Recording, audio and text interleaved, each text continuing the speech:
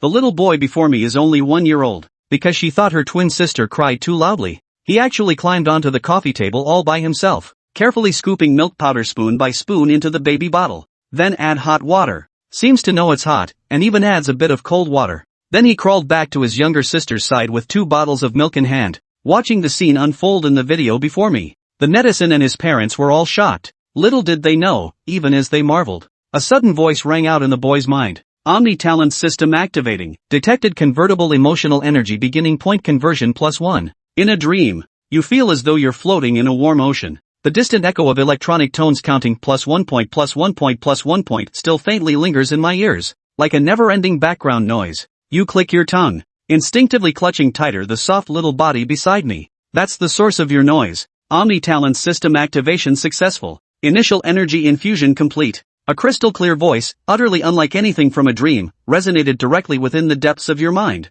Instantly washes away all traces of drowsiness from you. You jolted awake with a start, your consciousness snapping open abruptly. But apparently, your body hasn't caught up yet. The eyelids were still drooping. Your mind isn't focused on this right now. A semi-transparent blue interface emerged in his mind, just like a game stats screen. It is densely written with all your various attributes. Emotional points, 18,976, continuously increasing. Current attributes. IQ, 6, wow. The budding wisdom surpassing an ordinary baby. EQ, 5, does knowing to cry when hungry count as EQ? RR. Stamina, 4, a limp little meatball. Luck, 5, utterly ordinary. Memory, 7, not completely forgotten, it seems. Stamina, 3, runs out of steam after laughing for 10 minutes. Entertainment resource library. Locked, requires 100,000 points to unlock the primary library. Skill list, empty. So, this thing is the system that woke me up? You strain to focus your still youthful mind, examining this sudden golden finger.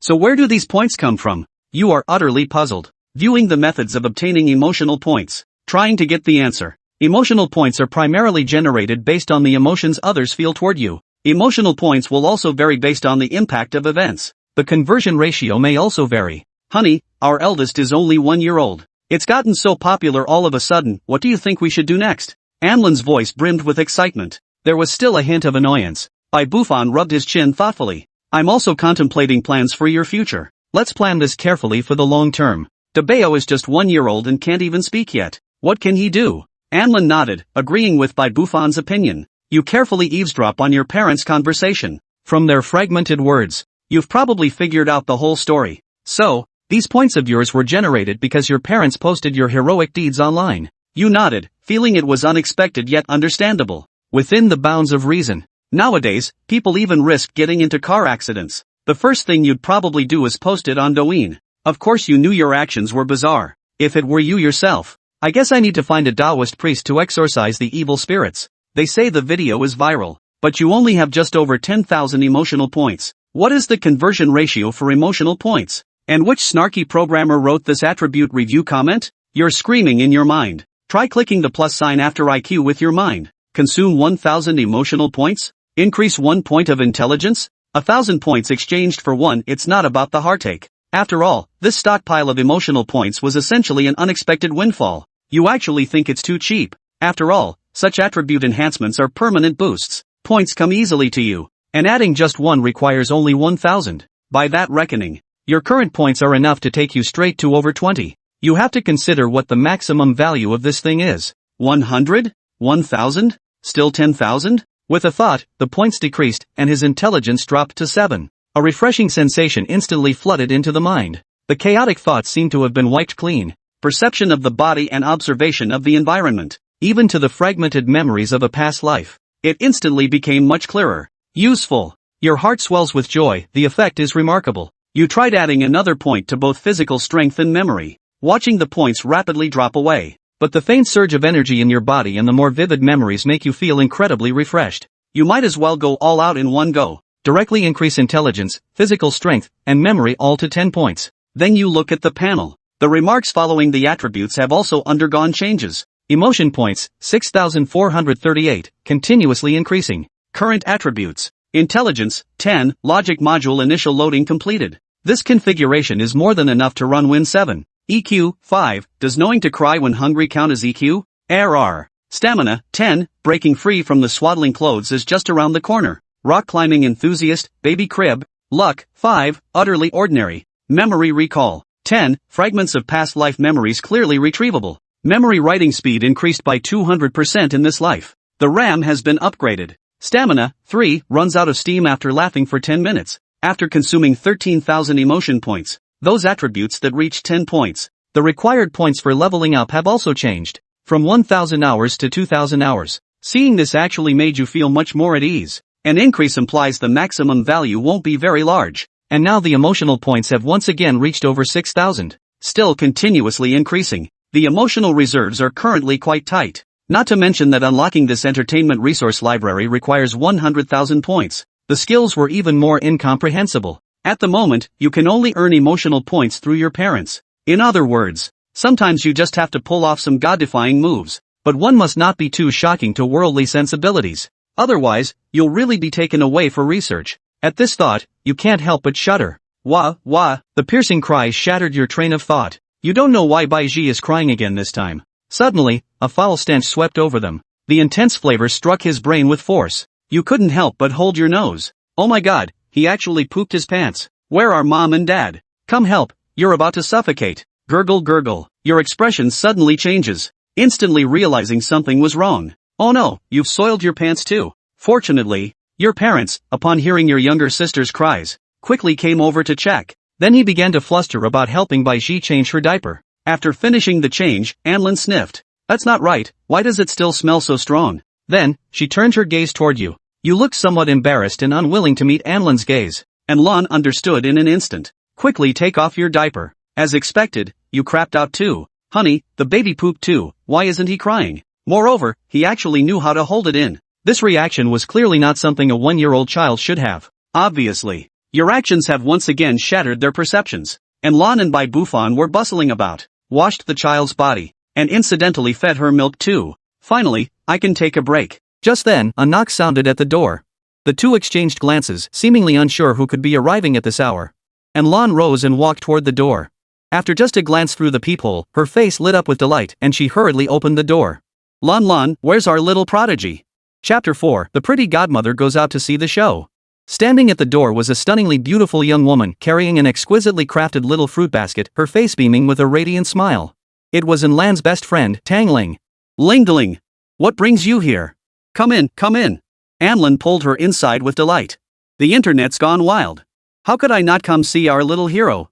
Tang Ling chuckled as she changed her shoes, her eyes darting eagerly around the room. Let me see. Where's our not quite forgotten max level cub? Bai Buffon walked over, cradling Bai Yi freshly fed, clean, and smelling sweet. He chuckled, here he is, your godson. Just finished his big moment and now he's contemplating life. Tang Ling leaned closer, gazing at the porcelain-skinned baby in Bai Buffon's arms, a little angel whose eyes seemed to hold a hint of world weariness. Instantly, her maternal instincts surged. Oh my, this must be little E. He's even more adorable in person than in the videos. Let your godmother hold him. She took Bai Yi from Bai Buffon's arms, cradling him carefully while murmuring in wonder. Goodness, this little one climbed out of bed to make formula? Lon, your security footage isn't edited? It still feels like a dream. And Lon smiled, a mix of pride and resignation. It's absolutely true. Buffon and I nearly had heart attacks. Held by Tang Ling, Bai Yi felt the warmth of his godmother's affection up close. Tang Ling wore a horse-face skirt with her hair pulled into a high ponytail, looking remarkably dashing. It had to be said this godmother was truly beautiful. Oh, we came to see the monkeys. Fine, I'll earn some emotional points. It's not a total loss. He blinked his eyes twice in cooperation, looking obedient and innocent. Tang Ling was utterly charmed, her heart melting as she sat down on the sofa with Bai Yi in her arms, teasing him playfully. Good boy, Bai Yi. Say godmother and I'll give you candy. Bai Yi? Does he look like someone who can call people names? And candy? With my teeth like this, you're offering me candy?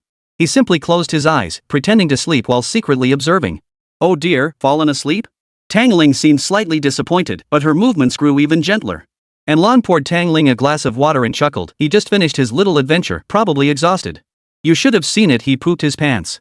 His little sister was wailing her head off, but he didn't make a peep. He even looked embarrassed. That expression was priceless. No way. Tang Ling's eyes widened. That EQ, he definitely hasn't forgotten everything. They must have watered down the soup of forgetfulness. Everyone burst into laughter. After chatting about baby stuff for a while, Tang Ling suddenly seemed to remember something. She pulled out a few exquisitely printed vouchers from her small handbag and handed them to Lan and Bai Bufan. Here, these are perfect for you too. And Lan took them and saw they were tickets to an opera performance at a local historic theater, scheduled for tomorrow afternoon. Ha? Opera? Lingling, are you performing again lately? Tangling had trained professionally at the Opera Academy, specializing in the flower maiden role. But with traditional opera's decline, she now spent most of her time promoting opera education and running her own media channel, only occasionally performing with troops. Tangling sighed, her smile fading slightly. Yeah, it's a traditional excerpt show. I'm the supporting lead in one of the acts. The troupe wanted to attract some younger audiences, so they gave out tickets, but the response was lukewarm. Here, take these tickets. If you have time, come support us. It'll also give our little genius a chance to experience the influence of our national treasure. As she spoke, she affectionately ruffled Bai Yi's soft hair. Bai Bufan took the tickets, feeling a bit apologetic. Tomorrow afternoon? We'll try our best to make it. But with 2 kids in tow, what if they start acting up? No problem, no problem. Tangling waved her hands hastily. Just coming is enough. Honestly, so few young people go to the theater these days. The seats are often half empty, mostly filled by old opera fans. A few cries from the kids won't hurt, it'll add some life to the place. Her tone carried a hint of self-deprecation and resignation, clearly reflecting both her passion and concern for the state of traditional opera. And Lan took her hand. Don't worry, we'll definitely come cheer you on. After chatting for a while longer, Tangling excused herself, saying she had plans for the evening. Before leaving, she planted 2 firm kisses on Bai Yi's cheeks, then departed reluctantly. After seeing Tangling off, Lan and Bai Bufan looked at the opera tickets in their hands and shared a smile. Well, it's a good excuse to take the kids out for some fresh air tomorrow, Bai Bufan remarked. And Lan nodded. Yes, and we can catch Lingling's performance. She's worked so hard for this. Neither expected a 1-year-old to truly grasp the opera, it was purely a gesture to support their friend. However, neither of them noticed that the baby who had been asleep on the sofa was now wide awake, her dark eyes sparkling with curiosity. Opera? Bai Yi mused inwardly. I don't recall much exposure to it in my past life. That stuff old men sing in the park? Sounds pretty soporific. But since it's my godmother performing, might as well join the fun. I could use getting out too. He let out a small yawn, genuinely feeling sleepy this time. While the supplement had sharpened his mind, an infant's body still tired easily. The following afternoon, Lan and Bai Bufan arrived punctually at the old theater, pushing a double stroller. Just as Tangling had described, the audience was mostly gray-haired elders, fanning themselves, sipping tea, and occasionally whispering to one another. Young parents like them, bringing infants along, were as rare as hen's teeth. A few elderly ladies peered curiously at the 2 pink bundles in the stroller and smiled kindly. The theater exuded an antique charm, steeped in the fragrance of time. As the lights dimmed, the clang of gongs and drums signaled the start of the performance. The curtain rose, revealing actors in elaborate makeup and costumes. Their singing, recitation, acting, and fighting were performed with strict precision and profound charm. The high-pitched, resonant vocals echoed between the beams, while the ornate costumes shimmered brilliantly under the stage lights. Bai Yi seemed startled by the sudden noise, her little mouth pouting as if ready to cry. And Lan, prepared for this, quickly popped a pacifier into her mouth and gently patted her back. Bai Yi, cradled in Lan's arms, initially gazed curiously at the antique surroundings. Soon, however, he was captivated by the melodious, penetrating vocals, the intricate, ornate costumes, and the actors' exaggerated, expressive movements. He watched with a mix of understanding and confusion, yet the intense artistry, the actors' wholehearted emotional investment, and the rapturous reactions of the seasoned opera enthusiasts below the stage created a uniquely infectious atmosphere. Detected host exposure to rich traditional artistic atmosphere, sensing strong emotional resonance and cultural sedimentation. Analyzing. Compatibility assessment. Successfully absorbed the essence of the opera beginner's level skill. Skill list updated. Opera LV.1 beginner's level. You have gained an initial appreciation for the beauty of opera's vocal styles and physical movements, and can perform basic imitations. Accompanied by a faint aura, when performing related acts, you more easily attract attention and evoke mild emotional resonance.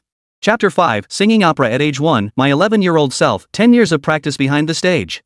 A warm current surged through Bai Yi's mind, carrying fragments of unfamiliar information primarily concerning opera's rhythms, cadences, vocal techniques, and foundational concepts of movement and gaze. Though merely introductory, it felt like a new door to artistry had opened before him, a strange resonance rippling through his heart. Bai Yi froze. Watching opera could grant skills? This system was something else. A jack of all trades. Could it even include opera singing? He instinctively mimicked the deep, resonant vocals of an old man on stage, his tiny throat emitting faint, tentative yeah breath sounds. His little head swayed gently to the drumbeat, and his fingers unconsciously curled into a slightly awkward, comical orchid finger pose. And Lan was the first to notice the unusual behavior of her son in her arms. Glancing down, she saw Bai Yi's eyes sparkling as he stared intently at the stage. His little mouth opened and closed slightly, his head bobbing rhythmically. The sight of him was almost like silently singing along and keeping the beat. Startled, she nudged Bai Buffon beside her with her elbow and whispered, "Honey, look at Debeo." Following her gaze, Bai Buffon froze in place. On stage, Tang Ling had just made her entrance. As the female lead, she fluttered her sleeves, glided with graceful steps, and swept the audience with her luminous gaze. Her voice was clear and melodious, every smile and frown radiating charm. Below the stage, Bai Yi watched with unwavering focus. His expression was so intense it didn't seem like that of a 1-year-old. Even his tiny arms and legs attempted to sway slightly, mimicking the graceful movements of the delicate figure, trying to replicate the fluttering sleeves. Though his movements were clumsy and comical, his awkward attempts at the delicate orchid finger pose resembling limp little bean sprouts, his intense focus and eagerness to capture and mimic the rhythm. The couple exchanged another look, their eyes brimming with disbelief. Their son. Could it be that not only was he exceptionally intelligent, but he also possessed a special affinity for this ancient art of opera? What kind of extraordinary talent was this? Bai Buffon instinctively pulled out his phone and secretly recorded a short clip. This time he'd learned his lesson. He didn't post it immediately, but simply preserved this magical moment. On stage, Tang Ling was completely absorbed in his performance, unaware of his godson's unusual behavior below. When the act ended, applause broke out, not thunderous, but filled with the understanding and appreciation of seasoned opera enthusiasts. Several elderly grandparents in the front rows even noticed the unusually engrossed little one in Lan's arms, casting surprised yet affectionate glances their way. During an intermission, Tang Ling slipped away during costume changes to look for them in the audience. "How was it? Did he disturb you?" Her forehead still glistened with fine beads of sweat, her makeup and hair immaculate, her eyes sparkling. "You sang beautifully." And Lan praised sincerely, then couldn't help lowering her voice as she pointed to Bai Yi in her arms. "It's just, your godson seems completely mesmerized." Tang Ling froze, glancing down. Bai Yi appeared still immersed in the drama, his tiny mouth moving slightly as if silently savoring the melodic chanting, his little hands unconsciously mimicking the gestures. "Oh my." Tang Ling covered her mouth, both delighted and amused. Is he imitating it? Lan, brother Buffon, your son, he's truly." She couldn't find the right words to describe it. Having performed opera for years, this was the first time she'd ever seen an infant react so profoundly to traditional Chinese opera. Bai Yi was currently busy processing the new information flooding his mind. Did it actually grant me a skill? Bai Yi felt both intrigued and speechless. So watching one opera performance got me started? This system's learning efficiency is absurd. And what the heck is this aura thing? An infant performing grand opera? Interesting. He tried recalling one of Tang Ling's classic stage poses in his mind.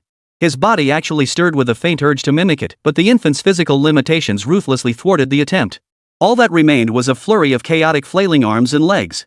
To Tang Ling and Lan, however, it looked more like he was excitedly dancing wildly. Look! He likes it! He really likes it! Tang Ling nearly jumped for joy, as if she'd found a kindred spirit from another world, albeit one still in diapers.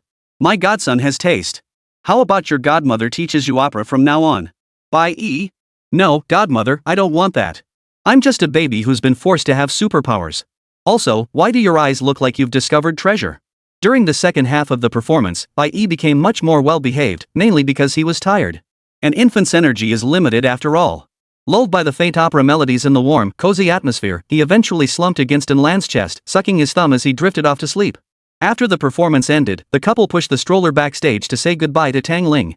Tang Ling had already removed her makeup, her face still bearing traces of fatigue, yet her eyes sparkled brightly. She gazed at Bai Yi, sleeping soundly in the stroller, and couldn't resist leaning down to kiss his forehead once more. Thank you both for coming to support me, especially my little music lover. She said with a smile, her voice brimming with emotion and a sense of discovery akin to finding a new continent. I'll save tickets for you whenever I have a show. Who knows, maybe one day our little E will even get to run errands on stage for me. And Lan and Bai Buffon both laughed at her playful remark, taking it as a joke. On the way home, Lan and Bai Buffon were still marveling. How does Xiao Yi's mind even work? And Lan stared at his son's peaceful sleeping face, utterly perplexed. Mixing formula, feeling shy, and now he can even understand plays? Bai Buffon shook his head as he drove. Who knows? Anyway, our son defies all logic. Honestly, whatever mind-blowing thing he pulls off next, I think I'll be able to take it in stride. True. And Lan sighed, though a faint smile tugged at her lips. As long as he's healthy and happy. But if he really takes to opera? Let's just see how it goes, Bai Buffon cut her off. He's only 1 year old. He's got his whole life ahead of him. Maybe it's just a passing phase. You can't take children's matters too seriously at this age, they're curious about everything. Emotion points plus 18 from Tang Ling's surprise, moved, and excitement akin to discovering a new continent. Emotion points plus 12 from Lan's shock and pride. Emotion points +9 from Bai Yi fan's resignation and acceptance. Skill opera LV.1 detected.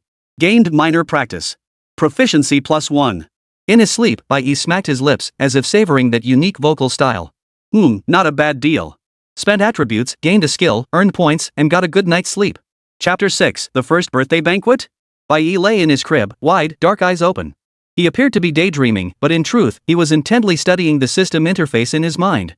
His emotion points continued to rise slowly but steadily, accumulating to 23,000 points. This was thanks to his self-reliance video still quietly circulating in the online world, occasionally sparking fresh astonishment and discussion that translated into the numbers pulsing within the system. He focused his thoughts once more on the plus sign beside IQ. Consume 2,000 emotion points to increase IQ by 1? The prompt arrived as expected. Bai Yi hesitated not a moment, confirming the upgrade. A cool sensation washed over him as his thoughts seemed to sharpen slightly. Yet his perception and understanding of the world around him felt as though they'd hit an invisible barrier. The improvement was nowhere near as pronounced as it had been initially. Seems the harder it gets to boost base stats the further you go. Or rather, the infant's brain and physical development have inherent limits, capping the current ceiling. Bai Yi mused silently. Points must be allocated with extreme care. His gaze swept over the entertainment resource library, which required a staggering 100,000 points to unlock. The name alone suggested an all-encompassing collection, perhaps containing classic songs, films, literary works, and even games from his past life? For someone whose memories were hazy yet not entirely forgotten, the temptation was immense. Then there was the solitary entry in the skill list, Opera LV.1. He tried to focus his thoughts on it. Opera LV.1 beginner's level can consume emotion points to upgrade skill level. Requires 5,000 points to reach LV.2. Skill upgrades require points, and they're not cheap. Weighing his savings, Bai Yi suppressed the urge to upgrade immediately. The skill's practicality was questionable for now, better to set it aside and wait and see. Just as he pondered this, familiar, cheerful laughter drifted from the doorway. Tang Ling had arrived again. This time, she entered laden with bags of baby supplies and toys, her eyes darting around the room as she searched for her target. "Where's my little sweetheart? Let your godmother take a good look." And Lon smiled and led her to the crib. "Just woke up not long ago. She's wide awake and alert." Tang Ling bent down and dramatically performed a theatrical bow, her voice strained into an operatic tone. "My dear husband, how have you been?" Bai Yi burst into a clear, tinkling laugh at her sudden performance. "Oh my goodness." He laughed. He understood. Tang Ling was overjoyed, pulling out her phone to snap a series of photos. Lon, look. He likes this." And Lon couldn't help but chuckle. "Give him a break. How come you had time to come today?" "I missed my godson, that's why." Tang Ling gently squeezed Bai Yi's tiny hand, and Bai Yi beside her didn't escape Tang Ling's grasp either. "Also, I got a few more tickets for the troupe's next performance. It's a newly rehearsed short opera, even more fun. You guys absolutely have to come again." She pulled out her phone and tapped open a video. "Here, this is a highlight reel from my last performance. I brought it especially for our little music lovers to preview." In the video, Tang Ling appeared strikingly handsome, delivering a masterful performance of singing, recitation, acting, and martial arts. Bai Yi was captivated, her dark eyes fixed on the screen. Her little head swayed gently to the rhythm, and her tiny hands made light scratching motions, as if mimicking the fluttering of water sleeves. Detected host deeply observing opera performance. Skill opera proficiency +2, emotional points +15 from Tang Ling's delight and sense of accomplishment. Tang Ling and Enlon watched Bai Yi's immersive viewing style, marveling once more. After a moment of casual conversation, Tang Ling suddenly seemed to remember something. Her eyes lit up as she grasped Enlan's hand, her tone eager. Lon, brother Bufan, I have an idea. The babies are turning 1, right? According to tradition, we should hold a first birthday banquet." Anlin nodded with a smile. "We were planning to do just that, keep it simple, invite the relatives over for a meal, and let the kids enjoy the festivities." "Don't keep it simple." Tang Ling's voice grew even more excited. "Just think, Xiao Yi is so special. He seems to have this innate connection to opera. My heart is itching like a cat scratching at something. I'm dying to see what he picks at the ceremony. Maybe it's fate, a sign from heaven that he's meant for our line of work." As she spoke, her gaze lingered on Bai Yi, finding the little boy's delicate features more and more striking, truly the makings of a fine performer. Bai Bufan chuckled. "Lingling, you're getting ahead of yourself. He's only a baby." "Oh, Bufan, this is about seeing the future in the present. The first birthday ritual is full of significance." Tang Ling protested. "Besides, something this fun, it'd be a shame to keep it just for family. I've already teased my fans about having a super gifted godson. They're dying to see him. How about we live stream the ceremony? Just a small broadcast on my account purely to share the joy and document his growth. Let my fans soak up some good fortune and see our prodigy baby?" And Lon and Bai Bufan exchanged glances, both hesitant. Though minor celebrities themselves, they still harbored reservations about overexposing their child. Seeing their hesitation, Tang Ling quickly assured them. Don't worry. It'll just be in my little livestream room. Mostly old fans who love opera and enjoy my daily shares, not many people, very relaxed. But Xiao Yi is just so entertaining, I'd feel suffocated if I didn't share it. She pressed her palms together in a pleading gesture. Please, Lan, Bu Fan? Think of it as building some early popularity for my godson? Seeing her earnest gaze and recalling how truly unique her son was, and Lan softened. She turned to her husband. Bai Bu Fan pondered for a moment. Considering Tang Ling's good intentions and the fact it would only be a small-scale share, he nodded in agreement. Alright, then. We'll leave it to you, Lingling. Just be mindful of the angles, try not to capture too many details of our home. No problem. Leave it to me. Tang Ling nearly jumped for joy, already scheming over camera angles and how to hype up her fans. Bai Yi listened to the adults' discussion, his mind as clear as a mirror. The first birthday ritual? To test if I'm cut out for opera, he muttered to himself. The gaze fixed on him now felt like that of a sect patriarch appraising an unripe prodigy, and Bai Yi couldn't help but feel a twinge of fear. But my godmother did suggest something clever: a livestream could earn us a wave of sympathy points. Chapter 7, Adults Make Choices, but I Want It All. The day of the banquet arrived amid Tang Ling's eager anticipation. The living room was swept spotless, with a brand new red carpet laid out in the center. Arranged artfully upon it were various items.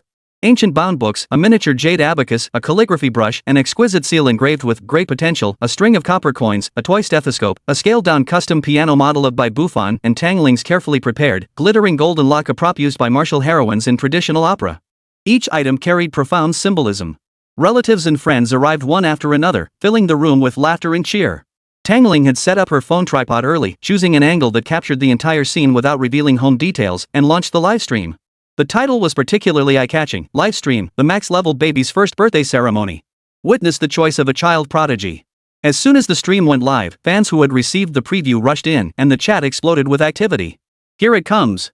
Tang's godson S. Can't wait to see the prodigy's moves. Wow, so many items. Is this a scholarly family or a business tycoon? Betting on a pack of spicy noodles, grabbed the abacus. My bet's on the seal, he'll be a big shot someday. Tang's golden lock must be named. The future of opera rests on this little one. And Lan and Bai Bufan had also dressed up specially for the occasion today. Each cradled a baby dressed in bright red, looking as festive as a New Year painting doll, as they approached the red carpet. Bai Ji's eyes widened with curiosity as she scanned the surroundings, while Bai Yi appeared much calmer, his obsidian eyes coolly surveying the choices before him. Babies, look around and pick something you like, okay? And Lan guided them gently, first placing Bai Ji lightly at one end of the red carpet. Bai Ji sat still, staring blankly at the dazzling array of novel objects before her. She simply reached out her little hand and patted the nearest colorful rattle, making it jingle.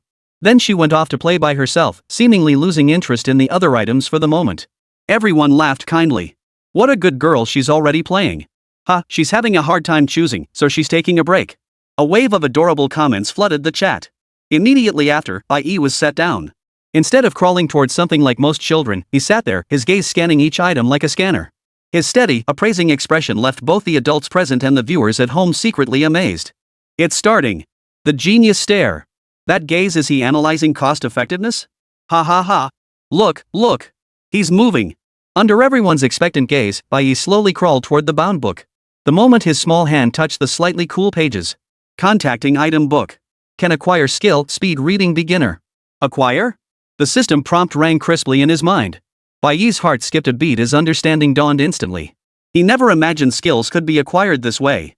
Without a moment's hesitation, he silently commanded acquire. A faint instinct related to text perception, rapid scanning, and information extraction flowed into his consciousness. Without pausing, his small hand moved onward, immediately turning to the jade abacus beside it. Contacting item abacus. Skill arithmetic available for acquisition. Proceed? Acquire. A hazy understanding of abacus formulas and basic operations flooded his mind. Brush pen, skill calligraphy? Acquire. Seal, skill leadership? Acquire. Copper coin, skill money sense? Acquire. Stethoscope, skill medicine? Acquire. Piano model, skill instrument piano? Acquired. Each time an item was touched, a corresponding foundational skill or knowledge insight was absorbed. Bai Yi's heart surged with wild joy, yet his movements remained utterly unhesitating. He darted swiftly within the confined space, his small hands skimming over each item like fingers brushing water, moving so fast it was dizzying. Grown-ups make choices, but kids take it all. Bai Yi chuckled inwardly. The living room gradually fell silent as everyone stared in astonishment at the tiny, bustling figure on the red carpet. He practically scooped up everything in his arms. What kind of choice was this? Tang Ling held her phone aloft, her mouth agape, forgetting to commentate. And Lan and Bai Bufan exchanged glances, seeing identical shock and bewilderment in each other's eyes. The live stream chat exploded instantly. What the hell is he doing? Everything? Is that even a thing? Never heard of this kind of first birthday ritual. Grown-ups make choices, kids take it all. Ha ha ha. Is this advanced decision paralysis? No. This is pure dominance. I want it all. Ha ha ha ha. I'm dying laughing. Is this kid a master of playing both sides? Tang's golden lock. Did he grab it? He got it. But it doesn't seem to mean much. Tang Ling finally snapped back to reality, her voice trembling with excitement. Did you see that? He took my golden lock. He took it. Even though he took other things too. Her emotions were incredibly complex. She was delighted that her godson had honored her golden lock, yet she found his equal distribution of favors both amusing and exasperating. Bai Yi couldn't care less about the adult's thoughts. He was utterly immersed in the euphoria of his wild skill haul. Finally, he crawled back to the center of the red carpet, surveying the vast array of items he'd favored with his presence, and smacked his lips in satisfaction. Though most of these skills were mere beginner's basics, their sheer variety and broad coverage made this an unexpectedly delightful windfall. Just then, Bai Yi, who had been sitting and playing with her rattle, seemed to finally be drawn by her brother's busy movements. Seeing him pause, she blinked her big eyes at him, then glanced around at the now empty floor. Suddenly dropping her rattle, she scrambled toward Bai Yi on all fours. Before anyone, including Bai Yi himself, could react, Bai Yi wrapped her arms around her brother's arm. She nestled her little head affectionately against him, emitting a soft, cooing ee-ah, as if saying, "Brother, stop working. Play with me." The entire living room fell silent. The live stream's chat went blank for a moment before erupting like a flood. The little sister moved. She grabbed her brother. Little sister is the ultimate answer. Everything else is fleeting, only big brother is eternal. The power of sister obsession has awakened. What kind of divine sibling bond is this? I'm crying. So the final result of the first birthday ritual is big brother? Ha ha ha ha. Little sister, what do you mundane things matter? I only want my big brother. The genius brother and his clingy little sister. And Lan couldn't hold back any longer. She burst out laughing, quickly covering her mouth, though the laughter and tenderness in her eyes nearly overflowed. Bai Bufan shook his head and chuckled, wrapping an arm around his wife's shoulder. Watching their children snuggled together on the carpet, his heart melted. Tang Ling had completely forgotten about the live commentary. Holding her phone, she excitedly stomped her foot in place and screamed into the camera. Did you see that? Did you see that? I told you my little sister wasn't an ordinary baby. This choice. Absolutely perfect. This is the grand finale. Bai Yi, tightly hugged by his little sister, felt the undeniable strength and dependence radiating from her tiny arms. As the dramatic scene played out, the constant stream of notifications in his mind, emotional points +1+1+1+1, left him both amused and exasperated. He glanced down at the kingdom he'd conquered beside him, then looked back at the sweet burden clinging tightly to him. Chapter 8, Daily Check-In, Shock Mom and Dad Every Day. Emotion points, 41,289 and counting. The emotional impact from the live-streamed first birthday celebration far exceeded expectations, sending his points soaring past the 40,000 mark. Bai Yi felt joy, but what truly stirred his heart was the vast array of newly acquired skills. Skill list: Speed Reading Beginner, Arithmetic Beginner, Calligraphy Beginner, Leadership Beginner, Money Sense Beginner, Medical Skills Beginner, Musical Instrument Piano Beginner, Traditional Chinese Opera Beginner, Cooking Beginner, Painting Skills Beginner. A wide variety of skills, 10 in total. He tried to focus his mind to touch Musical Instrument Piano Beginner. Musical Instrument Piano Beginner. You have gained a basic understanding of the piano's keyboard layout and fundamental sound production principles, enabling you to strike single notes. Leveling up unlocks simple melody playing, music theory knowledge, fingering techniques, and more. Reaching LV.1 requires 2,000 emotion points. True to its name as the most fundamental skill, Bai Yi felt no disappointment but rather anticipation. These were tangible abilities that could be continuously improved with sufficient points. When Bai Yi checked the cooking skill again, he noticed that despite being beginner-level skills, cooking required a whopping 10,000 points just to reach level 2. Next, Bai Yi checked the point requirements for other skills. He found that some skills consumed vastly different amounts of points, while others required identical amounts. For instance, speed reading and arithmetic both only required 1,000 points to reach level 2. Bai Yi figured it out. It probably had to do with the scope of the skill. Cooking was far too broad. Chinese cuisine alone encompassed countless regional styles, not to mention Western cuisine and beyond. While musical instruments also covered a broad spectrum, the system only recognized the piano as a specific instrument. This significantly narrowed the scope, naturally reducing the emotional points required. Well, now that Lingling started streaming, Debayo's going to have a hard time keeping a low profile. Anlan's voice carried pride, yet also a hint of worry. The comments are buzzing about wanting to virtually adopt the baby, and some are asking when the little one will get their own livestream. Bai Fan, however, remained more philosophical. Gold will always shine. With our son's talent, the conventional path just won't cut it. As long as we keep it balanced, don't push him too hard, and let things unfold naturally. Just now, Wang Ma called specifically to say she watched the stream and praised Debayo as if the literary and martial stars had descended from heaven together. She said she'll stew some pig brain soup for him tomorrow to nourish him. And Lan chuckled. And Wang is something else. But seriously, Debayo was a bit comprehensive. Are we really going to make him study everything? It depends on his interests, Bai Fan said, wrapping his arm around his wife. He's still so young, with his whole future ahead of him. But having a broader foundation can only be beneficial. Bai Yi listened to his parents' conversation and felt reassured. Their open-mindedness and protective nature were what mattered most. As for what he would study in the future, with the system at his disposal, he could plan it all himself. The next day, Tangling arrived in a whirlwind once more, this time accompanied by an assistant-like figure carrying several large boxes. Bringing supplies for my precious godson and goddaughter. Her voice boomed, her face beaming with an almost dazzling smile. Yesterday's ceremony was a huge success we absolutely have to celebrate.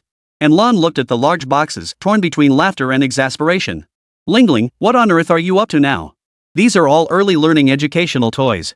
Tangling directed her assistant to set the boxes down, then eagerly opened one to reveal a beautifully crafted, pastel-colored children's musical xylophone. Here, Xiaoyi, try this.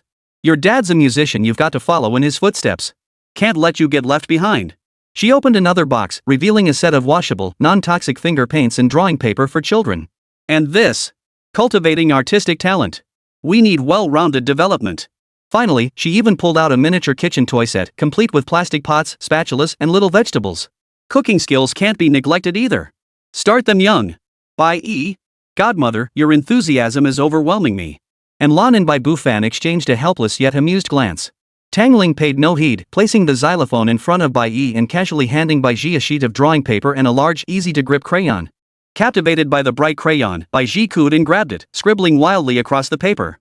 She left behind a few crooked, colorful lines. Bai Yi glanced at the percussion instrument, utterly uninterested. Such infantile toys held little appeal for someone like him, an adult at heart and possessing the skill, instrument piano beginner. The skill currently only allowed him to recognize which keys produced which sounds roughly, but he had no concept of their actual accuracy. However, Bai Yi's random pounding on the keys produced a cacophony of dong, ding, dong, that instinctively captured his attention. His newly acquired piano basics gave him a vague sense of the corresponding pitches. Just then, Bai Yi smacked down again, several notes ringing out simultaneously in a jumbled cacophony. Suddenly, detected host exposure to disordered pitch combination. Preliminary cognition resonates with instrument piano beginner skill. Analyzing. Assessing compatibility. Successfully mastered perfect pitch beginner. A wondrous sensation instantly flooded Bai Yi's auditory nerves. It felt as though a thin veil had been abruptly lifted, rendering the world's sounds clearer and more layered. Though still hazy, his ability to discern pitch instantly rose to a new level. When he heard Bai Yi strike that ding sound again, he immediately sensed with acute precision this note was noticeably lower than the standard pitch of middle C. He couldn't help but reach out, grab a small hammer, aim precisely at the center C position, and strike it gently with even force. Ding, the sound rang out, and in his heightened hearing, the discrepancy became unmistakably clear. Refusing to believe it, he tapped several adjacent keys. Sure enough, each had subtle deviations, either too high or too low. The tuning of this toy piano was truly appalling. Tangling and Lan watched Bai Yi's sudden professional actions. Unlike Bai Yi's random banging, he selectively struck specific keys with steady force. Then, tilting his little head, his pink ears twitching slightly as if concentrating intently, his small face even showed a hint of dissatisfaction. The two exchanged another stunned glance. Lan, he's checking the tuning? Tangling's voice trembled with disbelief. And Lan also stared in bewilderment. Seems like, yeah? Kind of like how focused his dad gets when tuning the piano. Bai Fan had just walked over and witnessed this scene, his eyes suddenly lighting up with delight. As a musician, he possessed extreme sensitivity to pitch. A thought struck him, and he picked up another small hammer, deliberately striking a key he judged, by experience, to be slightly sharp. To Bai Yi's ears, now equipped with absolute pitch beginner, this sharp note sounded particularly jarring. His little brow instantly furrowed into a tiny knot. He glanced up at his dad, seemingly displeased with the disruption, then reached for the hammer again. He carefully struck middle C, followed by the slightly sharp note his dad had hit earlier. His little head bobbed back and forth, his large, clear eyes filled with serious scrutiny. His expression clearly declared, "This is off-key." That little expression made him look just like a meticulous little tuner, disdainful of every single note in the world that wasn't in tune. Emotion points plus 30 from Tangling's utter astonishment. Emotion points plus 22 from Enlan's utter bewilderment. Emotion points plus 25 from Bai Buffan's ecstasy and curiosity. Bai Buffan's heart nearly burst with delight. He'd only been testing him, never expecting his son to actually discern such a subtle discrepancy. This wasn't just a beginner's skill, it was a true gift from heaven. His playful spirit ignited, and he struck another note he knew was noticeably flat. Bai Yi's little face scrunched up like a steamed bun, clearly tormented by this barrage of noise. He even extended his little finger, pushing the noise-making hammer away with obvious disgust. Ha ha ha ha. Bai Buffan couldn't hold back any longer, bursting into hearty laughter as he scooped Bai Yi high into the air. Good boy. Good ears. That's perfect pitch. That talent comes from me. Definitely from me. Tangling was so excited her hands were shaking so badly she could barely hold her phone. A genius. A musical genius. Perfect pitch. We have to save this clip. When Xiaoyi becomes a piano maestro someday, this will be priceless footage. And Lan watched her husband cradling their son, who wore a look of utter resignation, seemingly resigned to his father's enthusiasm. She felt both amused and exasperated. This kid, how does he keep pulling new skills out of thin air? Mixing formula, watching plays, acing the first birthday ritual, and now perfect pitch? Next up, culinary skills or artistic talent. Chapter 9, Musical Prodigy. Time flew by as if on fast forward, and before they knew it, a year had slipped away. During this year, the dragon and phoenix twins, Bai Yi and Bai Yi, had evolved from wobbly crawlers into little humans who could stumble around the floor and express their needs with simple words. For Bai Yi, this year was one of frantic accumulation and quiet, steady progress. Driven by the fervor of his parents and godmother Tangling to fully develop the prodigy's potential and their occasional sharing of growth moments online, his daily life was filled with various early education activities. Building blocks to develop spatial thinking. Bai Yi, honestly, I don't really have to play with them, I mostly just keep my little sister company. Reading picture books to boost cognition. Bai Yi, this art style isn't as refined as the comics I read in my past life. Listening to music to cultivate his sensibilities. Bai Yi, Dad, that chord progression is kinda cheesy. And Tangling's unwavering weekly exposure to traditional opera. Godmother sings beautifully, skill level +1. These daily moments, meticulously edited and shared by Lan and Tangling, keep the popularity of max-level toddler Bai Yi soaring. Netizens' enthusiasm for this virtual parenting soared, marveling at his rapid growth, occasional beyond his years expressions, and surprising antics. Emotional points plus 188. Emotional points plus 102. Emotion points plus 266. The system's notification sounds had practically become background music in Bai Yi's mind. He welcomed this attention and made full use of the massive emotional points. First, he maxed out all 5 core attributes IQ, EQ, stamina, luck, and memory to 20 points each. After reaching 20 points, each subsequent point required a staggering 4,000 points to increase, making further advancement increasingly difficult. Yet the results were undeniably significant. He felt his mind grow sharp and agile, his control over his body far surpassing that of an ordinary toddler. His perception and memory of his surroundings reached terrifying levels. Even the elusive concept of luck seemed to occasionally deliver small surprises like snagging the last cookie he'd been eyeing. Then, the long-awaited entertainment resource library unlocked successfully when his emotion points surpassed the 100,000 mark. Entertainment resource library activated. Search and redeem Earth's cultural works, songs, literature, film scripts, game designs, etc. Redemption cost varies based on work's influence, complexity, and other factors. Gazing at the virtual interface in his consciousness space, resembling an endless sea of books, Bai Yi was so thrilled he nearly let out a squeal of delight. This was his true treasure. The cultural heritage of an entire world, available for him to draw upon at will. He suppressed the urge to immediately exchange for an epic masterpiece, knowing full well that such works were merely decorations for him at this stage. He needed to utilize this treasure trove selectively and skillfully. His emotion points had now accumulated to a staggering figure over 830,000 and were still growing slowly but steadily. This gave him ample confidence. That afternoon, sunlight filtered through the window curtains onto the carpet as Bai Yi idly played stacking blocks with his younger sister, Bai Yi. Bai Yi was no longer the clingy little tagalong who only knew how to giggle. She spoke more fluently than other children her age, her big eyes often sparkling with a mischievous glint. She held an almost blind adoration and dependence for her brother. Brother, hi. Bai Yi struggled to balance an irregularly shaped block atop the precariously wobbly tower. Bai Yi responded absent-mindedly, his gaze drifting toward his father, Bai Bufan, seated at the workbench nearby. Bai Bufan's brow was furrowed, his fingers tapping the tabletop unconsciously. Scattered before him were sheets of manuscript paper covered in musical notes, most of them crossed out. An intense aura of frustration radiated from him. Every so often, he would grab the guitar beside him and strum a few discordant notes before setting it down in frustration with a deep sigh. Bai Yi knew his father must be facing some trouble. After a moment's thought, he wobbled to his feet, shuffling over on his short legs to tug at Bai Bufan's pant leg. Daddy? Bai Yi tilted his little face up, his baby voice now much clearer. Are you unhappy? Bai Bufan snapped back to reality. Seeing his son, he forced a faint smile and lifted him onto his lap. It's nothing. Daddy's working and ran into a little problem. What kind of problem? Bai Yi pressed, his big eyes sparkling with curiosity. Well, Daddy's supposed to write a really beautiful theme song for a TV series, but... Bai Bufan sighed, scratching his head. But Daddy's brain feels blocked. I just can't come up with a good melody. Songwriting? Writer's block? Bai Yi's heart stirred. He didn't act immediately, but tilted his head, feigning curiosity as he pressed on, TV show? What's it about, Dad? Is it about fighting bad guys? Or is there a superhero? He asked using simple, age-appropriate words, trying to glean key information.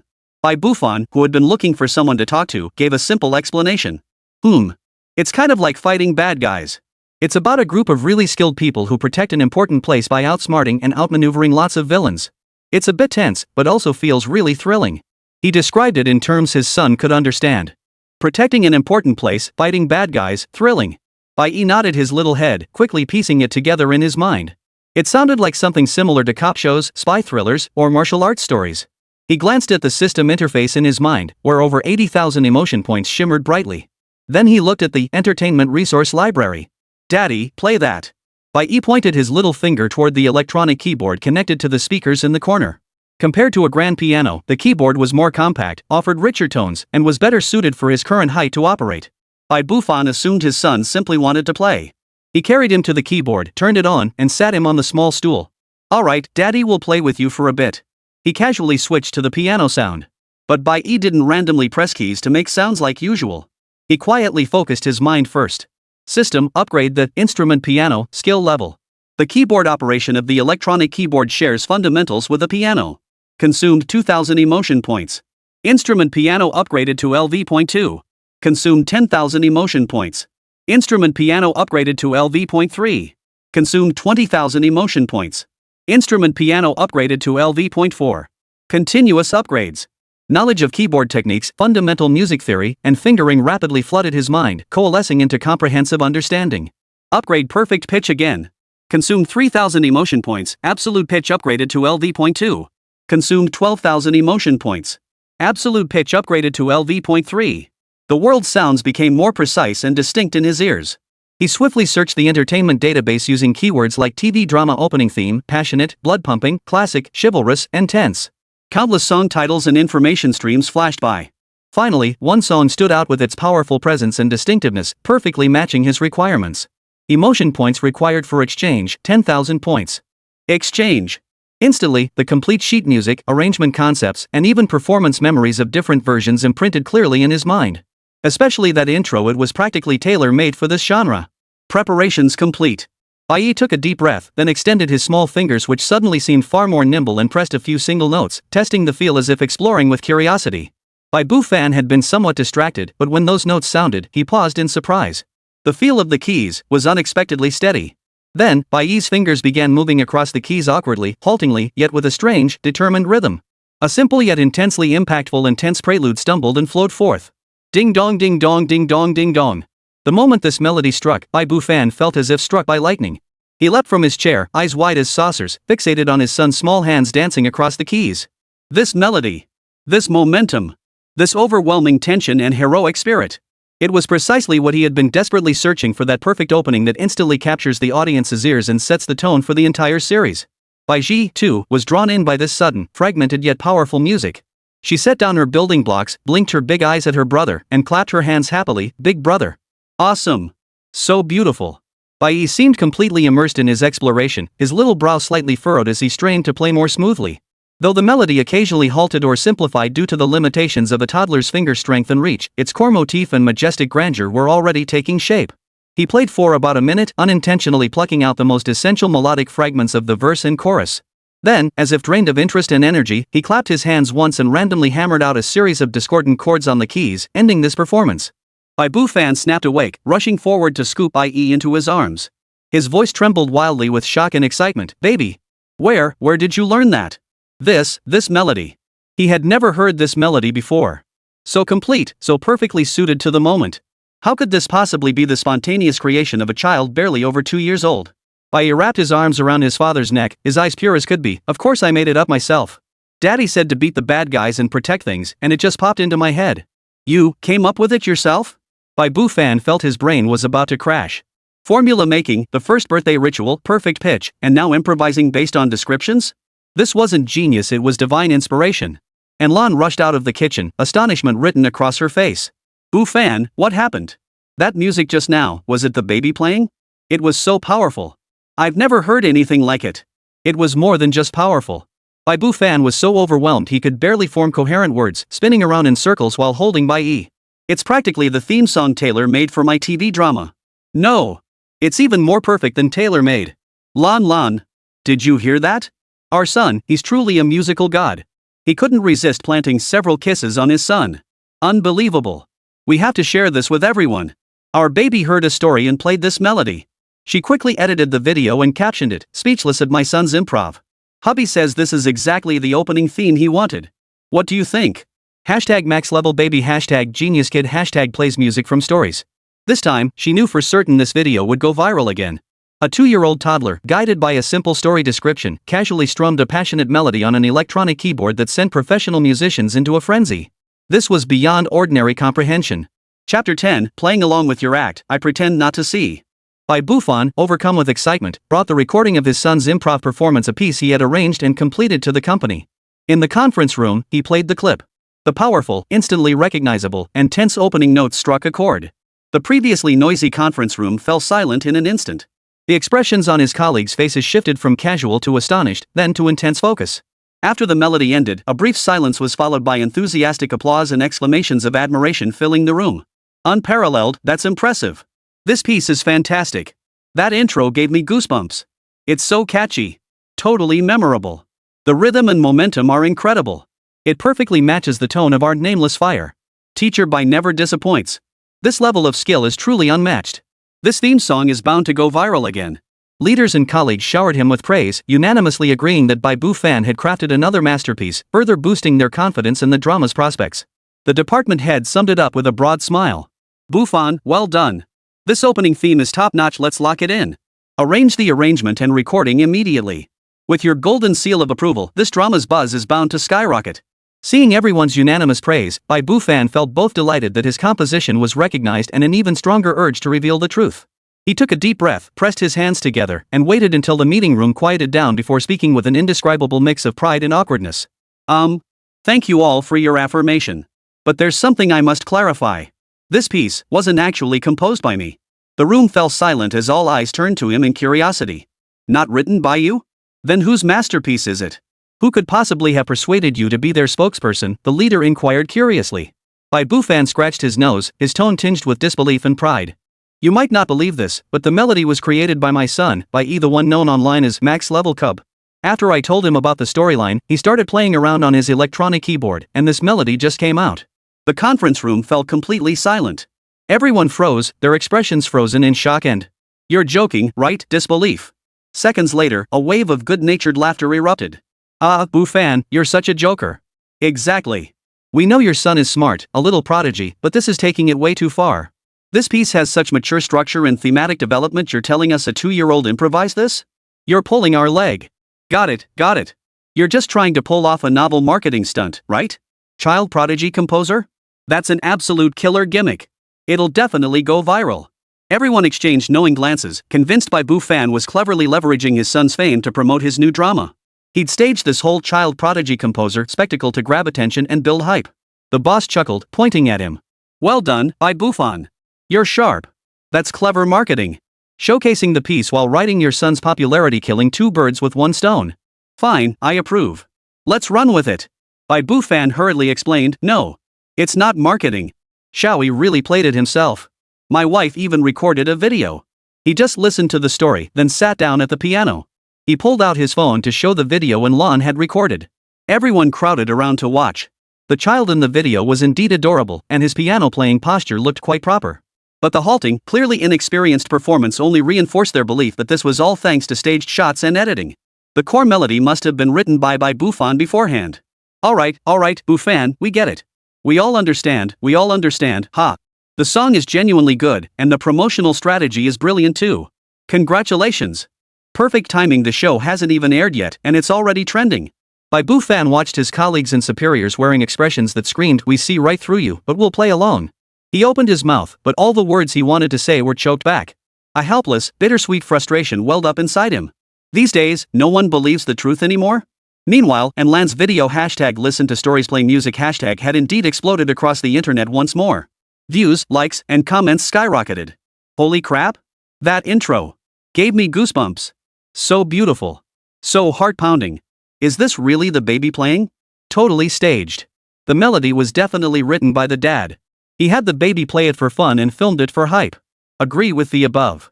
This piece is too polished for a 2-year-old to compose. But the focus and touch when the baby plays don't look fake, even if it's a bit choppy. Editing? That's easy. Looks like the max-level cub persona is evolving into a musical prodigy? The hype feels way too obvious, but the tune is genuinely great. Give us the full version. At famous music critic XXX, come verify, does this sound like something a 2-year-old could create? Sure enough, some music bloggers and netizens were drawn in too.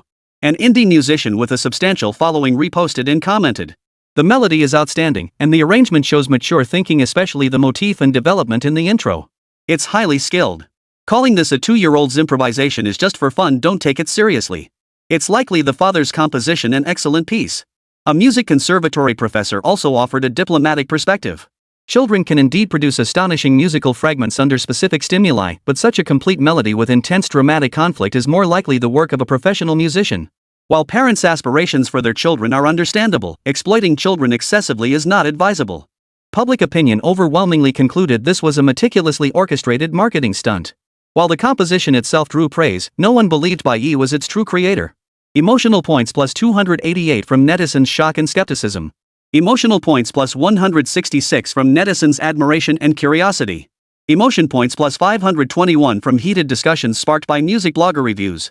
Bai Yi watched the relentless surge of emotion points flooding into the system, even intensified by the controversy, feeling conflicted. Well, even if no one believed it, the points earned were substantial. Seemed like, not a bad deal? Just then, the doorbell rang. And Lan went to answer it. It was Tangling, who had heard the news and rushed over. Lan. Brother Bu fan. Quick, let me see our little music prodigy. Tangling's voice preceded her as she burst in, her face beaming with the excited grin of someone relishing the drama.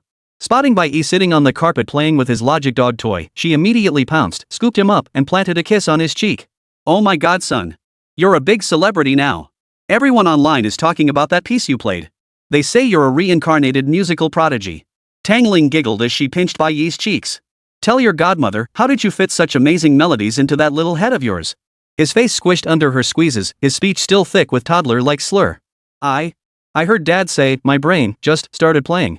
It just started playing on its own? Tangling's eyes widened dramatically as she laughed until she shook like a leaf. Oh my goodness. That's no ordinary brain, it's the Music Composition Bureau of Heaven itself. She burst into laughter before finishing the sentence. After the laughter died down, Tangling set Bai Yi down but leaned close again. She deliberately adopted a high-pitched, theatrical voice to tease him, little Melody St. Joe. She drew out the syllables, fluttering her non-existent sleeves like watery ribbons. Your godmother's been so good to you, buying you all these fun things. Shouldn't you sing her a little tune in return? Not your father's violent battle songs. Sing something your godmother can hum along to, something with notes, okay? She was just joking, mimicking theatrical tones to amuse the child. Looking at Bai Yi's chubby little face, still unable to speak clearly, she couldn't imagine him ever being associated with complex opera singing. Forget composing, he'd struggle to hum a single complete line. But Bai Yi looked up at her, blinking his big, dark eyes, his little mouth slightly open, as if he were genuinely trying to understand what his godmother was saying. His godmother was a kind soul, always enthusiastic and offering plenty of emotional cues. Opera tunes? The Entertainment Resource Library did seem to have some suitable, melodious classic selections. Seeing the little guy's bewildered expression, Tangling couldn't help but laugh again, ruffling his hair. Alright. Godmother was just teasing you.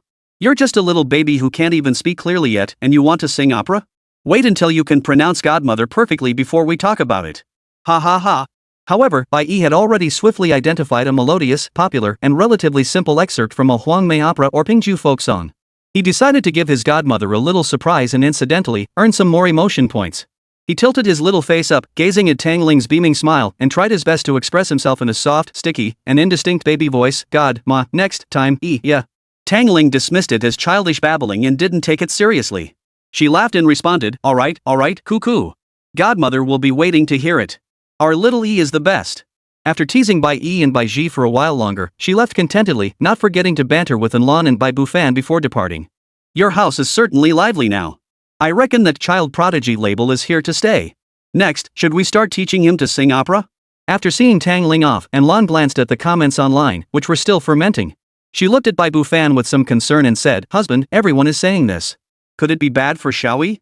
Bai Bufan, however, seemed calmer now. He wrapped his arm around his wife's shoulder. The truth will out. The piece is a masterpiece, that's all that matters. Whether others believe it or not isn't so important. Our son is extraordinary, and knowing that is enough for us. He paused, a proud and hopeful smile spreading across his face. Besides, didn't you say that little guy just promised to sing a song for his godmother? Chapter 11, I Want to Be a Druid. On that warm, sunny afternoon when Bai Yi was 2.5 years old and Lan was on the phone in the living room, Bai Bufan was working in his study and Wang Ma was preparing snacks in the kitchen. Bai Yi and Bai Yi played on the cushioned balcony area, the floor-to-ceiling window slightly ajar for ventilation. In the corner of the balcony, and Lan's beloved white-eyed bird, Cui, was pecking at its food in its cage. Bai Yi was drawn to it, wobbling over and absent-mindedly fiddling with the old, flimsy latch on the cage door. By chance, with a click, the latch popped open. Startled, Cui immediately darted through the opening, fluttering frantically around the balcony. Again and again, it slammed into the glass, emitting heart-wrenching thuds. Bai Yi froze in shock, her little mouth puckering as if ready to cry. At that critical moment, Bai Yi moved. He didn't cry out. His brain raced, fueled by his IQ and memory. He recalled the recording of a Mina bird's mating call that his godmother Tangling had played aloud. His perfect pitch allowed him to memorize every subtle pitch and inflection perfectly. First, he soothed his sister, little sister, don't be afraid. Birdie, let's play a game. This successfully stopped Bai Yi's crying. Then, facing the panicked Cui, he took a deep breath, strained his vocal cords, and attempted to mimic the audio he'd memorized. It started as breathy sounds, but he adjusted rapidly. Within seconds, a series of lifelike, even soothing finch calls flowed fluently from his mouth. Ti-li-li chi ti-li-li meaning, calm down, come here, it's safe.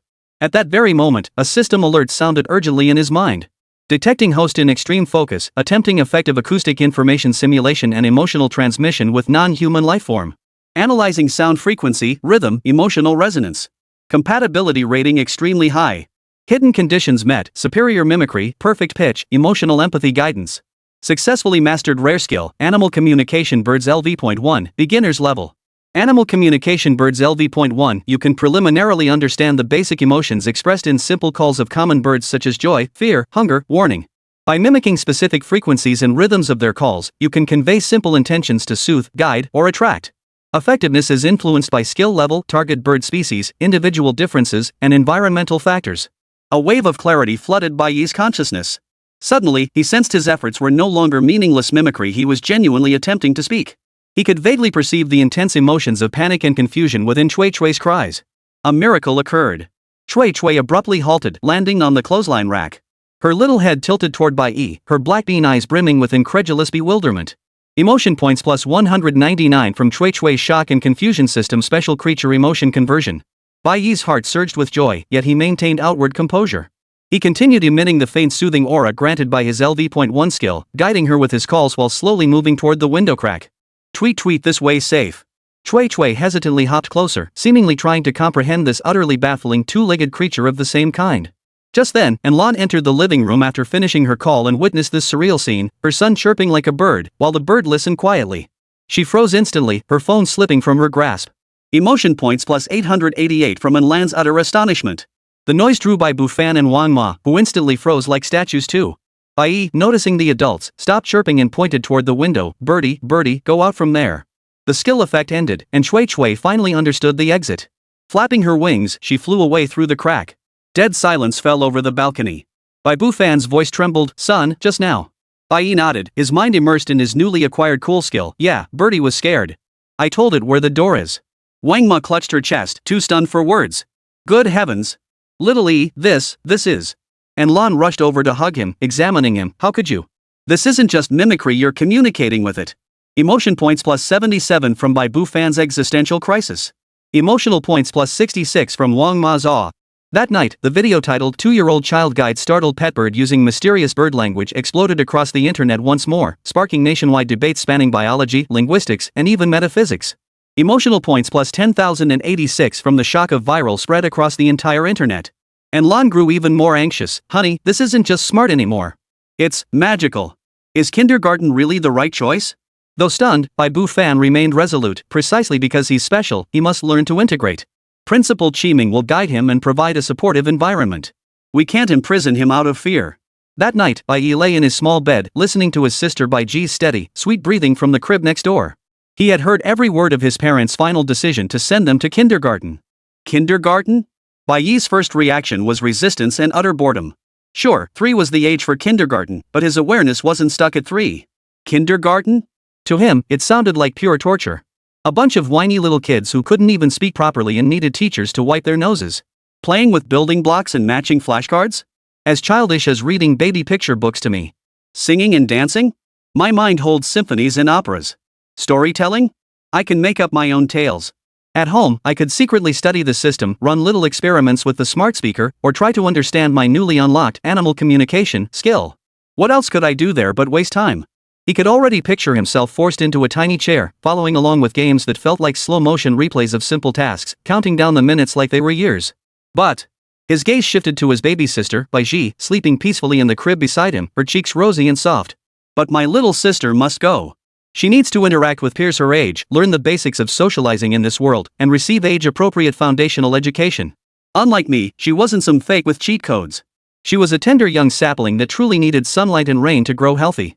And Bai Yi's gaze softened, tinged with an unquestionable protective instinct. My little sister clings to me so much, relies on me so completely. What if some mischievous kid bullies her at kindergarten? What if she can't find the bathroom and is too shy to ask? What if she gets homesick and cries, with no one to comfort her? I can't abandon her. This thought was rock solid. His sense of responsibility as a brother far outweighed his aversion to boredom. All right, he sighed, his adult soul reluctantly stepping into action. Chapter 12, I am the king of kindergarten. A few days later, Bai Yi and Bai Ji, dressed in custom-made miniature uniforms and carrying little backpacks, were escorted to the prestigious Morningstar kindergarten renowned for its elite education by Lan and Bai Fan, each holding one of their hands. The kindergarten environment truly lived up to its reputation and tuition fees. Shaded by lush green trees, it featured advanced facilities brimming with childlike charm. The classrooms were spacious and bright, fully equipped with educational toys, picture books, and musical instruments. There was even a miniature horse riding arena and a temperature-controlled swimming pool. The teachers here all wore warm, welcoming smiles and carried themselves with grace, clearly the product of rigorous training. Yet Bai Yi felt as if he were heading to serve a long prison sentence. Oh, a high-end prison. He felt utterly unmoved, even slightly yawning. The toys were fancier, the slides bigger, but the essence remained unchanged, caging human cubs. In stark contrast stood Bai Ji. Her large eyes sparkled with excitement and a hint of timidity as she clung tightly to her brother's hand, her little head turning this way and that, brimming with curiosity about everything. Baby, this is kindergarten. Look, so many little friends. And Lan crouched down, her voice gentle as she encouraged the two children. Listen to the teachers and play nicely with your friends, okay? Bai Ji nodded vigorously. Yes. Ji will be good. Bai Yi, however, kept his eyelids heavy, managing only a weak as if he'd come not to school but to a memorial service. Play nicely? What could he possibly play with a bunch of little kids who still needed to count on their fingers to figure out 1 + 1? House. Come on, my combined mental age could practically make me their grandfather. Welcoming them was Ms. Lin, the homeroom teacher of the little sunflower class, a young woman who looked both gentle and capable. She had clearly done her homework beforehand, smiling as she crouched down to meet Bai Yi's gaze. You must be Bai Yi, right? I've seen your videos online, you're incredibly talented. Welcome to our class. Bai Yi lifted his eyelids slightly, glanced at her, and didn't speak. He just gave a slight nod. Here we go again with the child prodigy filter. Don't expect me to perform milk powder mixing or bird language. A flicker of surprise crossed Teacher Lin's eyes. The way this child looked at her was too calm, even carrying a hint of the scrutiny and boredom one might expect from an adult. She quickly suppressed her doubts, her smile unchanged, and turned to Bai Ji. And you must be little Bai Ji? So adorable. Shall we go inside and meet your new classmates? After a few more words of instruction from Lan and Bai Fan, they left, glancing back every few steps. Watching her parents' retreating figures, Bai Ji's lips turned down slightly, her eyes welling up. Instinctively, she clutched her brother's shirt hem tighter. Don't be afraid, little sister. Bai Yi sighed, resignedly clasping her soft little hand. Big brother is here. All right, the sentence begins. Primary objective, ensure my little charm doesn't shed tears. Emotional points plus 15 from Bai Ji's dependence and reassurance. Teacher Lin watched the siblings interact, her heart melting into a soft puddle while also growing more astonished. The way this brother comforted his sister was far too practiced and natural. Entering the classroom, it was exactly as Bai Yi had predicted. A dozen children around his age were scattered about, some wailing for their mothers, others fighting over toys, and a few sitting blankly in corners. Several teachers were patiently soothing them. Bai Yi's arrival still caused a small stir. After all, he was now something of a minor celebrity online, and many parents had privately discussed this child prodigy. Several children stared at him curiously, forgetting to cry. A little boy dressed in a miniature suit, his hair combed immaculately, monopolized the most intricate train set, refusing to let any other child touch it. Spotting Bai Yi and Bai Yi enter, especially the doll like Bai Yi, his eyes lit up. Clutching a locomotive, he dashed over and thrust it into her hands. "You can play with it." Startled by his enthusiasm, Bai Yi flinched and hid behind her brother. The little boy looked a bit displeased and pointed at Bai Yi. "Go away. I want to play with her." "Bai Yi? Kid, starting your CEO-style bossiness from such a young age, huh?" Before Bai Yi could respond, another little girl with pigtails who looked feisty from the get-go rushed over and shoved the little boy in the suit aside. "Zhou Tianyu. You're picking on her again. The teacher said toys are for everyone to share." The boy named Zhou Tianyu stumbled backward from the shove and instantly flared up. "Wang Jiajiu. Mind your own business. I got this first." Seeing the two little ones about to erupt into a fight, Teacher Lin hurried over to mediate. Bai Yi felt his temples throbbing. What a racket, utter chaos. And this was only the first day. He couldn't be bothered with such childish squabbles. He led his little sister to the book corner in the classroom, picked up a picture book with relatively nice illustrations, and handed it to her. "Sis, read this." He picked up a simple picture book about the universe and planets, flipping through it listlessly. The printing was decent, but the content was too basic, still teaching things like "this is the sun, this is the earth." Yet his aloof, solitary reading posture stood out starkly in the noisy classroom. After resolving the quarrel, Teacher Lin's gaze fell once more upon Bai Yi. While the other children were either struggling to adapt, crying, or exploring, he alone sat there quietly, his expression focused as he stared at a kindergarten-level astronomy picture book. That gaze didn't seem to be looking at pictures, it was more like reviewing. She couldn't help but approach him and ask softly, "Bai Yi, do you like this book? Can you understand it?" Without lifting his head, Bai Yi casually replied, "Yeah, it's okay. But the color rendering for Neptune is a bit too blue. In reality, its methane-rich atmosphere absorbs more red light, so photos usually end up more blue-green in post-processing." Ms. Lin's smile froze instantly. She wondered if her ears were playing tricks on her. A 3-year-old was discussing Neptune's atmospheric composition and photo post-processing with her? Emotion points plus 99 from Teacher Lin's eye-popping shock. Bai Yi regretted it the moment he spoke. Damn, couldn't hold back. He immediately lifted his head, flashing an innocent smile in an attempt to salvage the situation. "The book says it's a pretty blue ball." Teacher Lin stared at his utterly pure smile, then recalled that absurdly professional remark. Her mind spun. She opened her mouth, struggling to find her voice for a long moment. Yes, it is, quite beautiful." She drifted away, deciding she needed a glass of water to calm down. This kid seemed even more off the charts than the rumors online suggested. The morning activity was building with blocks. The teacher let the children play freely, building whatever they wanted. The other children were building crooked houses and little bridges. Zhou Tianyu seemed to be sulking, determined to build the tallest tower. But before he could build very high, it came crashing down with a loud boom. He stomped his feet in frustration. Bai Yi had only intended to slap together a few blocks to get it over with. But Bai Yi was building a little house, and the roof kept collapsing. Her little face crumpled in frustration. "Brother, the roof, it's falling." Bai Yi sighed and resignedly picked up the blocks. His spatial awareness and memory instantly constructed the most stable structure in his mind. His small hands worked swiftly and precisely, not only reinforcing his sister's house but also skillfully adding a 2-story villa with a spiral staircase and terrace using blocks of different colors and shapes. The structure was so exquisitely crafted and perfectly proportioned that it could be called a masterpiece in the world of building blocks. Bai Yi clapped her hands happily. "Big brother, you're so amazing." Several nearby children, including Zhou Tianyu and Wang Jiajiu, were mesmerized. Before they knew it, they had gathered around. "Wow. That's amazing. How did you build that?" Emotional points plus 5 plus 5 plus 3 plus 4. From the children's exclamations. Teacher Lin and the other teachers were once again speechless. This spatial awareness, this hand-eye coordination, this aesthetic sense. Was this really a 3-year-old? Zhou Tianyu stared at Bai Yi's magnificent little villa, then looked at his own pile of rubble. His little face flushed bright red, and suddenly he burst into tears. Why, he cheated. He definitely cheated. Bai Yi? My heart is so weary. This was exactly why he hated coming to kindergarten. Not only was it boring, but trouble kept finding him. But seeing his sister's adoring, joyful smile and hearing the faint yet persistent emotional points accumulating in his mind, Bai Yi took a deep breath. Fine. When in Rome, do as the Romans do. He'd treat it like running a miniature society, grinding through daily tasks. As for that crybaby little CEO, he'd just stay far away from him. His kindergarten sentence officially began amidst this chaotic, occasionally shocking and exasperating atmosphere. Little did he know, a pair of sharp eyes had been observing him through the classroom window for quite some time, those belonging to the principal of Morningstar Kindergarten. Chapter 13, Another Day of Public Display. Nap time arrived. The crib stood in neat rows as teachers whispered soothing words to lull the children to sleep. Bai Yi clutched the small pillow she'd brought from home and soon fell into a peaceful sleep beside her brother. Bai Yi lay in his crib, eyes closed, yet his consciousness was immersed in the system interface. His emotion points continued to rise slowly, fueled mainly by the lingering shockwaves from the teacher's reactions that morning and the ongoing buzz from the viral video online. Emotion points +1+1+1. From Teacher Lin's ongoing existential crisis. Emotional points +3 from Auntie Zhang, the nursery worker, muttering, "This kid sleeps so quietly." He pondered how to allocate these points. Basic attributes grew increasingly expensive as he progressed, and skill upgrades were absolute money pits.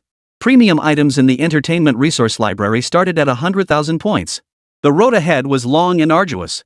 Just as he was plotting his kindergarten resource grab plan, muffled sobs drifted from the cot beside him. It was that little bully, Zhou Tianyu. He seemed to be having nightmares, his little body twitching as he mumbled daddy through a blur of tears and snot smeared across his face, a far cry from his domineering demeanor that morning. A caregiver hurried over, gently patting him to soothe him. "Tianyu, be good. Don't cry. Teacher is here." But Zhou Tianyu seemed trapped in his nightmare, crying even harder until he started coughing. Bai Yi was growing increasingly irritated by the commotion. "Can't I get any peace to study the system?" He opened his eyes and turned his head to look over. Zhou Tianyu's face was flushed from crying, and his breathing was noticeably labored. Bai Yi's medicine beginner skill allowed him to instinctively assess that if this little brat kept crying like this, he might genuinely choke or struggle to breathe, which would only make things worse. "TSK," Bai Yi reluctantly sat up. The dorm supervisor, who had been looking somewhat flustered, froze upon seeing Bai Yi approach. "Little Bai Yi, why are you awake? Lie back down and go to sleep." Bai Yi ignored her and walked to Zhou Tianyu's bedside. He carefully observed Zhou Tianyu's condition, then reached out a small hand and patted his back, not very gently. "Stop crying." His voice still carried a hint of babyishness, yet his tone was unusually calm, carrying an undeniable authority. "Take a deep breath."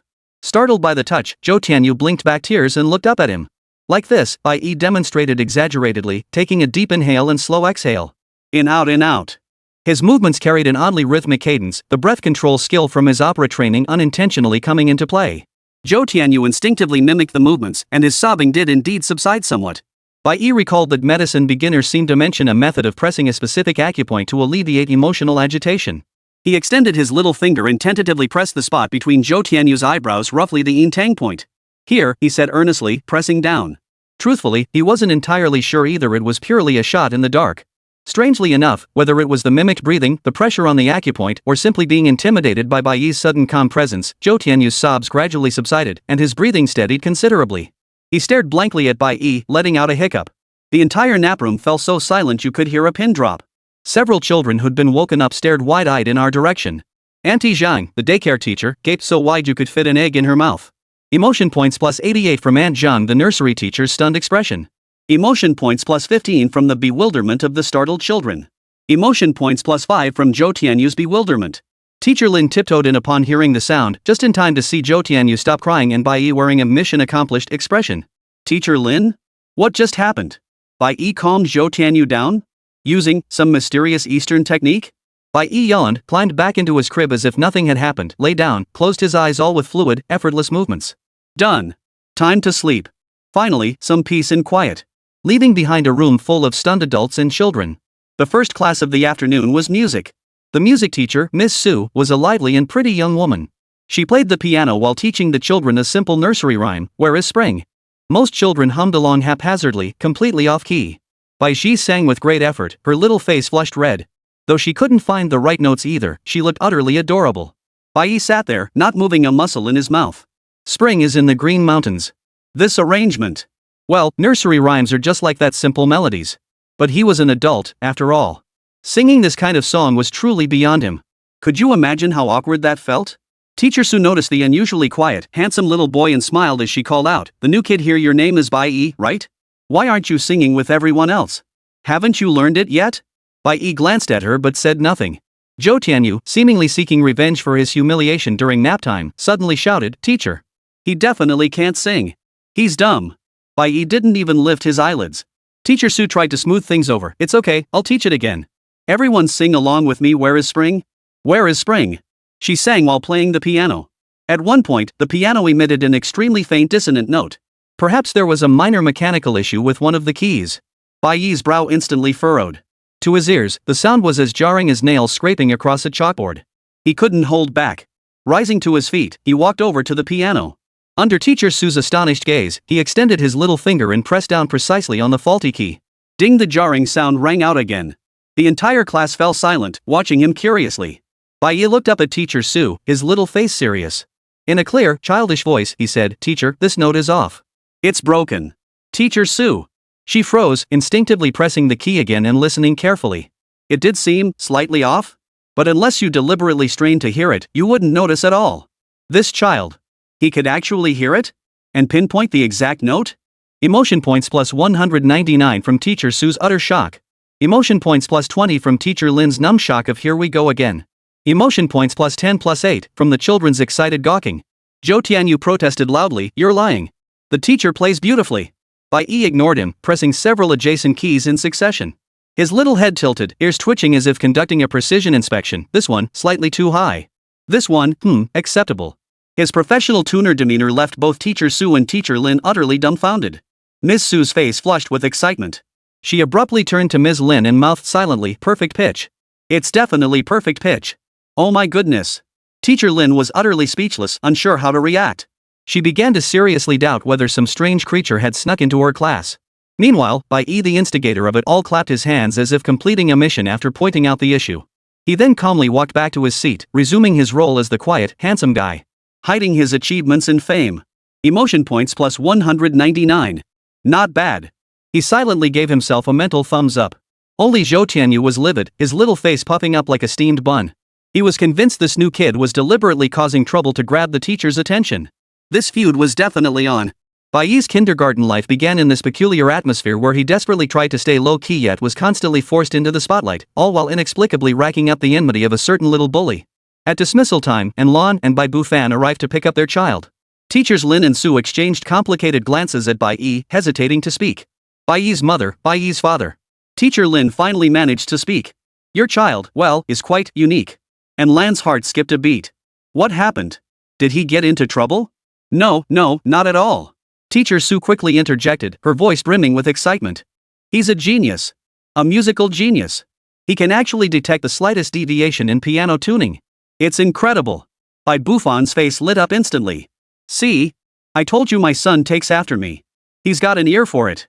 And Lan exhaled in relief, then drew in a breath again, her emotions tangled. As for Bai Yi, he merely yawned and tightened his grip on his sister's hand. It was over. Prison yard time was up.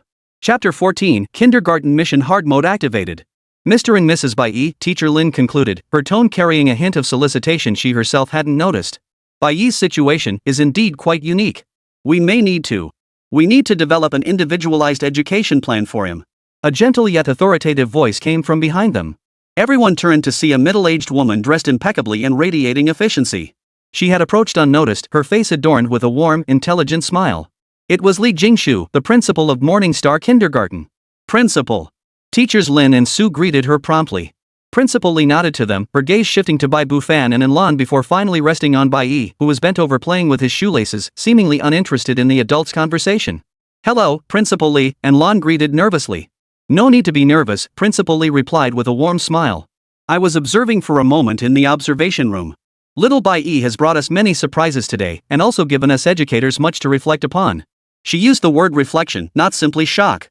Bai Yi's heart stirred slightly. He lifted his gaze and shot a quick glance at the principal. The observation room? So all those performances today were seen? This person seems to be a cut above the other teachers. Principal Li continued addressing Lan and Bai Bufan. Standard teaching content and pace clearly no longer meet Bai Yi's needs. They may even stifle his development or cause unnecessary complications like today's minor friction with Zhou Tianyu. Her analysis cut straight to the heart of the matter.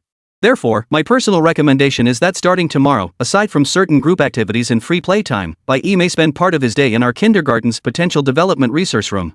There, he'll have access to a wider range of teaching aids, books, and basic experimental equipment. Specialized teachers will guide and observe him, and will provide more challenging exploratory content tailored to his interests and abilities.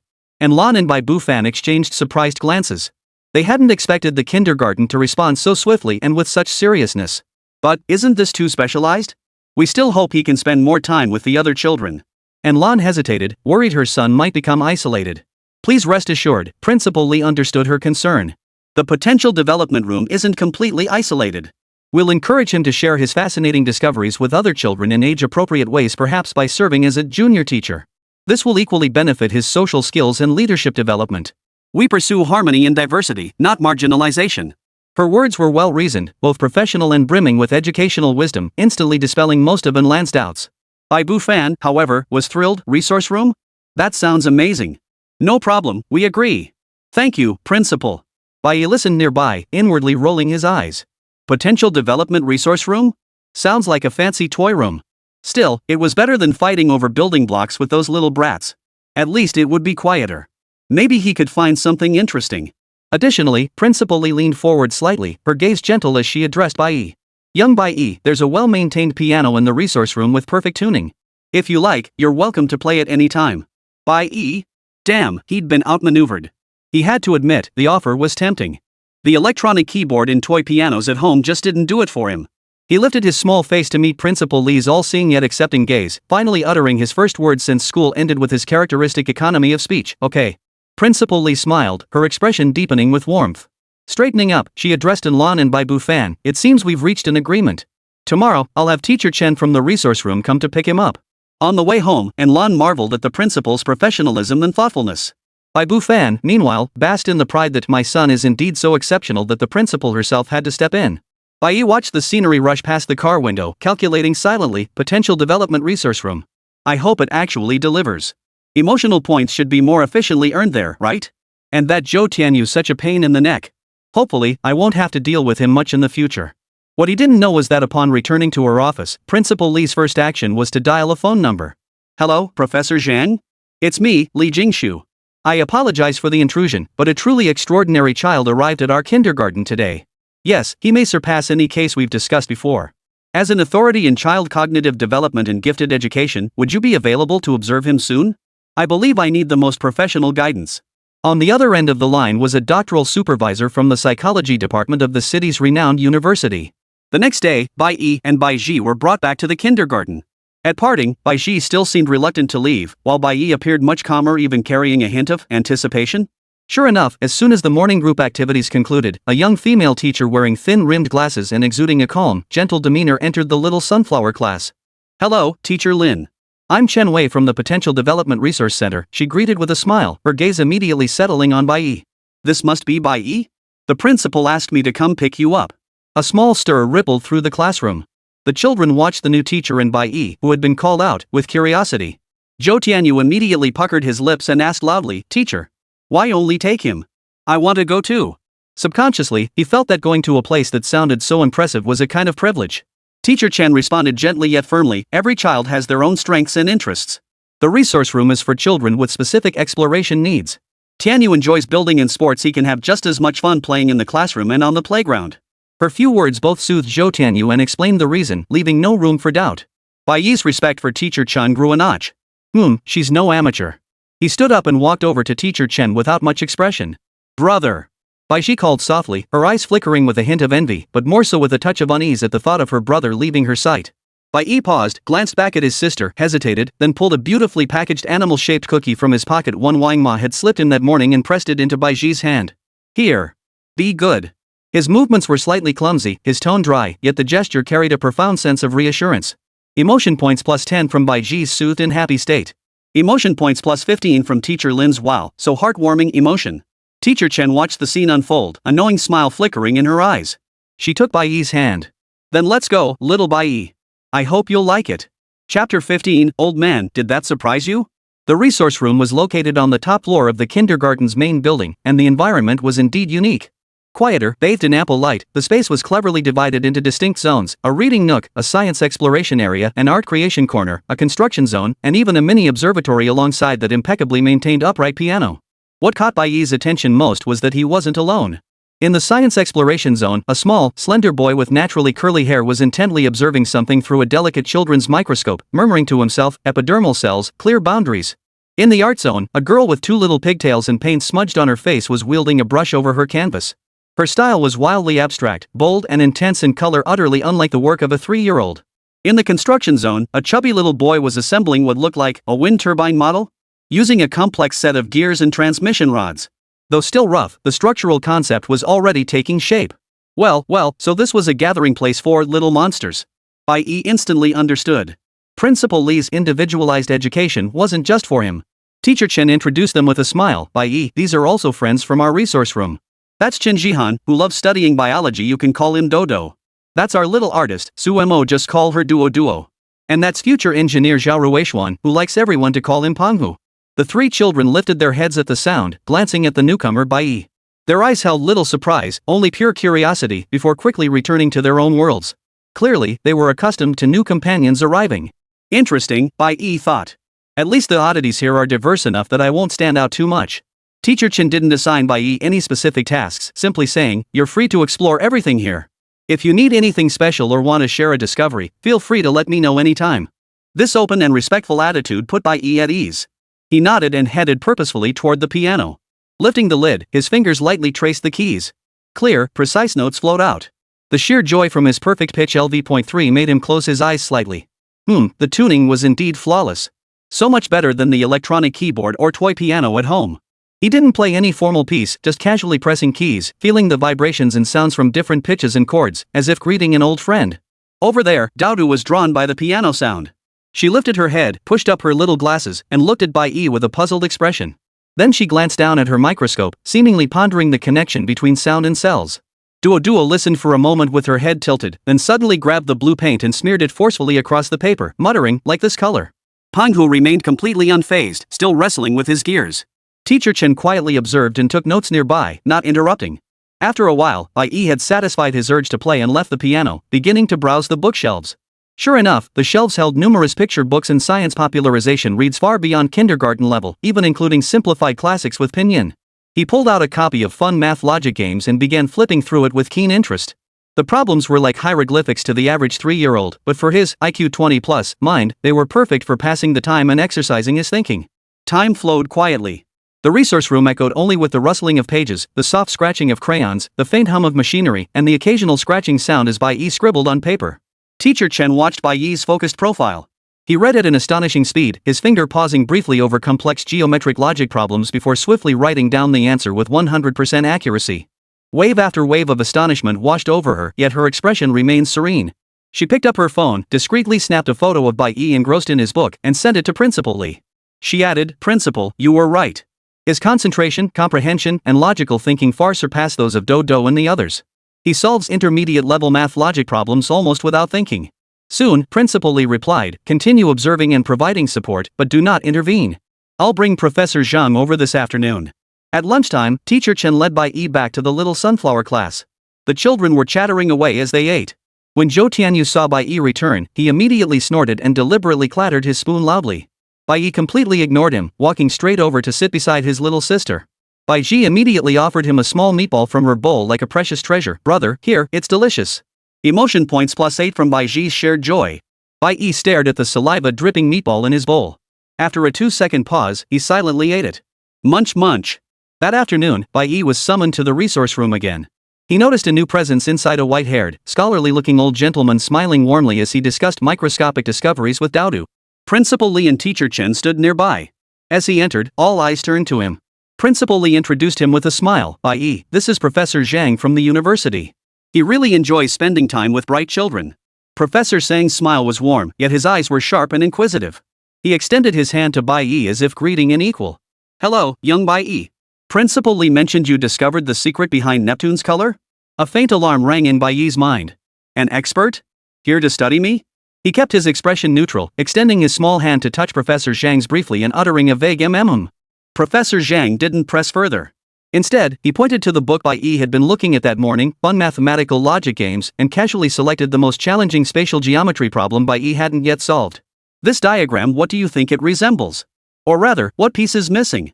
It was a problem demanding exceptional spatial imagination and reasoning skills. Bai Yi glanced at it, paused barely at all, picked up a pencil with his small hand, swiftly drew an auxiliary line on the scrap paper beside him, then pointed to one of the points. Here it's missing a triangular prism like this. He even sketched the missing three-dimensional outline with confident strokes in clear logic. Professor Zhang's smile froze instantly, his casual expression replaced by utter astonishment. He abruptly turned to look at Principal Li, who gave him a firm nod. Silence fell over the resource room. Doubta stared wide-eyed at Bai Yi's drawing, Duo paused her brush, and even Pinghu turned his head to look. Emotional points plus 999 from Professor Zhang's worldview shock.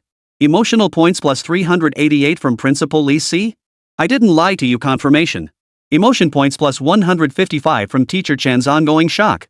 Emotional points plus 50 plus 40 plus 30 from Duo, and Pinghu's wow. Professor Zhang took a deep breath, removed his glasses to wipe them, then put them back on. He studied Bai Yi's drawing intently, his voice trembling slightly. Child, how did you come up with this?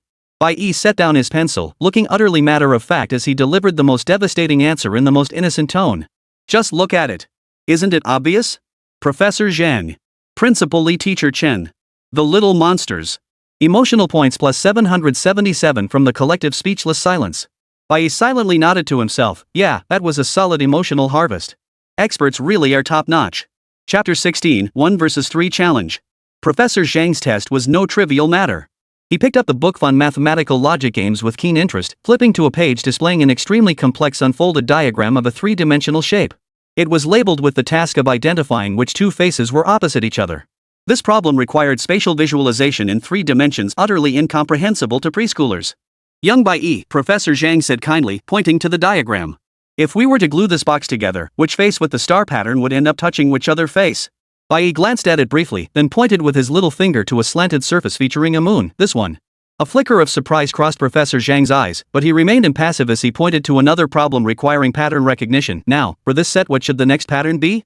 Without hesitation, Bai Yi picked up a pencil and drew a complex, logically evolving combination pattern in the blank space. The lines flowed smoothly, the logic crystal clear. This time, even Principal Li couldn't help but draw in a sharp breath. This wasn't merely a matter of good memory, it demonstrated advanced abstract thinking and reasoning skills. The wrinkles on Professor Zhang's face smoothed out with excitement. Turning to Principal Li, his voice brimmed with unchecked enthusiasm. Jing Shu, did you see that? This isn't just precociousness. It's a rare talent for spatial reasoning and pattern recognition. His brain processes information completely differently. We must create the most elite personalized development plan for him. This could be an extremely valuable research case for our educational field. Principal Li nodded repeatedly, her gaze fixed on Bai Yi with intense focus. Indeed, Professor Zhang. Bai Yi's very existence is redefining the boundaries of child potential. We at Morningstar Academy will spare no resources. We absolutely cannot let this child go unnoticed. The unreserved praise from the two experts shone like spotlights, enveloping Bai Yi completely. Teacher Chen scribbled furiously in her notebook beside them, her gaze fixed on Bai Yi with astonishment. Yet this blinding spotlight made the 3 little ones in the corner feel especially dim and uncomfortable. Taking advantage of Teacher Chen stepping away to refill water, the 3 little ones huddled together during a pause in the intense, hushed discussion between Professor Zhang and Principal Li. Pinghu was the first to mutter angrily. Why him? All he can do is solve problems. My windmill actually spins now, that's real skill.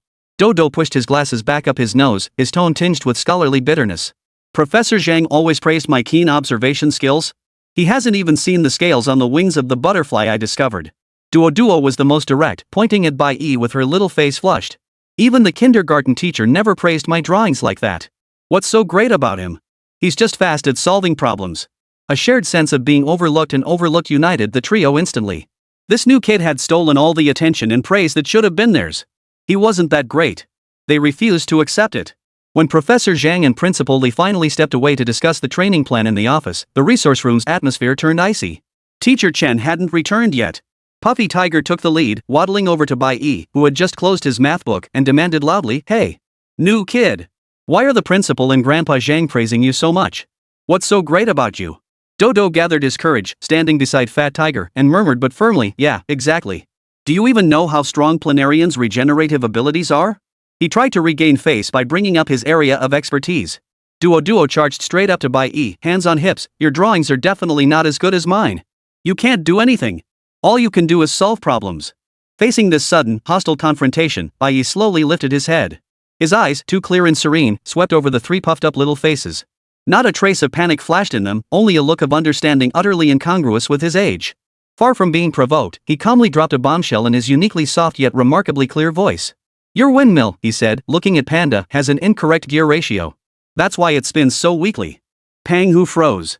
Your planaria, he turned to Dodo. The regeneration experiment after cutting the smoothness of the incision makes a huge difference. You can't use plastic blades. Dodo's mouth fell open. You're painting, he concluded, looking at Duo. The colors are muddy because you didn't let the base coat dry completely. Duo's eyes widened in shock. As the trio reeled from these pinpoint critiques, Bai Yi slid off his chair and stood up straight. His small frame held an unshakable confidence as he issued the ultimate challenge. Because whatever you can do, I can do too. What you can't do, I can do too. Got a problem with that? A faint, yet utterly defiant curve lifted the corner of his mouth. Want to bet? At that moment, the resource room fell deathly silent.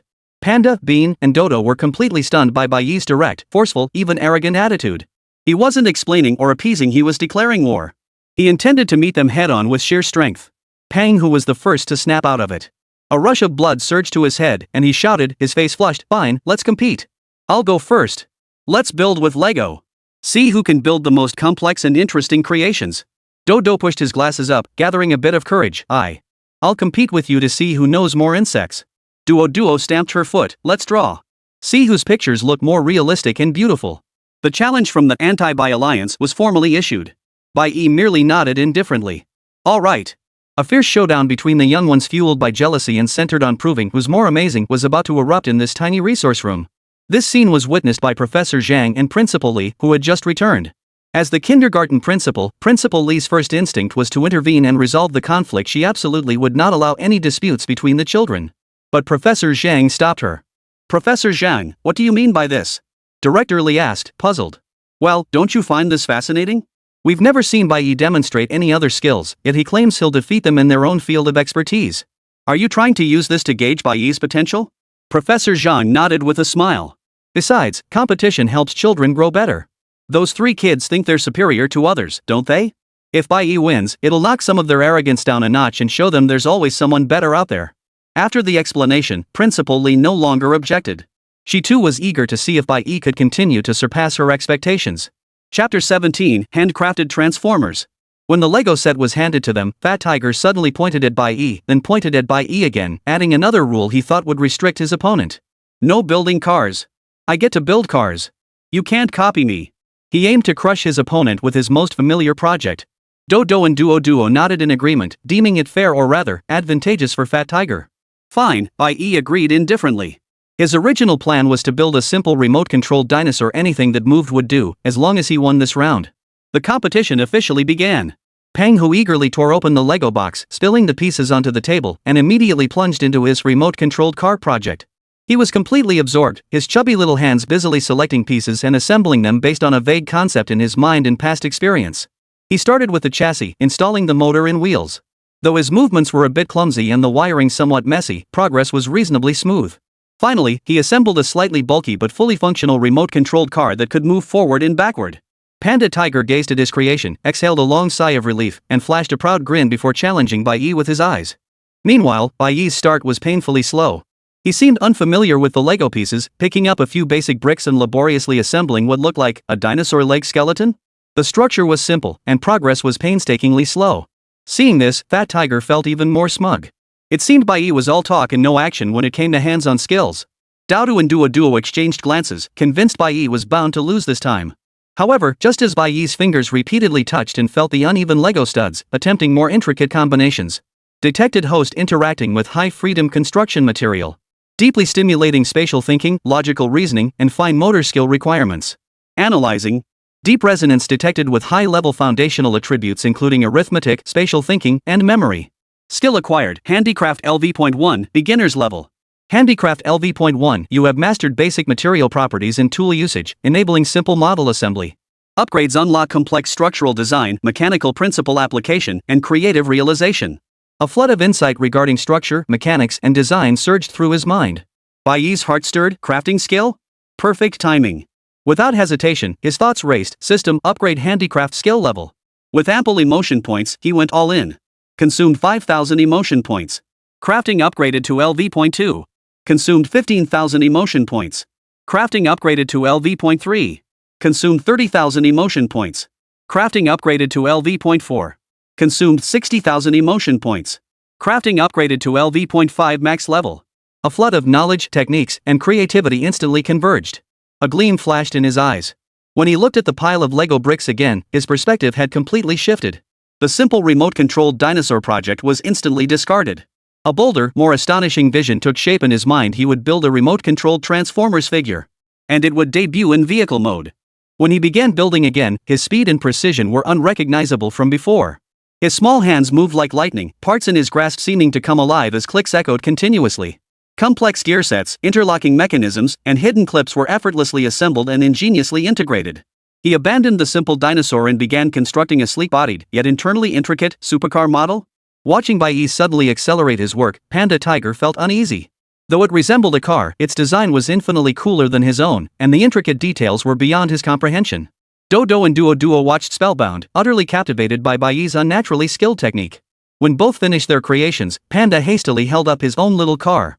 Then, pointing at Bai Yi's highly polished, sharply contoured red sports car model, he shouted with a mix of resentment and a hint of guilt.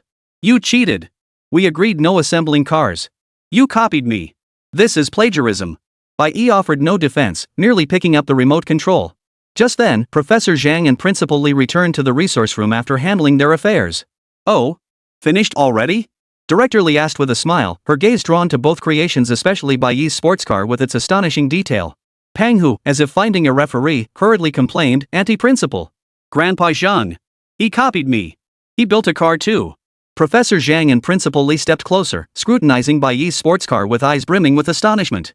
The model's level of completion and design sensibility far surpassed typical children's work. Bai Yi remained calm. Under everyone's gaze, he gently pressed a button on the remote control. The stationary red sports car suddenly emitted a faint hum of its motor, followed by a series of crisp, intricate clicks from within its body. Then, to the stunned gazes of the crowd, the doors, hood, trunk, and undercarriage began an astonishing sequence of folding, extending, rotating, and shifting.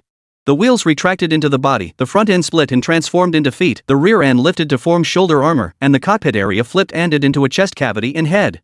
The entire process unfolded like magic, fluid, and brimming with mechanical beauty. Within seconds, the sleek sports car had transformed into an imposing, intricately structured robot warrior. Standing tall on the table, it formed a stark contrast to the crude little car beside it, belonging to the chubby tiger. The resource room fell into complete silence. Dodo and Duo gaped, utterly speechless. Teacher Chen sucked in a sharp breath. Professor Zhang lunged forward, nearly pressing his face against the transformer, his voice trembling with utter astonishment. Transformation? Gear linkage, lever principles, spatial topological transformation. This design, how is it possible? Could a 3-year-old independently design and complete this in such a short time? The engineering knowledge required. Principal Li was equally stunned, staring at Bai Yi. A true genius, even his toys defied comprehension. Thud. Fat Tiger plopped down onto the floor, staring up at the towering transformer, then glancing at the tiny car in his hands. The immense visual impact and cognitive upheaval left his mind blank. Seconds later, he scrambled to his feet and rushed to Bai Yi. All trace of defiance vanished from his face, replaced by an overflowing admiration like a river bursting its banks. He grabbed Bai Yi's arm and cried out, his voice trembling. "Boss! Bai Yi boss! I was wrong. Lego can be played like this? You're a god. Take me as your apprentice. Teach me how to build this. Please, boss." The first challenger, Fat Tiger, had been utterly crushed by overwhelming technical superiority and now surrendered completely. Chapter 18, The Little Sidekick Conquered. Pang Hu's complete surrender made the atmosphere in the resource room incredibly awkward. Dodo and Duo stared at the transformer that seemed to have stepped out of a sci-fi movie, then glanced at Pang Hu, whose face was filled with admiration and an eagerness to become a disciple on the spot. The lingering resentment in their hearts was overwhelmed by sheer awe, but simultaneously, a stronger sense of unease and competitive spirit surged within them. They knew they were next. Before Dodo could muster the courage to propose his insect knowledge challenge, the school bell chimed crisply. Teacher Chen entered just in time, smiling as she urged the children to pack up and prepare for dismissal. "Ha? Already?" Panda looked disappointed, clinging to Bai Yi's arm. "Boss, I haven't had enough. Tomorrow you have to teach me." Dodo and Duo breathed a sigh of relief, yet felt a strange sense of loss. Their little faces crumpled into a mix of emotions. Bai Yi calmly disassembled his transformers and packed them back into the box. Then he took the hand of his younger sister, Bai Yi, who had been waiting nearby. Though she didn't quite understand what was happening, she thought her brother was incredibly cool. "We'll talk tomorrow," he replied ambiguously to Fat Tiger. At the kindergarten gate, Lan and Bai Bu Fan arrived as usual to pick up their child, only to unexpectedly see Principal Li standing alongside an elegant, gray-haired gentleman, both smiling as they waited for them. Their son, Bai Yi, stood beside them with an expression of utter calm, as if everything happening around him had nothing to do with him. "Mr. Bai, Mizzen, hello." Principal Li greeted them warmly, introducing, "This is Professor Zhang, a renowned psychology expert in the city and an authority in early childhood cognitive development." "Hello, Professor Zhang." And Lan and Bai Bufan greeted him promptly, though a hint of confusion and unease crept into their hearts. An expert waiting at the gate. Could it be that little E had gotten into serious trouble at kindergarten? Professor Zhang's smile was warm, yet his eyes betrayed unmistakable excitement. "Please don't be nervous. I'm here today because of your son, Bai Yi. His performance at kindergarten today was truly astonishing." His use of the word breathtaking left Lan and Bai Bufan even more baffled. Principal Li took up the thread, her voice brimming with wonder. "It happened this afternoon. Bai Yi and another child from the resource room, Pang Hu, had a friendly Lego building contest." "A Lego contest?" Bai Bufan relaxed and chuckled. "Little E loves playing with those blocks too, just messing around." "Just messing around?" Professor Zhang's voice suddenly rose sharply as he shook his head repeatedly. "Mr. Bai, you're too modest. What your son built wasn't just a simple model. It was a self-transforming, remote-controlled, a transformer. It transformed from a supercar into a robot warrior." Transformers? And Lan and Bai Bufan exclaimed in unison, their eyes widening in disbelief. Bai Bufan thought he must have misheard. "Professor, you mean, like in the cartoons, where a car clank clank clank transforms into a robot? You mean robots that can drive as cars and run as humans?" Bai Bufan asked in meticulous detail, trying to confirm neither had misunderstood the other. "Absolutely true." Director Li nodded vigorously, his face still bearing traces of awe. "Professor Zhang and I witnessed it ourselves. The entire process was seamless. The intricate internal structure and profound understanding of mechanical principles were beyond imagination." Professor Zhang said the engineering knowledge involved in that design is beyond the grasp of many college students. Professor Zhang took a deep breath and solemnly addressed Bai Yi's parents. "Mr. Bai, Mizan, I've studied child cognitive development for decades and encountered many so-called geniuses and child prodigies. But someone like Bai Yi? I've never heard of such a case. His thought patterns, learning abilities, and practical skills have far surpassed our understanding of what it means to be a child. This isn't merely exceptional talent, it's more like a highly developed, innate knowledge system manifesting within his mind." And Lan and Bai Bufan were stunned by this revelation. They knew their son was exceptionally bright, but assembling a remote-controlled Transformers figure with his bare hands? This wasn't just bright, it was surreal. Looking down at Bai Yi, who sat innocently playing with his fingers, their emotions were a tangled mess. Pride? Absolutely. Shock? Even more so. And a tinge of indescribable dread. What kind of person would this child grow up to be? The next day, Bai Yi and Bai Ji were dropped off at kindergarten again. Pang, who had been waiting eagerly at the gate since dawn. Spotting Bai Yi was like seeing a celebrity to him. He scampered after the boy, calling out, "Big boss this, big boss that," drawing curious stares from the other children. Dao watched Bai Yi surrounded by Pang Hu, clenching his little fists. The shock of yesterday's Transformers display lingered, but he remained confident in his own territory. Knowledge wasn't something you could master just by being quick. During morning free play, Dao gathered his courage, walked up to Bai Yi, and pushed his glasses up with a serious expression. "Bai Yi, today it's our turn to compete. Let's test our observation skills and knowledge. Dare you come with me to the little garden?" Bai Yi, slightly annoyed by Pang Hu's persistence, nodded at the suggestion. "Fine." Duo and Pang Hu naturally wouldn't miss the show and followed along. The kindergarten's small garden was tended with vibrant vitality, its flowers, plants, and trees arranged in harmonious clusters, making it a paradise for insects and small creatures. Dao placed his beloved portable microscope on a stone table as if it were a precious treasure. Then, pointing to the surrounding plants, he began his challenge.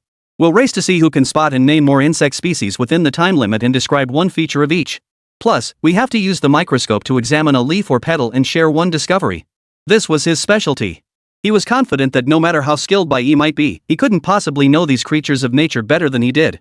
Sunlight filtered through the leaves, casting dappled spots of light.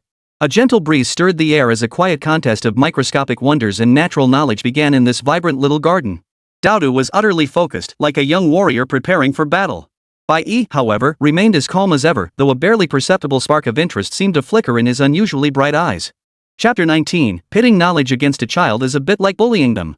In the small garden, the sun shone gently, and a breeze swept through the flowers and grass, carrying the fresh scent of earth. Dao stood tall and straight, like a little expert, before the stone table, ready to begin his challenge. "First, let's compare our insect observation skills."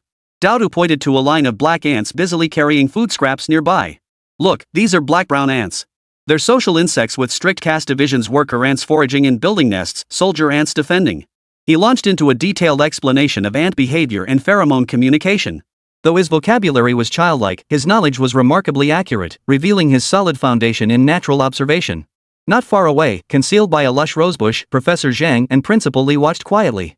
Professor Zhang nodded slightly and murmured. Daodu is quite impressive. His keen observations and knowledge base stand out among his peers. He's a promising young researcher. Principal Li smiled and nodded. Yes, his love for nature comes from the heart. After finishing his presentation, Daodu pushed his glasses up with a satisfied look and turned to Bai Yi, waiting for his response. Bai Yi's expression remained unchanged as he spoke calmly, his voice clear.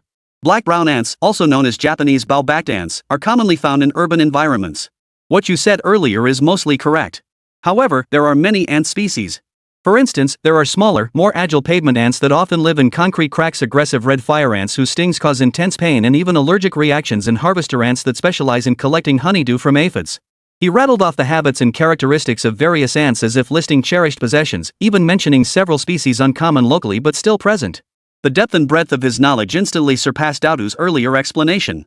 Daodu's smug expression froze, her little mouth slightly agape in disbelief. Panghu and Duo were also stunned into silence, feeling as though Bai Yi was a living encyclopedia of insects. A flicker of surprise crossed Professor Zhang's eyes as he whispered to Principal Li. This isn't just good memory, it's systematic knowledge. How could he know so many specialized species? Principal Li shook his head, his face etched with utter bewilderment. Daodu, refusing to be outdone, immediately shifted her focus, pointing to a cluster of vibrantly blooming roses. What about this one? This is a rosaceae family, with petals that... Roses are fine, Bai Yi interrupted him, but crouched down instead, pointing to the lush clover growing at the base of the roses. But I'm more interested in these. He casually plucked a typical clover plant. See, 3 heart-shaped leaves. This grass is scientifically called alfalfa. It's excellent forage, has strong nitrogen-fixing abilities, and enriches the soil. Dodo, Panghu, and Duo looked at him puzzled, not understanding why he was talking about this common weed. Just then, Bai Yi's sharp gaze swept over the clover patch. His small hand suddenly plucked a seemingly ordinary blade from the cluster with pinpoint accuracy. When he held it up for everyone to see, all eyes widened. The blade bore 4 perfectly symmetrical heart-shaped leaves. A 4-leaf clover. Duo exclaimed first, the little girl naturally drawn to this symbol of luck. Wow! It really has 4 leaves. Panda leaned in to get a closer look. Dodo was stunned too. He often visited the little garden but had never noticed a 4-leaf clover before. Bai Yi calmly explained, the probability of a clover mutating into 4 leaves is about 1 in 10,000. This is mainly caused by genetic mutations or environmental factors. Finding one relies more on careful observation and a bit of luck. He handed the 4-leaf clover to Duo, whose eyes were shining brightly. She took it carefully, as if it were a priceless treasure. Professor Zhang couldn't help but praise, amazing observation skills. To instantly spot a 4-leaf clover in such a vast field of 3-leaf clovers, what incredible focus and visual acuity that requires. Daodu's face flushed crimson with repeated setbacks, his competitive spirit making him impatient. He scanned left and right, desperate to find something that could stump Bai Yi. Suddenly, on the underside of a plant's leaf, he spotted an insect he wasn't quite familiar with. The bug wasn't large, with bright yellow and black stripes that made it look rather unique. Though Dodo wasn't sure exactly what it was, he sensed this might be his chance. He carefully trapped the insect in a small plastic container, then held it up with a hint of smugness before Bai Yi. Just as he was about to ask, "Look at this." Before he could finish, Bai Yi's expression abruptly hardened. His eyes sharpened, and with lightning speed, he smacked Daodu's wrist. Smack! The plastic container and the insect inside clattered to the floor. What are you doing? Daodu's wrist stung. Shocked and angry, his eyes instantly reddened with hurt, convinced Bai Yi was deliberately messing with him. Panghu and Duo also jumped in surprise. Bai Yi, however, looked unusually serious, even a bit shaken. Pointing at the insect scrambling frantically on the ground, his tone was heavier than ever before. Don't touch it. That's a Spanish fly, also known as a blister beetle. Its bodily fluids contain cantharidin, which is mildly toxic. Adults might only experience redness, swelling, and itching, but for children, especially those with sensitive skin, or if it accidentally gets in their eyes or mouth, it can cause severe inflammation or even toxic reactions. It's dangerous. Daodu's anger instantly gave way to fear. Staring at the seemingly harmless-looking insect on the ground, he backed away several steps, his little face turning pale. Panghu and Duo also hurriedly moved away. Bai Yi found a small twig and carefully nudged the blister beetle deep into the grass away from the group before breathing a sigh of relief. Just then, Professor Zhang and Principal Li hurried over. Principal Li, still shaken, embraced Daodu, who was trembling with lingering fear. Daodu, it's okay now, it's okay. Bai Yi did the right thing, he was protecting you. Her gaze toward Bai Yi brimmed with gratitude and admiration. Professor Zhang, however, wore a look of astonishment and admiration. He regarded Bai Yi solemnly. Not only is he exceptionally knowledgeable, but what's even more remarkable is his calm judgment in crisis and his sense of responsibility to protect his comrades. Daodu, Bai Yi didn't just win the contest, he may have prevented you from suffering serious harm. You should thank him. Dodo finally understood completely. Remembering how she had nearly touched the poisonous insect with her bare hands, fear made tears well up in her eyes. He looked at Bai Yi. The jealousy and resentment he had felt earlier had vanished, replaced by overwhelming gratitude and shame. He lowered his head and whispered, Thank you, Bai Yi. I lost. Bai Yi returned to his usual calm demeanor, waving it off. No big deal. Just be careful when learning new things. Fatty Tiger watched from the side, his heart surging with admiration for Bai Yi, now as vast as a raging river. Boss. You're so awesome. Not only do you know how to build robots, but you even know if bugs are dangerous. I'm sticking with you for good. Duo nodded vigorously, clutching the 4-leaf clover tightly. She found brother Bai Yi both impressive and dependable. The second contest ended with Bai Yi's overwhelming knowledge and protective intervention for his teammates securing another decisive victory, completely winning Dodo's heart. Professor Zhang and Principal Li exchanged glances, seeing the same thought reflected in each other's eyes. Just how far did Bai Yi's abilities extend? Chapter 20, Storytime for Little Sister. After the morning's battles in the resource room and small garden concluded, Teacher Chen escorted Bai Yi back to the little sunflower class for lunch. The moment he entered the classroom, he felt a familiar gaze tinged with slight hurt fixed on him. It was Bai Yi. She sat at her little table, idly poking at the rice grains in her bowl with a small spoon. Her little mouth was slightly pouted, and even the corn kernels she usually loved seemed to have lost their appeal. While the other children chattered excitedly around her, Bai Yi seemed listless. Bai Yi walked over with his tray and sat down beside her. Eat up, little sister, he said simply. Bai Yi lifted her big eyes to glance at her brother before lowering them again. She murmured softly, It's no fun without you here. Bai Yi understood instantly. Accustomed to her brother's presence, she felt lonely this morning without him around. A tender spot in his heart was gently touched. He didn't offer any comforting words, but silently placed his chicken drumstick into Bai Yi's bowl, her absolute favorite. Bai Yi stared at the unexpected addition in her bowl, paused for a moment, then glanced at her brother. The gloom on her little face lifted slightly. Finally, she picked up her spoon and began eating earnestly, though she still clung tightly to her brother, like a kitten afraid of being abandoned again. Bai Yi stroked Bai Yi's little head. It was true he'd barely spent any time with his sister these past 2 days. If anyone was to blame, it was Principal Li and Professor Zhang. After lunch came nap time. The children were all settled into their little beds. Bai Yi's bed was next to Bai Yi's. The teacher soothed the children softly, drew the curtains to create a dim, tranquil atmosphere, and once most of the children's breathing had steadied, she quietly slipped out of the nap room. With his eyes closed, Bai Yi could sense Bai Yi tossing and turning restlessly in the crib beside him. Sure enough, not long after, a little head poked out from under the covers, leaned close to Bai Yi's ear, and whispered softly, Brother, I can't sleep. Bai Yi opened his eyes to meet his little sister's wide, bright eyes, still wide awake even in the dim light. He sighed, knowing he wouldn't get any peace until he coaxed this little tyrant back to sleep. He extended his small arm, beckoning Bai Yi to come closer. Like a nimble little rabbit, she darted into her brother's bedding, wrapping her arms contentedly around his neck. Holding his soft, milk-scented sister in his arms, Bai Yi thought, she probably won't sleep just lying here. With a thought, he entered the entertainment resource library in his mind. He searched for fairy tales, bedtime stories, and suitable for young children. Instantly, a vast array of classic fairy tales appeared. He quickly settled on one Hans Christian Andersen's fairy tales.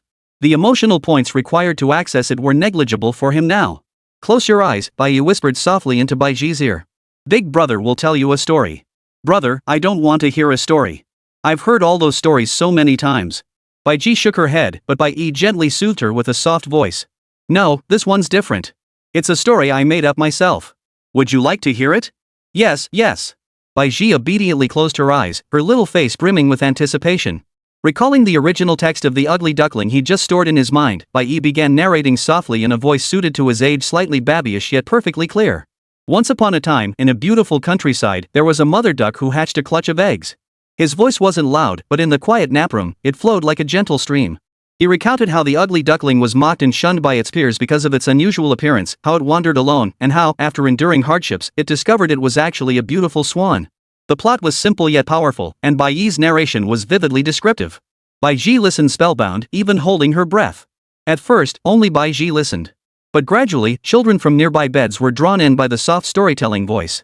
First, Zhou Tianyu from the next bed peeked open his eyes, ears perked up. Then, the little girl beside him quietly craned her neck. Like ripples spreading out. 1, 2, 3. More and more children, unable to sleep or awakened by the noise, couldn't resist climbing down from their beds. Barefoot and silent, they gathered around Bai Yi's bed. Some crouched, some sat, each pair of big, dark eyes wide and focused, completely captivated by the fate of the ugly duckling. When they heard the ugly duckling finally transform into a pure, beautiful swan, gliding proudly across the lake, every child breathed a collective sigh of relief. Happy, longing smiles spread across their little faces. The story ended, and the nap room fell silent. The children remained immersed in the tale, reluctant to let it go. Alright, the story is over, Bai Yi's voice broke the silence. The children snapped back to reality and began whispering requests. Bai Yi, tell us another one. It was so good, I want to hear more. Can you tell us a story about a prince? But Bai Yi shook his head, his little face looking especially serious in the dim light. No, it's time to sleep. Everyone back to your own beds. Close your eyes, and you'll dream of the ugly duckling turning into a swan. His words carried an odd persuasiveness. Though reluctant, the children obediently climbed back into their little beds one by one, settling back down and closing their eyes when they saw Bai Yi's expression that brooked no argument. Even the most mischievous Zhou Tianyu, unusually, didn't make a fuss. Bai Yi tucked his little sister back in and whispered, "Sleep now." Bai Yi nestled contentedly in her brother's arms, soon breathing evenly and sweetly. The entire nap room fell even quieter than when the teacher had left. What none of them knew, however, was that Teacher Lin, responsible for monitoring the nap, had quietly returned midway through her rounds. She couldn't shake her unease about Bai Yi's sudden return and Bai Yi's seemingly low spirits. Standing at the doorway, she watched through the glass window as everything unfolded, from Bai Yi telling the story to the children gathering spontaneously, and finally, his single sentence sending them all back to sleep. Ms. Lin covered her mouth to stifle a gasp. Her heart was filled with an indescribable sense of awe. This was beyond what a 3-year-old should be capable of. Captivating peers with storytelling might be a natural talent for a child leader, but that commanding presence, that aura that made the other children instinctively obey. She quietly stepped back, her mind churning with excitement, eager to share this with Principal Li. Bai Yi possessed far too many astonishing qualities. Chapter 21, Dimensional Strike. The naptime bell roused the children. Bai Yi slept especially soundly beside her brother. When she awoke, her cheeks were rosy, and her earlier gloom had vanished completely. The other children, too, seemed to have grown closer to Bai Yi and more curious about him, likely because of the wonderful ugly duckling story they'd heard during their nap. During the afternoon activity period, the final competition in the resource room commenced as scheduled. The atmosphere grew tense. After undergoing a thorough ordeal, Fat Tiger and Dodo now adopted pure spectator mode, their eyes darting between Duo and Bai Yi. Duo took a deep breath and gripped her paintbrush tightly. This was the battlefield where she would defend her last shred of pride. Let's begin, Dodo declared, immediately immersing herself in her creation. Bai Yi studied the unfolded paper, his mind racing. A painting contest couldn't be won by sheer structural dominance like building with Lego, nor by knowledge reserves like a science exhibition. What mattered was unique aesthetic vision, expressive power, and emotional resonance. Duoduo's style radiated fiery, unbridled childlike innocence. If he painted a similar theme, even if his execution was superior, it would only be a technical victory, not truly awe-inspiring.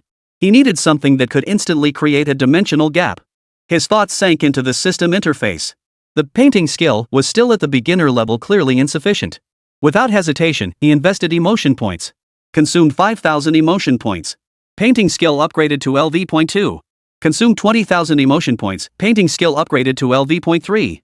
Consumed 60,000 emotion points to upgrade painting technique to LV.4.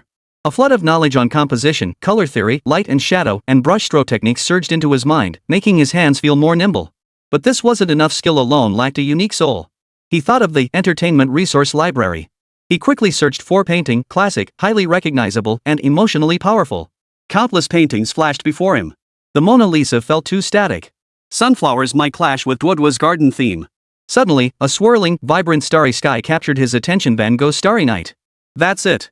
Those bold strokes, intense emotion, and unique style completely different from the logic of children's art were enough to deliver a devastating blow. Moreover, he didn't need to replicate every detail perfectly. The focus was on capturing its essence. Exchange for high-definition image and stylistic analysis of the Starry Night, consuming 5,000 emotion points. The complete painting image and its analysis covering brushwork, color palette, and emotional expression instantly imprinted in his mind. Alright, I'll use a simplified version of the Starry Night. I'll simulate oil brushstrokes with watercolor pens and colored pencils, focusing on capturing that restless, soul-stirring sensation. With the directions set, Bai Yi began to paint.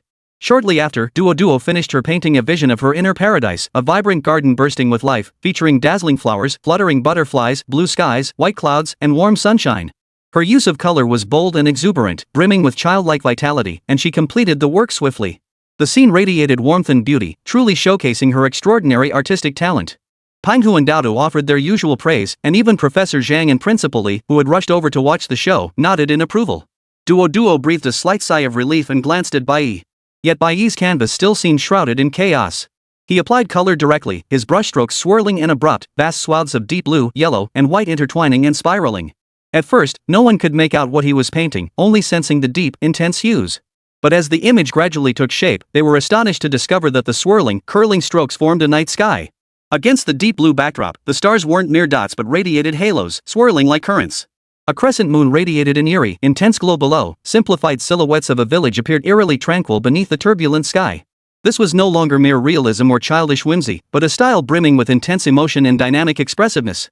Though the brushstrokes showed the slight clumsiness of a child's strength and control, and the colors were simplified, the unique sense of rhythm and bold expression of light and shadow captured everyone's attention. What kind of painting technique is this? Dodo murmured to himself, having never seen anything like it before. It feels like the sky is moving? Fat Tiger scratched his head, trying to understand. Principal Lee had already pulled out her phone, recording this incredible creative process. Professor Zhang's brow furrowed, his eyes filled with astonishment. This expressionist technique. He's using color and brushstrokes to convey emotion, not merely depicting objects. This is typically a style artists develop through years of exploration. How could he? Duo stared at Bai Yi's painting, her confidence slowly fading. Her own work was pretty, but Bai Yi's painting possessed a raw, soul-piercing power even if it didn't quite align with conventional aesthetics. The intense visual impact and unique artistic quality made her instinctively sense the gap between them. When Bai Yi placed his final stroke, revealing a simplified version of the starry night brimming with dynamism and mystery, the entire resource room fell silent.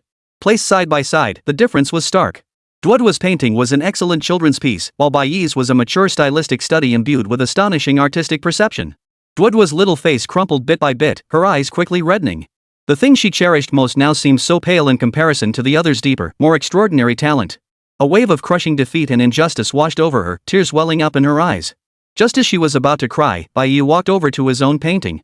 He pointed to the tranquil little village in his work, then gestured toward the brilliant sun in Duoduo's painting. In a calm tone, he said, "Your sun is too bright. My stars can't sleep. That's why the sky is sulking." This remark, brimming with childlike innocence and imagination, swept through the room like a gentle breeze, instantly dispersing the heavy atmosphere and easing some of Duoduo's hurt feelings. She stared blankly at Bai Yi, then looked back at the two paintings, as if she could truly see a night sky sulking because the sun was too dazzling. Penghu quickly chimed in, "Exactly. Duo, your son daddy worked too late, and the stars couldn't wait any longer. They started dancing." Dodo nodded thoughtfully. This whimsical explanation, though unable to fully mend the shock of their talent gap, cleverly preserved Duoduo's dignity. It transformed a crushing contest into an imaginative tale about the sun and stars. Duo sniffed back tears that refused to fall. Her gaze fixed on Bai Yi, complex emotions flickering in her eyes: resentment, defeat, but above all, an indescribable awe and a faint, hazy recognition. This newcomer was truly astonishingly talented, yet somehow, not unpleasant. Professor Zhang and Principal Lee exchanged another meaningful glance, their hearts filled with profound emotion. Bai Yi not only displayed astonishing talent across various fields but also possessed a wisdom beyond his years, a wisdom that diffused conflicts and soothed his peers. The three contests in the resource room concluded with Bai Yi's comprehensive and awe-inspiring victory. In his own way, he had firmly established an unshakable position within this small realm. Chapter 22, Busy? Busy is good. After the showdown, Panda, Beans, and Dodo underwent a fundamental shift in their attitudes toward Bai Yi. The slight jealousy born from having their spotlight stolen was swiftly replaced by profound awe and a hint of admiration. In the resource room, the title Bai Yi the boss was proclaimed loudly by Fat Tiger, and naturally, Dodo and Duo also began to gather around Bai Yi. Bai Yi was quite content with the quiet after all. Being pestered for advice by three eager young geniuses was far preferable to facing their united, childish challenges. Moreover, the process of teaching them served as a valuable opportunity for him to organize his own knowledge and find enjoyment in the process. Boss! Why won't this gear stay locked in place?" Panda held up a half-finished car frame he'd been tinkering with, his face scrunched up in frustration. Bai Yi set down his book and glanced over. "The force points are misaligned." He took the parts, deftly disassembling and reassembling them. "See? This drive gear is too large, while the driven gear is too small. The rotational speed ratio doesn't match, so the torque is insufficient, of course it jams. It should be like this." He explained the basic principles of gear transmission while demonstrating with the simplest Lego parts. Penghu listened with a mix of understanding and confusion, but as he watched the structure flow smoothly under Bai Yi's hands, his eyes lit up with excitement. "Boss! Could we build a giant dinosaur that walks on its own?" Panda's imagination was running wild. Bai Yi considered it. "Sure, but it'll require more complex linkage structures and program control.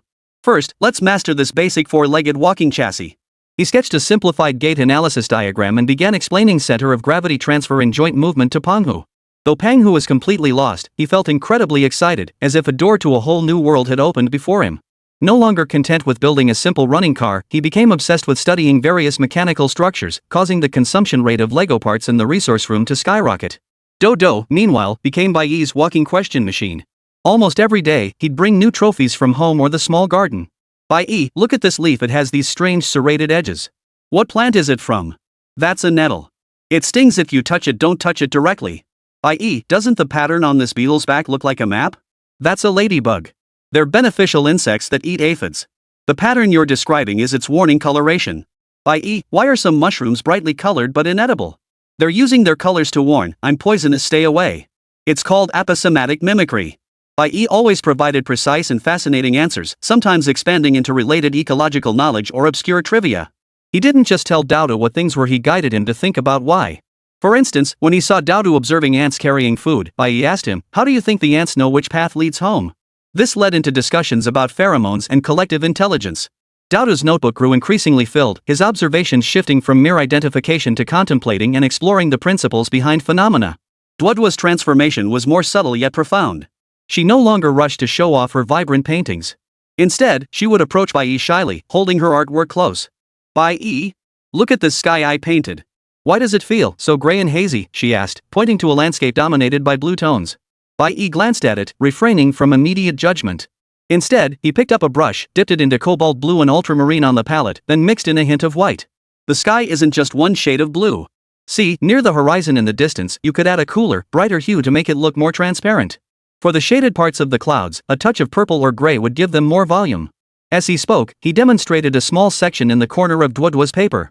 Dodo watched intently, as if realizing for the first time the subtlety and layers of color. She tried to imitate his technique. Though her brushstrokes were still a bit clumsy, the colors on her canvas did indeed become much more vibrant. Sometimes, Bai Yi would also teach her simple composition principles like the golden ratio and visual focal points, or show her classic artworks from the resource room's artbooks, explaining different artistic styles. Dodo no longer sought mere likeness in her drawings, she began experimenting with color and line to express feelings. Her style, already vibrant, gained a new depth of nuance and contemplation. In the resource room, one often witnessed the scene, Bai Yi seated in the center, sometimes bending over to fiddle with parts while explaining to Panghu, sometimes picking up specimens to teach Dodo, sometimes taking up a paintbrush to demonstrate for Dodo a picture of the little teacher, perfectly at ease. The three little ones, like hungry chicks, gathered around him, their eyes brimming with thirst for knowledge and trust in their big brother. Teacher Chen observed it all, delighted to discover that Bai Yi's arrival hadn't dampened the other children's enthusiasm. Instead, he acted like a powerful magnet, igniting their curiosity for deeper exploration and elevating the learning atmosphere in the resource room to new heights. She silently recorded these precious moments, her assessment of Bai Yi having long since evolved from prodigious youngster to incredible guide. When Principal Li and Professor Zhang occasionally visited and witnessed this harmonious and efficient scene, they were deeply gratified. Professor Zhang remarked, true genius may not only illuminate oneself but also ignite others. Bai Yi's future is boundless. As for Bai Yi himself, watching the three little ones make steady progress under his guidance, their eyes sparkling with excitement and satisfaction, he felt a rare sense of accomplishment welling up within him. Guiding these pure and intelligent young minds seemed far more rewarding than simply crushing them. Chapter 23, Publishing Storybooks for the Age When Stories Are Needed. Soft light filtered through the curtains in the nap room. The children of Little Sunflower class lay in their cribs, their rustling sounds gradually fading as an unspoken anticipation filled the air. Bai Yi was the first to sneak over to her brother's bed, her small hands gripping the edge as she peered over with sparkling eyes. Soon, several other little heads poked out, all eyes silently focused on Bai Yi. Teacher Lin, standing in the doorway, was well accustomed to this scene. She pulled out her phone, skillfully adjusting the angle to avoid the children's faces, ready to record. Ever since Bai Yi narrated The Ugly Duckling, these lunchtime story sessions had become a regular feature. She carefully selected excerpts and anonymously posted them to the kindergarten's account. The hashtag #MaxLevelToddlerStorytime had gained a modest following. Feeling the gazes, Bai Yi made up his mind. He would tell the three little pigs. Today we'll tell the story of the three little pigs and the big bad wolf. His voice echoed in the quiet room, not loud, but exceptionally clear. He mimicked the first pig's half-hearted attitude, a straw house is so quick to build, just slap it together. Then he mimicked the second pig's compromise, wood sturdy enough, right? That should do it. Finally, he adopted the third piglet's earnest tone, if you're going to build the strongest brick house. It won't fear wind or rain, nor the big bad wolf. As the big bad wolf huffed and puffed, blowing down the straw and wooden houses, the children held their breath. When the brick house stood firm and the piggy cleverly scalded the wolf away, suppressed cheers erupted from the beds. The story ended, and it was usually time for bed. But Chubby Lay couldn't resist whispering, Bai Yi, why didn't those two pigs build brick houses from the start? It would have been so much easier. Because building a brick house is the hardest work, Bai Yi answered calmly. They wanted to cut corners, thinking straw and wood would suffice. Little did they know there'd be a villain as formidable as the big bad wolf. Rue, with her pigtails, timidly asked, but won't the piglets be scared living alone? Their brothers aren't there. They might feel a little lonely at first, Bai Yi said gently. But by protecting itself with courage and wisdom, it will grow stronger. After learning their lesson, the brothers will follow its example and build sturdy houses too. Did the big bad wolf really get scalded to death? Another boy pressed. That's what the story says, Bai Yi paused. It teaches us that doing bad things can have very serious consequences. This simple exchange brought the story's deeper meaning into sharp focus. Teacher Lin nodded silently as she recorded. This child not only narrates well but also guides thoughtful reflection, truly remarkable. That afternoon, she edited the video highlighting his compelling narration and clever responses and posted it online with captions. She never imagined it would spark such widespread attention. The Three Little Pigs was a classic tale, Bai Yi's narration was vivid, and the added Q&A segment fully revealed this child's extraordinary nature. The video's metrics skyrocketed. The comments section buzzed with unprecedented enthusiasm. Little One's back with another update. This battle against the big bad wolf is brilliant. The Q&A is key. Clear logic, empathetic guidance. Is this really a 3-year-old? My son listened and suddenly woke up. Now he's inspecting his block wall for stability. This isn't a bedtime story, it's a wake-up call. Proven. Hashtag the king of wake-up stories lives up to its name. Suggest renaming it Brother Bai Yi's Noon Mini Class. You hit the nail on the head. Upstairs. Beyond the banter, more practical interest followed. Children's magazines inquired about serialization, audio platforms sought podcast collaborations, and even animation studios sent emails subtly exploring development possibilities. In the principal's office, Teacher Lee looked at the flood of collaboration offers and gave Teacher Lin a wry smile. There's no hiding this now. Our little temple might not be able to hold such a grand Buddha. And Lan and Bai Bufan glanced at the teasing comments and amazed reactions about the wake-up story on their phones, sharing a knowing smile filled with pride yet tinged with resignation. The online buzz continued to ferment. Bai Yi, the max-level cub, and his captivating, slightly pick-me-up story sessions became a unique phenomenon in parenting circles. On Saturday afternoon, an unexpected visitor arrived at Bai Yi's home. The doorbell rang. And Lan opened the door to find a neatly dressed, gentle-mannered middle-aged man. Hello, sorry to bother you. I'm Su Ming, an editor from Oriental Children's Publishing House. He handed over his business card with a sincere smile. I came across young Bai Yi's storytelling on an online platform and was truly impressed. Today, I'd like to discuss with you and your family the possibility of compiling these wonderful stories into a published book. And Lan and Bai Bufan invited editor Su into the living room, surprised by the publisher's swift action yet proud that their son's talent had been recognized by professionals. After taking a seat, editor Su earnestly explained his purpose. Little Bai Yi's stories not only feature ingenious concepts but also embody a rare childlike innocence and wisdom. The language perfectly resonates with young children's psychology. Our publishing house is eager to compile these tales into a volume, paired with exquisite illustrations, to create a classic fairy tale book for children. At that moment, Bai Yi, who had been quietly playing with a puzzle nearby, looked up and suddenly interjected, "Publishing a book, is it like the fairy tale books I see at kindergarten?" Editor Su paused slightly, then nodded with a smile. "Yes, Bai Yi, you're so clever. We'll need to organize the stories into written manuscripts, then ask the artist uncles and aunts to illustrate them." Yet beneath his calm exterior, his mind was racing. Though his family wasn't short on money, why pass up an opportunity to earn? No one ever complains about having too much money. He understood the value of his stories. Earning emotional points was the main goal, making money was just a bonus. "I can organize it myself," Bai Yi said calmly, as if stating the most natural thing in the world. This statement stunned both Lan and Bai Bufan. They knew their son had learned to read early and possessed mature thinking, but proficiently using computers and word processing software? This completely exceeded their expectations for a 3-year-old. You can type on a computer?" And Lan asked incredulously. Bai Yi nodded, his tone matter of fact. "I saw Daddy use it. It's not hard." After obtaining permission from his parents and the editor, Bai Yi was carried to the desk in the study and seated in a specially made high chair, his little legs still unable to reach the floor. He deftly pressed the computer's power button. After the system booted up, he moved the mouse and precisely clicked to open the document editing software. This seamless sequence of actions left the 3 adults staring in astonishment. But the real shock was yet to come. Though Bai Yi's small hands weren't large, they moved across the keyboard with an unusual sense of coordination. He didn't rely on the one-finger typing method but instead used multiple fingers in a relatively standardized way. Though his typing speed couldn't match that of an adult, it was astonishing for his age. On the screen, words appeared line by line with the crisp clacking of keys, requiring almost no editing. The story flowed like a spring. This can't be possible," Bai Bufan murmured to himself. He and his wife exchanged glances, seeing only utter shock and bewilderment in each other's eyes. They knew their son was extraordinary, but to this extent. Well, they were used to it by now. Over the following weekend, Bai Yi spent most of his time holed up in the study. He not only transcribed stories he'd heard like The Ugly Duckling, The Three Little Pigs, Little Red Riding Hood, and The Tortoise and the Hare, along with many untold tales, organizing them with clear structure and vivid language. What truly astonished his parents was that he even used simple drawing software to create several illustrations for key scenes in each story. Though the strokes were childish and full of innocence, the compositions were clever, and the characters were vivid and adorable, perfectly capturing the essence of each story. Their exquisite and fitting quality made them seem far from the casual work of a 3-year-old. "Honey, am I dreaming?" And Lon stared at the screen displaying the manuscript with its rudimentary professional layout and rich illustrations, her voice trembling slightly. Bai Buffon wrapped his arms around his wife's shoulders and took a deep breath. "If this is a dream, then it must be our son's dream." On Monday, when Editor Sue visited again, Bai Yi handed him a USB drive containing the complete manuscript and illustrations. After opening the files on his computer, Editor Sue was so stunned he couldn't speak for a moment. The document was clearly formatted, the story complete, and the language refined. Even more remarkable were the illustrations. They were full of spirit and complemented the story perfectly. "Genius. This is true genius." Editor Sue's voice trembled with excitement. "Mr. Bai, Mrs. Bai, rest assured our publishing house will dedicate our utmost sincerity and highest standards to crafting this book.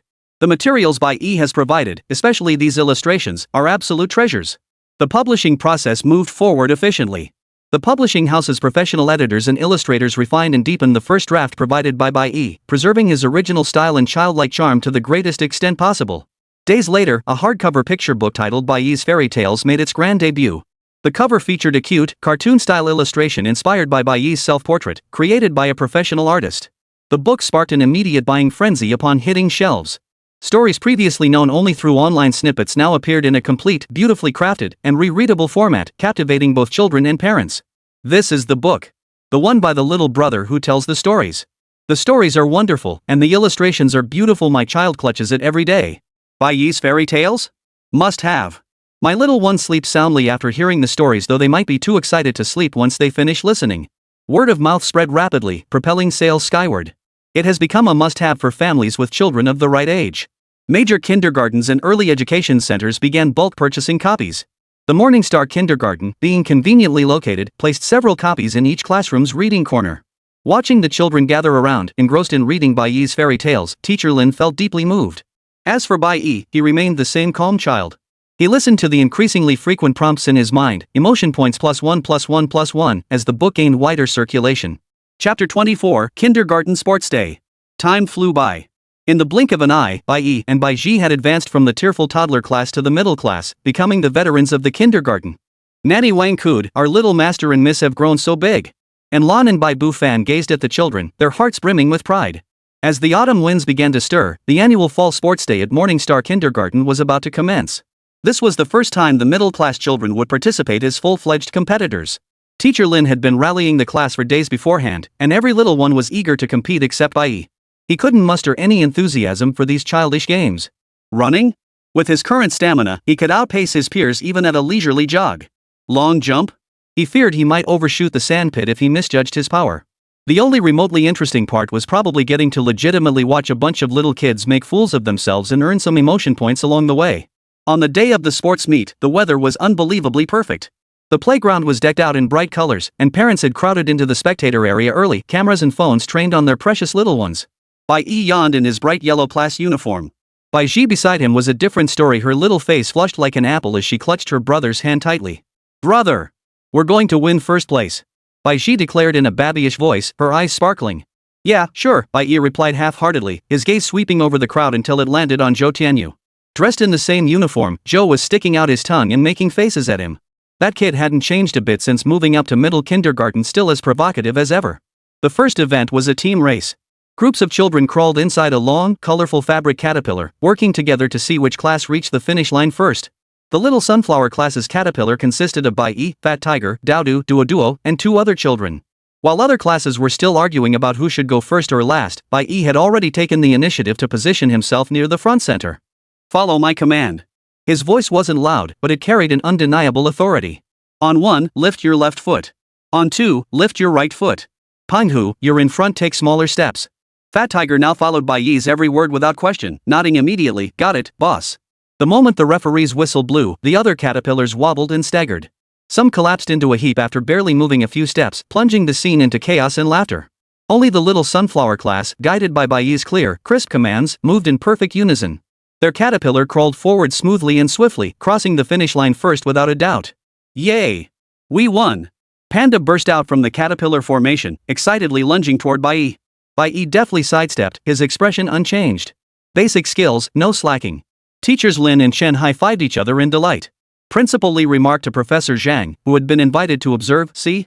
This child is a natural-born leader." Professor Zhang adjusted his glasses. Not just leadership. His grasp of rhythm and team coordination far surpasses his peers. Emotional points plus 366 from praise for successful teamwork. After the first event concluded, Bai Yi returned to the rest area to recuperate. At that very moment, Bai Yi was competing on the balance beam. Bai Yi watched Bai Yi, her expression serious, radiating a determination to win at all costs. Bai Yi chuckled and shook his head, surprised by how earnest the little girl was. Of course, her diligence paid off. Yay! Yay! I got first place, big bro! Bai Yi excitedly threw herself into Bai Yi's arms. Bai Yi ruffled her hair encouragingly. Next up was the little kangaroo watermelon relay, jumping forward while clutching a watermelon ball between your legs. As luck would have it, Bai Yi and Zhou Tianyu ended up in the same preliminary group. Zhou Tianyu strode over to Bai Yi with his head held high, snorting, "Bai Yi, I've practiced this. Just you wait." Bai Yi ignored him, focusing on adjusting the slippery ball between his legs. The whistle blew, and sure enough, Zhou Tianyu leaped forward like a real little kangaroo, straining every muscle to gain a half-body lead right from the start. Bai Yi remained unhurried, maintaining a steady, efficient rhythm. Though seemingly slow, he stayed right on Zhou's tail. Just a few steps from the finish line, Zhou Tianyu glanced back to see how far Bai Yi had fallen behind. That split-second distraction threw off his stride. He tripped over his own feet, lost his balance instantly, and was about to crash face first onto the rubber track. "Oh my god!" Zhou Tianyu's mother screamed from the sidelines. Bai Yi sighed inwardly. His foot drove hard against the track, appearing to accelerate for a final sprint, yet his shoulder delivered an imperceptibly light bump against Zhou Tianyu's back. A deft force transferred through the contact, miraculously steadying Zhou Tianyu's tilting body. Riding that momentum, he staggered across the finish line first. I won! Zhou Tianyu gasped, still shaken. Turning to look at Bai Yi, his expression was complex, yet he instinctively lifted his chin. Bai Yi crossed the finish line expressionless, not even glancing at him. This subtle exchange didn't escape the notice of Principal Li and Professor Zhang watching from the sidelines. They exchanged a knowing glance and shared a knowing smile. With the suspense gone from the finals, Bai Yi took it slightly more seriously and easily secured first place. Zhou Tianyu gave it his all and came in third. Standing on the podium, he glanced at Bai Yi beside him, slightly shorter than himself, his lips parted, but in the end, no words came out. The highlight of the sports meet was always the tug of war. The Sunflower class faced off against the Tiger team from the senior class, a group that was, on average, a full size larger and more muscular. As both sides took their positions on either end of the rope, the disparity in strength was laughably obvious. Beep, the whistle blew. Sure enough, the moment the rope tightened, the little sunflowers were pulled off balance. The children's feet slipped, Fat Tiger's face turned purple from straining, and Dowdu was nearly dragged to the ground. The red ribbon moved relentlessly toward the opponent's boundary line. Go! Go! Parents and teachers on the sidelines shouted desperately, but defeat seemed inevitable. At that critical moment, Bai Yi, standing at the front of the line, cut through the noise with her clear, high-pitched voice. "Attention, everyone! On my command. 1, 2, sit down." The command was bizarre. Yet the Sunflower class children, utterly captivated by Bai Yi's previous miracle, obeyed almost reflexively. The word sit had barely left his lips when the entire class shifted their weight backward in unison. Their little bottoms sank downward, and nearly every child collapsed onto the ground. In an instant, the tide turned. The Tiger squad was straining every muscle to pull forward when suddenly the rope felt incredibly heavy, as if tethered to a tree trunk utterly immovable. Several older kids couldn't stop their momentum in time and nearly stumbled forward. Bai Yi seized the moment, shouting with all his might, "Pull!" The Sunflower class kids released the pent-up energy in one explosive burst. Taking advantage of the chaos on the opposing side, they pulled back with one united effort. The red ribbon shot back across the line with a whoosh, crossing the boundary. Beep! Sunflower class wins. The referee's whistle blew. Silence. The entire field fell quiet for a second. Then, thunderous applause and cheers erupted. Parents leapt to their feet in excitement, while teachers watched in stunned silence. It was a textbook example of the underdog triumphing. "Boss! We won! We won!" Panda Tiger was the first to drop the rope, charging over like a meatball and clinging tightly to Bai Yi. The other kids swarmed around him, jumping and laughing as they surrounded Bai Yi. Emotional points plus 1888. From the entire crowd's utter awe at tactical brilliance and leadership. Skill leadership proficiency significantly increased. Even the kids from the rival Tiger team stared at Bai Yi with awestruck, almost worshipful eyes. After the intense team and individual competitions came the relaxed and joyful parent-child activities. First up, parents' tire rides. Bai Yi and Bai Yi each settled into a large tire, while Enlon and Bai Bufan pushed from behind. Son, hold on tight. Watch Dad take you to first place. Bai Bufan flexed his muscles, striking a perfect starting stance with full confidence. The whistle blew, and Enlan's team shot forward like an arrow released from a bow. Pushing their daughter Bai Yi, who giggled non-stop, they sped out swiftly and steadily, instantly taking the lead. But trouble struck Bai Bufan's side. He started too aggressively, his feet slipping. He stumbled, nearly doing the splits on the spot, scrambling to steady the tire to avoid falling. Inside the tire, Bai Yi was nearly thrown out by the sudden violent jolt. Dad, slow down, Bai Yi couldn't help but call out. Don't worry, watch me. Bai Bufan's face flushed as he regained his balance and began pushing with all his might. Unfortunately, he pressed the accelerator too hard while losing control of the steering. The tire car veered wildly in an erratic arc instead of moving straight, nearly crashing into the parents of children on the adjacent track. This drew a chorus of startled shrieks and good-natured chuckles. Inside the tire, Bai Yi was jolted senseless, experiencing this crazy mouse-like ride with a blank expression. Finally, Bai Bufan and his son wobbled and scraped their way across the finish line, narrowly avoiding disaster and securing second to last place. Panting from exhaustion, Bai Bufan still found time to justify himself. Mistake. Purely a bad start. Son, next time. Next time Dad will definitely bring you home first. Crawling out of the tire, Bai Yi brushed rubber dust from his clothes and calmly replied, yeah, next time. But inwardly, he thought, there won't be a next time. Meanwhile, Enlon and Bai Yi easily clinched first place in their group. Bai Yi happily threw herself into her mother's arms. Next up was the three-legged race. Enlon and Bai Yi were paired together, while Bai Bufan and Bai Yi formed another team. After tying their legs together, Bai Bufan declared confidently, don't worry, sweetheart. Just follow Dad's pace, I promise we'll be fast and steady. But barely 2 steps in, Bai Bufan stumbled, moving both feet awkwardly in sync, nearly tripping Bai Yi.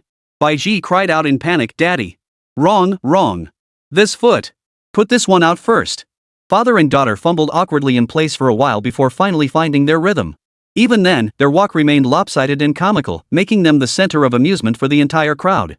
Meanwhile, Enlon and Bai Yi moved in perfect harmony. Though they didn't place, their steps were steady and sure. The lively sports day finally drew to a close. Thanks to their outstanding performance in the team events and overall points, the Little Sunflower class miraculously won the overall championship for the middle kindergarten grade. Bai Yi personally clinched multiple first-place finishes and was personally awarded a shiny Best Athlete trophy by Principal Lee. As he accepted the award, Principal Lee leaned down and whispered with a smile, Bai Yi, today you didn't just win the competition, you earned everyone's admiration. Truly remarkable. Bai Yi accepted the trophy, feeling its weight in his hands. He didn't truly care about such things, but seeing the jubilant Peng Hu, Dodo, and Duo beside him, Zhou Tianyu staring at him with admiration, though the boy quickly looked away, and his little sister's flushed face filled with excitement, it felt rather good. Bai Bufan was more excited than anyone, clutching the trophy for photos everywhere he went. He told everyone, look at my son. He takes after me. That athletic talent comes from me. As if all the credit belonged to him. The setting sun painted the sky orange-red. On the way home, Bai Bufan kept chattering away, reviewing the match. Son, that sit command was pure genius. And my tire car, it definitely had the speed, just a tiny bit off on the steering. And Lon smiled and interrupted him, alright, the kids have been tired all day. Let them rest a bit. Bai Yi held his excitedly chattering little sister by one hand while cradling the heavy trophy in the other. Watching his beaming father and his mother smiling gently beside him, he thought to himself, this noisy, ordinary life seems pretty great after all. Chapter 25, Children's Day Cultural Performance. The clamor of the sports meet still seemed to echo in their ears, yet time had slipped away unnoticed. The leaves of the sycamore trees turned yellow and then green again, while the playground's bustle was filled with new waves of little figures. Before they knew it, Bai Yi and Bai Yi were over 5 years old, now in the senior class at Morningstar Kindergarten. They were about to celebrate their final Children's Day there, marking the end of their kindergarten journey. A faint air of farewell permeated the kindergarten, mingled with anticipation for the holiday and graduation. Principal Lee decided to organize a grand Children's Day and graduation performance, giving every child a chance to shine on stage and create cherished memories. She specifically gathered the senior class children, encouraging everyone to prepare talent performances. Especially Bai Yi, Principal Lee said, smiling warmly at him. Everyone is looking forward to your grand finale performance. Who at Morningstar Kindergarten didn't know the name Bai Yi, the top-tier little prodigy? Bai Yi was the first to respond, grabbing her brother's hand with sparkling eyes. Brother, I want to sing. Sing on stage. Bai Yi looked at his sister's eager little face and nodded. Alright, big brother will write you a beautiful song. With a slight shift in his thoughts, he entered the entertainment resource library in his mind and quickly locked onto a classic children's song with a simple melody, warm and lovely, and extremely popular Twinkle Twinkle Little Star. The exchange only required 20,000 emotion points, which was a mere drop in the bucket for Bai Yi now. Bai Yi sat down at the piano, playing the melody of Twinkle Twinkle Little Star while softly humming the lyrics. Twinkle, twinkle, little star, how I wonder what you are. The moment Bai Yi heard it, her big eyes lit up like stars. She covered her mouth in delight, then bounced up and down excitedly. Brother! This song is so beautiful. It's about stars. Gigi loves stars. She hugged Bai Yi's arm, swaying back and forth, her little face radiating pure joy as if she'd received the most wonderful gift in the world. For days afterward, she hummed it wherever she went, utterly captivated by this song brother wrote just for me. Panghu and Dodo showed little interest in performing on stage. Panghu scratched his head, how could performing be as fun as building robots? Dodo pushed his glasses up, I still prefer watching ants move house. They decided to content themselves with being spectators. Surprisingly, Duo approached Bai Yi on her own, her little face showing a mix of nervousness and determination. Bai Yi, I want to play the violin. Mom bought me one, and I've been learning for a while.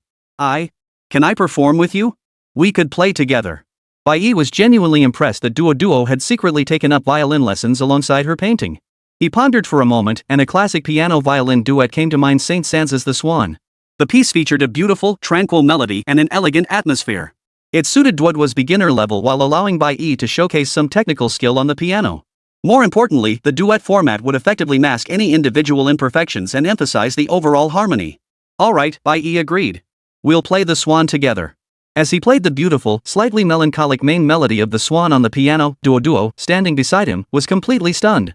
The melody seemed to carry a magic that instantly painted a picture in her mind of noble swans gliding across a tranquil lake.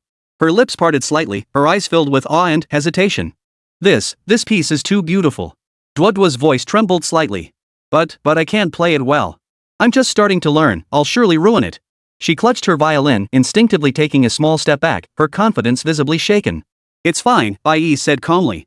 Let me see your violin. Duo hesitated before handing over the instrument. The instant Bai Yi's fingers touched the strings and bow. Detected host contact with instrument violin. Skill instrument violin available for acquisition. Proceed? Acquire. Bai Yi murmured silently. Consumed 2,000 emotion points. Instrument violin upgraded to LV.2. Consumed 10,000 emotion points. Instrument violin upgraded to LV.3. Consumed 40,000 emotion points. Instrument violin upgraded to LV.5 max level. A flood of knowledge and muscle memory about violin posture, bowing techniques, fingering, and pitch control surged in and integrated instantly. He instinctively adjusted his grip on the instrument. The practiced ease of his movements made Duo blink. See, you should hold the bow like this.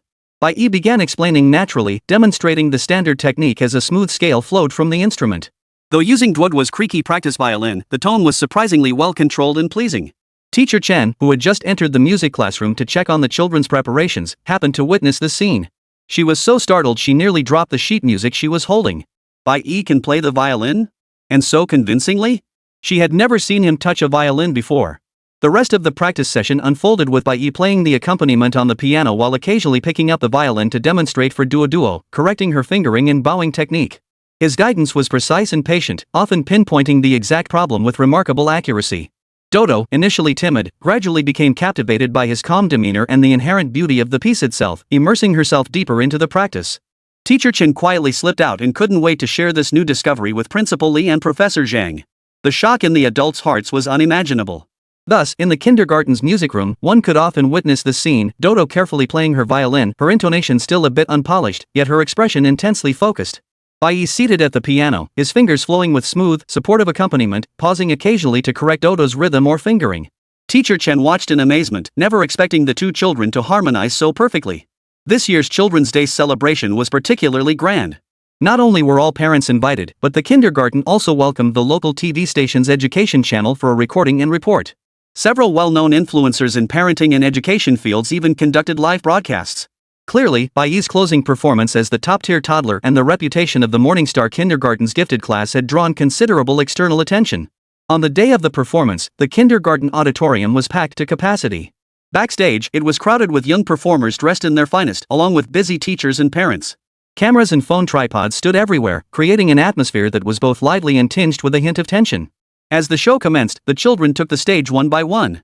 There were group dances brimming with childlike innocence, crisp and resonant poetry recitations, and humorous 3.5-line verses. Zhou Tianyu performed a martial arts routine with impressive form, earning waves of applause. Every child gave their all on stage, receiving enthusiastic encouragement regardless of skill level. Then it was Bai Yi's turn. She stood alone at center stage in the white tulle dress Anlin had specially prepared for her, looking like a little princess. She seemed a bit nervous, her small hands gripping the microphone tightly. The familiar, gentle melody of Twinkle, Twinkle, Little Star began to play. Twinkle, twinkle, little star. Bai Yi's clear, sweet voice filled the auditorium through the microphone.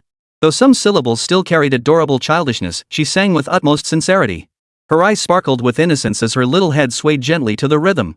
When she reached the line like many little eyes, her gaze instinctively searched for her brother in the audience.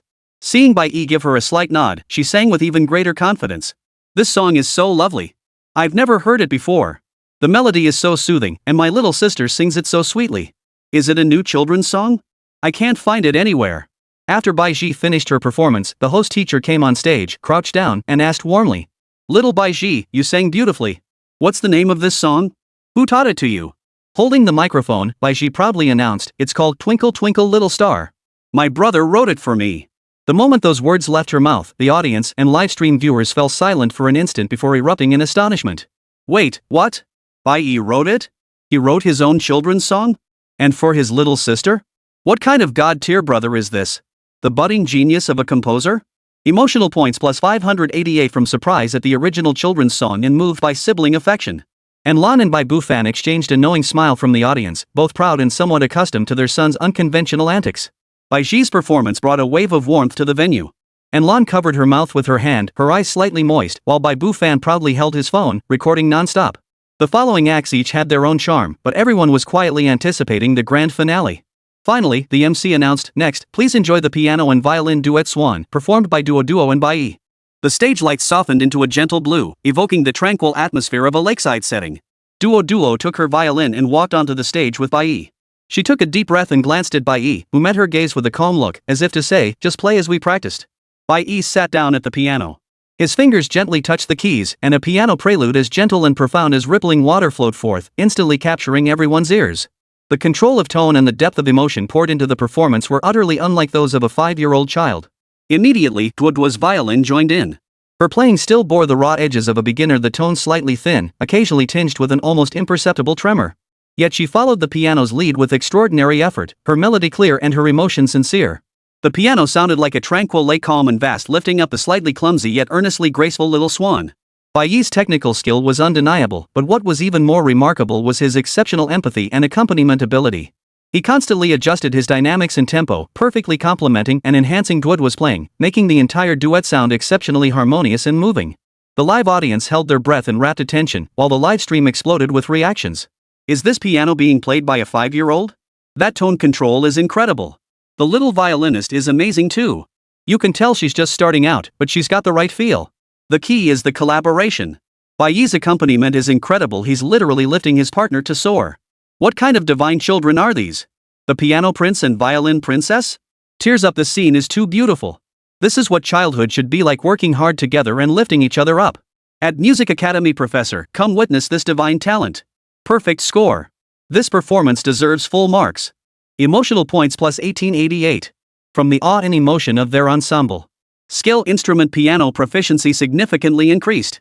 Skill perfect pitch proficiency increased. Detected host triggering widespread emotional resonance through artistic collaboration. Latent attribute empathy enhanced. As the final note faded, the hall fell silent for a few seconds before erupting into thunderous, sustained applause.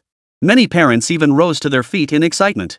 Duo's face flushed crimson with excitement as she looked at Bai Yi, her eyes brimming with gratitude and exhilaration. Bai Yi remained composed, offering only a slight bow to the audience below. The host returned to the stage. Despite the precedent, he asked in disbelief. "Young Bai Yi, your piano performance was truly remarkable. Could it be that you composed this piece yourself?" Of course. Those two simple words sent shockwaves through the audience. Chapter 26, Let the Doubts Grow Louder. The Children's Day Gala concluded amidst the lingering notes of Swan Lake and thunderous applause. Yet the discussions surrounding the performance, particularly the controversy over Bai Yi's original piano composition, were only just beginning to simmer. The audience dispersed with mixed emotions. Many parents, still immersed in the music's emotional resonance, offered congratulations to Lan and Bai Bufan. Mr. Bai Mizan, your son Bai Yi is simply incredible. That piece gave me goosebumps. Yes, Dodo's mom said the same thing. It's all thanks to Bai Yi's guidance that Dodo performed so brilliantly. Yet amidst the praise, whispers and skeptical glances were also present. A 5-year-old composing his own piece? Do you really buy that? Didn't they say her mom used to be a star and her dad's a musician? It's probably just publicity stunt. The piece is good, but this origin story, it's a bit too far-fetched. These murmurs pricked in Lan and Bai Bu fans' ears like tiny needles. They maintained polite smiles, but a layer of unease began to settle over their hearts. Online reactions were even more direct and intense. Among the highlights, clips from the recital edited and broadcast by parenting bloggers and local TV stations, the duet video of Bai Yi and Duo was being frantically clicked and shared. Initial comments were mostly expressions of astonishment. Holy crap! Is this really a 5-year-old playing? This is better than I could do after 10 years of lessons. The piece is so beautiful. Please share the sheet music. Please share the audio. Another other people's kids moment. I'm jealous. Am I the only one who noticed the older brother guiding his sister the whole time? So heartwarming. But soon, skeptical voices began to surge like a rising tide, growing louder by the minute. Wait, they're saying this kid wrote the piece himself? Seriously? The arrangement, the harmonic progression, this is the work of a seasoned composer. As a music conservatory graduate, I can say with certainty that the artistic level of this swan piece is absolutely impossible for a 5-year-old to compose. This is a desecration of classical music. Hype. Pure, blatant hype. The parents are desperate for fame, using their child as a tool. Aren't platforms going to do anything? Shouldn't they restrict the reach of such obviously fake videos that try to create a cult of personality? I always suspected this max-level prodigy persona was fake. Now it's confirmed even the work is fabricated. Principal Lee's closing remarks at the performance, originally a heartfelt summary and outlook, were now being dissected word by word by critics. Her mention of thank you to Bai Yi for the wonderful music, and to every child who bravely shared their talents, a statement meant to encourage all children, was twisted by skeptics into evidence of the kindergarten colluding in the hype. The storm reached its first peak after the performance video was reposted and commented on by a renowned music critic with millions of followers. The critic's words were harsh. I was shocked to hear a song titled Swan, supposedly composed by a 5-year-old child. Initially, it seemed divine, but upon reflection, it's terrifying. This piece features a rigorous structure, profound melody, and rich emotion far beyond the intellectual capacity of a young child. If parents wrote it for profit, it's an educational disgrace and a tragedy for music. Parents in the kindergarten must provide a reasonable explanation. Don't exploit public goodwill and tarnish art's purity. This controversy quickly spread to more specialized circles. Several renowned professors and composers from prestigious music academies also voiced their opinions on social media, their tone tinged with offended anger. A 5-year-old composing such mature works? Is this an insult to the intelligence of those of us who've dedicated decades to music? Professor Wang, Composition Department, Music Conservatory. If this were true, we old-timers could retire. But sadly, this seems more like a carefully orchestrated farce. I urge the industry to boycott such shameless hype. Mr. Lee, veteran composer. Parents wanting their children to succeed is understandable, but forcing growth like this will only ruin the child. Stop this farce. Ms. Zhang, children's music education expert. These authoritative pronouncements seem to grant skeptics a mandate to criticize. Public opinion turned overwhelmingly against Bai Yi. Hashtags like Bai Yi hype, swan plagiarism, and Morningstar kindergarten false advertising trended on social media. Anlin's social media accounts were instantly flooded with private messages and comments filled with skepticism, ridicule, and even abuse. Bai Bufan's background as a musician was dug up, mocked as a washed-up artist exploiting his son for attention. At home, the atmosphere was heavy. Wang Ma watched the news, sighing with heartache. Though Bai Yi didn't fully grasp the complex terminology, she sensed the low-pressure zone around her and timidly tugged at her brother's sleeve. And Lan silenced her phone notifications, forcing a smile as she tried to comfort the children, though the worry in her eyes was impossible to hide. Bai Bufan, meanwhile, sat with a furrowed brow, chain-smoking one cigarette after another, clearly under immense pressure. Bufan, what should we do now? And Lan's voice carried a hint of exhaustion and resignation. They're saying such awful things. Should we issue a statement? Bai Bufan stubbed out his cigarette, his tone irritable. Statement? What would we say? That the piece was written by Xiaoyi? Who would believe that? All those experts and professors have come out against us. Anything we say now would just sound like excuses. Just then, Bai Yi, who had been quietly sitting on the sofa seemingly engrossed in a puzzle, suddenly lifted his head. Looking at his flustered parents, he spoke calmly in his clear, childish voice.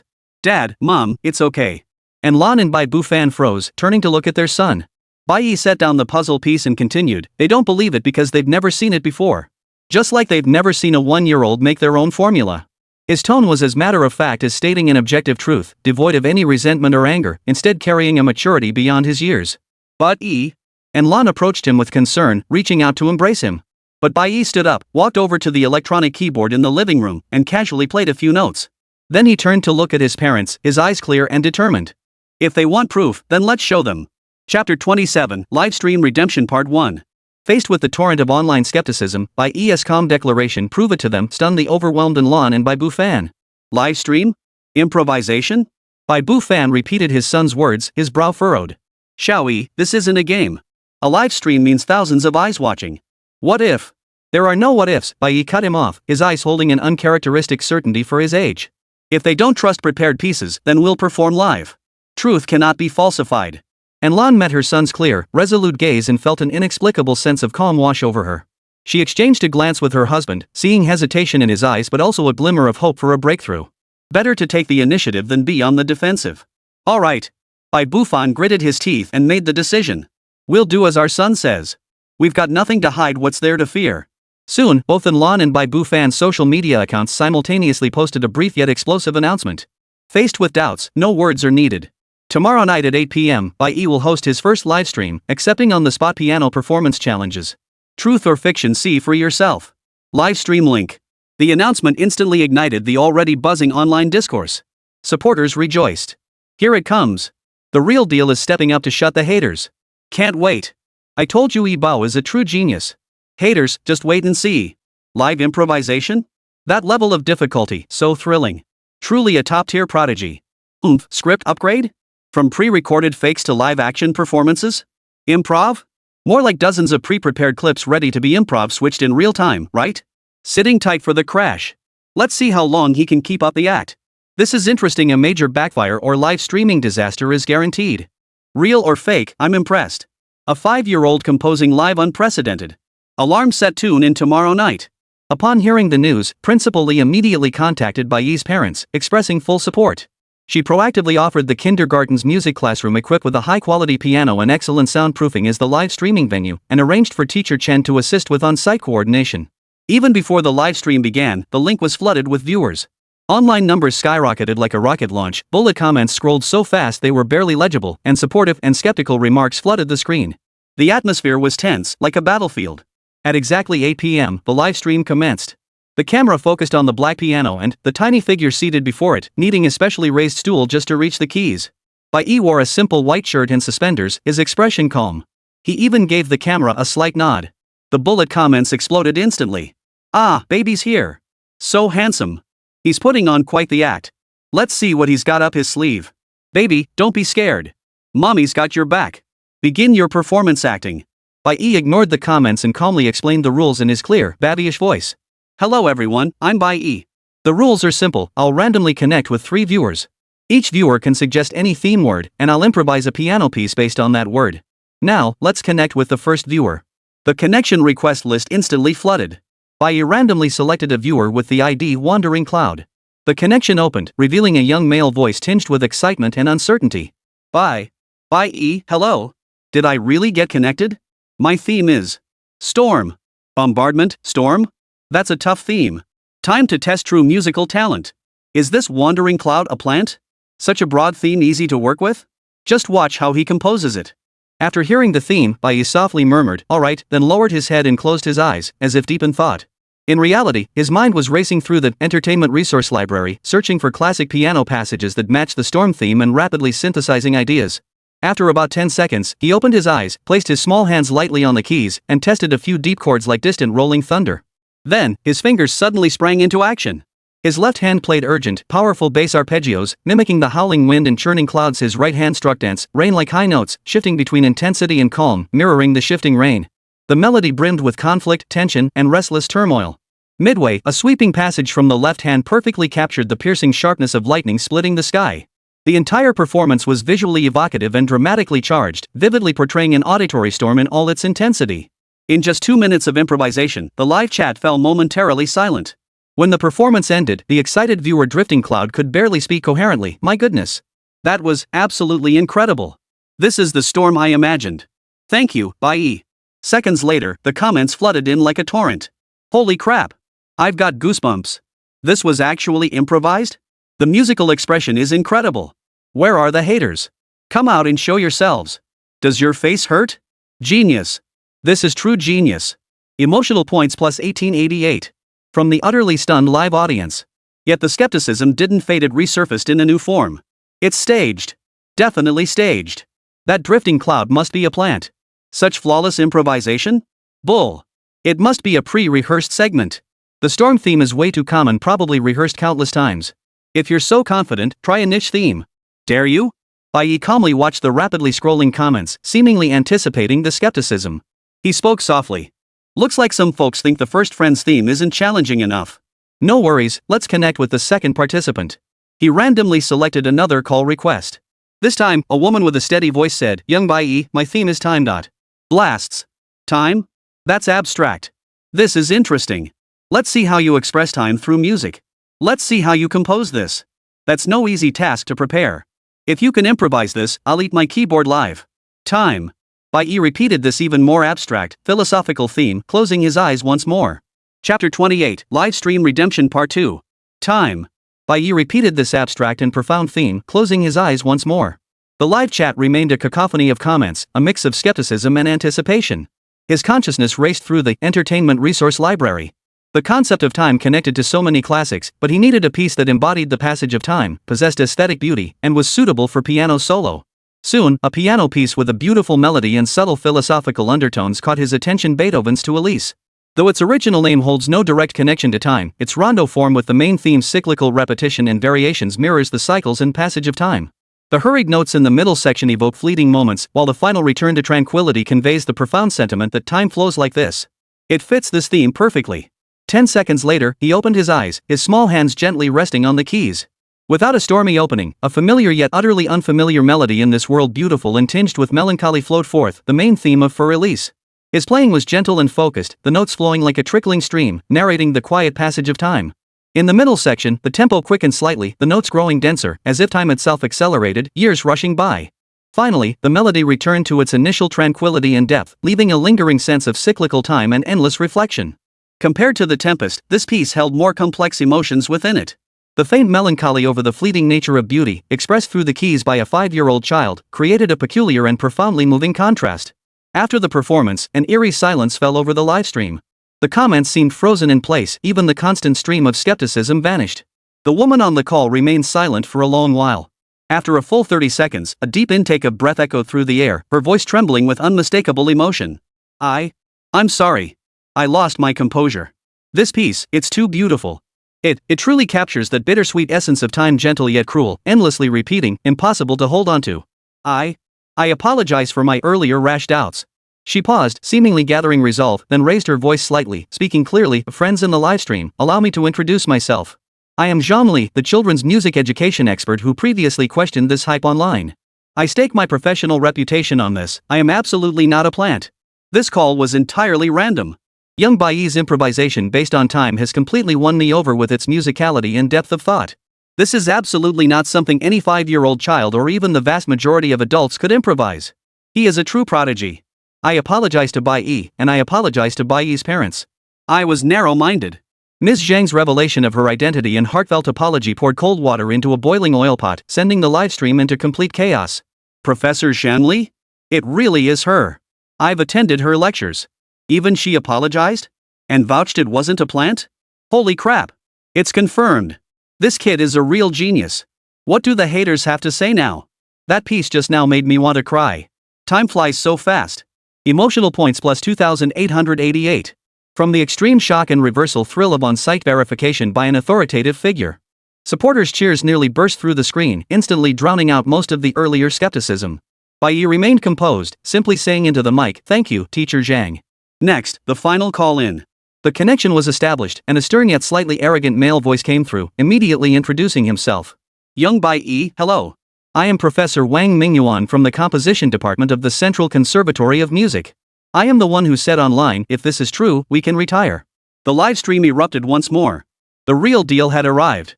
Professor Wang continued, frankly, I still find it hard to believe. The first two themes storm allowed for imaginative interpretation, and time, though abstract, had clues to follow. But to completely dispel my doubts and those of others like me, my third theme is wedding. He emphasized, if you can improvise a melody that fits the atmosphere and has a certain degree of completeness on the theme of wedding, I, Wang Mingyuan, will not only apologize to you on the spot, but I will personally write an article on my official platform to clear your name and eliminate all the negative impact caused by me. Do you dare accept? Bombardment. Professor Wang is personally stepping in to test you. Wedding? Great theme.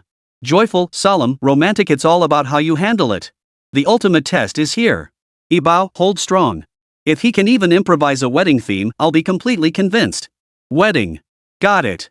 Bai Yi's reply was simple and decisive. He closed his eyes once more. In his mind, the theme wedding instantly locked onto an immortal masterpiece from Earth Mendelssohn's Wedding March. This piece was solemn, joyous, and brimming with happiness, practically synonymous with weddings. Without hesitation, his small hand lifted and then fell. The solemn, joyful, and instantly recognizable melody of the wedding march rang out for the first time in this world's livestream. Ding ding ding ding, the classic notes leapt forth, brimming with sacred ritual and overflowing joy. With its steady rhythm and bright melody, anyone hearing it would instantly envision the beautiful scene of a bride walking down the aisle arm in arm with her father. Though Bai Yi simplified certain chords due to her smaller hands, she captured the piece's grandeur and festive atmosphere perfectly. The tone of the comments shifted completely. Ah! I want to get married. This music brought tears to my eyes, reminding me of the day my wife married me. This melody, it was practically born for weddings. Unbeatable. I'm truly bowled over. Professor Wang, what do you say? As the song ended, the livestream fell into a brief silence, broken only by Professor Wang's slightly labored breathing. After a long pause, Professor Wang's voice resounded once more. His earlier arrogance had vanished, replaced by a complex, choked-up emotion. I'm speechless. He paused, seemingly gathering his composure. This melody, solemn, joyful, brimming with blessings, it perfectly captures the theme of wedding. This is no mere improvisation. It's simply a melody sent from heaven. Young Bai Yi, no, Mr. Bai Yi. He used the respectful title Young Master, please accept my most sincere apology. I, Wang Mingyuan, have been narrow-minded and ignorant. You are not a publicity stunt, you are a true, once-in-a-century musical genius. I will keep my word and write the article tonight. No, I will prepare it right now. I'm sorry. Thank you for letting me hear such beautiful music. With that, he abruptly ended the call, seemingly unable to wait to fulfill his promise. The live chat exploded with frenzy. Gifts and donations flooded the screen like a waterfall. All doubts vanished in that instant, replaced by unanimous astonishment and adoration across the entire network. Hashtag Bai Yi live composition, hashtag 3 themes conquer authority experts, hashtag true musical prodigy, hashtag Professor Wang Mingyuan apologizes to Bai Yi, hashtag max level prodigy deserves every bit, hashtag. Related hashtags instantly dominated the top trending topics. Bai Yi's livestream not only proved his worth but showcased a phenomenon-level display of talent. He is no longer the controversial internet celebrity baby, but now holds authoritative recognition and universal acclaim as the true. A child prodigy. After the stream ended, in the music classroom, Lan and Bai Bu Fan embraced their son with tears welling in their eyes. Principal Li and teacher Chun applauded heartily. Surrounded by his family, Bai Yi finally let a faint, carefree smile, one truly belonging to a child, play across his face. Chapter 29, Farewell, Cage. After the storm of the live stream's self-proving, the online clamor gradually subsided. Bai Yi's name became inextricably linked with genius and child prodigy, but this time, no question marks or controversies followed. His family regained its former tranquility, though this calm now held a deeper contemplation. Several days later, in the principal's office of Morningstar Kindergarten, Principal Li had specially invited Bai Bu Fan and Lan for an in-depth conversation. Professor Zhang was also present at her request. Bai Yi sat on the sofa nearby, seemingly engrossed in a Rubik's Cube, but his ears were perked up. Bufan, Anlin, we must seriously discuss Bai Yi's future educational path, Principal Li stated directly. Professor Zhang nodded. The conventional elementary school system may stifle his potential.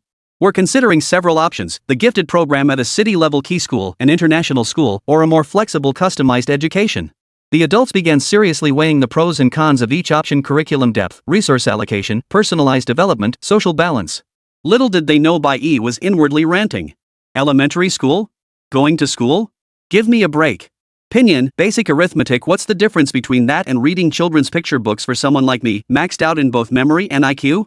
It's pure mental torture. A bunch of little brats fighting over an eraser, teachers endlessly drilling 1 + 1 = 2.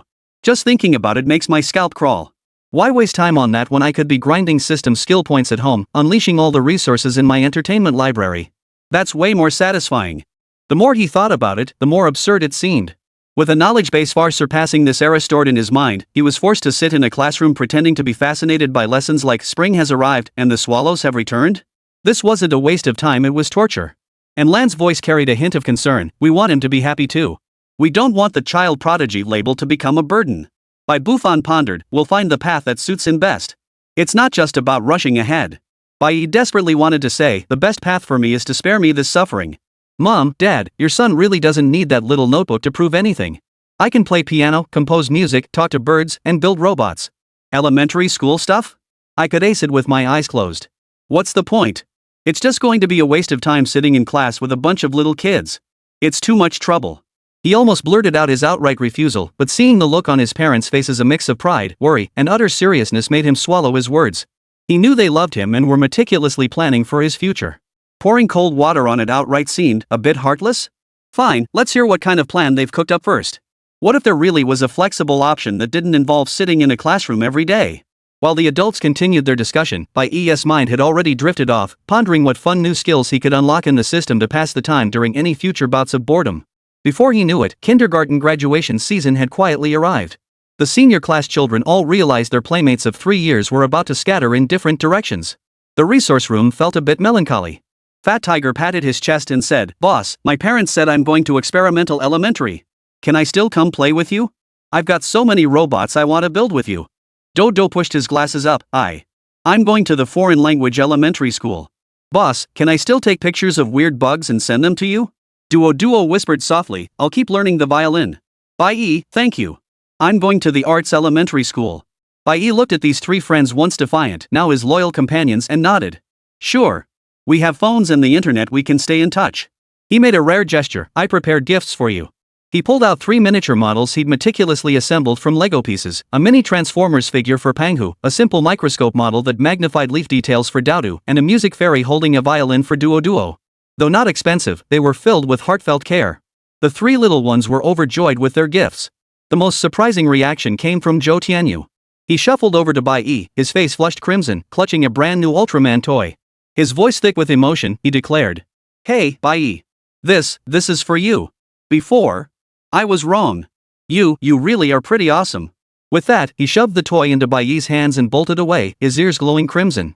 Bai Yi looked at the Ultraman in his hand, then at Zhou Tianyu's retreating figure, and the corners of his mouth lifted slightly. This was probably the awkward yet sincere reconciliation typical of this age group. He pulled a complex, 3-dimensional star he'd folded from colored paper out of his backpack and handed it to a child beside him. Give this to Zhou Tianyu for me. On graduation day, the kindergarten was filled with laughter and a hint of bittersweet farewell. The children, dressed in little doctoral robes, received their first graduation certificates from Principal Li. As the graduating class representative, Bai Yi took the stage to speak. He didn't preach grand principles, simply expressing gratitude for his teacher's guidance and classmates' companionship, wishing everyone a bright future. His tone was calm yet sincere. Bai Yi wept uncontrollably. Brother, will we still go to school together? Bai Yi patted his sister's head without answering, though his heart was filled with worry. Sigh, if only elementary school could be like kindergarten with some free time, a resource room where I could hang out alone, and occasionally play with my little sister. Maybe, it wouldn't be so unbearable? At least it'd be better than being stuck in a classroom. Oh well, I'll just take it one step at a time. If it gets too boring, I'll figure out a way to get sick or skip a grade. Chapter 30, Better to be on TV than in school. The family returned home with the faint melancholy of graduation season lingering. Bai Yi was still caught up in the small sadness of parting with her friends, clinging to her brother's arm with her little head resting against him, looking rather listless. And Lan and Bai Bufan were still reflecting on their earlier serious conversation with the kindergarten principal and professor about their son's future, their brows furrowed with lingering concern. Even the fruit tray brought in by Wang Ma seemed unable to dispel the subtle, subdued atmosphere in the living room. Before the faint melancholy could fully settle, the doorbell rang out like a cheerful melody, urgent and loud, shattering the indoor quiet. Wang Ma hurried to the door, and Tang Ling's signature voice, vibrant as summer sunshine, immediately filled the hallway. Lan, Brother Bufan, Auntie Wang, where are my precious godchildren? Congratulations on your graduation. Come give me a hug. No sooner had the words left her mouth than she swept into the room like a brightly colored whirlwind. Tang Ling wore a light pink sports outfit today, her ponytail pulled high for a crisp, neat look. Her face radiated an infectiously bright smile. Both her hands were full, a large bag emblazoned with a famous toy brand logo in her left, and an elegant dessert box in her right, clearly thoughtful graduation gifts for the children. Godmother. Bai Yi, who had been listless moments before, lit up at the sight of Tang Ling. Like a little bird, she sprang up from the sofa and rushed over, her small face still bearing traces of undried tears, yet already breaking into a wide smile. Oh, my little Ji. Tang Ling bent down, scooped Bai Yi up in her arms, and planted a firm kiss on her cheek. Why are your eyes still red? Graduation means growing up. It's something to be happy about. Look what your godmother brought you. She waved the dessert box in her right hand, revealing glimpses of tempting strawberry cake inside. Her gaze shifted to Bai Yi, seated on the sofa with an air of calm composure that outshone every adult present. Setting Bai Yi down, she strode over and ruffled his hair without a word, her touch affectionate yet teasing. And you? Our hero, the internet-certified prodigy Bai Yi. During breaks on set, your godmother watched your livestream on her phone. Goodness gracious. You should have seen the crew's expressions. Their jaws nearly hit the floor. You've made us so proud. My heart feels as refreshed as drinking chilled plum soup on the hottest day of summer. You really showed those doubters. And Lan watched her energetic best friend approach, the seriousness on her face melting away as she smiled and stepped forward. Lingling, you sure have your finger on the pulse. You showed up right after graduation today. Finished filming already? Just wrapped. Rushed like crazy, but I made it in time for my godson and goddaughter's first major milestone. Tangling handed the toy bag in her left hand to Bai Yi, who was staring at it eagerly, then placed the dessert box on the coffee table. She sat down effortlessly on the empty spot on the sofa, poured herself a glass of water, and gulped it down in one go. Her movements were fluid and graceful, carrying her signature boldness. Setting down her glass, her gaze swept over Lan and Bai Bufan, keenly detecting the lingering traces of seriousness between their brows, the residue of discussing important matters. Her eyes twinkled as she leaned forward, elbows propped on her knees, and asked with a smile. What's the matter? Why the solemn expressions? If I didn't know better, I'd think you were at some high-level strategy meeting instead of celebrating a child's graduation. Still fretting over Xiao Yi's schooling? Bai Bufan sighed and rubbed his temples. Yeah, after talking it over with Principal Li and Professor Zhang. There are so many options: gifted classes, international schools, customized education. Each has its merits, but also its drawbacks. It's actually harder to figure out which path is best. The pressure's real. If you ask me, you're overthinking this and getting bogged down in details. Tang Ling waved her hand dismissively, her tone light yet confident. We need to break free from the mindset of ordinary parents. Is Xiao Yi an ordinary child? If you measure him by the standards for ordinary kids, of course you'll be so stressed you can't sleep. We have to think like geniuses. She leaned closer, lowering her voice slightly, her face wearing a look of mysterious excitement as if sharing a great secret. Actually, besides celebrating this big graduation milestone, I came today with something rather interesting to discuss with you all, especially to ask Xiao Yi's opinion. Everyone's curiosity was piqued. Even Bai Yi, who had been unwrapping gifts, paused and looked up at her godmother. Bai Yi lifted his eyelids and watched her quietly. Tang Ling smiled warmly, her gaze lingering on Bai Yi. Your godmother recently landed a new gig, a fresh parent-child outdoor variety show called Baby Dash. Basically, it invites several celebrity families and pairs them with popular ordinary families with adorable kids. Together, they travel to different places, complete fun tasks, and play games. The show focuses on warmth, growth, and parent-child bonding. Guess what? She deliberately paused for dramatic effect before continuing. Somehow, the production team found out I'm Bai Yi's godmother. They've been trying every trick in the book to get me to ask if your family would be interested in bringing Bai Yi and Bai Yi to participate? A variety show? On TV? And Lan and Bai Bufan exclaimed in unison, their expressions filled with surprise. This was completely outside the realm of the serious discussions they'd had about Bai Yi's proper education. Exactly. Just for fun on TV. Seeing their shock, Tang Ling grew even more animated as she began explaining in detail. Think about it, Xiao Yi's fame now is both a blessing and a curse. Hiding him away isn't realistic, but forcing him into a traditional school might stifle him. Isn't this high-quality variety show the perfect buffer and showcase platform? She counted the benefits on her fingers. First, the atmosphere is relaxed, it's just play, not like the pressure of studying. It gives Xiao Yi a chance to unwind. Second, he'll meet different people and see new places, which is great for broadening his horizons and shaping his character. Third, some exposure keeps the buzz going, but in a positive, healthy light, better than passively facing online criticism. Fourth, and most importantly, she looked at Bai Yi. We can bring our Gigi along. Let her see more of the world, have fun, and play. How wonderful. Isn't this far better than shoving both kids straight into classrooms facing boring textbooks the moment school starts?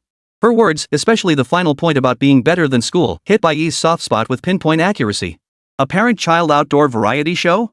That sounded infinitely more exciting than being cooped up in a classroom tackling phonics and 1+1. Who knows, maybe they'd encounter something new and earn tons of emotional points. No matter how he looked at it, it was 100 times more appealing than sitting stiffly on hard benches every day, listening to teachers lecture on things he already knew. This godmother was pretty reliable when it mattered. Bai Yi silently gave Tang Ling a huge mental thumbs up. Though his face remained impassive, his eyes had visibly brightened, and he sat up straighter without realizing it, his full attention now fixed on his godmother's words. Bai Bufan's brow remained slightly furrowed, his reservations unresolved. Joining a variety show sounds appealing, but won't it affect the child's disposition? And in that kind of environment, might it be too commercialized, exposing the child prematurely to adult world matters? Tang Ling immediately waved her hands in protest, her tone turning earnest. Brother Bufan, I understand your worries. But I've reviewed the detailed proposal for this show. The production team is renowned for their reliability and places great emphasis on protecting the children. The core of the program is capturing authentic, natural parent-child interactions and the child's growth moments. It's not the type that artificially creates conflicts or puts kids through unnecessary stress. Besides, she smiled and gestured toward Bai Yi. With our son's mental fortitude, he stays as steady as a rock even when facing millions of questions during a live stream. How could a light-hearted variety show possibly affect him? I'm more worried the production team won't be able to keep up with his pace. She then turned to Lan. Lan, think of this as an extra long, super fun vacation before school starts. Let him completely unwind and gain some invaluable experiences you can't learn in a classroom. Studying has never been an issue for Yi, but these unique life experiences once missed, they're gone forever. Anlin was swayed. She did agree that keeping the child perpetually locked in a rigid academic schedule might not be ideal. She looked at Bai Yi and asked softly, Xiaoyi, do you want to try out this show Auntie Bai mentioned? Would you like to go on TV with Auntie, Dad, Mom, and your little sister? Instantly, all eyes turned to Bai Yi. Bai Yi gazed at her brother expectantly, whispering, Brother, can we go play together? Bai Yi lifted his head, his gaze sweeping over his godmother's eager face, then resting on his parents, their eyes still hesitant but clearly seeking his decision. Finally, his eyes settled on his little sister's bright, sparkling eyes, which screamed, I want to go. He hesitated no longer. In a clear, decisive voice, he voiced his final decision. Let's go. It's more fun than school. One sentence instantly shattered the last trace of solemnity in the living room, making everyone burst into laughter. Tang Ling clapped her hands excitedly. See? I knew it. My godson has the best judgment. It's settled then. I'll call the production team right now. You just wait for the contract and good news. The family's earlier worries about college choices were swept away by Tang Ling's enthusiastic and practical reality show invitation whirlwind. In its place came a subtle anticipation for new experiences and the relaxed feeling after family discussions. Wang Ma smiled as she brought in a freshly cut fruit platter, while Bai Yi couldn't wait to dig into the cake. Watching the warm, lively scene unfold before him, Bai Yi picked up a slice of apple and took a bite, silently calculating. Reality TV. Sounds like a good place to boost my mood points and skill proficiency. Hope the tasks aren't too stupid. But even if they are, I'll endure it just to avoid going to school. Chapter 31, Preparations.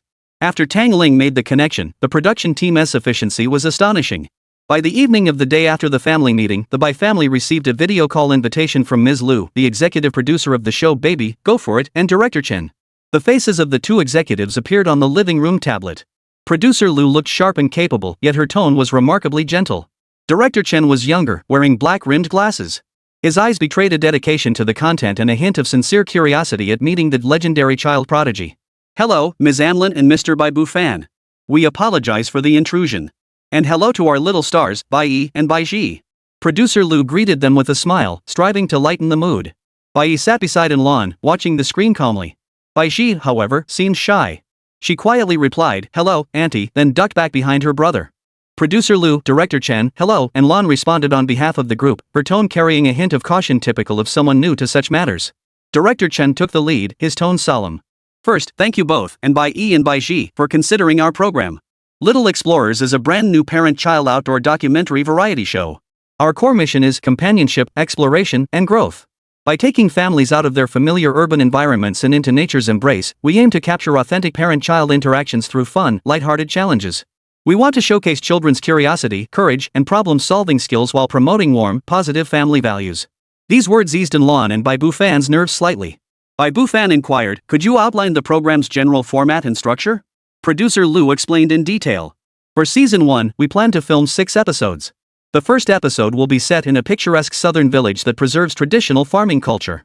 The format combines live streaming with post-production editing for broadcast. Live streaming captures immediate reactions and interactions. We'll have a main live stream and several secondary camera angles, though with a delay to ensure smooth handling of unexpected situations. The edited version will incorporate post-production effects and a more complete narrative arc for broadcast on satellite TV and online platforms. When asked about necessary preparations, producer Liu's response was somewhat broad. Participants need only bring daily clothing changes and personal essentials. Basic living facilities are available in the village, but we hope everyone can truly immerse themselves in the pastoral atmosphere. She emphasized the word experience but offered no further details on how to immerse themselves. This vague communication only deepened Lan and Bai Bufan's confusion. For first-time participants in an outdoor variety show, the unknown meant potential unease. Just daily essentials? What does pastoral atmosphere even mean? And Lon said to Bai Fan with a worried look after ending the call. It sounds like we have to do everything ourselves, but the production team never specified what exactly we're supposed to rely on. Bai Fan tried to look on the bright side. Maybe they just want us to experience a farm stay? It probably won't be too extreme. But this uncertainty drove them to adopt the most conservative strategy: better safe than sorry. With Wang Ma's enthusiastic assistance, the entire family entered battle readiness mode. A small mountain of belongings soon piled up in the living room. Amlin took charge of organizing the clothes, packing everything from lightweight summer outfits to waterproof jackets for sudden showers, along with sun hats and rain boots. She also carefully packed a small first aid kit filled with an array of cold medicine, stomach medicine, band-aids, mosquito repellent, and sunscreen. Mosquitoes are everywhere in the south. This is essential, she muttered while taking inventory. I heard it gets chilly in the countryside at night, so we should bring a small blanket too. Bai Fan handled the technical support and spiritual sustenance aspects. He not only packed power banks and flashlights but even considered bringing a small telescope and a copy of Southern Plant Guide. Might come in handy, he explained. It'll help the kids learn more about things. Wang Ma practically wanted to move the entire household there. She stuffed every nook and cranny of the luggage with individually wrapped snacks, Bai Yi and Bai Ji's preferred toiletries, and even their favorite cartoon-themed bowls and chopsticks. What if the kids don't like the food out there? Using their own bowls and chopsticks is safer, she insisted. Bai Ji enthusiastically joined the preparations, throwing one stuffed animal after another into the suitcase. But when it came time to pack snacks, she discovered the suitcase was already full. So Bai Ji began taking the stuffed animals out again. After agonizing over it for a long time, she finally selected the most beloved ones. Bai Yi watched calmly as his family stuffed the suitcase fuller and fuller, until it was nearly impossible to close. He knew from his vague recollections of similar variety shows in his past life that this moving house-style preparation was likely futile. It might even become material for the production team to create contrast effects. But he didn't point it out. The atmosphere of the whole family bustling about for an unknown purpose carried a peculiar warmth all its own. He simply slipped into his room and, when no one was looking, stashed a compact children's multi-tool knife into a hidden pocket of his backpack. These items took up little space, yet might prove more useful in a pinch than a pile of clothes. A week flew by amidst the bustle and slight apprehension of preparations. The official platform for the show Little Stars Go Wild also formally announced its guest lineup. The news that the top-tier little ones, the Bai Yi siblings, are joining sent ripples through the internet like stones tossed into a lake, reigniting massive excitement and propelling the already highly anticipated show to unprecedented levels of attention. On the eve of departure, staring at the two bulging suitcases in the living room that seemed ready to burst, and Lon still nervously checked the packing list. Bai Fan fiddled with electronic devices he thought might come in handy. Bai Ji darted back and forth beside the suitcases, her eyes sparkling with innocent anticipation for the upcoming trip. Bai Yi sat on the sofa, his gaze drifting past the luggage laden with his family's love and apprehension, out the window. The production team's vague mention of an experience, coupled with the family's over-prepared confusion, pointed to one possibility: this rural getaway would be far from the carefree adventure they imagined. Chapter 32: The Sky Fell. The next morning, the production team's van pulled up punctually beneath Bai Yi's apartment building. In stark contrast to the two massive suitcases at home, the staff member who came to pick them up was all smiles. He only gestured for them to bring their small carry-on bags onto the van, claiming the large luggage would be transported to the accommodation by dedicated personnel. Though Lon and Bai Fan harbored doubts, the staff's professional demeanor persuaded them to take the hint. They loaded Bai Yi and Bai Ji into the van, each carrying only their day packs. Bai Yi clutched his small backpack tightly to his chest. Inside were his multi-tool and several individually wrapped high-energy chocolate bars he'd secretly stashed. The vehicle didn't head straight to the airport but instead drove to a secluded gathering point on the outskirts of the city. Several similar vans were already parked there, along with numerous set-up cameras and bustling staff. The livestream had clearly already begun.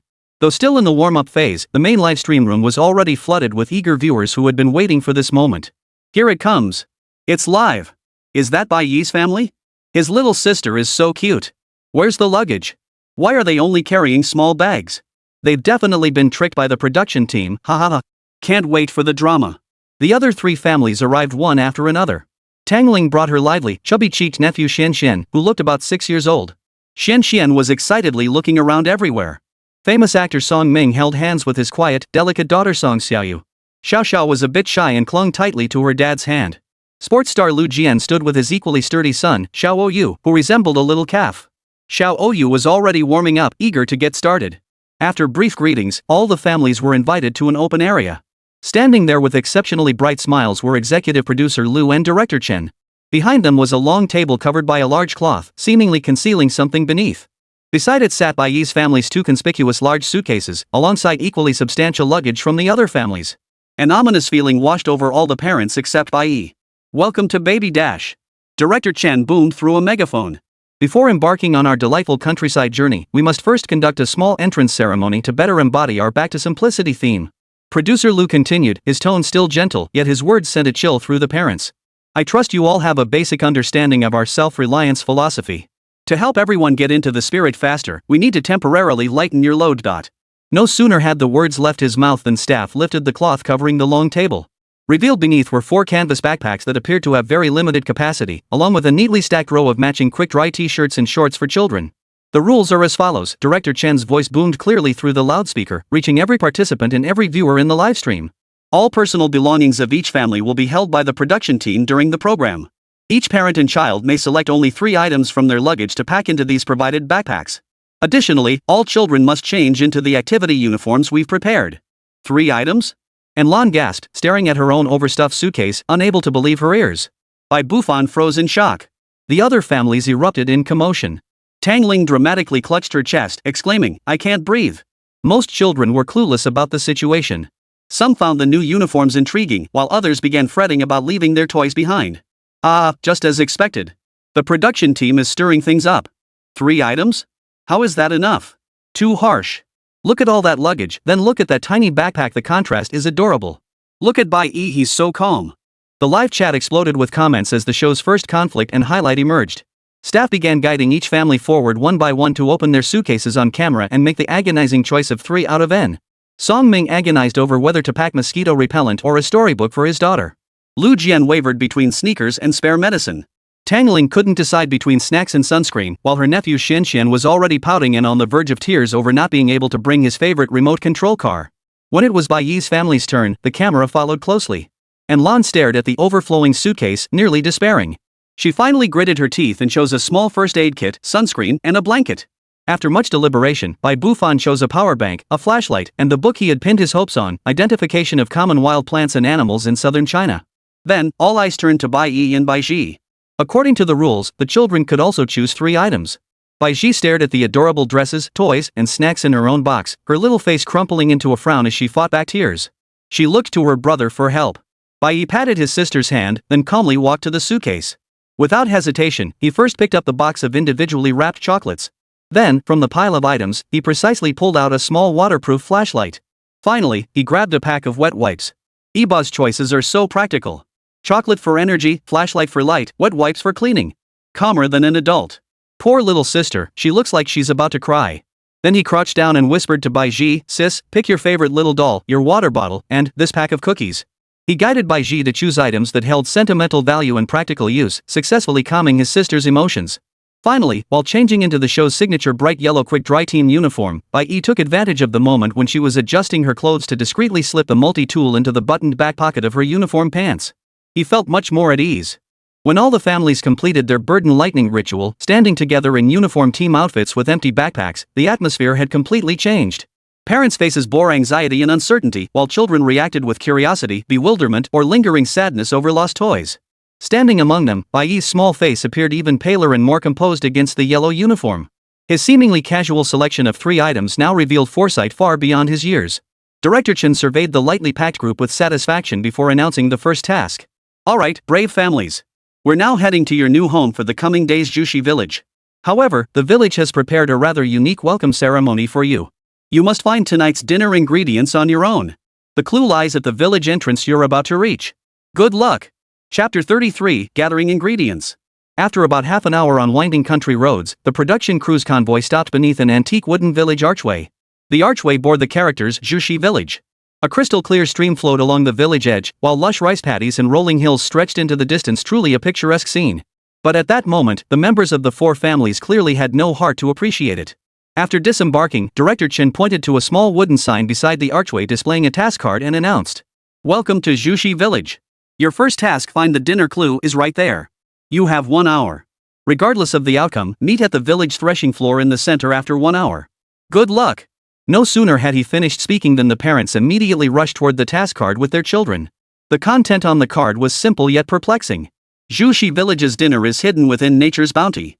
Hint 1, it wears a brown coat and hides beneath a green tent. Hint 2, it sprouts like bamboo shoots after rain, but it isn't bamboo. Hint 3, delicious and plump, round and chubby. What on earth does this riddle mean? Brown coat, green tent? A mushroom? Sprouting like bamboo shoots after rain, but not bamboo. Could it be some kind of fungus? Round and plump, that description is way too broad. Viewers in the live stream room speculated wildly, while the parents on site exchanged bewildered glances. Brown coat, green tent. Could it be mushrooms growing on the grass? And Lon pondered. Sprouting like bamboo shoots after rain but not bamboo. Could it be some kind of wild vegetable? Bai Bu Fan scratched his head. Song Ming frowned, this is too abstract. With so much green in the village, where are we supposed to find it? Lu Jian was more direct, who cares? Let's just head toward the fields and trees and see. Tang Ling pulled her nephew Xian Xian, sweetie, let's search together. What could be brown, green, and round? The adults plunged into the chaos of puzzle solving and blind searching. The children, however, were mostly captivated by the novel surroundings. Little Stone was already skipping along the roadside. Song Xiaoyu clung tightly to her father's hand, peering around curiously. Bai Yi snuggled fearfully against Lan, while Xian Xian started complaining about being hungry. Only Bai Yi, after hearing the task card's instructions, didn't rush to follow the crowd. He first looked up to observe his surroundings, the stream, rice paddies, village houses, and the densely vegetated hills in the distance. His mind raced, combining knowledge from his past life with the system granted IQ boost to swiftly analyze the clues. Brown outer garment likely refers to the color of a mushroom cap. Green tent probably describes a plant with large leaves that provide shade like taro leaves, lotus leaves, or grasses beneath broad-leaved trees. Bai Yi reasoned, sprouting like bamboo shoots after rain, yet not bamboo emphasizes rapid growth and a bamboo-like appearance, strongly pointing to mushrooms or edible fungi. Round and plump is a physical description. Taken together, the target was most likely some kind of edible brown mushroom that grew beneath broad-leaved plants and appeared after rain. By then, Lu Jian's family had already walked far along the field ridge. Song Ming decided to explore the edge of the woods near the village houses. Tang Ling, meanwhile, led Xian Xian along the stream, hoping to spot something unusual. And Lan and Bai Bu Fan grew anxious, turning to Bai Yi, where do you think we should look? Without realizing it, they had begun relying on their son's judgment. Instead of answering directly, Bai Yi closed his eyes, seemingly sensing something.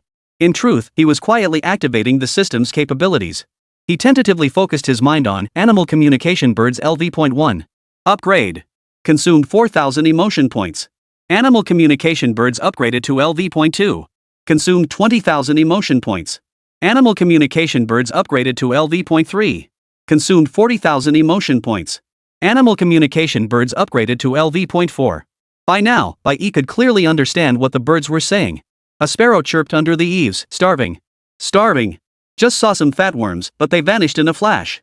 A turtle dove in a distant tree responded in a low, hoarse voice, coo coo coo. In the western woods, under the old oak tree, after yesterday's rain, some round things popped up. Not fruit, can't eat them, coo. A magpie flew overhead, squawking sharply, you dumb turtle dove. Those are mushrooms. They won't fill our bellies. Better to hunt for berries. Chatter chatter. Crucial information captured. Western woods, old oak tree, after the rain, round mushrooms. This perfectly matched his earlier analysis and narrowed the search to a specific location and landmark. He opened his eyes, his gaze filled with certainty, pointing toward an area west of the village near the mountain's base, where tall trees stood. Let's check over there. There's a huge old oak tree, we might find what we're looking for beneath it. And Lan and Bai Bu Fan were skeptical, how did he know about the oak tree? But with no better ideas, they led Bai Yi and Bai Yi toward that direction. Their movements caught the attention of viewers in the livestream chat. Bai Yi has a lead? He seems pretty sure? An old oak tree? Has he been here before? Don't forget who he is. A max level cub, maybe he really can predict the future. The others are still wandering around aimlessly. The camera following Bai Yi is way more interesting. Reaching the edge of the wooded area, the environment was indeed cool and damp, the ground covered in a thick layer of fallen leaves. Following the bird's verbal guidance, Bai Yi walked purposefully toward the thickest oak tree in the forest. Bai Yi imitated her brother, eyes wide as she scanned the area. She whispered, brother, what are we looking for? Delicious mushrooms, Bai Yi replied curtly, his focus entirely on sensing his surroundings. He could even hear a little titmouse chirping curiously from a branch above. What are those two-legged cubs looking for? Those brown caps under the tree roots? Minute by minute passed. And Lan and Bai Bu Fan searched meticulously beneath the trees, finding nothing but ordinary weeds. Just as Bai Bu Fan was about to give up, Bai Yi, guided by the bird's inadvertently revealed precise location, walked straight to the roots on the eastern side of the old oak's main trunk. There, amidst a thicket of ferns, several brownish, plump, and round mushrooms grew quietly on the humus soil. Their location and shape matched the bird's description perfectly. Mom, Dad, look here. Bai Yi's voice was calm, yet carried an undeniable certainty. And Lan and Bai Bufan leaned in to look and were instantly both shocked and delighted. The shape of those mushrooms perfectly matched the description on the mission card. Brown caps grew beneath the tents of green ferns, plump and round, looking incredibly fresh and tender. We found it! We really found it! Holy cow! He just walked right over there. Like he knew the exact spot. Is this luck or some hidden skill we don't know about? Is this what genius looks like? I'm impressed. Wonderful. You're amazing. How did you know they'd be here? And Lan excitedly picked up her son and planted a kiss on his cheek. Bai Bufan also carefully picked the mushrooms. Bai Yi merely gave a vague nod, offering no explanation. Should he say it was the birds that told him? This ability was best kept as a trump card. With this initial victory, the Bai Yi family became the first and currently only household to locate a specific target ingredient. As they carried their spoils toward the village threshing floor, they encountered other families still struggling to find anything. Lu Jian and his son were drenched in sweat, holding only a few wild grasses. Song Ming and his daughter had found nothing. Tang Ling and Xianxian had only found some smooth stones by the stream. Seeing the plump mushrooms in Bai Yi's bag, the other parents' expressions were incredibly complex, a mix of envy, surprise, and a hint of reluctance. Little Stone pointed at the mushrooms and asked loudly, "Daddy, they found something delicious. Why didn't we find any?" Song Xiaoyu whispered softly, "Daddy, that mushroom looks just like the one on the task card." Xianxian dashed over, eyes wide as he stared at the bag. "Brother Bai Yi, you guys are so awesome." Director Chen and producer Lu were waiting for them at the threshing floor. Seeing Bai Yi's family's haul, the two exchanged a meaningful glance. The atmosphere in the livestream reached a small climax. Chapter 34, I declare, Bai Yi is the one everyone hopes for. The four families gathered at the village threshing floor, the atmosphere starkly different. Bai Yi's family, carrying those plump mushrooms, was undoubtedly the center of attention. Lu Jian and his son clutched a few plants that looked suspiciously like wild greens, appearing dejected and downcast. Song Ming and his daughter arrived empty-handed, Song Xiaoyu's little face edged with disappointment. Tang Ling and Xianxian had collected some pretty pebbles and wildflowers, which were far from being dinner ingredients. Director Chen scanned the group, his face bearing that characteristic, all-knowing smile of a show producer. It seems everyone's haul varies greatly. First, congratulations to the Bai Yi family for successfully finding our hidden special ingredient. No sooner had he spoken than a staff member presented a small tray holding several mushrooms identical to the ones Bai Yi had found. Beside them lay a photograph clearly displaying this edible fungus, labeled chicken of the woods, with its characteristics noted matching the task card's clues perfectly. Wow! They really found the right one. So impressive. The other families are doomed. Will they go hungry tonight? Would the production team really be that cruel? The other three parents stared at the picture, their expressions growing even more complicated. Lu Jian, in particular, held a wild vegetable that clearly didn't match the description. But Director Chen shifted gears. Finding ingredients is only the first step. The core of rural life is work hard, eat well. So, here's the second task: cook your harvest. He pointed to several makeshift stoves set up along one side of the threshing floor. Each stove had only one iron pot, one spatula, a jug of drinking water, and a few empty bowls, with a pile of clean firewood nearby. The rules are simple: using the ingredients you found and these basic tools provided, prepare dinner for yourselves and your families tonight. You must light the fires yourselves with the wood. You have 1.5 hours. Begin now. The mood on the threshing floor swiftly plummeted from momentary bewilderment to utter despair after Director Chen announced the Build Your Own Fire and Cook challenge. Gazing at the cold, dry wood and unfamiliar flint, the faces of several pampered celebrity parents screamed, "This is impossible." Lu Jian refused to be the first to give up. Rolling up his sleeves, he grabbed the flint and began striking it like a hammer. Hey! Ha! Sparks flew everywhere, the scene fierce and determined. Unfortunately, aside from a few wisps of smoke and a choking odor, nothing else materialized. Little Stone cheered his dad on from the sidelines, but soon ended up covering his nose and coughing. "Dad, the smoke is so thick. It's like a fire." Xiao Oyu, Dad was already trying to start a fire. Haha, Lu Jian's violent fire starting method the Stone Age would approve. Little Stone hit the nail on the head. This isn't fire starting, it's smoke making. That athlete's strength is being wasted in all the wrong places. Song Ming took the scholarly approach. He adjusted his imaginary glasses and carefully arranged the firewood into an intricate tic-tac-toe pattern, as if crafting a work of art. Then, he elegantly and gently struck the flint. A faint spark flickered, only to die out before reaching the tinder. After several attempts, Song Xiaoyu whispered, "Daddy, it seems like it's afraid of pain. Mr. Song is so gentle, even the flames are too shy to say hello. This fire's harder to get going than my love life. Xiaoyu is so adorable, even making excuses for the flame." Over at Tang Ling's end, it was pure disaster comedy. She tried blowing on the embers to stoke the flames, only to blow the barely smoldering sparks away in one breath. Xianxian jumped up and down in frustration. "Auntie, you blew it out." Tangling scrambled to relight it, but the flint fell into the woodpile, sparking a frantic search. Tangling must be here for comic relief. The entertainment value is off the charts. That look in her eyes confirmed that she's just as hopeless at life as I am. Xian, I can't handle this, seriously can't handle it. Amidst the chaotic drama unfolding at the other three families' tents, Bai Yi's family was enveloped in an eerie calm before the storm. While Lan and Bai Bufan were still staring blankly at the flint, studying it, Bai Yi had already crouched down and begun working. Without hesitation, his small hands deftly selected the finest ryegrass and pine needles. Using the mysterious little knife that had appeared out of nowhere, he swiftly shaved off more combustible wood shavings. Then, a jaw-dropping scene unfolded. He knelt on one knee, one hand firmly gripping the flint, the other holding a metal plate. With a professional and precise angle, his wrist flicked swiftly. Crack! An exceptionally bright, concentrated spark shot precisely into the center of the tinder. That technique? Wait, where did he get that knife? Did he hide it during the luggage search? That scraping motion is so seasoned. My uncle who's been camping for 10 years couldn't do it better. Even more astonishing, the spark landed with pinpoint accuracy. Bai Yi didn't blow immediately but observed for half a second before gently and evenly blowing on it with a steady stream of breath. The flame seemed to come alive, starting as a tiny red dot before steadily, visibly spreading outward. Soon it devoured the kindling, crackling merrily. In less than 2 minutes, a proper campfire was born in Bai Yi's hands. The threshing floor fell silent for a second. Lu Jian forgot to smash stones, Song Ming forgot to stack blocks, and Tangling forgot to search for flint. Every pair of eyes focused on the dancing flames and Bai Yi's calm little face illuminated by the firelight. It caught. It really caught. Crush. This is a total blowout. Other parents, who am I? Where am I? Am I less than a child? A max-level cub has maxed out life skills? The fire's lit? And Lan's voice trembled with disbelief. Bai Bufan stared at his son, his expression as complex as if he were looking at an alien. A dramatic turn unfolded instantly. Lu Jian was the first to react. He tossed aside his flint, plastering on a sheepish, slightly embarrassed grin as he grabbed Little Stone and pulled him over. Little brother Bai Yi. No, little Bai Yi. Could you help Uncle start a fire too? Uncle just can't manage it. Little Stone looked at Bai Yi with pleading eyes, then glanced at the pot of water about to boil. Lu Jian calling him brother had me cracking up. A real man who knows when to bend. For his son's food, who cares about pride? Social bandit Lu Jian is online. Tangling immediately grabbed Xian and ran over. Sweetie ee. Godmother knew you were the best. Quick, save Godmother and Xian were starving. Xian dramatically collapsed in a pretend faint from hunger. Even the reserved Song Ming silently pulled Song Xiaoyu closer, though silent, his pleading eyes spoke volumes. In an instant, Bai Yi's stove became the focal point of hope for the entire crowd. The dramatic effect was explosive. Alliance. The Survival Alliance is formed. Bai Yi is the village's sole source of fire. Director Chen must be stunned. This wasn't in the script.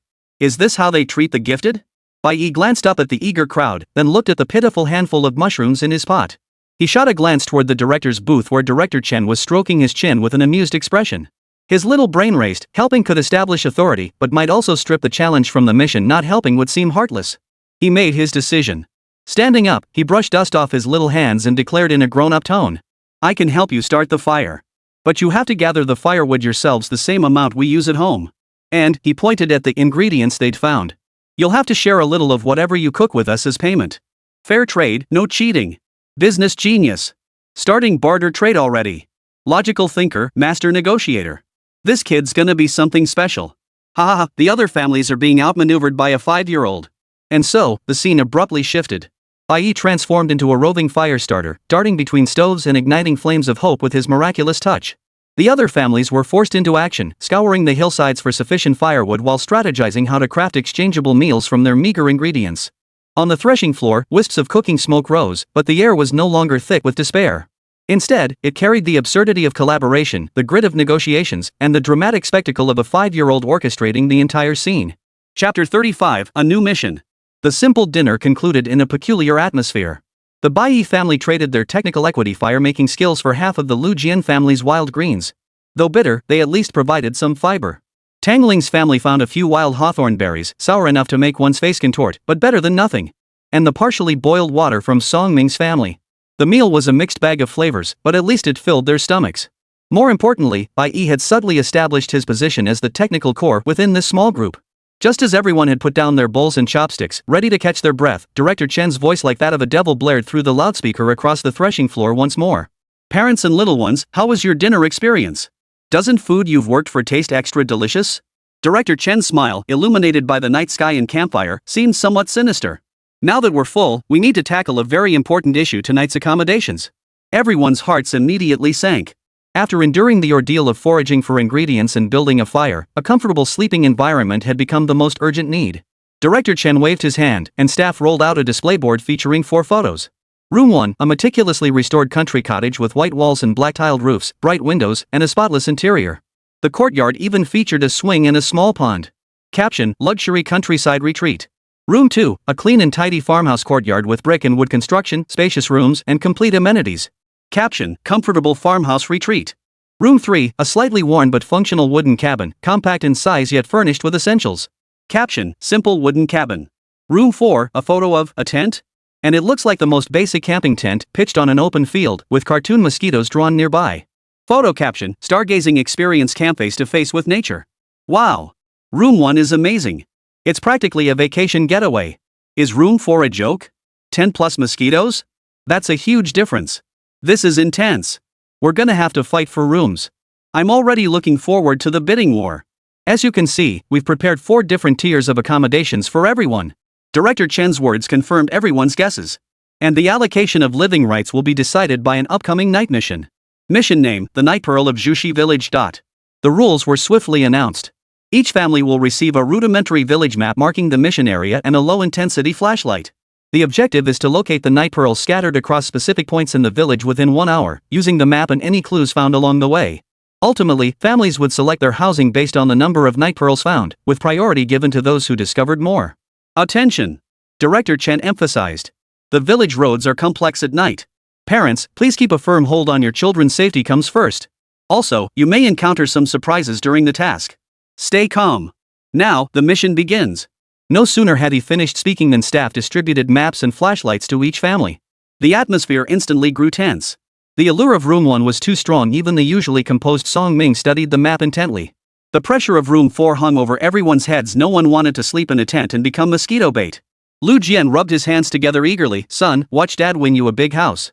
Little Stone was also fired up. Tangling gripped the map nervously. Xian, help Auntie figure out what this map shows. Song Ming remained relatively calm, trying to discern patterns on the map. Bai Yi quickly scanned the map. The map was simple, marking only the threshing floor, village entrance, stream, a small grove, and several suspected dwellings with no clear indication of the Night Pearl's location. It felt more like a game testing observation skills, sense of direction, and a bit of luck. And Lan and Bai Bufan looked to Bai Yi. Searching for a small object in an unfamiliar village under the cover of night was no easy task. Which way should we go? Bai Yi didn't respond immediately.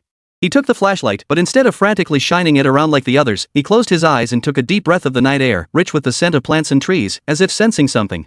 In truth, he had quietly leveled up his animal communication birds skill once more, spreading his perception like ripples across the night-shrouded village. He filtered out the clamor of voices and the rustle of wind, straining to catch the faint, potentially meaningful chirps. He heard sparrows chirping in complaint beneath eaves. Disturbed from their roost, he heard a nightingale singing intermittently somewhere. The information was fragmented. Until a sudden, slightly panicked bird call came from the direction of the stream. It was the cry of a night heron startled by some movement, its voice laced with vague fear of something downstream, something shaking, and a strange light. Bright light? Downstream? Bai Yi opened his eyes, his gaze sharpening as he scanned the pitch-black stream below. The sudden flight of birds often signaled disturbance, and in this mission, such disturbance likely stemmed from the production team placing items or setting up traps. Check downstream. Bai Yi calmly pointed in that direction. Something might be happening over there. Bai Yi has locked onto a direction again. Is this intuition, or has he spotted something? Follow Yi Bao, the house is definitely there. Meanwhile, the other families chose different paths. Lu Jian followed his instincts and decided to search toward the village entrance's archway. Song Ming believed the production team might place clues in conspicuous public areas, so he chose several spots resembling small plazas in the village center. Tang Ling, feeling a bit disoriented, decided to follow her instincts and head toward the light. Bai Yi led Bai Ji along the streamside path downstream, the beam of his flashlight carving out a limited circle of light in the darkness. Bai Yi didn't scan indiscriminately, instead focusing his beam on reflective water surfaces, protruding tree roots along the bank, and crevices in rocks, places where small objects could easily be concealed. And Lan and Bai Bufan followed closely behind, searching meticulously. After 7 or 8 minutes, a dilapidated, abandoned water wheel appeared on the bank. Bai Yi's flashlight immediately focused on it. He didn't spot the bead immediately, but noticed an unnatural, unusually reflective watermark on one of the wooden paddles, as if something had just been removed or touched. He moved closer for a closer look. Finally, deep within the crevice where the stone pillar supporting the water wheel met the ground, aided by the fluorescent light, he caught a faint glimpse of green light. He painstakingly pried it out with his pinky finger. It was the very first night pearl. Found it! Right here at the water wheel. So observant. Spotting those unnatural water stains. Your observational skills are truly exceptional. This initial success greatly boosted Enlon and Bai Fan's confidence. However, just as they prepared to continue searching, a rustling sound suddenly came from the nearby grass. Immediately after, a scarecrow wearing a straw hat and painted with war paint leapt out, letting out a strange cry. Ah! Enlon screamed in fright, clutching Bai Yi tightly. Bai Fan also jumped in surprise, nearly dropping his flashlight. Bai Yi merely frowned, shining his flashlight directly at the scarecrow's face and calmly stated, "It's a staff member." "Ah, that scared the crap out of me. The production team is so creative. They even have scare segments. Bai Yi is way too calm. What nerves of steel." Seeing he couldn't startle Bai Yi, the scarecrow gave an awkward chuckle and handed them a small card that read, "Congratulations on encountering the Night Watchman. Hint, light is not the only guide. Echoes may linger in silence." This clue was a bit cryptic. Bai Yi pondered for a moment, recalling the owl's mention of glittering and silence. He realized the next location might be somewhere both dark and quiet, yet capable of producing echoes. He unfolded the map again, his gaze locking onto an area marked with an ancient well symbol in dense forest. Let's check the ancient well or the depths of the forest. Chapter 36, Living in a Mansion. While others struggle to survive, I travel. While the Bai Yi family steadily advanced through clues and deduction, other families faced constant setbacks. Lu Jian found nothing under the village archway and was startled by the sudden clang of a gong. Tang Ling followed the streetlights only to reach a dead end, where Xian Xian began complaining of exhaustion. Song Ming wandered the village, unscathed but still without any beads. Bai Yi headed first toward the ancient well marked on the map. The closer he got to the well, the more eerily silent the surroundings became, broken only by the rustling of bamboo leaves in the wind. The ancient well sat in a small clearing, its stone rim glowing coldly in the moonlight. Bai Yi didn't rush to shine his light into the well. Instead, he carefully swept the beam around the rim. "Look here." He crouched down, pointing to an inconspicuous protrusion on the stone rim where a nearly transparent fishing line was tied, easy to miss without close inspection. The other end of the line dangled gently into the well's dark depths. "I see nothing. What kind of eyesight does Bao have? Detail freak." Bai Yi pulled the line cautiously, feeling a slight weight at the end. Slowly reeling it up, he discovered it wasn't the expected night pearl but a small, antique-looking bronze bell. "A bell?" Bai Fan and Enlon gathered closer. Bai Yi picked up the bell, a flicker of understanding crossing his eyes. In the stillness, an echo. He motioned for his parents to be quiet, then stepped directly above the well opening and gently shook the bell. Ding-ling. The crisp chime collided and reverberated within the narrow well walls, creating a long, ethereal echo that carried far. Remarkably, after several chimes, a faint, crisp sound like water droplets hitting a jade plate echoed back from a dense clump of phoenix-tail bamboo not far from the well's edge. A mechanism. This design is so ingenious. The bell triggered it. The production team really put their heart into this. Bai Yi immediately followed the sound, shining his flashlight into the bamboo thicket. Carefully parting the leaves, he discovered a thicker bamboo stalk with a section cleverly hollowed out. Inside lay a night pearl emitting a soft green glow. "Success!" Enlon murmured with delight. Bai Yi carefully retrieved this second pearl. "Awesome! Another one secured. This decoding process is so satisfying to watch." Bai Yi wasn't satisfied. He re-examined the clues, and the word echo made him think of a broader space. Relying on his memory of the map, he led his parents to a half-abandoned brick kiln. The cavernous kiln chamber was vast and dark. Standing in its center, he clapped his hands. Clap! Clap! The claps produced clear, multiple echoes within the cave. "The echo effect is quite pronounced here," Bai Yi said, carefully scanning the kiln walls with his flashlight. Sure enough, in a recessed brick crevice, he discovered the third night pearl. 3. We're ahead. This observational skill and ability to connect the dots is incredible. The other families are still fumbling around in the dark. Meanwhile, the other families were also searching frantically. Lu Jian and his son embraced the brute force approach, sprinting through the village and combing nearly every nook and cranny. Relying on their exceptional stamina and incredible luck, they managed to find 2 pearls, one hidden in a haystack at the grain-drying field, the other tucked behind the cracks of the village committee bulletin board. Song Ming and his daughter took a technical approach. Song Ming meticulously studied the map, deducing that the production team might hide clues using the village's public facilities or landmarks. Keeping their cool, they methodically checked the gnarled hollows of an ancient locust tree and beneath the base of an abandoned stone millstone, successfully finding 2 beads. Tang Ling and Xian Xian faced some setbacks. Initially floundering like headless flies, they nearly got lost. Fortunately, they later encountered a helpful elderly villager who offered a few cryptic hints. I think I see a faint glow near the firewood pile outside my house. The chicken coop area gets pretty noisy at night. They finally found one tucked between firewood logs and another beside the chicken coop. The process was awkward, but the outcome was satisfying. The 1-hour time limit ended, and the assembly whistle blew. The 4 families gathered back at the threshing floor, their faces showing both exhaustion and anticipation. Director Chen began tallying the results. Bai Yi's family, 3 eggs. Song Ming family, 2. Lu Jian's family, 2. Tang Ling's family, 2. Congratulations to the Bai Yi family. With 3 night pearls, you win the priority selection right. Director Chen announced. No surprise. The Bai Yi family is set. This is pure dominance.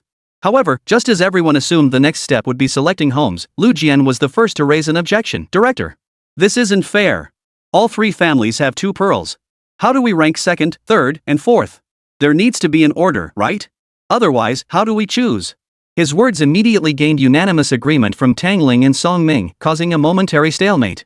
Brother Jian spotted the problem. Yeah, how do we pick when it's a tie? The production team better come up with rules. Director Chen seemed prepared, flashing a sly smile. Looks like everyone's got a strong competitive spirit.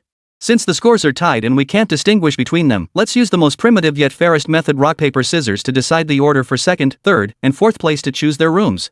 How about it? Rock paper scissors, best of 3 rounds to decide the winner. 666, back to basics. No skill involved, pure luck. This straightforward solution left no room for objection. So, under the watchful eyes of the cameras and everyone present, a tense yet slightly comical rock paper scissors tournament unfolded on the threshing floor. In the end, Tang Ling's luck was off the charts. She beat Song Ming's rock with scissors twice in a row, then defeated Lu Jian's scissors with paper, winning 2 straight rounds to claim the second pick. Song Ming defeated Lu Jian in the battle for third place. Lu Jian heroically finished last. Hugging his son, he feigned nonchalance. Son, see? Sometimes luck is part of skill. But it's okay, we'll win it back tomorrow with real talent. Haha, Tang Ling's coy spirit has possessed him. From possibly camping to the second choice, what an upset. Haha, Brother Jian's got a great outlook. This variety show is absolutely killing it. The house selection segment officially begins. Bai Yi's family, what's your choice? Director Chen asked first. Without hesitation, Bai Yi stated clearly, house number 1. The victor confidently claims the best reward, it's only natural. Congrats to the Bai Yi family on snagging that mansion. Well deserved. Tang Ling family, what's your choice? Tang Ling nearly jumped up in excitement. After a split-second struggle between the comfortable room 2 and the more rustic room 3 cabin, she thought of Xian and decisively declared, we choose room 2. Avoiding the tent was already a blessing. Tang Ling made the smart choice, room 2 is solid. Xian won't have to sleep in a tent. Song Ming family? Song Ming remained remarkably unfazed by the outcome, smiling as he said, we'll take cabin 3. It'll be a good experience. His demeanor was calm and composed. Mr. Song is truly unruffled. Cabin 3 has its own charm. Lu Jian looked at the lone tent 4 remaining, took a deep breath, and declared boldly to the camera. Tent number 4 it is. Son, come experience real wilderness survival with your old man. This is the romance of being a real man. Brother Jian is a real man. Tent brothers, go for it. The accommodation allocation was thus settled.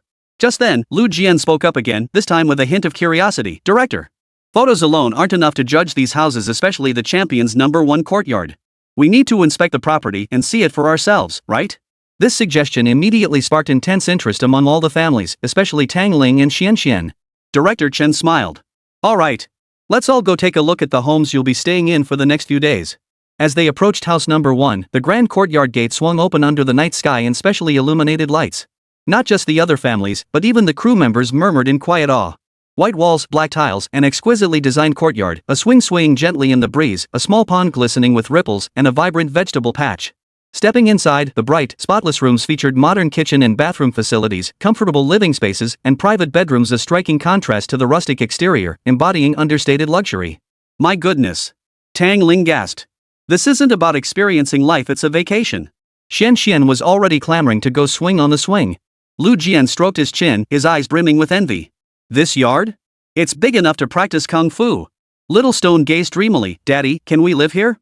Lu Jian gave a wry smile. Son, you'll have to ask your Bai Yi brother about that. Song Xiaoyu whispered to her dad, it's so beautiful. And Lan and Bai Bu Fan struggled to maintain composure, but the joy in their eyes was impossible to hide. Bai Ji clutched her brother's hand tightly, her excited little face flushed crimson. Holy crap! This is paradise! The production team is ruthless, this contrast is killing us. Gigi's eyes are practically glowing. So adorable. The other family's expressions are completely out of control, I'm dying laughing. With such a stunning precedent set, room 2 though clean, tidy, and featuring a spacious courtyard with a cozy traditional northern Kong bed paled in comparison. Tang Ling commented, "It's no match for the big villa, but it's still way better than a tent." She wore an expression of pure relief. Haha, Tang Ling's finally feeling better. Seems like Tang Ling would accept anything as long as it's not a tent. Room 2 is actually quite nice, but it suffers from comparison to room 1. Room 3, the small wooden cabin, was noticeably cramped with basic amenities, just the bare essentials for shelter. Song Ming peered inside, quite rustic. His tone was already strained. This drop in quality, it's going downhill all the way. From heaven to earth to a primitive tribe? Haha, even teacher Song Ming is cracking up. When that solitary little tent appeared under the flashlight beam, Lu Jian's expression twisted in disbelief. No way. Director. This looks nothing like the photos.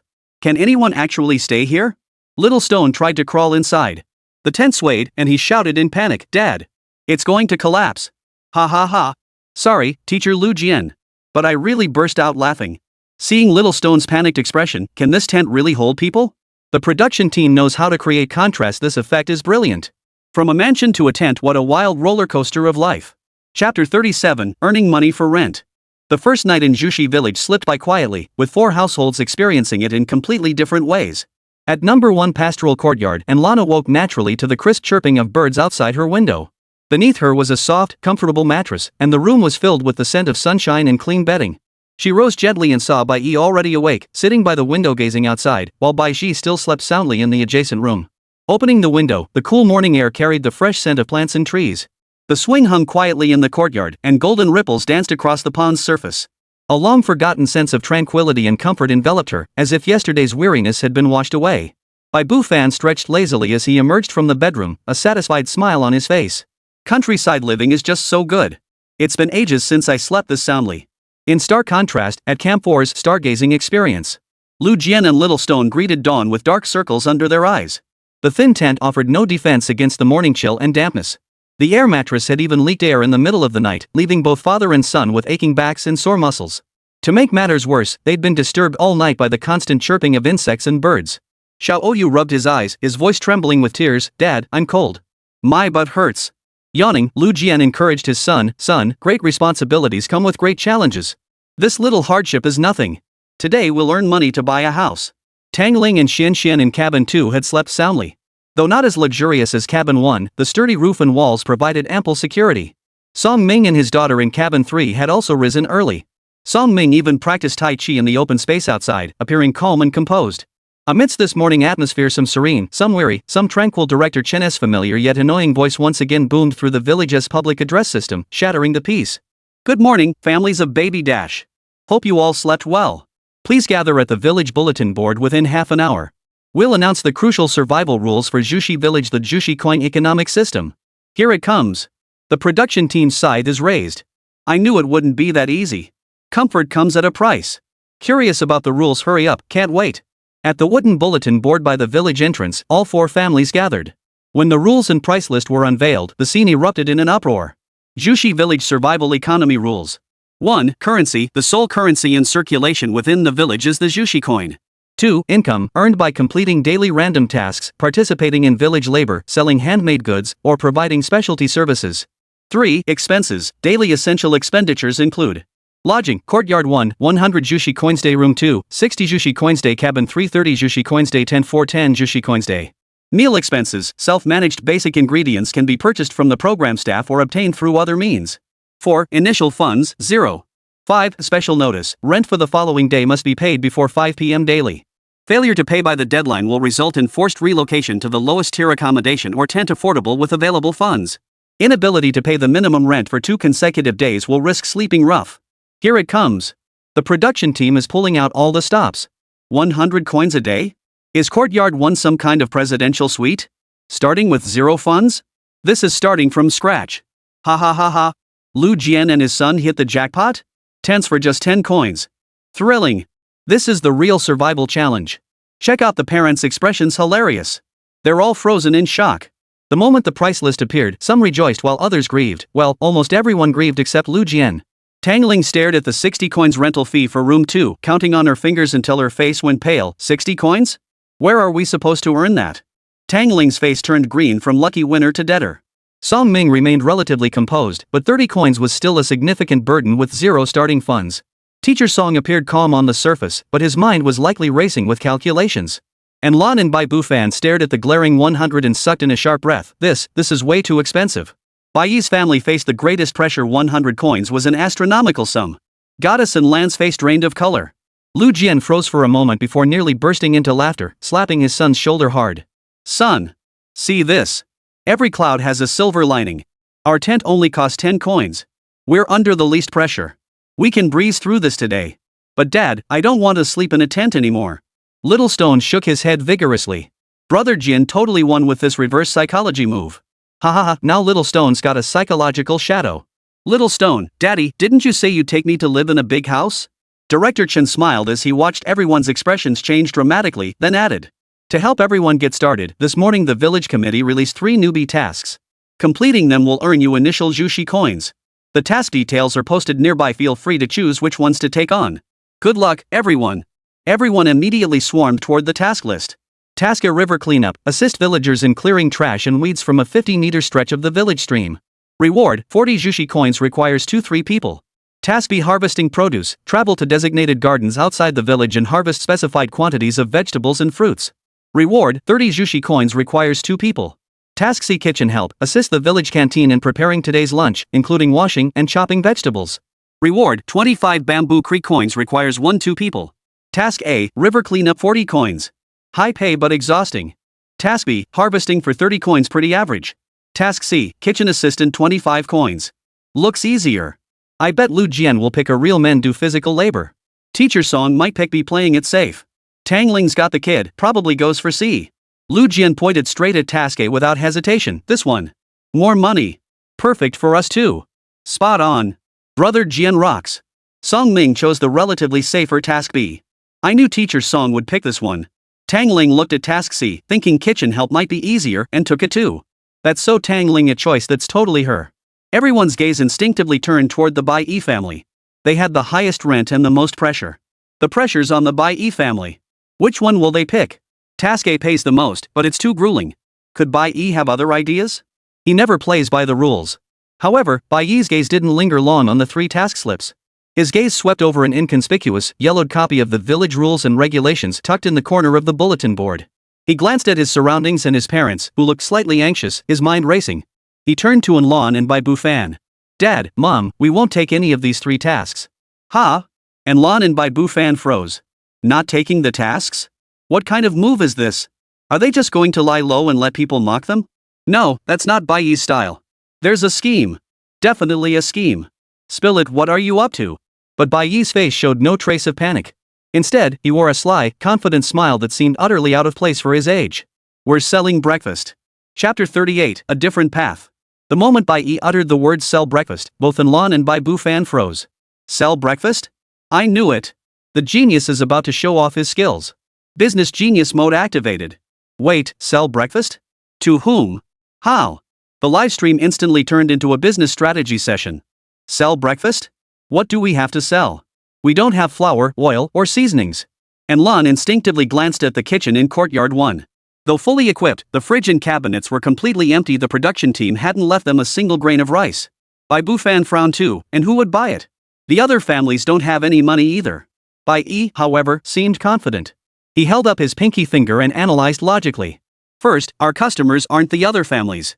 They're the production crew, the camera operators, and the village staff. They start work early in the morning, so they definitely haven't eaten breakfast. Plus, they should have access to internal circulation Jushi currency or reimbursement channels. He had noticed staff members munching on bread the night before. Second, the ingredients. Bai Yi shifted his gaze to the courtyard. We have them ready. He pointed to several bushes of vibrant green mint by the small pond. This can be used for tea. Then he gestured toward the small vegetable patch. Here we have tomatoes, cucumbers, and scallions. Though the quantity isn't large, it's sufficient for simple sandwiches or cold salads. Third, and most crucial, Bai Yi looked at Bai Bufan. Dad, don't you always keep a few unopened packs of high-energy compressed biscuits and individually wrapped beef jerky in your guitar case? This was a detail Bai Yi had noticed long ago. Bai Bufan had mild hypoglycemia and habitually carried snacks for emergencies.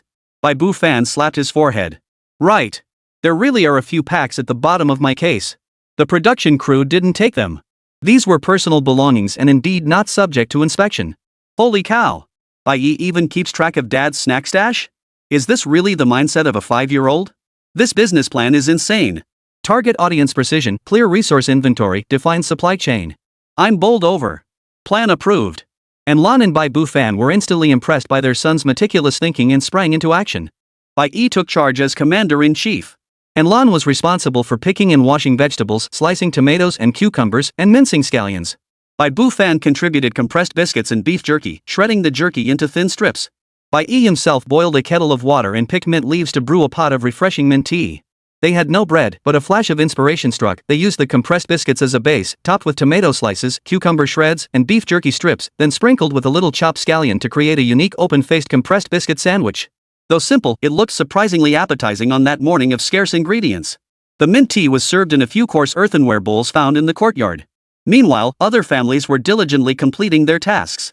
Lu Jian and his son were laboring in the river, scooping up trash. Soaked to the skin and covered in mud, they worked with unwavering determination. Song Ming and his daughter carefully picked vegetables in the garden, beads of sweat forming on their foreheads. Tang Ling helped wash vegetables in the kitchen while Xian Xian idly played with vegetable leaves nearby. Meanwhile, a faint aroma of mint tea and food wafted from courtyard 1. Bai Yi had Lan write a simple sign on a piece of paper: Energy breakfast set special sandwich plus mint tea, 10 jushi coins per set. Then the family of 3 carried several prepared samples and walked to the village entrance where staff members tended to gather. At first, the workers exchanged puzzled glances, finding it somewhat amusing. But soon, the morning hunger, the food that didn't look too bad, the refreshing tea aroma, and little Bai Shi holding her small bowl, looking at you with sparkling eyes and saying softly, "Uncle, Auntie, breakfast," who could resist? Before long, a cameraman couldn't resist and became the first to pull out a Jushi currency voucher issued by the production team for internal settlements. "Give me one. I'm starving." With the first order, others followed. Especially seeing how clean and refreshing Bai Yi's food looked, and the prices were quite reasonable, many crew members who'd been busy all morning couldn't resist placing orders. Even a few early rising villagers strolling nearby gathered curiously and purchased a portion using the show's approved exchange method. Ha, the crew got outsmarted. This business acumen is impressive. Spot on market demand. GG is the ace salesperson. So adorable. In less than an hour, Bai Yi's family sold out all the breakfast sets they'd made using existing resources over a dozen portions. Net income exceeded 150 jushi coins. Not only did it easily cover the day's 100 coin rent, but the surplus allowed them to buy basic ingredients for future plans. When Lu Jian and his son dragged their exhausted, mud-covered bodies back after completing their task and received their 40 coin payment. When Song Ming and his daughter, along with Tang Ling, received 30 coins and 25 coins respectively and were fretting over rent. They were astonished to find the Bai Yi family leisurely sitting on the swing in courtyard 1, with a small table in front of them laden with fresh fruit bought with their newly earned coins. "Bai Yi, you finished your task? That fast?" Lu Jian asked breathlessly. Bai Yi shook his head, took a bite of a peach, and mumbled clearly, "No task. We earned it selling breakfast." Lu Jian, Song Ming, Tang Ling? Ha, triple confusion. Dimension-lowering strike. While others toil for their money, Bai Yi's already become a little boss. I can practically see the difference between a capitalist and a small-scale farmer. Director Chen watched the scene unfold, both amused and amazed. Once again, Bai Yi had shattered the production team's preset narrative with his astonishing insight and execution. The economic crisis on day 1 seemed to have been effortlessly resolved for his household. Chapter 39, Sooner or later, we'll sell the house. As noon approached, families who had been busy all morning were famished. The aroma wafting from the village canteen became the most direct temptation. A conspicuous notice was posted at the entrance: today's lunch, 1 meat dish, 1 vegetable dish, and rice. Each serving, 5 jushi coins. At this price, it's undoubtedly a significant expense for families currently struggling financially. After a morning of grueling physical labor, Lu Jian and his son were exhausted. Seeing the braised pork and stir-fried greens at the cafeteria window, they couldn't help but swallow hard. Lu Jian clutched the 40 coins he'd earned through his morning's toil, gritting his teeth. "Son, eat. You need strength to keep working this afternoon." He generously bought 2 portions, instantly spending 10 coins, a painful blow to his wallet. "Brother Jian, food is a necessity, you can't skimp on this. Spending a quarter of your income on 1 meal? Feeling bad for Brother Jian for a second. Little Stone is eating so heartily, it makes me hungry just watching." Song Ming and his daughter exercised restraint, buying only 1 portion to share, spending 5 coins. Song Ming gently said to his daughter, "Xiaoyu, let's be a little thrifty. Tonight, Dad will see if he can find something else to eat." Song Xiaoyu nodded obediently. The Song family is so thrifty. Sharing 1 meal between 2 people looks a bit heartbreaking yet very touching. The Bai Yi family also arrived at the cafeteria. After paying 100 coins for rent, they still had a surplus of several dozen coins, making them relatively well off. And Lan glanced at the menu, about to order 3 portions, when Bai Yi tugged at her sleeve and whispered, "Mom, 2 portions will be enough. My sister and I can share 1. He wasn't being stingy, but habitually cautious, saving their funds for more critical needs. In the end, they spent 10 coins. Bai is so sensible, knowing to spend wisely. Even though his family is wealthy, they aren't extravagant at all. Goodwill points up. The most eye-catching pair was Tangling and Xianxian. While other families were paying with coins, Tangling led Xianxian straight to the serving window. The cafeteria lady in charge of dishing out meals clearly remembered the girl who'd helped wash vegetables that morning, clumsy but sweet-talking. She greeted them with a smile. "Hey there, sweetie. You worked hard this morning. Come on, let me serve you no charge. Consider it a little thank you for your help." With that, she piled Tangling and Xuanxuan's trays high with food, even adding an extra spoonful of meat. "Thank you, Auntie," Tangling exclaimed, delighted, thanking her repeatedly. Xianxian chimed in with his baby voice, "Thank you, Granny." Watching this scene, Lu Jian and Song Ming, who were paying for their meals nearby, felt a mix of emotions. Wow! Tangling turned misfortune into fortune. Helping in the kitchen has its perks. Look at Jian's eyes, he's crying with envy, ha! The cafeteria auntie is so kind. This is the reward for hard work. Tangling totally cashed in on this, saving 10 coins. Lunchtime also served as a brief moment for everyone to chat and exchange information. Lu Jian stuffed his mouth while muttering about pulling off another big job this afternoon. Song Ming quietly asked Bai Bu Fan for details about that flora and fauna guidebook. Tangling, enjoying her free lunch, was in high spirits. She even joked with Bai Yi about investing in her children's entertainment business. Bai Yi merely smiled, though his mind was racing with calculations for the afternoon's plan. Afternoon sunlight bathed Jushi village in a lazy glow, yet none of the 4 families dared to relax. The morning's events had made it clear to everyone that in this small village, every single Jushi coin was crucial. After easily paying the sky-high rent of 100 coins, the Bai Yi family wasn't content to rest on their laurels. The morning's success made Bai Yi realize the value of information and resource gaps. Instead of choosing the higher-paying new task announced by the production team that afternoon, he began a new strategy. First, he used the remaining funds from the morning to purchase a more detailed hand-drawn map of Jushi village and some inexpensive blank cards and colored pens costing 10 coins from the supply exchange point set up by the production team. Then, he enlisted his father Bai Bufan's artistic eye as a musician to enhance the map with annotations, clearly marking key locations like village wells, public restrooms, basic supply shops, and medical stations. Next, he personally crafted simple Jushi village survival guide cards from the cards. Besides the map, he jotted down some basic reminders. For example, the well at Grandma Lee's house at the eastern end of the village has the sweetest water, and fresh fruit arrives at the convenience store in the evening. What's Bai Yi up to? Selling maps? A survival guide? What's the point? Other families have probably figured things out by now, right? Just as the audience was puzzled, Bai Yi began his plan. He asked his mother and Lan to take the finished survival guide cards and the nearly forgotten book, Commonly Found Plants and Animals in Southern Wildernesses, to the 3 other families resting under nearby trees. Teacher Song, Brother Lu, Lingling, and Lan smiled, her tone tinged with slight embarrassment yet firm resolve. Yi compiled a practical guide to village information along with this flora and fauna guidebook. We thought you might find them useful. If you need them, well, you can rent them. Just 5 Jushi coins per item per day. Rental info? That's a bold move. Getting something for nothing? They've mastered monetizing information gaps. Bringing knowledge monetization to rural reality TV? The kicker is, other households might actually need it. Especially that field guide. Bai Yi, I'm not a producer, I'm a resource transporter and integrator. Lu Jian scratched his head, thinking it wasn't worth it. But Song Ming was intrigued. He planned to scout nearby hills that afternoon. A detailed field guide and precise map would save him a lot of trouble. Tangling also saw the map's value, it would prevent them from wandering aimlessly like headless flies. In the end, Song Ming rented the guidebook, Tangling rented the map, and Bai Yi's shop easily pocketed another 10 coins. Additionally, Bai Yi noticed that the afternoon sun was scorching. Lu Jian and his son were working up a sweat, not even having a fan to cool themselves. He promptly rented 2 extra large palm fans from his own courtyard to Lu Jian at a rate of 2 coins per fan per day. Lu Jian, suffering terribly from the heat, agreed readily. Even fans can be rented? I'm impressed. Maximizing resources. Maximizing profits.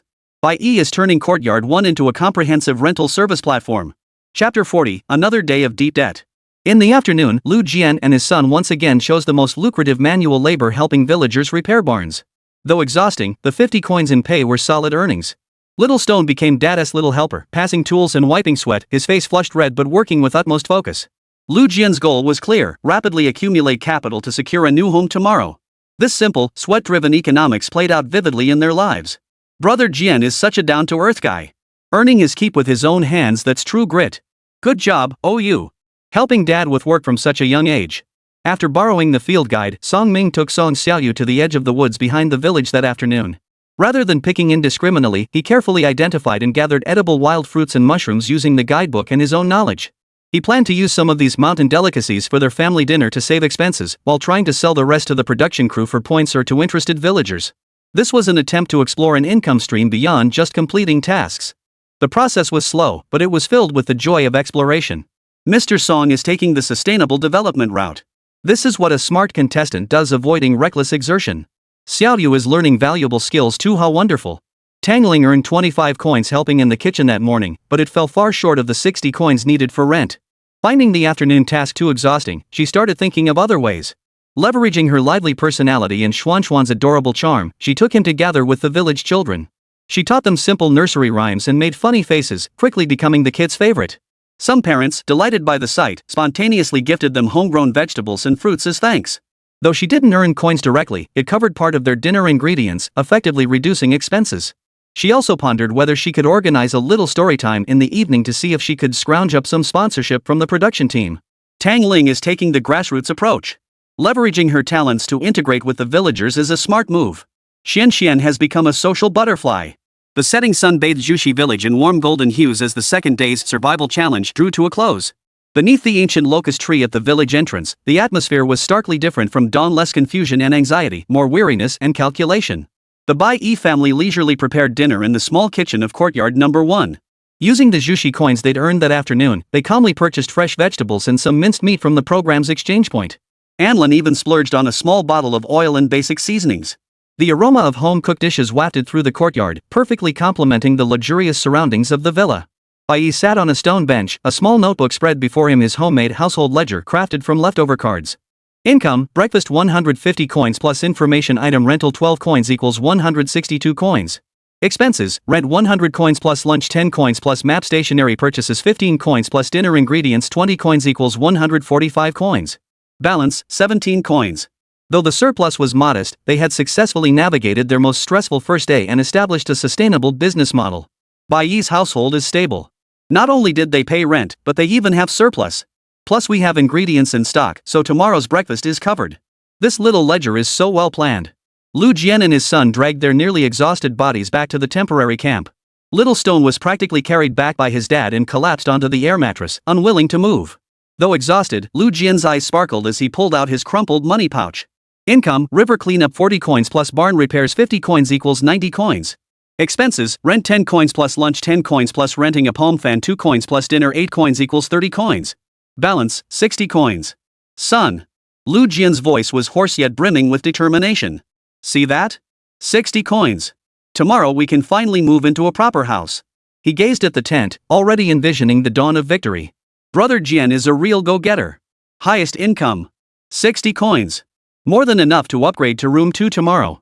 Stone worked so hard, such a good kid.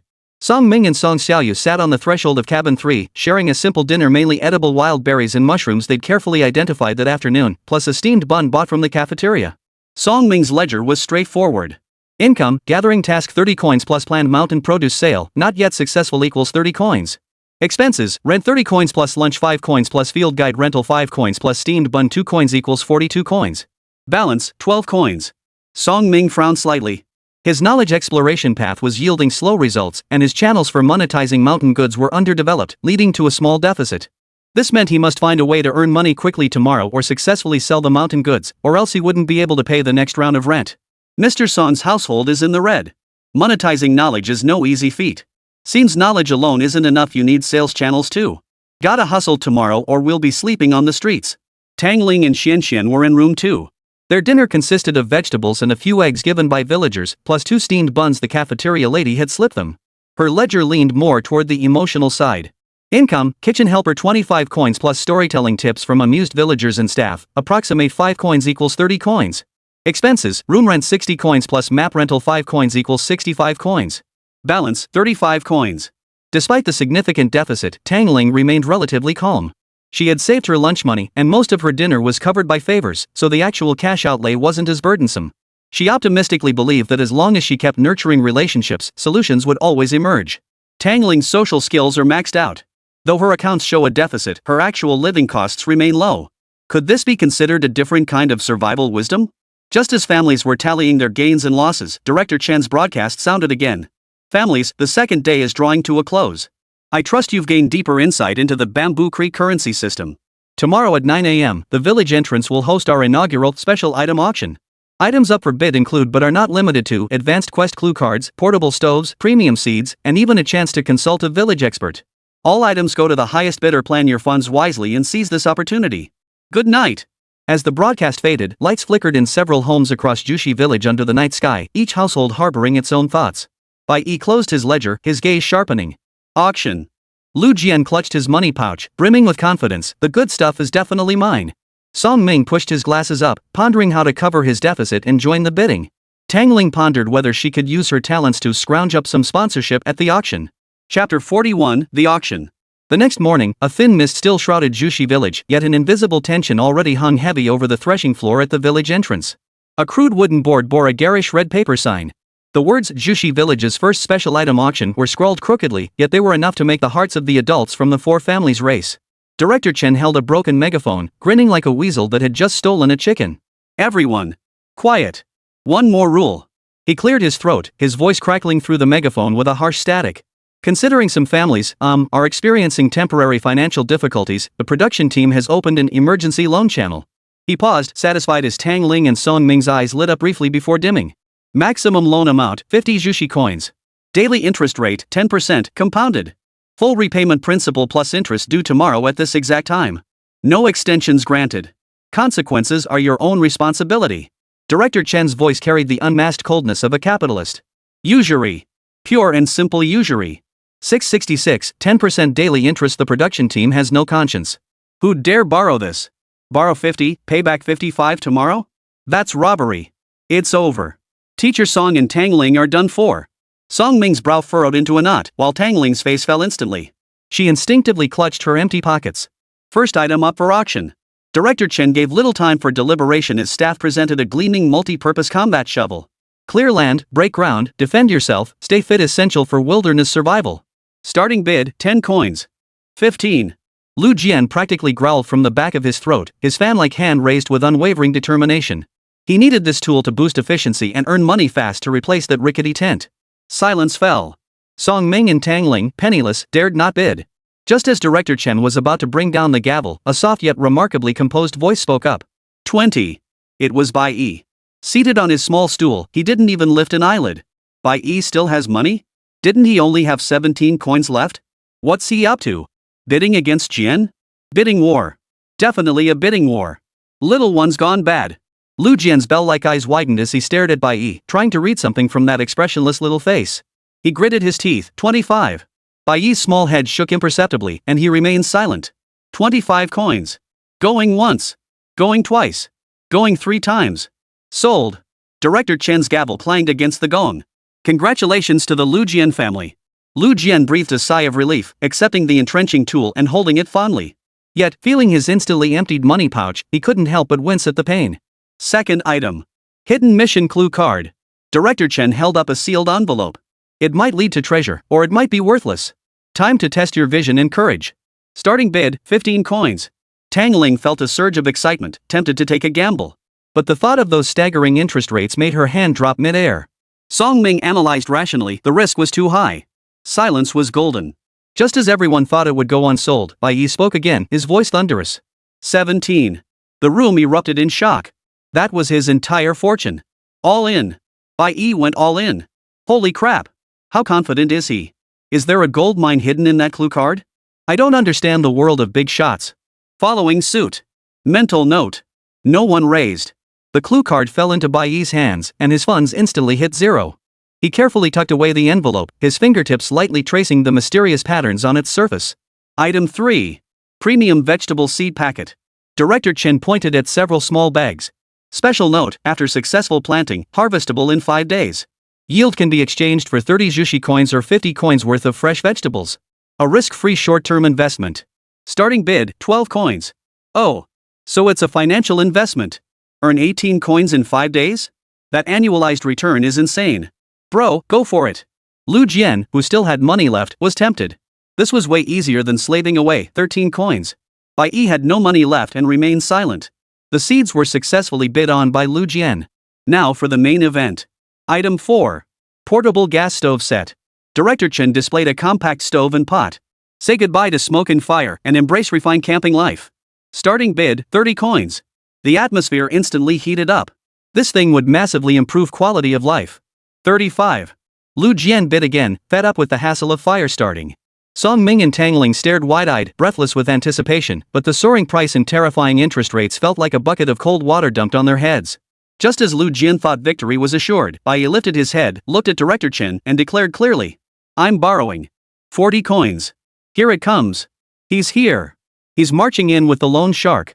Borrowing at 4 coins daily interest? Is this stove that essential? What a badass. Now that's someone who gets things done. 40 coins. Bai Yi stated the price calmly. Lu Jian choked. If he followed suit, his funds would dry up and tomorrow's apartment swap plan would be ruined. But not going for it? He couldn't bear the thought. His expression shifted wildly before he finally stomped his foot in frustration and gave up. The stove belongs to Bai Yi, but he's saddled with a massive debt of 40 coins, accruing 4 coins in daily interest. Bai Yi won. But he's drowning in debt. This interest must be paid tomorrow. The pressure is immense. The final item takes the stage. Final item. A get-out-of-jail-free card. Waive tomorrow's rent. Director Chen's voice was dripping with temptation. Starting bid, 20 coins. A lifeline. Especially for Tang Ling, whose rent alone was 60 coins.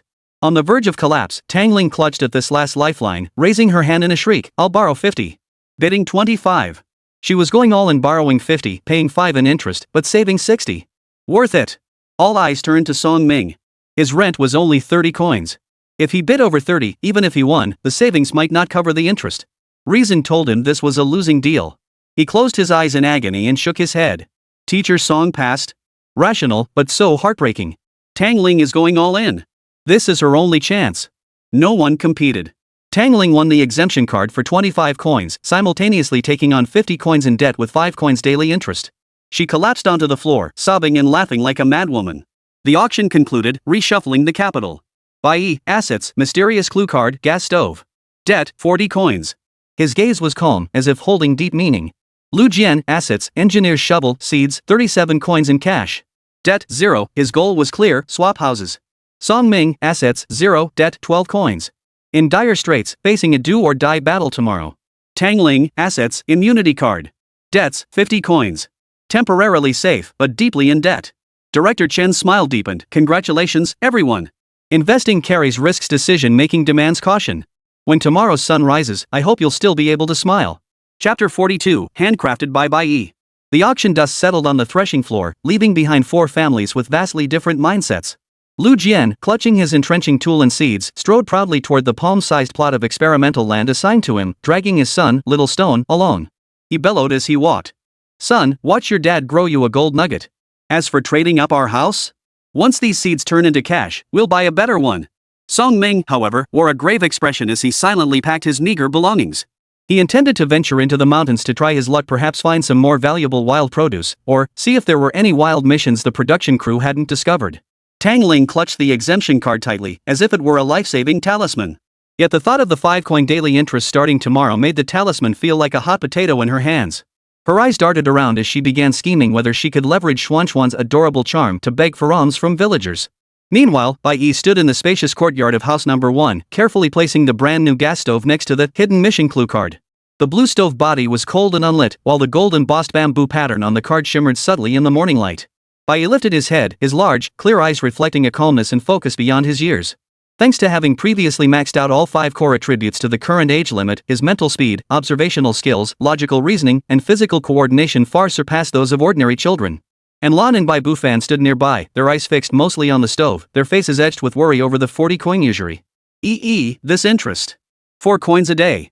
And Lan stared at the stove as if watching Jushi coins burn away. Bai Bufan frowned deeply. "Son, should Dad go take on more manual labor right now?" Instead of answering the interest question, he spread the clue card flat on his lap, his little finger tracing the bamboo leaf pattern and crisscrossing lines. "Dad, Mom, look." His voice was childish yet carried an unwavering certainty. "The density of these bamboo leaves, the intervals between the line turns, don't they resemble some kind of non-standard rhythmic pattern?" As a musician, Bai Bufan was instantly alerted and leaned in for a closer look. "Ha! Now that you mention it, these intervals vary in length, yet they seem to follow an internal rhythm like a complex syncopation with tied notes. And Lan also focused her gaze. Though not well versed in music theory, her keen observation skills kicked in. Could these intersection points represent the downbeats or striking points? The whole family's playing Sherlock Holmes? Cracking codes with pure brainpower? What did this kid eat growing up? Musician dad plus sharp-eyed mom plus son with superhuman observation skills? This combo is insane. I stared at it forever and just saw patterns. How can they discern rhythm? Bombardment ends. Bai Yi nodded, quickly building a mental model based on the card's text. Listen to the private whispers of wind and bamboo strike the echoes of time. His sharp thinking was utterly unlike that of a 5-year-old. So the key is likely finding a specific instrument in a windy bamboo grove like a hollow bamboo stalk and striking it to this rhythm. The clue pointed clearly in one direction.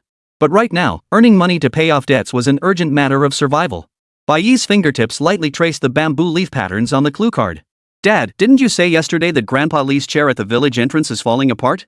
Bai Fan paused, then replied instinctively, huh? Oh yeah, the old man's been complaining about it for days, saying it's uncomfortable to sit on. Mom, Bai Yi turned to Lan, didn't Grandma Wang keep saying her bamboo basket for dried goods had holes and things kept falling out? That is true.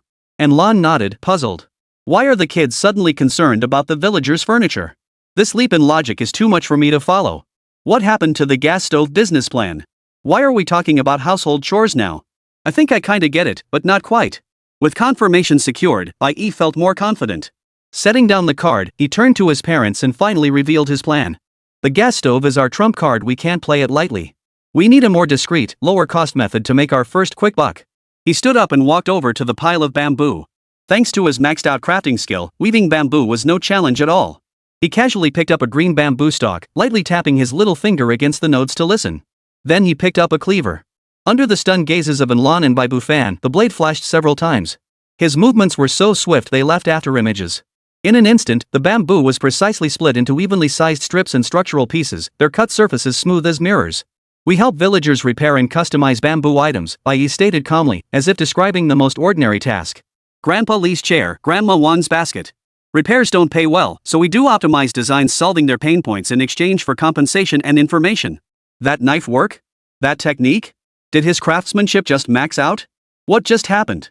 Slicing bamboo barehanded like cutting tofu? Is he really 5? About my son suddenly becoming a heir to Lu Ban. Optimized design. He's even outclassing traditional bamboo craftsmanship. Bai Fan's eyes lit up. Handicrafts? That's right up my alley. His background as a musician gave him a natural affinity for manual work. And Lan hesitated, but how much could we earn? And we don't have all the tools. We can borrow tools or trade labor for them, Bai Yi reasoned clearly. Repairs alone won't be profitable. We'll focus on custom work. For instance, adding non-slip bamboo pads to Grandpa Lee's chair legs, or weaving a leak-proof inner liner with a snap closure for Grandma Wang's bamboo basket. These items aren't expensive, but they solve their pain points. They'll gladly trade eggs, vegetables, or even Jushi currency for them. He paused, then delivered the crucial point. Plus, by helping villagers with their work, we can legitimately gather intel. Especially about the bamboo groves. Brilliant. Absolutely brilliant. Killing 3 birds with 1 stone. Earn money. Gather intel. And boost villager goodwill. I hereby declare Bai Yi's Jushi Village Comprehensive Service Company officially established. The key is the bamboo forest. He's been eyeing that hidden quest all along. And Lan and Bai Fan were completely convinced. Their son wasn't just making money, he was playing a much bigger game. No time to waste. Bai Fan immediately showcased his hands-on skills beyond music, grabbing a hatchet and saw to start measuring out the discarded bamboo scraps. Bai Yi, with his maxed-out craftsmanship skills and design vision beyond his years, provided technical guidance from the sidelines. Dad, leave this bamboo joint longer and sand it smooth, it'll make a perfect handrail. Mom, this thin bamboo strip can be woven into a mesh breathable and leak-proof. And Lan handled communication and business development. Carrying Bai Yi's simple design sketches, she proactively approached Grandpa Lee and Grandma Wang. At first, the elderly couple were skeptical, but seeing in Lan's sincere attitude and the practical design sketches, especially after Bai Yi chimed in with a few key explanations in his soft, mellow voice, they finally nodded in agreement. Thus, Courtyard 1 transformed into a makeshift workshop. The sounds of sawing bamboo, sanding, and weaving filled the air. Bai Fan handled rough processing and structural work, Bai Yi focused on fine detailing and design optimization, while Lan assisted and served as the marketing director. Family Handicraft Workshop is live. Dad Bai's craftsmanship is impressive. Hidden talents. Yi Bao commands like a seasoned foreman. The 5-year-old CEO and his star employees. Soon, Grandpa Li's old chair, now reinforced with sturdy joints, anti-slip pads, and comfortable armrests, was transformed beyond recognition. The old man sat down, rocked it gently, and found it as steady as a rock. Beaming with delight, he paid 5 jushi coins on the spot and insisted on giving them a small basket of fresh eggs. Grandma Wan was utterly delighted with her brand new bamboo basket, now fitted with a leak-proof liner and shoulder straps. She paid 10 coins and promised to sell them her surplus vegetables at discounted prices whenever possible. First victory. Not only did they earn 15 jushi coins in goods, but more importantly, during casual conversation, they gleaned crucial information from Grandma Wang. The old bamboo grove east of the village? Deep within it stands several unique purple bamboos. The elders say that when the wind blows, they produce a rather pleasant sound, like someone singing. Bai Yi exchanged a glance with his parents, understanding immediately. The clues fit together. Chapter 43, Money-Making Methods. The afternoon sun was perfect, but Bai Yi chose not to rest. Instead, accompanied by his parents, he went straight to the production team and declared his intention to complete the hidden task clue card. This move instantly drew the attention of all the cameras filming the shoot. Here it comes. Bai's about to crack the code. Go go go, let's go. After receiving the production team's permission to proceed to the bamboo grove, Bai Yi's family entered the ancient bamboo forest east of the village under the camera's gaze. With his keen observational skills, Bai Yi quickly identified several ancient bamboo stalks with purple hues that emitted a pleasant rustling sound in the wind. He selected the one that felt most special, picked up a stone, recalled the rhythm he and his father had analyzed, and began tapping it carefully. Thump, tap tap thump, tap. The rhythmic tapping echoed through the bamboo grove, harmonizing with the wind's whisper. As the final note faded, everyone held their breath in anticipation. Seconds later, near the base of the purple bamboo, a cleverly disguised piece of bark clicked open, revealing a hidden electronic lock screen. The screen displayed the production team's logo and a line of text. Hidden mission Bamboo Grove Echo complete. Please select your reward. Option A, waive all current program-related debts for your household note. Selecting this option permanently disqualifies you from borrowing during this season. Option B, select basic supplies totaling 50 jushi coins from the production team's supply warehouse. Wow! An extreme choice between 2 options. Debt forgiveness.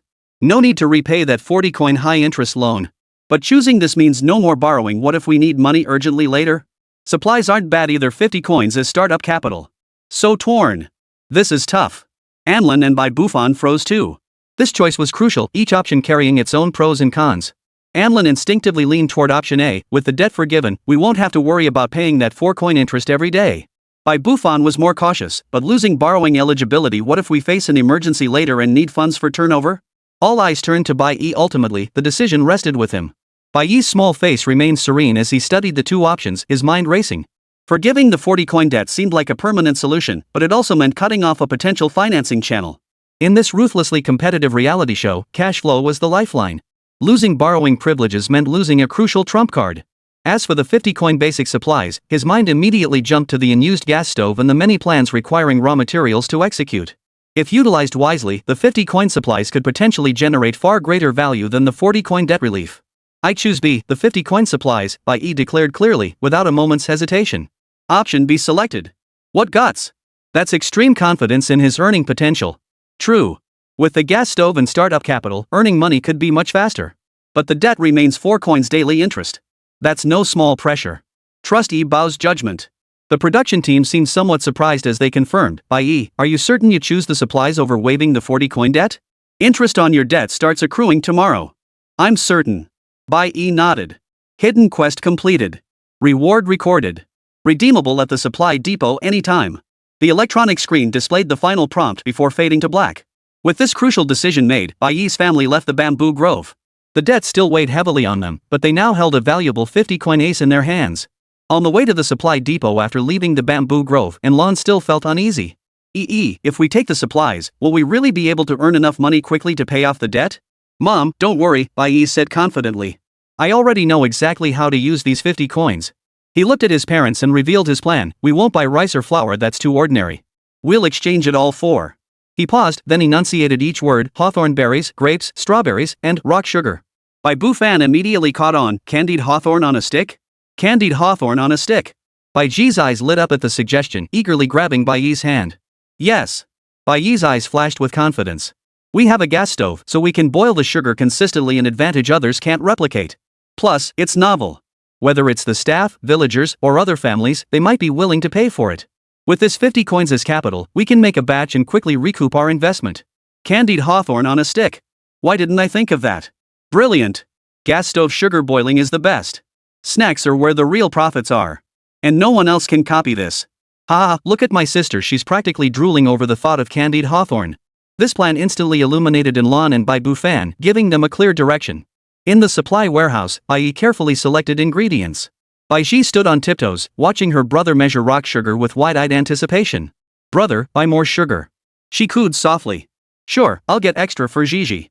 Bai Yi responded gently, deliberately scooping a larger portion of candied sugar. Yi Bao is such a sister-spoiling maniac. It's hard to resist your little sister's sweet talk.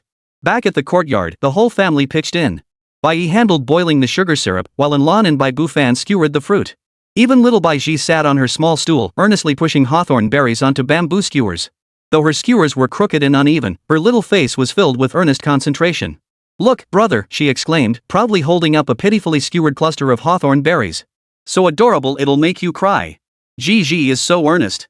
This arrangement has a real artistic flair. The whole family working together is so heartwarming.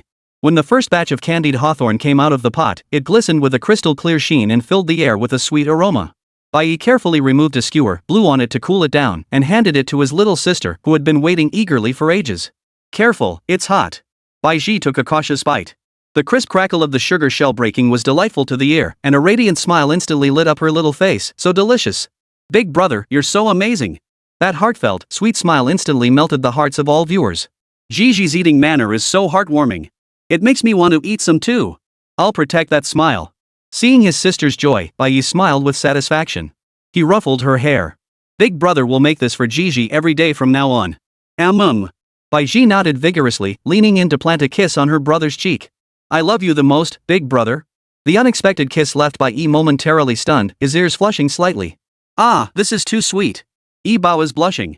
What kind of divine siblings are these? As night fell, the first batch of trial candied hawthorn sticks proved a resounding success. Bai Yi watched his delighted family, his heart brimming with strength. Chapter 44, Making money is so easy. Dawn mist still shrouded Jushi village, yet warm light already glowed from the kitchen of Courtyard 1. Standing on a small stool, Bai Yi stared intently at the bubbling syrup on the gas stove. After a night of deliberation, he had perfected the candied hawthorn production process. Brother, the syrup's color changed. Bai Yi stood on tiptoes, pointing at the pot where the syrup had turned amber. Bai Yi nodded, deftly dipping the skewered hawthorn berries into the syrup. With a swift flick of his wrist, he coated them in a clean, precise layer of sugar. The first batch of candied hawthorn berries emerged, their crystalline sugar coating shimmering with an enticing glow in the morning light. Yi Bao's technique is way too professional. He looks way more skilled than yesterday. The caramel color is perfectly caramelized. We need to set a reasonable price. Bai Yi calculated the costs carefully. 3 coins for 1 skewer, 5 coins for 2. This way we recoup costs quickly while keeping it affordable for more people. That's a good price, not too steep to deter customers, yet not a loss leader either. And Lan and Bai Bufan both nodded in agreement. Arriving at the village entrance, Bai Yi chose a bustling spot. He surveyed the surroundings before setting up his stall. Delicious candied hawthorn on a stick, 3 coins for 1 stick, 5 coins for 2 sticks. Bai Yi's clear voice quickly drew the attention of early rising workers. At first, however, people merely watched, seemingly cautious about this new snack. Just then, Bai Yi picked up a skewer, sat down on a small stool nearby, and began nibbling it slowly. With a satisfying crack, the sugar coating cracked open. Bai Yi closed her eyes contentedly, her little face glowing with happiness. She savored every bite as if tasting the finest delicacy on earth, occasionally letting out contented sighs, so sweet, so delicious. This vivid scene immediately had its effect. Watching Bai Yi savor her meal, the crowd couldn't help but swallow hard. Finally, the first customer was hooked. Give me 1 skewer, one staff member blurted out. I'll take 2, another chimed in. Gigi looks so delicious. Just watching her eat makes me hungry. This is practically a living advertisement. As Lu Jian walked by with little Stone, the boy immediately spotted Bai Yi savoring her candied hawthorn. Daddy, I want some too. It looks so delicious. Lu Jian looked at his son's eager eyes, glanced at the price tag, and promptly pulled out 5 coins, 2 skewers, please. Even more surprising, Tangling showed up carrying ingredients she traded for from the villagers. Watching Bai Yi savor her treat, she couldn't help but swallow hard. Xiaoyi, would you trade these mushrooms for 2 skewers? Tangling asked hopefully. Xianxian stared wide-eyed, looking expectantly at Bai Yi. Bai Yi examined the mushrooms carefully and nodded. Sure, but I want the whole basket. Deal. Tangling happily exchanged the mushrooms for the candied hawthorn skewers. She immediately began eating them, mimicking Bai Yi's manner, a satisfied expression spreading across her face. Gigi's eating style is so infectious. It makes me want to place an order. This is the best advertisement. Soon, the sweet aroma of the candied hawthorn and the siblings' lively calls drew the village children playing nearby. 5 or 6 youngsters gathered around the stall, watching Bai Yi eat with wide-eyed wonder. "Mommy, I want to eat that shiny one too," a little girl with pigtails tugged at her mother's skirt. "Grandma, that looks so yummy," another chubby little boy chimed in. The adults were at a loss with the children pestering them, but they didn't have any Zushi coins. Just then, an auntie tentatively asked, "Kids, we don't have that Zushi currency. How about I trade you some greens from my garden?" Bai Yi's eyes lit up. "Sure. 2 greens for 1 string." This proposal instantly opened a whole new world. Villagers rushed home to fetch their homegrown produce. "I've got freshly picked cucumbers, crisp and juicy. I just dug up some potatoes fresh as can be. These mushrooms I picked this morning, they smell amazing." Bartering. So clever. Now we won't have to worry about ingredients. The villagers are so adorable. Bai Yi accepted everything offered, collecting all sorts of vegetables and fruits while swiftly calculating the equivalent exchange. In just 1 hour, they not only received 45 Zushi coins but also exchanged for mountains of diverse ingredients. The most amusing sight was a little boy carrying a huge pumpkin to trade for candied hawthorn. Bai Yi stared wide-eyed at the pumpkin, which was bigger than herself. "Brother, this pumpkin is enormous." Bai Yi stifled a laugh and told the boy earnestly, "This pumpkin can get you 3 skewers of candied hawthorn." The boy happily ran off clutching his 3 skewers, leaving the enormous pumpkin behind. "Ha ha ha, this pumpkin is ridiculous.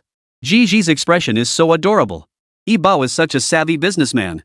Just as business was booming, Director Chen suddenly appeared.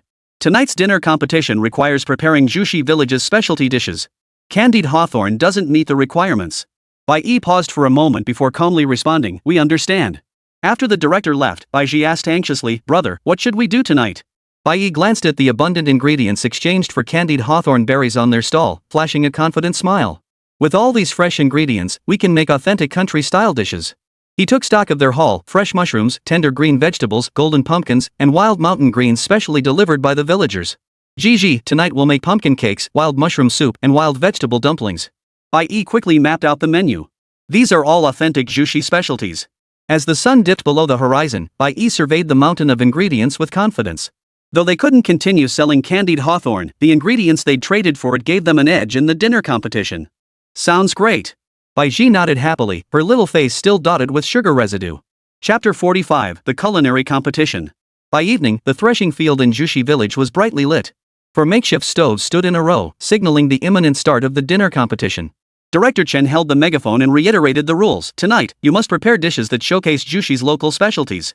Scoring will be decided jointly by the villagers' representatives and the program team. For tonight's specialty food competition, advance ingredient purchases are permitted. The top 2 finishers will have their ingredient costs waived, but the last place team will have their advance costs deducted double. First place prize, 50 Jushi coins. Second place prize, 30 Jushi coins. Third place prize, 20 Jushi coins." The announcement was met with a collective gasp from the crowd. "Double deduction? That's brutal," Tang Ling exclaimed. Lu Jian furrowed his brow, calculating the risks. Song Ming, however, seemed deep in thought. Opportunity and risk go hand in hand. The production team really knows how to play. This is intense.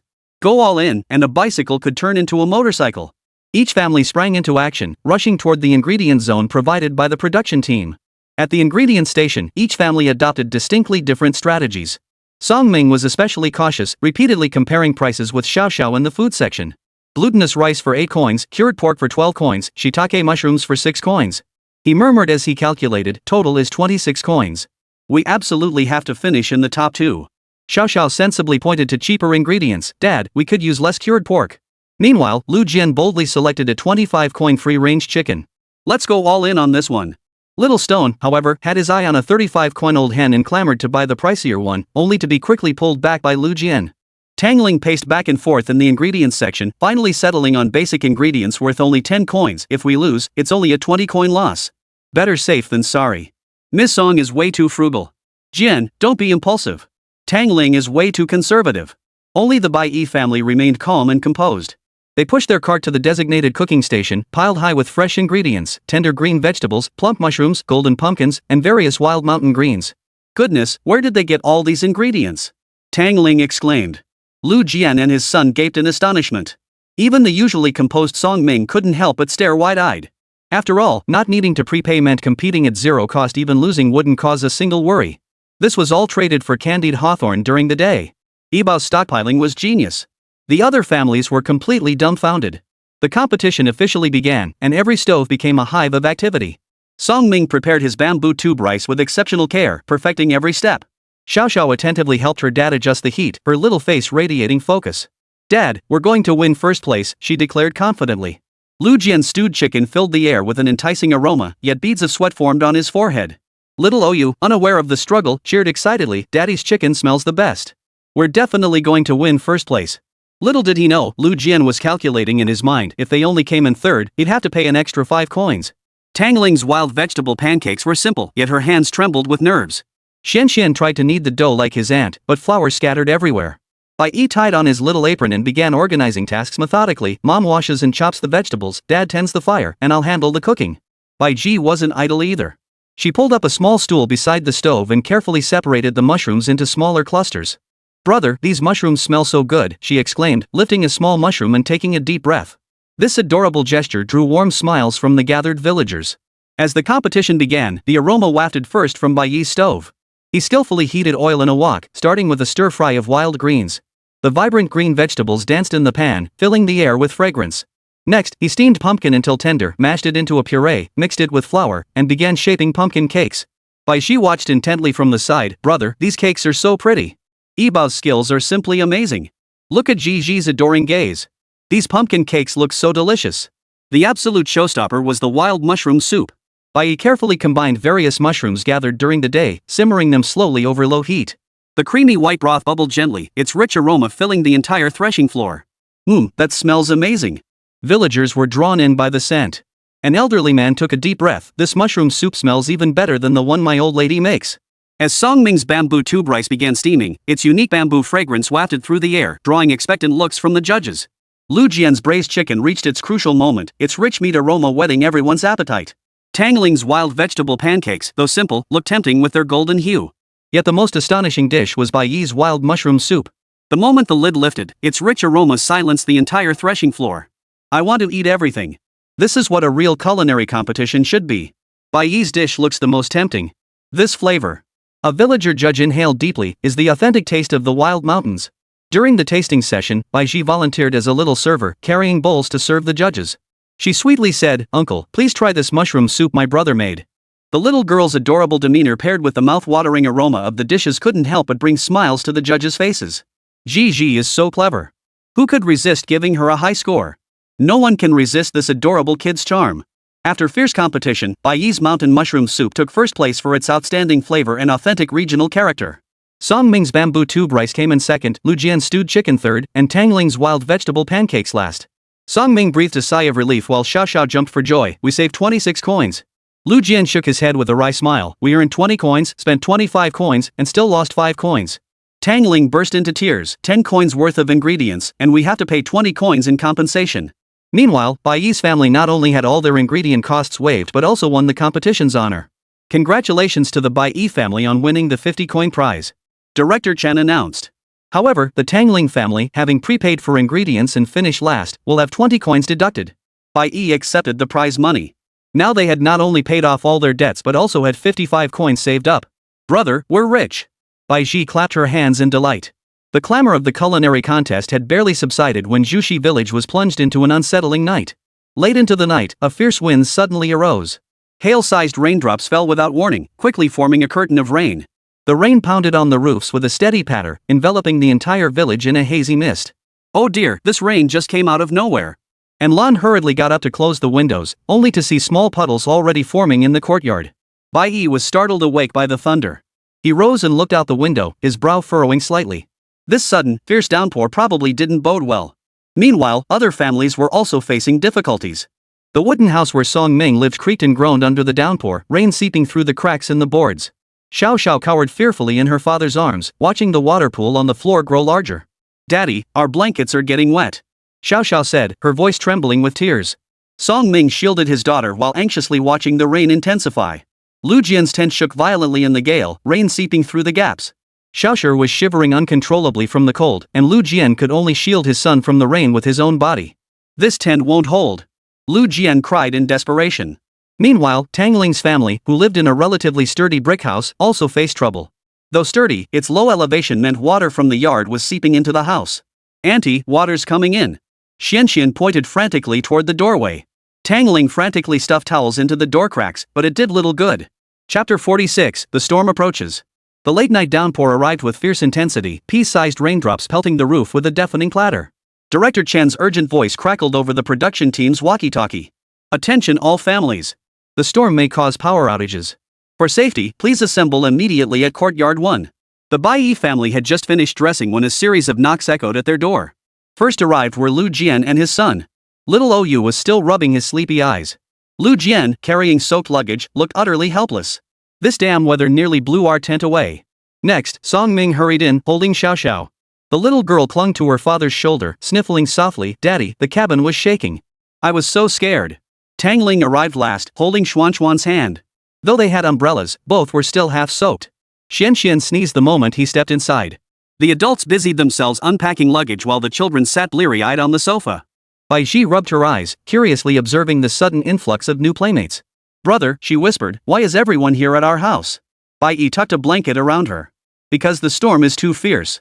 Our house is the safest place. Director Chen glanced at the downpour outside and announced, we'll rest tonight and plan activities based on the weather tomorrow. Now, everyone find a place to sleep. The living room instantly buzzed with activity. Adults busied themselves laying out sleeping mats, while the children gradually woke up and began whispering to each other. Xiao Xiao timidly approached Bai Yi. Your pajamas are so pretty. Xiao Xiao rolled excitedly on his makeshift bed. It's like a group camping trip. Xianxian hugged his pillow, looking up at Bai Yi with wide eyes. Big brother Bai Yi, I'm scared of thunder. Deep into the night, the downpour continued, but the atmosphere inside gradually settled. The adults, utterly exhausted, soon drifted off to sleep. The next morning, the rain eased slightly but continued to fall in a steady drizzle. As everyone woke up, they found Director Chen already waiting in the living room. Everyone, due to the persistent downpour, our outdoor activities are cancelled, Director Chen announced. However, we've prepared a special indoor challenge. Everyone perked up, even the children still rubbing their eyes became wide awake. Director Chen stood in the center of the living room, a mischievous grin on his face. Let's play a classic game Pictionary. But with upgraded rules. He signaled for staff to bring in a large whiteboard in 4 differently colored answer zones. Each family gets 1 color zone. Questions come in 3 difficulty levels, easy for 1 point, medium for 2 points, hard for 3 points. But here's the kicker. Director Chen deliberately drew out his words, guessing correctly earns points, but the family with the best drawing also gets an extra reward. Pictionary. Childhood memories. Artwork scoring too? That's interesting. Can't wait to see Yi-Bao draw. Round 1, easy questions. Lu Jian drew sun. He sketched a neat circle with a few rays. Little Stone immediately shouted, sun, and scored easily. Song Ming drew umbrella. He meticulously sketched the ribs and canopy. Xiao Xiao whispered, it's an umbrella, scoring another point. Tang Ling drew kitten and sketched a crooked cat head.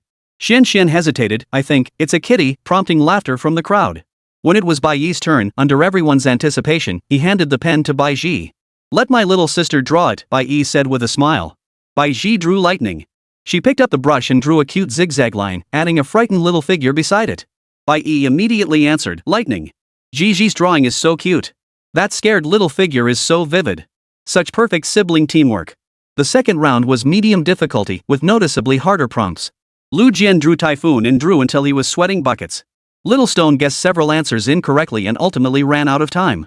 Song Ming drew rainbow, creating a detailed but slow drawing that earned him only 1 point. Tang Ling drew flood, creating a messy sketch that Xianxian couldn't decipher at all. Bai Yi drew greenhouse effect. While others were still struggling, he swiftly sketched an earth surrounded by flames, with a thermometer above it. Bai Yi stared at it for ages but still couldn't figure out what her brother had drawn. Is the earth running a fever? Bai Yi tilted her head, utterly perplexed. This topic is still too difficult for young children. This question is too abstract. Bai Yi drew it quite vividly. In the end, Bai Yi ran out of time and failed to score. In the final high difficulty round, Director Chen flashed a mysterious smile. This round, the drawer and the guesser must be separate. And all the questions are idioms. The performances of the first few families were nothing short of disastrous. Lu Jian and his son drew weathering storms together, but his drawing resembled a capsized ship, leading Xiao Shi to guess salvaging fish from a sunken ship. Song Ming and his daughter drew prepare for the worst, but their abstract drawing left Xiao Xiao completely baffled. Tang Ling and her niece drew torrential rain, but their drawings looked like gibberish, so Xianxian gave up immediately. When it came to Bai Yi's turn, the entire audience held their breath. The topic he drew made even Director Chen grin with anticipation, conspire in secret. Good heavens! That's a high school Chinese exam question. How could a 5-year-old possibly understand this? The director's deliberately making this difficult. The other families shook their heads in exasperation. Even Song Ming remarked, "This idiom is too obscure. I'd need a moment to figure it out." Bai Yi stared at the prompt for 3 seconds, then calmly picked up his brush. Instead of depicting the idiom's literal meaning, he drew 2 little figures whispering behind a tree. Above their heads, he sketched a speech bubble containing the word secret plan. Bai Yi tilted her head, studying it for a moment before her eyes lit up. "It's conspire in secret. It means bad guys teaming up." The entire room fell silent. Director Chen's scoreboard clattered to the floor. "I'm impossible." He stammered, "How could you possibly know this idiom? Isn't this the script?" She doesn't know about the greenhouse effect, but she knows about colluding? Bai Yi flashed a sly grin and said cheerfully to Director Chen. Director Chen might not know this, but children's idiom dictionaries come with illustrations. Hee, my brother and I learned this phrase ages ago. Bai Yi lifted her head proudly. "So you're saying your drawing was based on the dictionary illustration?" Bai Yi nodded. Director Chen, stunned by the answer, opened his mouth to speak, then closed it, only to open it again. Ha, Director Chen just walked right into it.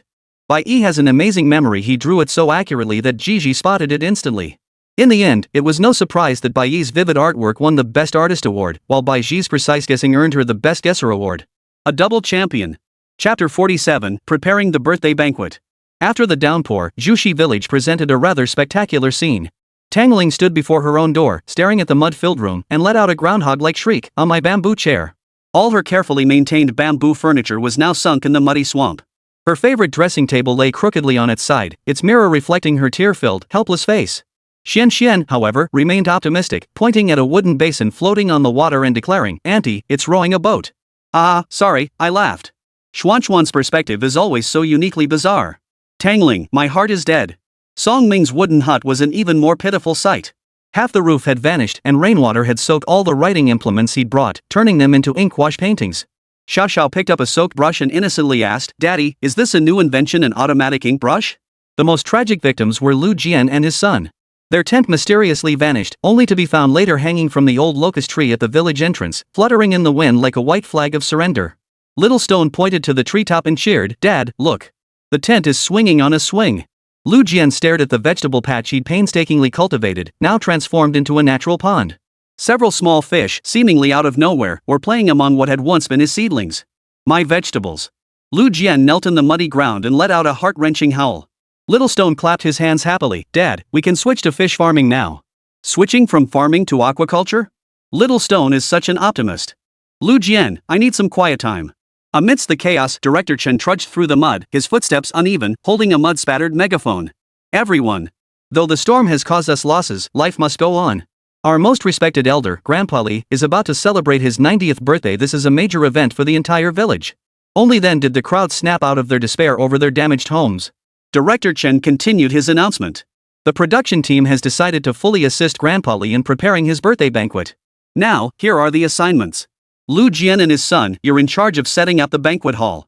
Go to the back mountain and cut some bamboo for decorations. Song Ming and his daughter, you'll write the birthday couplets and decorate the banquet hall.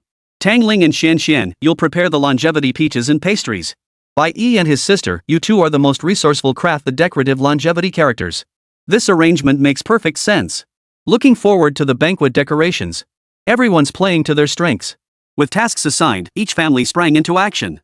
Lu Jian took Little Stone to the back mountain. Looking at the bamboo grove battered by the torrential rain, he couldn't help but worry, "Son, we need to find some straight bamboo." Little Stone, however, spotted a uniquely curved bamboo stalk. "Dad, this one's pretty." Song Ming discovered his writing implements had been ruined by the rain. Just as he was fretting, Xiao cleverly borrowed new brushes, ink, paper, and inkstones from a villager. Tangling was flustered in the kitchen, having never made longevity peaches before. Xian watched his aunt knead the dough into all sorts of strange shapes and innocently asked, "Auntie, why does this longevity peach look like a little pig?" Little Stone has such a unique sense of aesthetics. Xiao is so thoughtful. Tangling's culinary skills are still so heartwarming. The most surprising pair was Bai Yi and his sister. Bai Yi had somehow procured a large quantity of red paper and was carefully cutting out longevity characters with Bai Yi. "Brother, why are we cutting out so many longevity characters?" Bai Yi asked as she cut. Bai Yi patiently explained, "Grandpa Li is turning 90. We need to cut 90 longevity characters to represent his 90 years. Bai Yi nodded, seeming to understand yet not quite grasping it fully, and cut with even greater concentration. Just then, Grandpa Li came over with his cane to check on their progress. Seeing the children bustling about for him, the old man's eyes welled up with emotion. Good. I never imagined my 90th birthday could be so lively." When he saw the 90 longevity characters Bai Yi and his sister were cutting, he was so moved he couldn't speak. Bai Yi is putting so much effort into this. 90 longevity characters, that must take so much effort. Grandpa Li was moved to tears. That afternoon, Grandpa Li quietly approached Bai Yi, who was busy decorating the birthday hall. His eyes brimmed with expectation. "Little Yi, I have a favor to ask." It turned out that Grandpa Li's late wife had adored the town's osmanthus cakes. Since her passing, this treat had become a cherished memory for him. But the master baker who made them had long since moved away, leaving this wish unfulfilled. Bai Yi immediately agreed. "Don't worry, Grandpa. We'll make sure you get to eat osmanthus cake. This task is way too difficult. The town is so far away, how will the kids get there? This feels like trouble brewing." Bai Yi gathered all the children for a secret meeting. Hearing they were going to help Grandpa Li fulfill his wish, the kids were thrilled. "I know how to make osmanthus cakes." Xiao Xiao raised her hand. "My mom taught me." Xiao Oyu pounded his chest. "I'll pick the freshest osmanthus flowers." Xian Xian piped up in his baby voice. I can help eat them." When the adults heard about it, they joined in too. Song Ming dug out ancient texts to research the traditional method for making osmanthus cakes. Lu Jian took charge of building a makeshift stove. Tang Ling led the children in sifting glutinous rice. But challenges arose one after another. First challenge: insufficient osmanthus. The trees on the back mountain hadn't yet reached peak bloom, yielding only a handful of flowers. Second challenge: missing molds. Traditional plum blossom molds were nowhere to be found. Third challenge: controlling the heat proved difficult.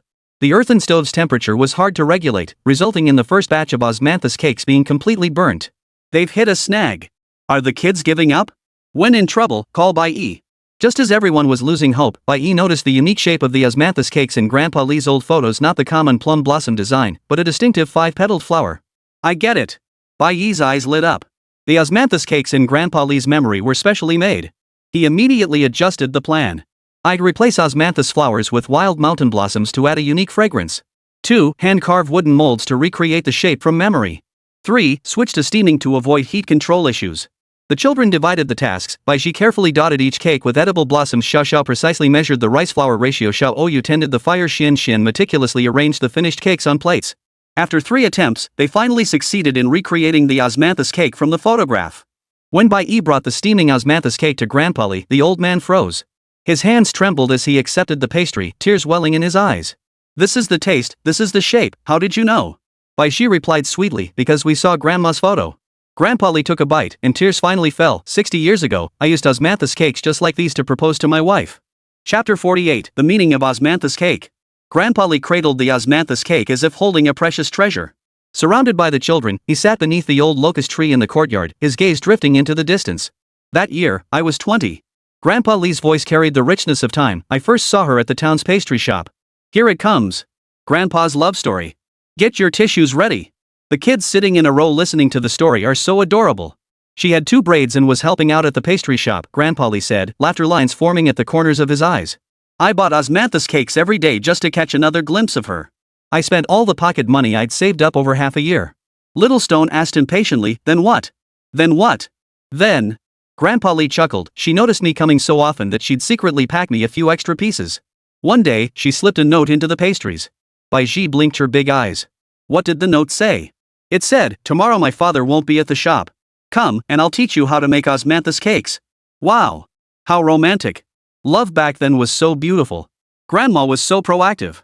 Grandpa Li continued, his voice growing softer. "I went, and she taught me step by step how to knead the dough and mix the filling. I was clumsy and got flour all over my face, and she laughed so hard she couldn't stand up straight." Xiao Xiao rested her chin on her hands. "Then what happened? How did Grandpa propose?" "That day, I specially ordered this mold." Grandpa Li pointed to the 5-petaled flower on the osmanthus cake and made 99 pieces. Under each one, I pressed a single osmanthus leaf. I told her it symbolized our love being as sweet and fragrant as osmanthus, and as unique as this 5-petaled flower. Xian Xian interrupted curiously, "Did Grandma say yes?" She took a bite and said. Grandpa Li mimicked his wife's tone from back then. "So sweet? Are you trying to give me cavities?" Then, she nodded. The children giggled, and even the adults nearby couldn't help but smile. "So sweet it's killing me. What kind of fairy tale romance is this?" The kids are listening so intently.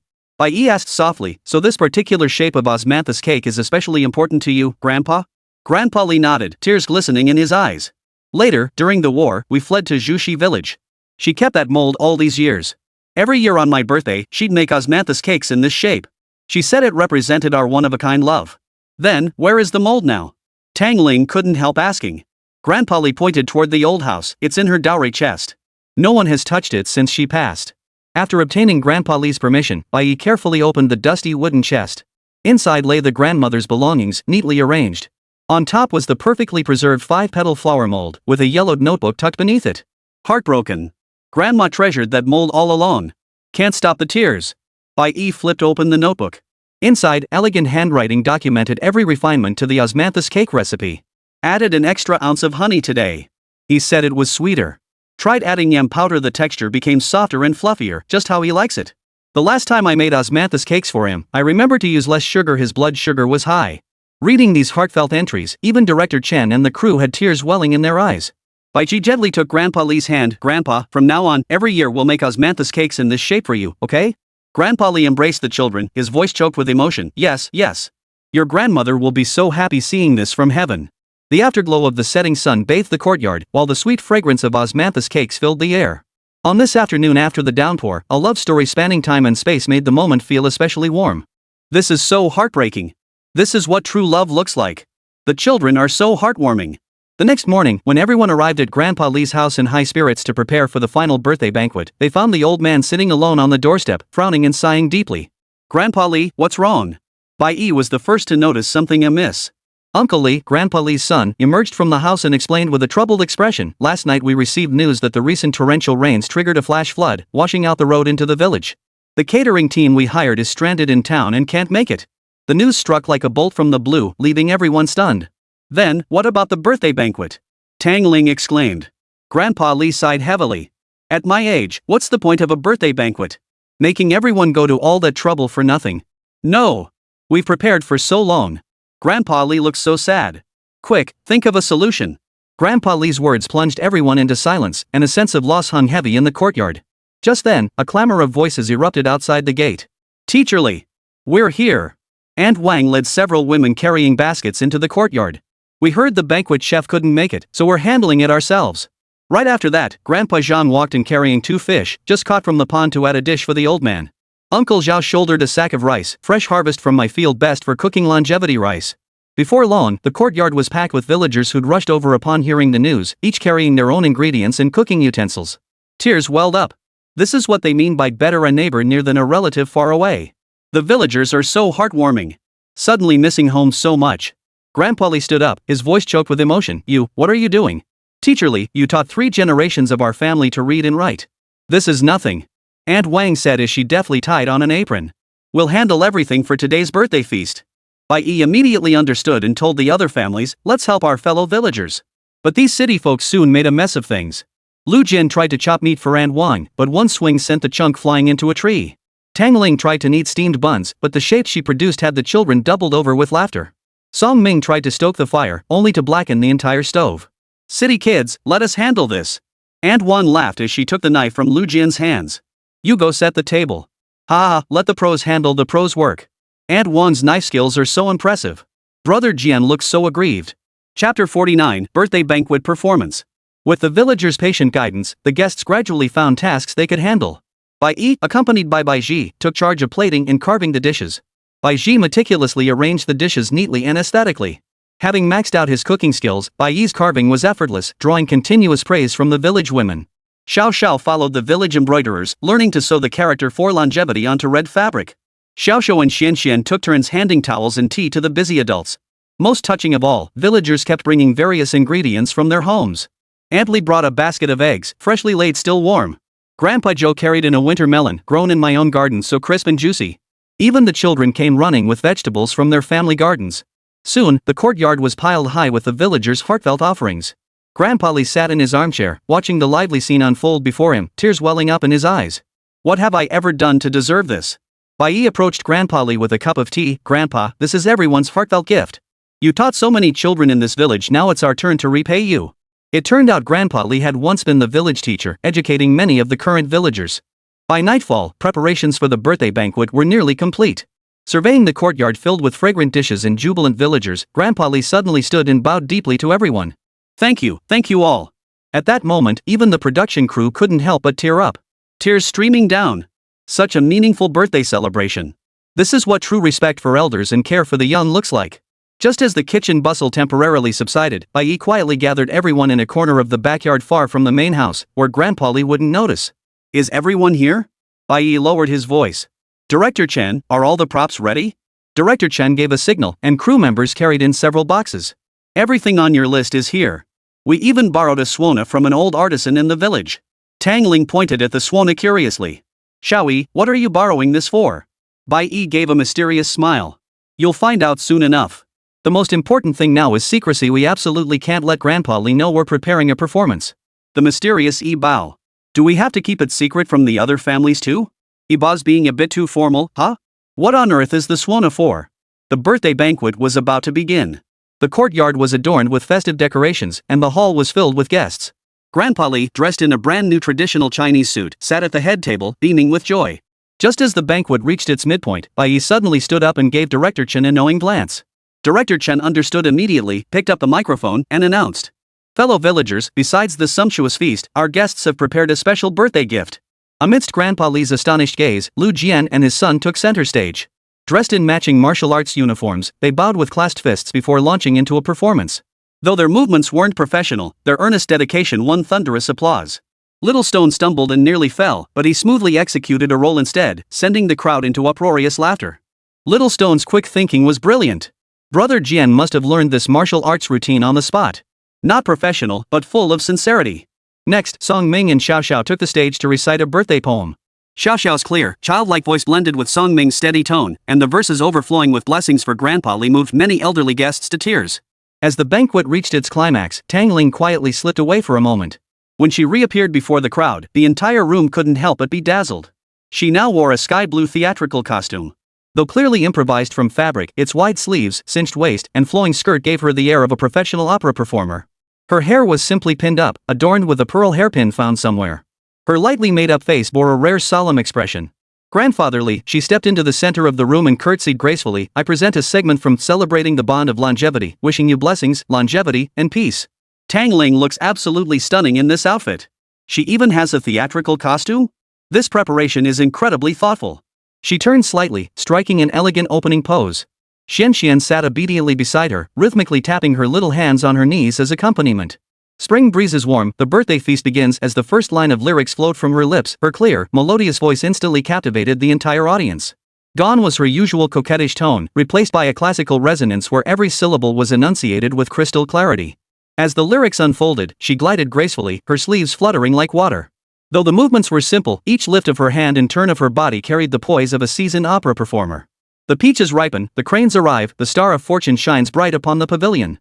At the word cranes, she spread her arms wide, mimicking the crane's dance, her sleeves billowing like wings in the wind. True affection dwells in this mortal world, a radiant smile graces the 90th birthday celebration. As she sang beaming with joy, she turned toward Grandpa Li, her eyes crinkling with a genuine smile. That singing is professional level. Her posture is stunning. Who knew Tang Ling had this talent up her sleeve? Fun fact, Tang Ling originally trained in traditional opera. The most delightful moment came when she sang Children and Grandchildren Gather Round, Joy Fills the Heart. Bai Yi, Xiao Xiao, and the other children spontaneously gathered around her, mimicking opera gestures and striking adorable poses. This spontaneous interaction made the entire performance even more vivid and charming. Grandpa Li watched spellbound, his fingers tapping lightly on the table to the beat, tears glistening in his eyes. Several elderly villagers even hummed along, clearly familiar with this opera piece. As the song drew to a close, Tang Ling's voice grew clearer and brighter. May the birthday star's blessings be as vast as the sea, may spring forever dwell in every passing year. She drew out the final syllable remain, her voice swelling to a crescendo before fading into a lingering echo that seemed to linger in the air. The moment the performance ended, the room fell silent before erupting into thunderous applause. Several elderly women kept dabbing at their eyes, while Grandpa Li stood up, overcome with emotion. Wonderful! Beautiful singing. This song, it reminds me of the days when I used to bring my wife to listen to opera when we were young. Tang Ling was slightly out of breath, her cheeks flushed. She bowed again with Xian, her voice soft. This was prepared on the spot. There are still many imperfections. But anyone could tell this performance was far from last minute. She must have practiced tirelessly behind the scenes. Truly professional. Tang Ling went all out for the birthday banquet. This performance clearly took a lot of effort. At that moment, Bai Yi whispered to Director Chen, Auntie Tang practiced this scene until midnight last night. This detail was picked up by the microphone, and the room erupted in applause once more. Tang Ling lowered her head in embarrassment, her bashful demeanor a stark contrast to the radiant stage presence she had just displayed. Grandpa Li raised his cup with trembling hands. Come, everyone, let's all raise a toast to little Tang. This kindness, this old man will remember it in his heart. Chapter 50, 100 Birds Pay Homage to the Phoenix. As the lingering echoes of Tang Ling's performance still filled the air, Bai Yi entered the venue, hand in hand with Bai Yi, who wore a crimson gown. When the crowd caught sight of the swan in his hands, adorned with a red silk ribbon, they all froze in surprise. Grandpa Li, Bai Yi's voice remained childlike. My sister and I would like to play a piece for you. 100 birds paying homage to the phoenix. The words fell, and the entire hall fell silent. 100 birds paying homage to the phoenix? The villagers exchanged bewildered glances. Even the oldest musician frowned. This was clearly a melody name that existed only in legend. Ancient texts recorded that this melody could mimic the songs of 100 birds, ultimately drawing the phoenix to join in harmony, yet it had been lost for centuries. The phoenix welcoming 100 birds? Isn't that a legendary piece? Probably just a similar name, right? No way. Amidst the crowd's skeptical gazes, Bai Yi slowly raised his suona. The brass bell glowed with a mysterious light in the sunlight, as if whispering some ancient secret. When the first note sounded, the entire crowd erupted in astonishment. This was no ordinary suona sound. The clear, resonant melody seemed to come from beyond the heavens, carrying an indescribable, ancient aura. Even the village's most venerable old musician sat bolt upright, his cloudy eyes suddenly blazing with sharp focus. Then, a miracle unfolded. Bai Yi's fingertips danced lightly across the tone holes, releasing a cascade of crisp bird calls. This was no simple imitation, but a vivid chorus of 100 birds in full song. The brown-eared bulbul's song held a hint of shyness, as if testing its voice from a hidden branch. The oriole's clear notes held a hint of playfulness, as if frolicking in the woods. The swallow's murmurs were tender and lingering, as if calling to a mate. The cuckoo's call was steady and distant, carrying the rustic simplicity of the wild. Good heavens! This really is birdsong. Every bird's song is different. How did he do this? Even more astonishingly, as the melody unfolded, birds actually flew into the courtyard, landing on branches and tilting their heads to listen. First came sparrows, then bulbuls and orioles, and finally even the elusive larks were drawn by the sound. A miracle! This is a miracle, an elderly woman exclaimed, kneeling down in awe. Grandpa Li had already risen to his feet, his hands trembling violently. In his youth, he had heard his ancestors speak of this legendary melody, said to understand bird language and summon all manner of birds. Never in his wildest dreams did he imagine he would hear it with his own ears in his lifetime. Bai Yi's dance was even more exquisite. She didn't merely mimic birds, she interpreted each melody through her movements. As the suona's notes soared with fervor, her arms spread wide like a phoenix spreading its wings. When the melody softened, she rose onto her toes like a bird pecking at food. Midway through the piece, Bai Yi suddenly drew a deep breath, and the suona's notes soared abruptly. It was an extraordinarily complex virtuoso passage, her fingers moving so swiftly they were nearly indistinguishable. The notes grew higher and brighter, as if striving to pierce the heavens. Suddenly, a piercingly clear phoenix cry echoed across the heavens. The sound was noble and sacred, as if a phoenix truly echoed its call from the heavens.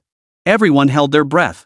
Even the birds in the branches ceased their chirping, as if paying homage to this legendary divine bird. Goosebumps. Is this really a sound a suona can produce? I feel like I'm witnessing history. Following this awe-inspiring phoenix cry, the melody gradually softened.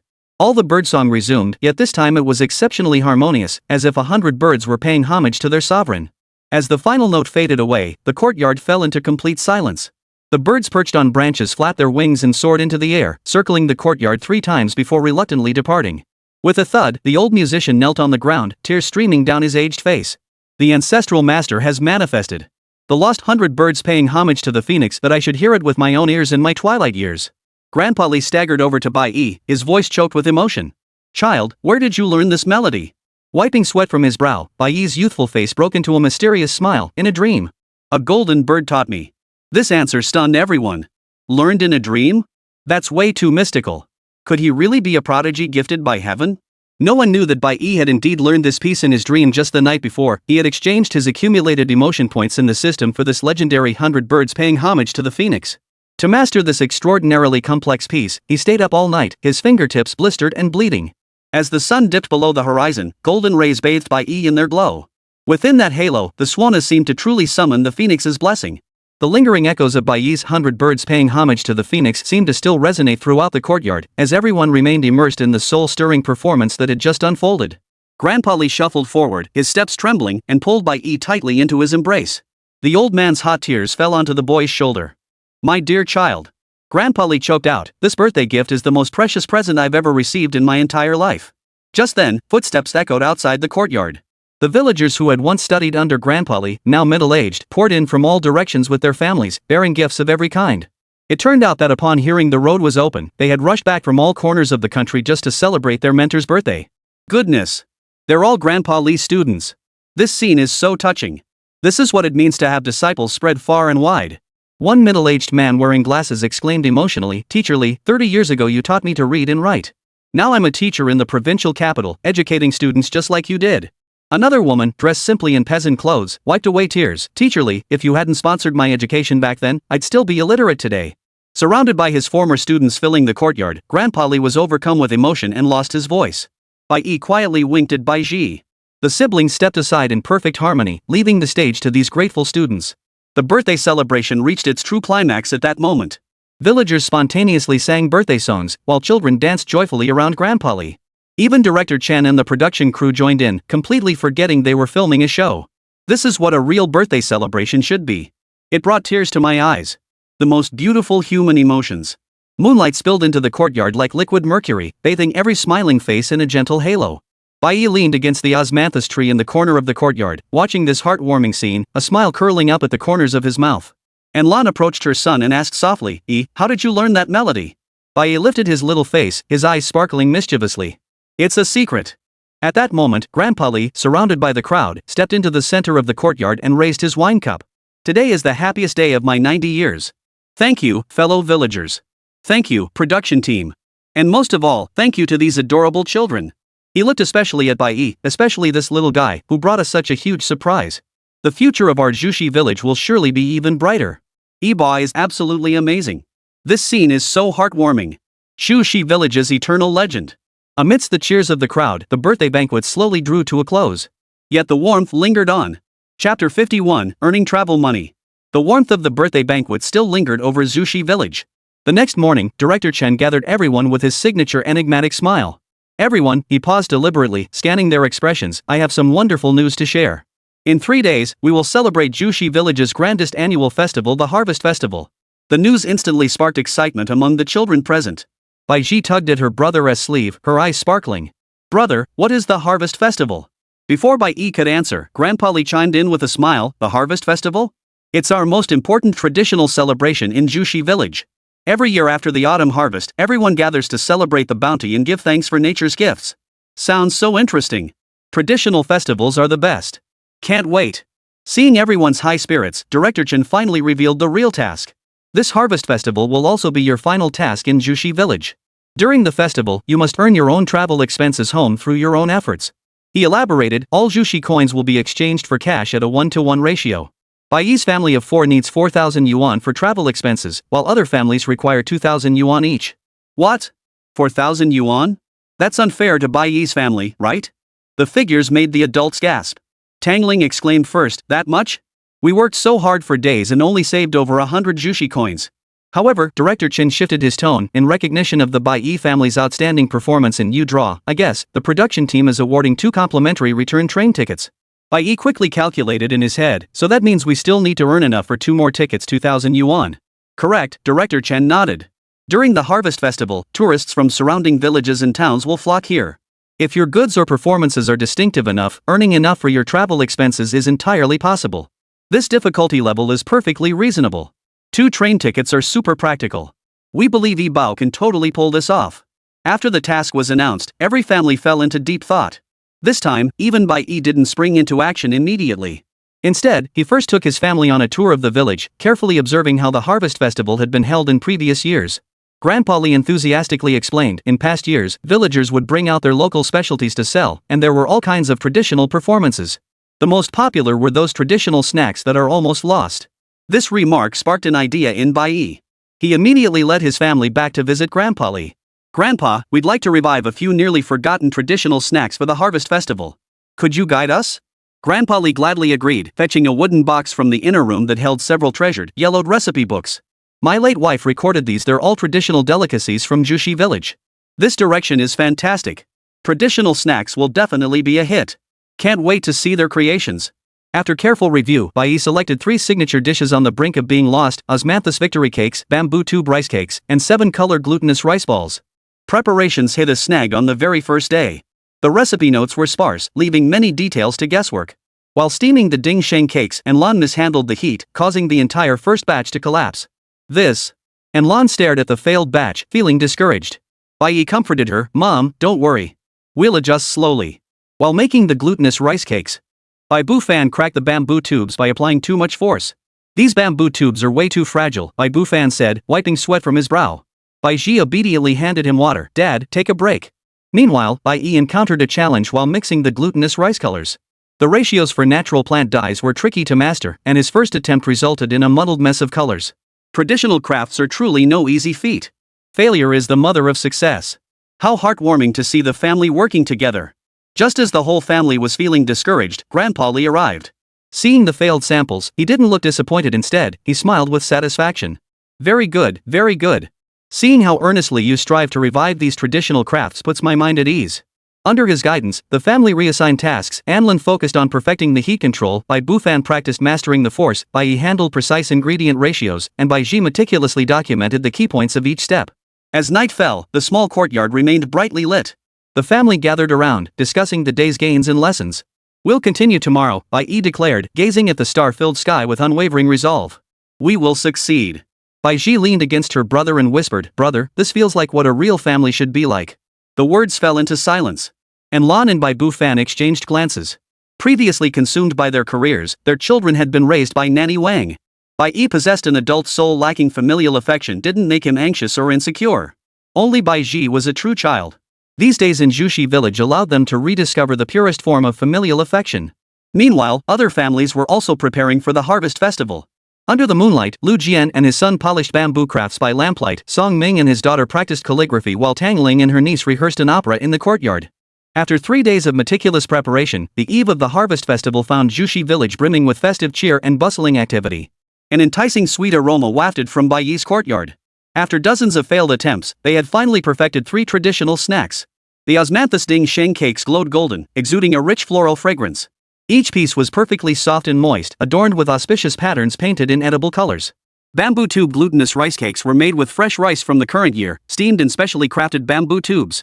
They carried the fresh fragrance of bamboo while retaining the soft, sticky texture of glutinous rice.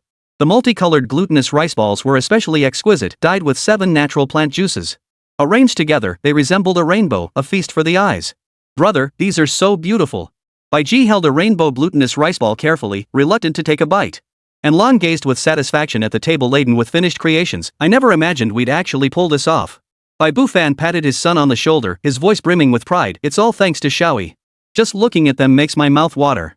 This is way too exquisite. It's bound to be a huge hit tomorrow." Chapter 52, Harvest Festival. Meanwhile, other families were also ready. Lu Jian and his son filled their backyard with bamboo crafts they had made. Alongside practical bamboo baskets and chairs, the most eye-catching items were the miniature farming tool sets designed by Little Stone. These featured exquisitely crafted pocket-sized versions of hoes, shovels, and other farming implements, a truly creative touch. "Dad, isn't this adorable?" Little Stone asked proudly, holding up a palm-sized bamboo hoe. Lu Jian chuckled and ruffled his son's hair. "Of course it is. My son is the best." Song Ming and his daughter had already set up their calligraphy stall. Xiao Xiao carefully arranged the 4 treasures of the study, while Song Ming displayed his meticulously crafted harvest-themed couplets and paintings. To everyone's delight, Xiao Xiao had also created several simple, childlike sketches to sell alongside them. "Xiao Xiao's drawings are full of spirit," Song Ming remarked, his eyes brimming with pride as he looked at his daughter's work. Tang Ling's opera performance was exceptionally well prepared. Not only had she prepared a complete theatrical costume, but she had also sought guidance from the village elders to learn an authentic Jushi folk melody. Though young, Xian Xian had also learned a few simple accompaniment rhythms to assist his aunt's performance. "Auntie looks so beautiful." Xuan Xuan's eyes sparkled as he gazed at Tang Ling in her theatrical costume. Tang Ling adjusted her collar in the mirror, flashing a rare, confident smile. "Everyone put so much effort into this. Looking forward to tomorrow's performance. These handicrafts are so unique."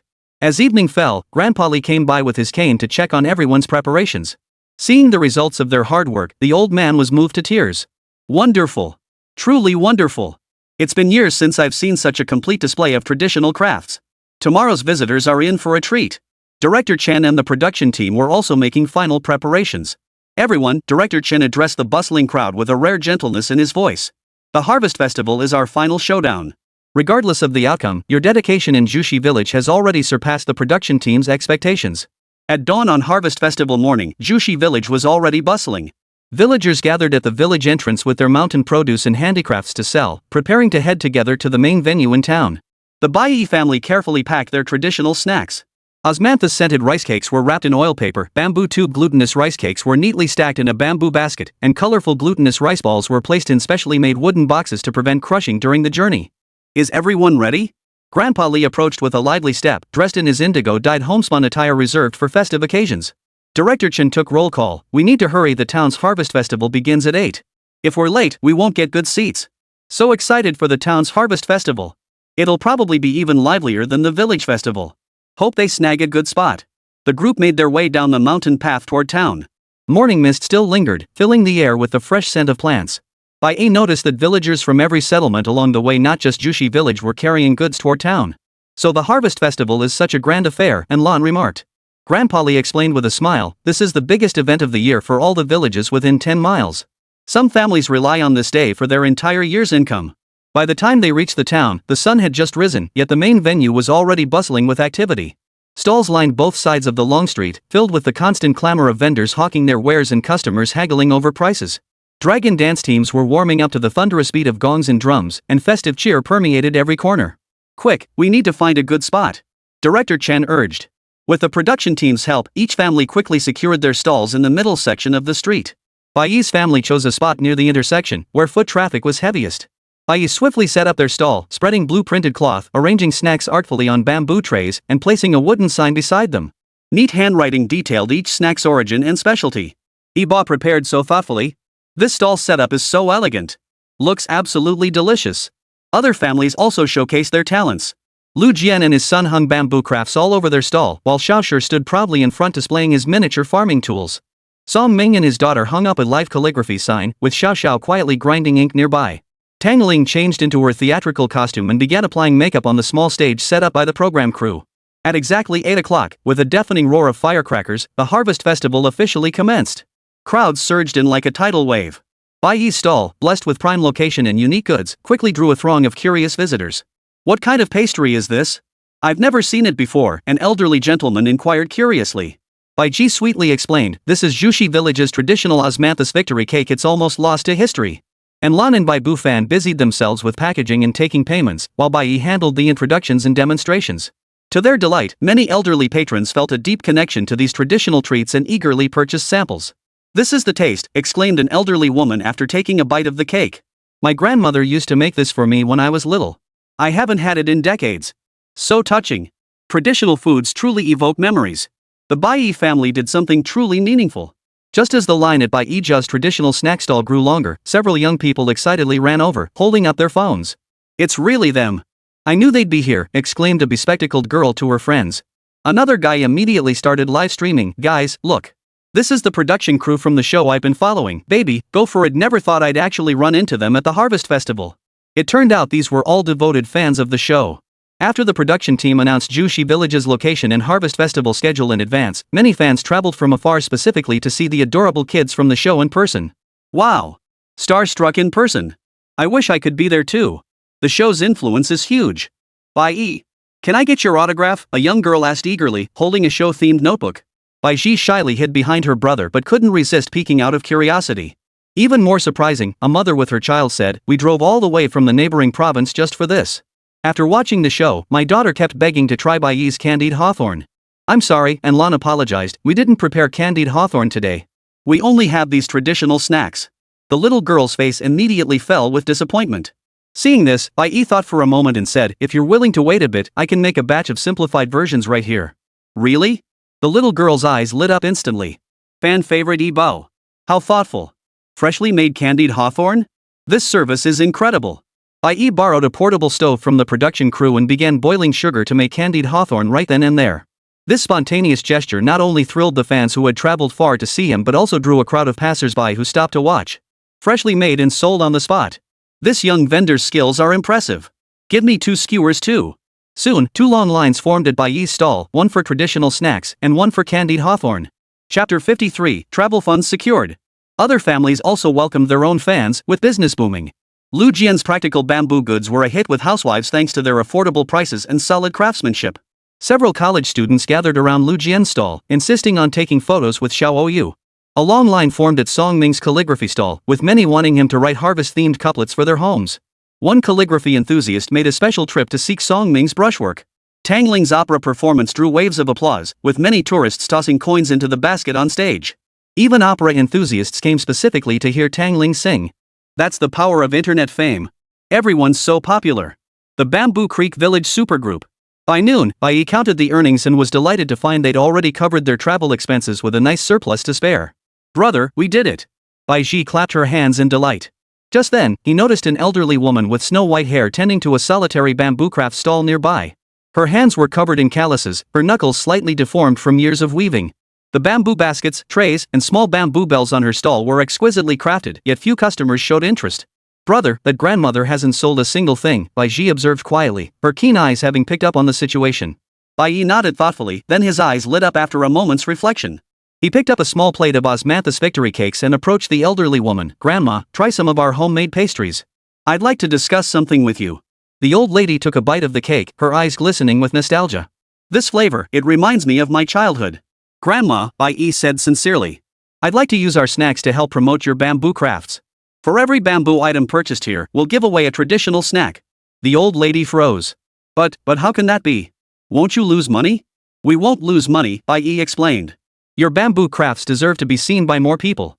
And, he flashed a sly smile, I believe anyone who tastes our snacks will want to buy more. What a brilliant reversal of perspective. Reminds me of the fear I felt being dominated by that capitalist Bai Yi the other day. Bai is so savvy. No time to waste. Bai Yi immediately crafted a bold sign. Support the bamboo stream artisans. Purchase any bamboo craft at Grandma Chen's stall. Present this voucher at Bai's snack stall. To redeem one complimentary traditional snack. Choose 1 osmanthus ding sheng cake, bamboo tube rice cake, 7 color glutinous rice balls. This initiative immediately sparked an unexpected response. Initially, some customers did come solely for the free snack. One gentleman bought a small bamboo bell and exchanged it for a ding sheng cake. But after savoring that long-forgotten traditional flavor, he turned back. Grandma, I'll take this bamboo basket. Not for anything else, but for this authentic taste alone, it's worth it. Even more touching was that after learning about the grandmother's story, many people voluntarily purchased more bamboo crafts. I'll take this bamboo tray, no need for the snack voucher, said a young woman. Such exquisite craftsmanship shouldn't be measured by a single snack. Me too, another customer chimed in. I'll take this bamboo basket, let the snack voucher go to someone who needs it more. This is what true mutual support looks like. The customers are so heartwarming. This brought tears to my eyes. Seeing this, Bai Yi quickly adjusted his strategy. He had Bai Yi carry the tasting tray and offer small samples to every customer who stopped at the bamboo weaving stall. We prepared these with Grandma. Please try some. This thoughtful gesture further bridged the gap between customers and traditional culture. Many who sampled the snacks developed a deeper emotional connection to Jushi Village's traditional crafts, eagerly purchasing bamboo weavings. For the first time, a line formed at the grandmother's stall. She worked busily yet calmly, patiently explaining the craftsmanship and uses of each piece to every customer, her face always radiant with a happy smile. This bamboo basket is made from 5-year-old bamboo. It will last a lifetime. Hang a small bamboo bell by your window. When the wind blows, good fortune will come. By just past 3 in the afternoon, all the bamboo crafts the grandmother had brought were sold out. Touchingly, many customers who hadn't managed to buy any bamboo crafts still made a point of visiting Bai Yi's snack stall to purchase treats. Even though we didn't get any bamboo crafts, we want to support your efforts. After the event, the grandmother insisted on sharing part of the proceeds with Bai Yi's family. Without you, these bamboo crafts wouldn't have sold today. Bai Yi firmly declined. Grandma, your craftsmanship is worth every penny. We were just doing what we should have done. Finally, after both sides insisted, they reached a heartwarming compromise. The grandmother accepted the cost of materials and donated the remaining money to the village's Traditional Culture Preservation Fund. The Bai Yi family also decided to donate their entire profit from the day. What a perfect ending! A heartwarming mutual gesture. True respect for traditional craftsmanship. As the sun set, the grandmother began packing up her stall. Bai Yi quietly placed several exquisitely wrapped pastries into her basket. Grandma, these are for your evening snack. The grandmother ruffled Bai Yi's hair, tears glistening in her eyes. My dear child, you show me that traditional crafts are still cherished and passed down. The afterglow of the setting sun bathed the town in warm gold as the bustling harvest festival drew to a close for the day. In the courtyard arranged by the production team, the 4 families gathered together for a rare moment, surrounded by the specialty foods each household had brought naturally. Bai Yi's family provided the most snacks. Director Chen clapped his hands with a smile. Alright, everyone relax. No tallying, no rankings today. This is purely for chatting, sharing your takeaways and feelings from the day. Who wants to go first? Lu Jian, with his booming voice, was the first to speak, grinning from ear to ear. Oh, you and I really made a name for our Lu family bamboo craft today. We've got orders booked solid through next week. Travel expenses? We've already more than covered them. He gave Little Stone a firm pat on the head. But the best part? This kid volunteered to help the old man at the next stall move stuff today. He's really growing up. Little Stone puffed out his chest, beaming with pride. Brother Jian's pride is practically bursting off the screen. Stone is amazing. Such a little man. Bamboo Creek Village has changed so many people. Song Ming pushed his glasses up, his tone as gentle as ever, yet the corners of his eyes and brows held a relaxed smile. Xiao Xiao and I achieved our goal too. To be honest, we only intended to earn travel money at first. But today, several children saw Xiao Xiao writing and started clamoring to learn calligraphy themselves. Igniting their interest in traditional culture brings more joy than any amount of money could. Xiao Xiao nestled close to her father and added softly, and there was an old man who said my Fu character had the same spirit as his grandfather's. I'm so happy. The seeds of cultural heritage have been sown. Xiao Xiao is growing more confident. This sense of accomplishment is priceless. When it was Tangling's turn, her face flushed before she could speak, her voice tinged with relieved joy. I thought no one would listen to my opera singing.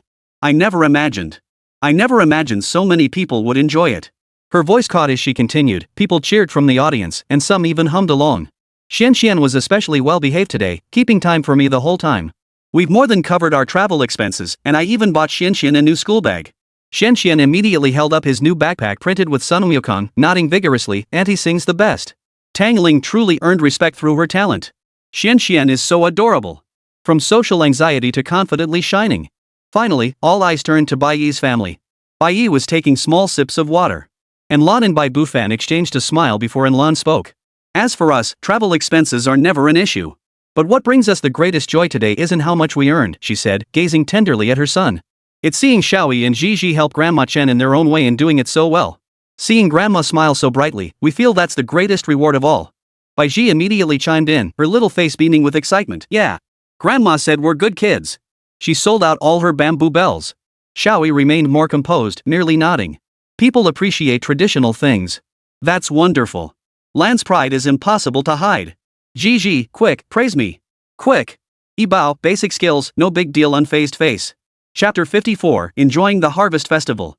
Early the next morning, Director Chen announced exciting news. Families who met their travel expense goals yesterday can set aside their tasks today and fully enjoy the Harvest Festival.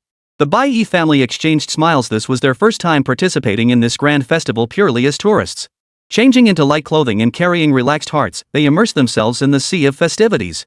Finally, time to relax and have fun. Can't wait to see them enjoying the festival. Today's vibe is bound to be heartwarming. As soon as they entered the main venue, enthusiastic villagers recognized them. Bai Yi, try some of my homemade rice cakes. The auntie selling them promptly stuffed several warm pieces into their hands. This is too much. And Lan started to refuse, but the aunt laughed heartily. Thanks to you guys helping my mom sell bamboo crafts yesterday, this little treat is nothing. Even more touching was how villagers everywhere expressed their gratitude in their own ways. The old candy maker sculpted a lifelike sugar figurine modeled after Bai Ji. The weaver aunt gifted Lan a hand-woven scarf, meticulously embroidered with a tiny osmanthus flower. Even the uncle selling mountain produce insisted on pressing a bag of wild mushrooms into Bai Bufan's hands. The villagers of Zhuxi village are so warm-hearted. This is the essence of genuine folk customs. It warms my heart. The morning's main event was the traditional harvest race. Representatives from each village competed in a harvesting contest amidst the golden rice fields. To Bai Yi's surprise, Lu Jian and his son were representing Zhuxi village. Go Uncle Lu! Bai Ji waved her little hands and cheered.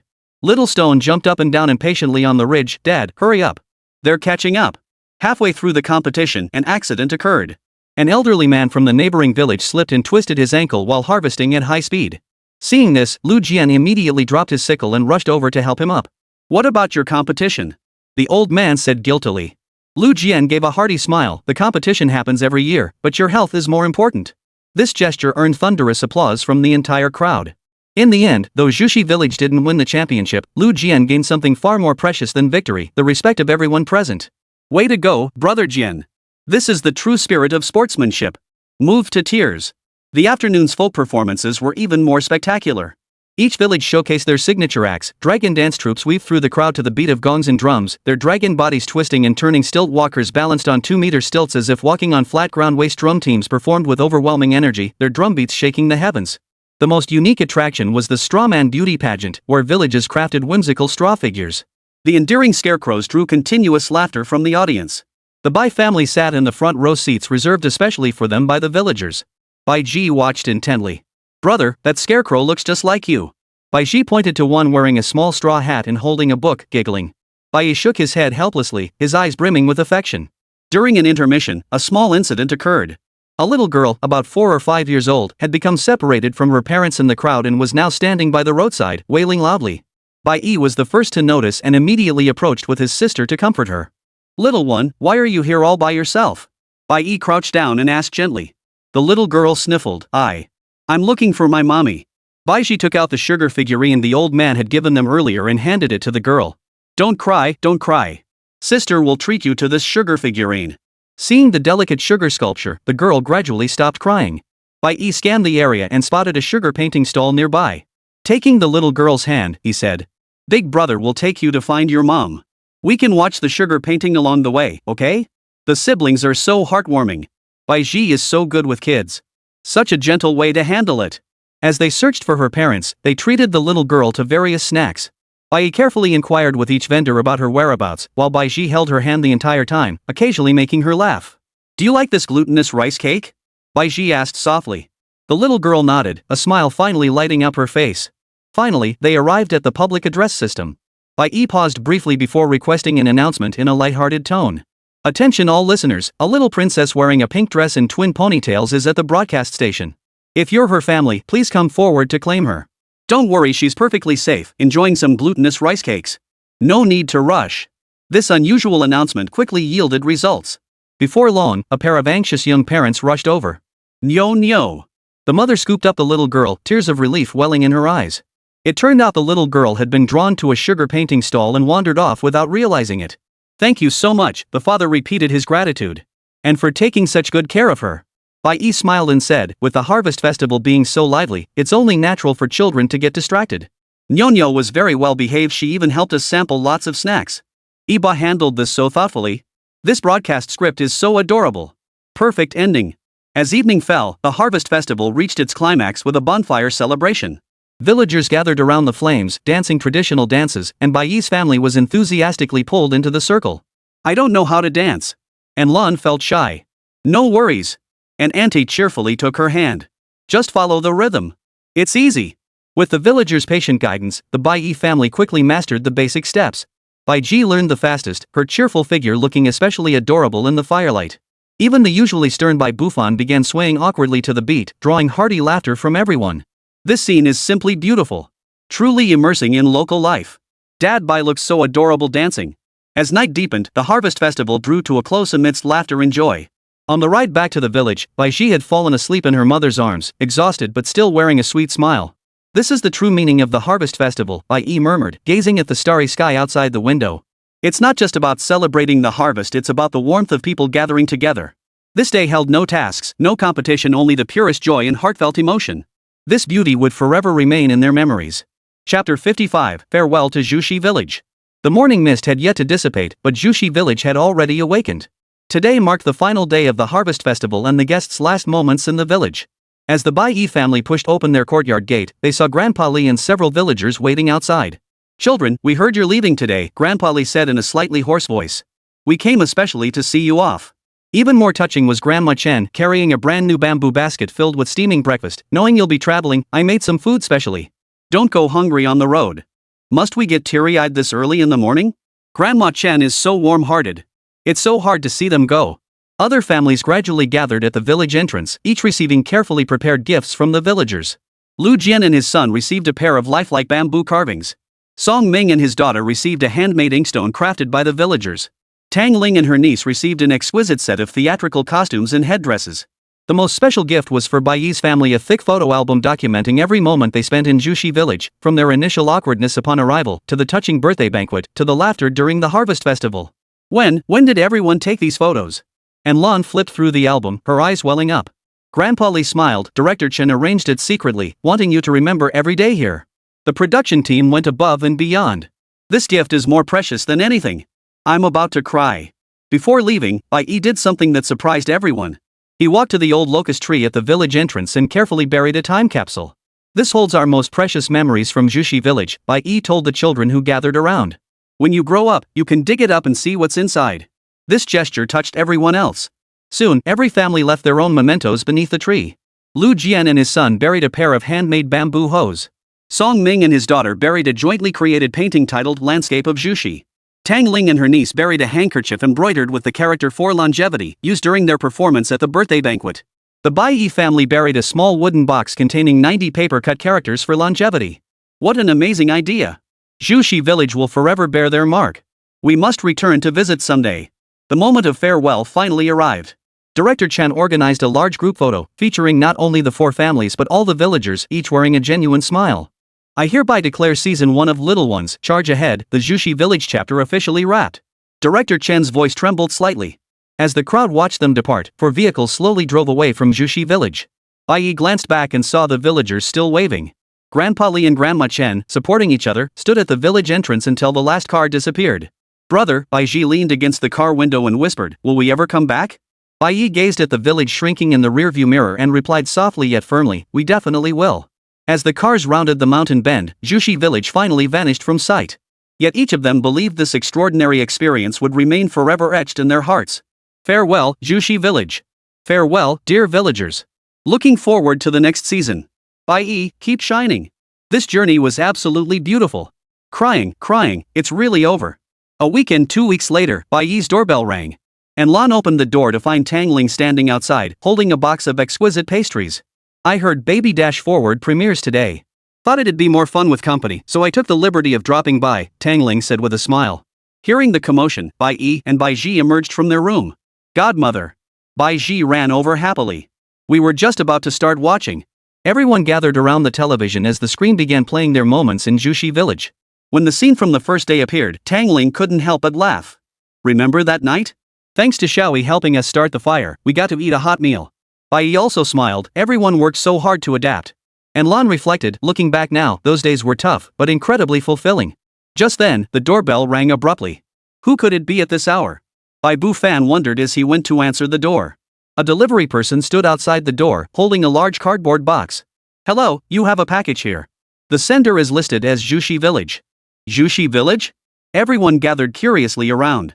Bai Yi carefully opened the box and a familiar bamboo fragrance wafted out. Inside, items were neatly arranged.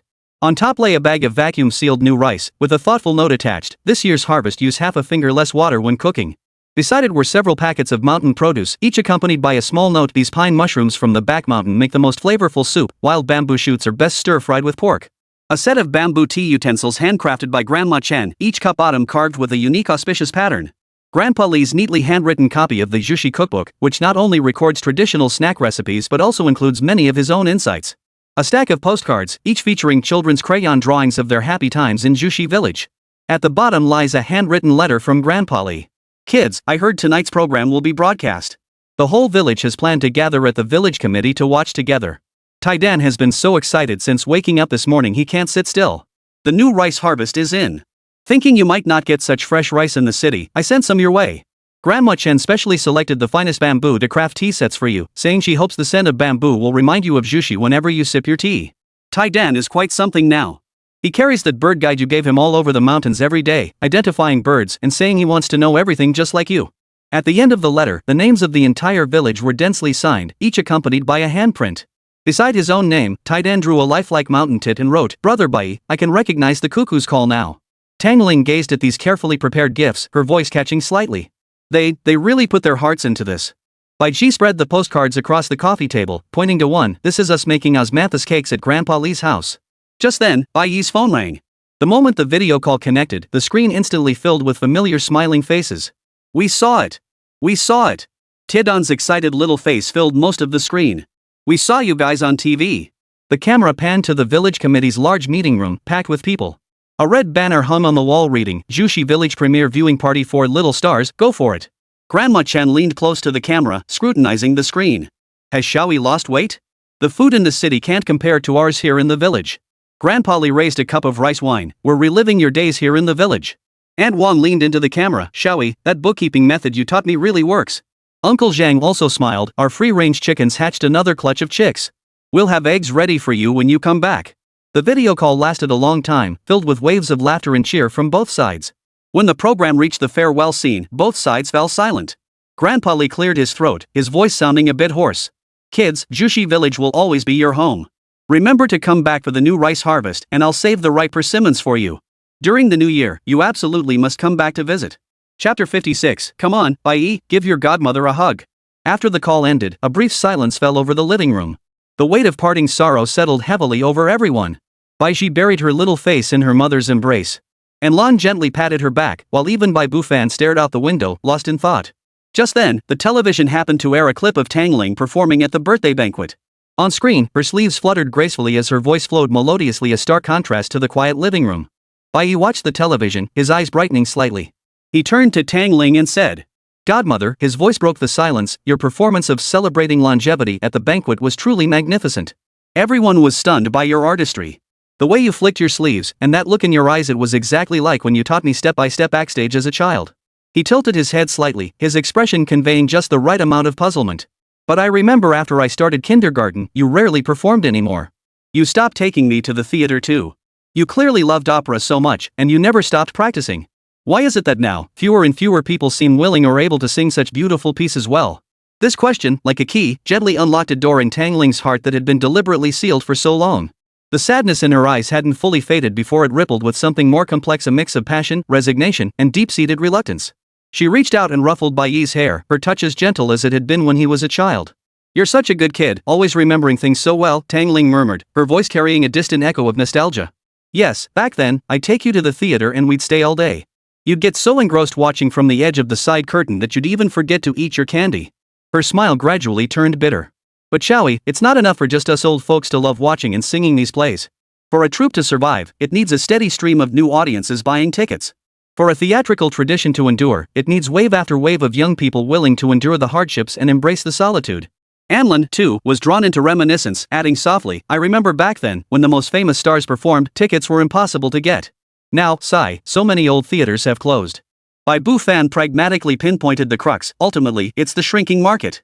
Without sufficient performance opportunities and decent income, it's hard to attract and retain talent, especially young people. It's a difficult knot to untie. Tang Ling shot them a grateful glance before continuing. "Most of the audience here are nostalgic elders like me. The few young people who occasionally come are often just looking for something new, they don't stick around." Her voice trailed off. "Without new audiences, there are no new stars. Without new stars, the art struggles to attract fresh viewers.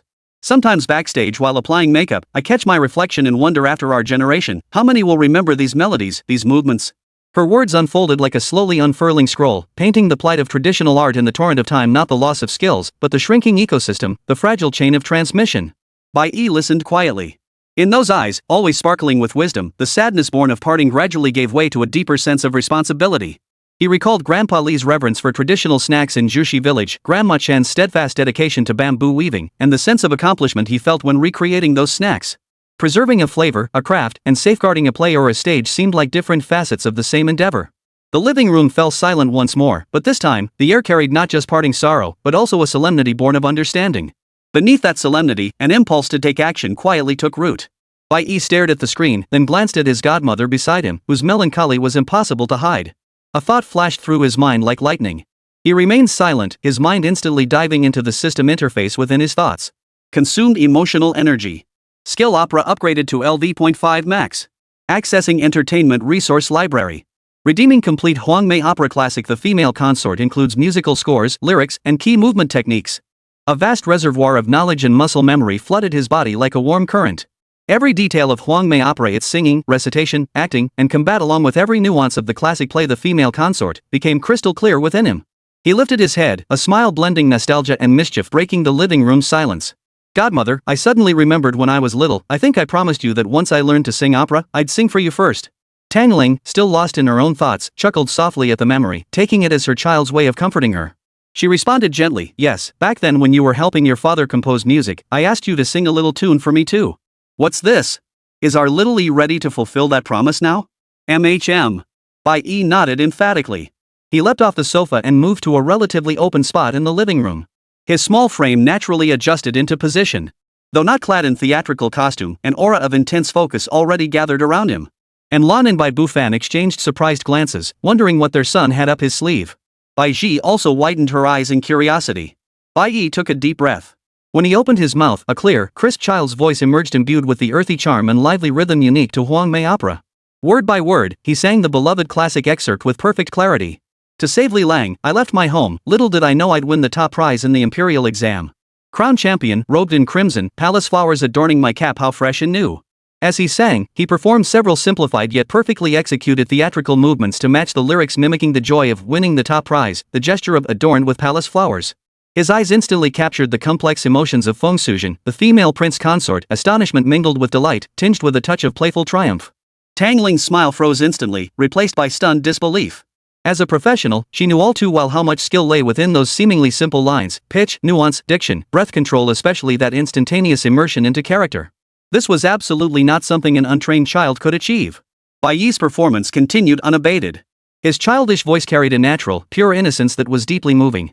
I too have attended the Jade Forest banquet, I too have galloped my horse down the Imperial Avenue. All praised my pan and looks, little did they know the official's cap concealed a maiden's face. At this point, he executed a traditional feminine posture, perfectly matching the lyrics.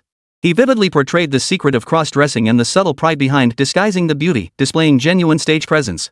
After finishing the verse, Bai Yi withdrew gracefully, his breath steady, as if that splendid performance had been effortless. He looked at Tang Ling, his eyes sparkling. Godmother, did I sing well? Chapter 57, The Sex Prodigy. The living room fell silent. Tang Ling was utterly transfixed, staring at Bai Yi as if seeing this child she had raised since infancy for the first time. After the initial shock came an indescribable surge of excitement and ecstasy. Her eyes quickly filled with tears, her voice trembling. When did you learn this? This is simply. And Lan and Bai Bufan also snapped back to reality, their faces radiating pride and utter disbelief. And Lan instinctively covered her mouth, her voice slightly choked. She leaned gently against her husband beside her and whispered, Bufan, our son, when did he secretly learn all these skills? Bai Bufan wrapped an arm around his wife's shoulders. His shock was no less than in Lan's, but his temperament made him appear more composed. He squeezed her shoulder firmly, his voice tinged with resignation and acceptance. We'll get used to it. This kid, doesn't he always spring new skills out of nowhere? Bai Yi walked over to Tang Ling, took her hand, and spoke with earnestness and strength. Godmother, you see, the play is beautiful, and the story is captivating. Perhaps it's not that no one loves us anymore. We just need to find a new way to let them in.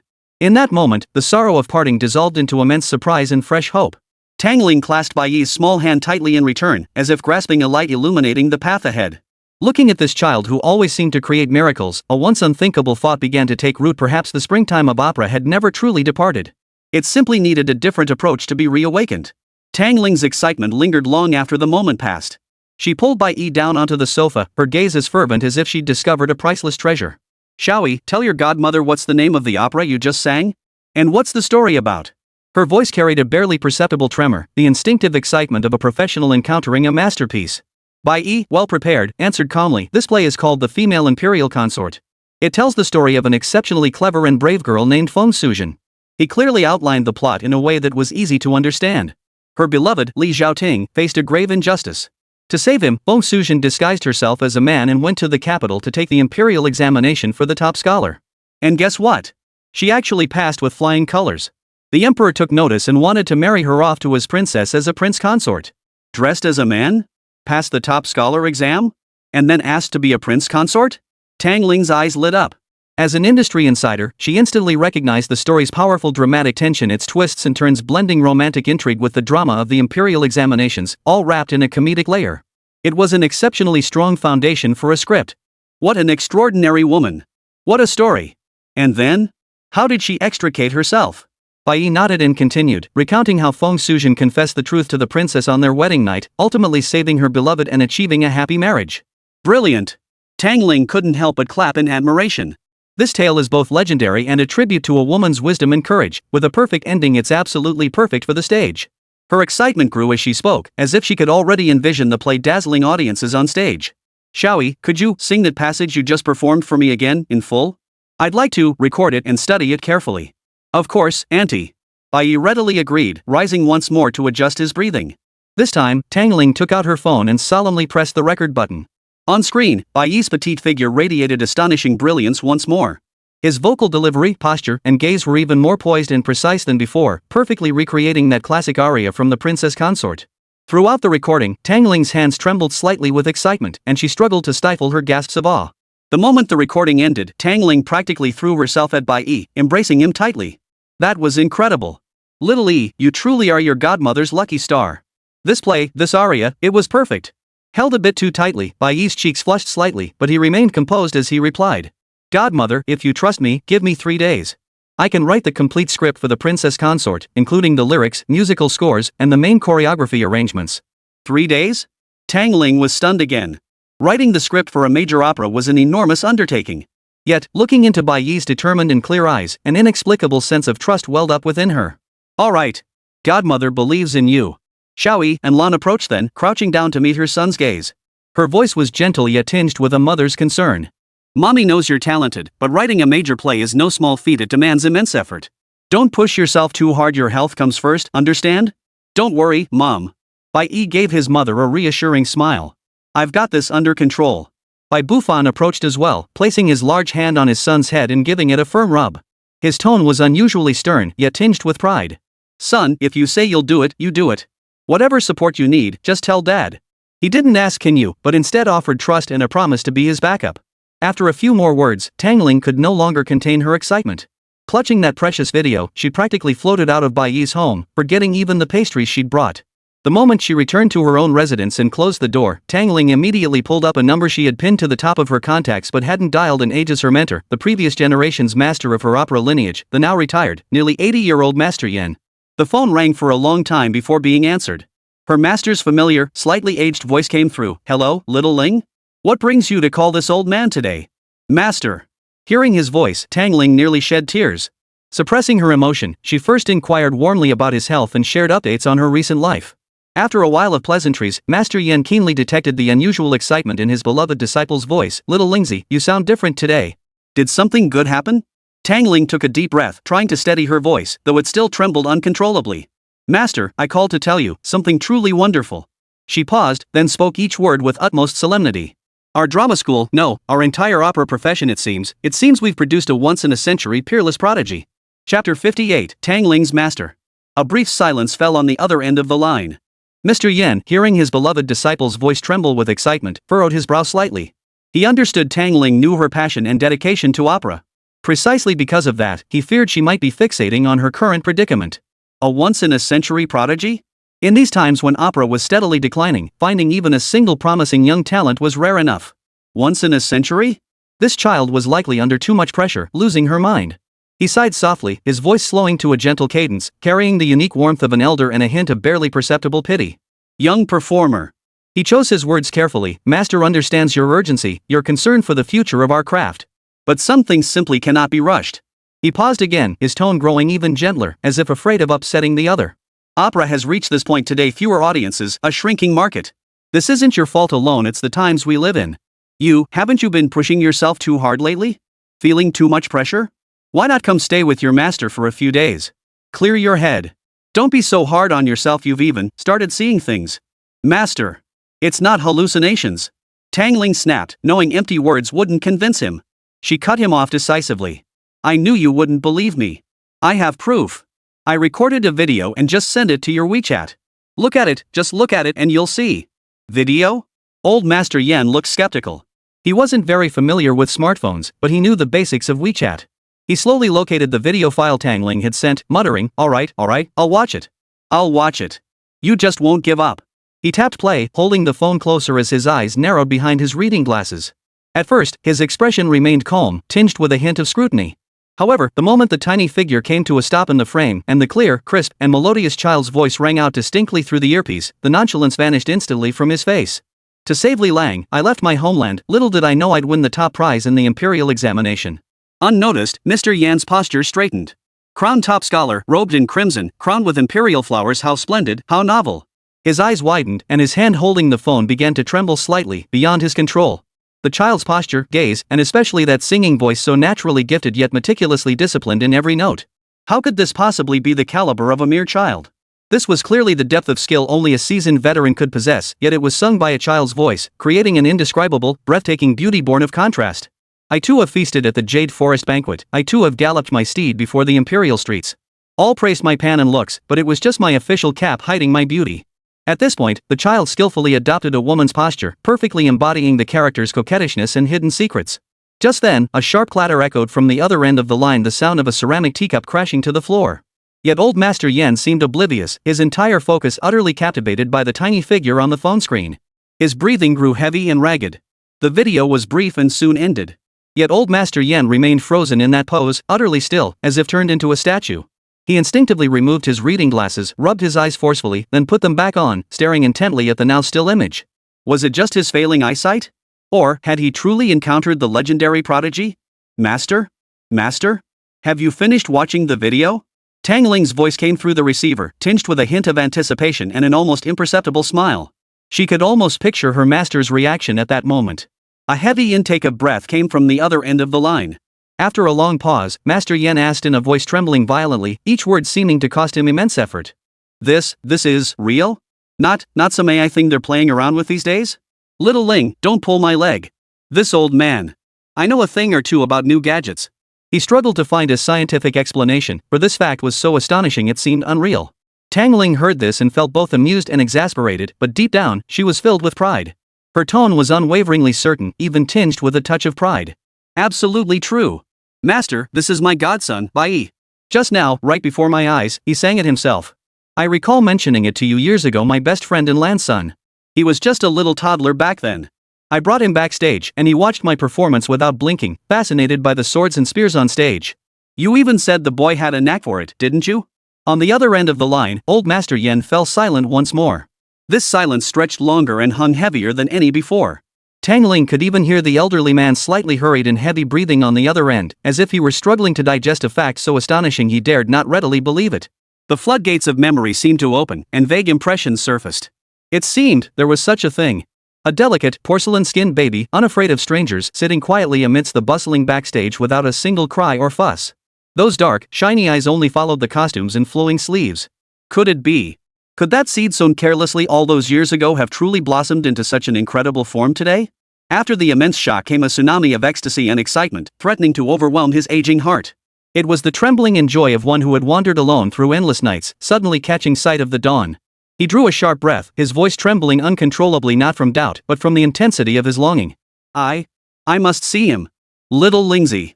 His voice caught, filled with an almost devout earnestness. Master, could you please arrange it? I want to see this child with my own eyes as soon as possible, to hear him sing with my own ears. Just sing that part from earlier, okay?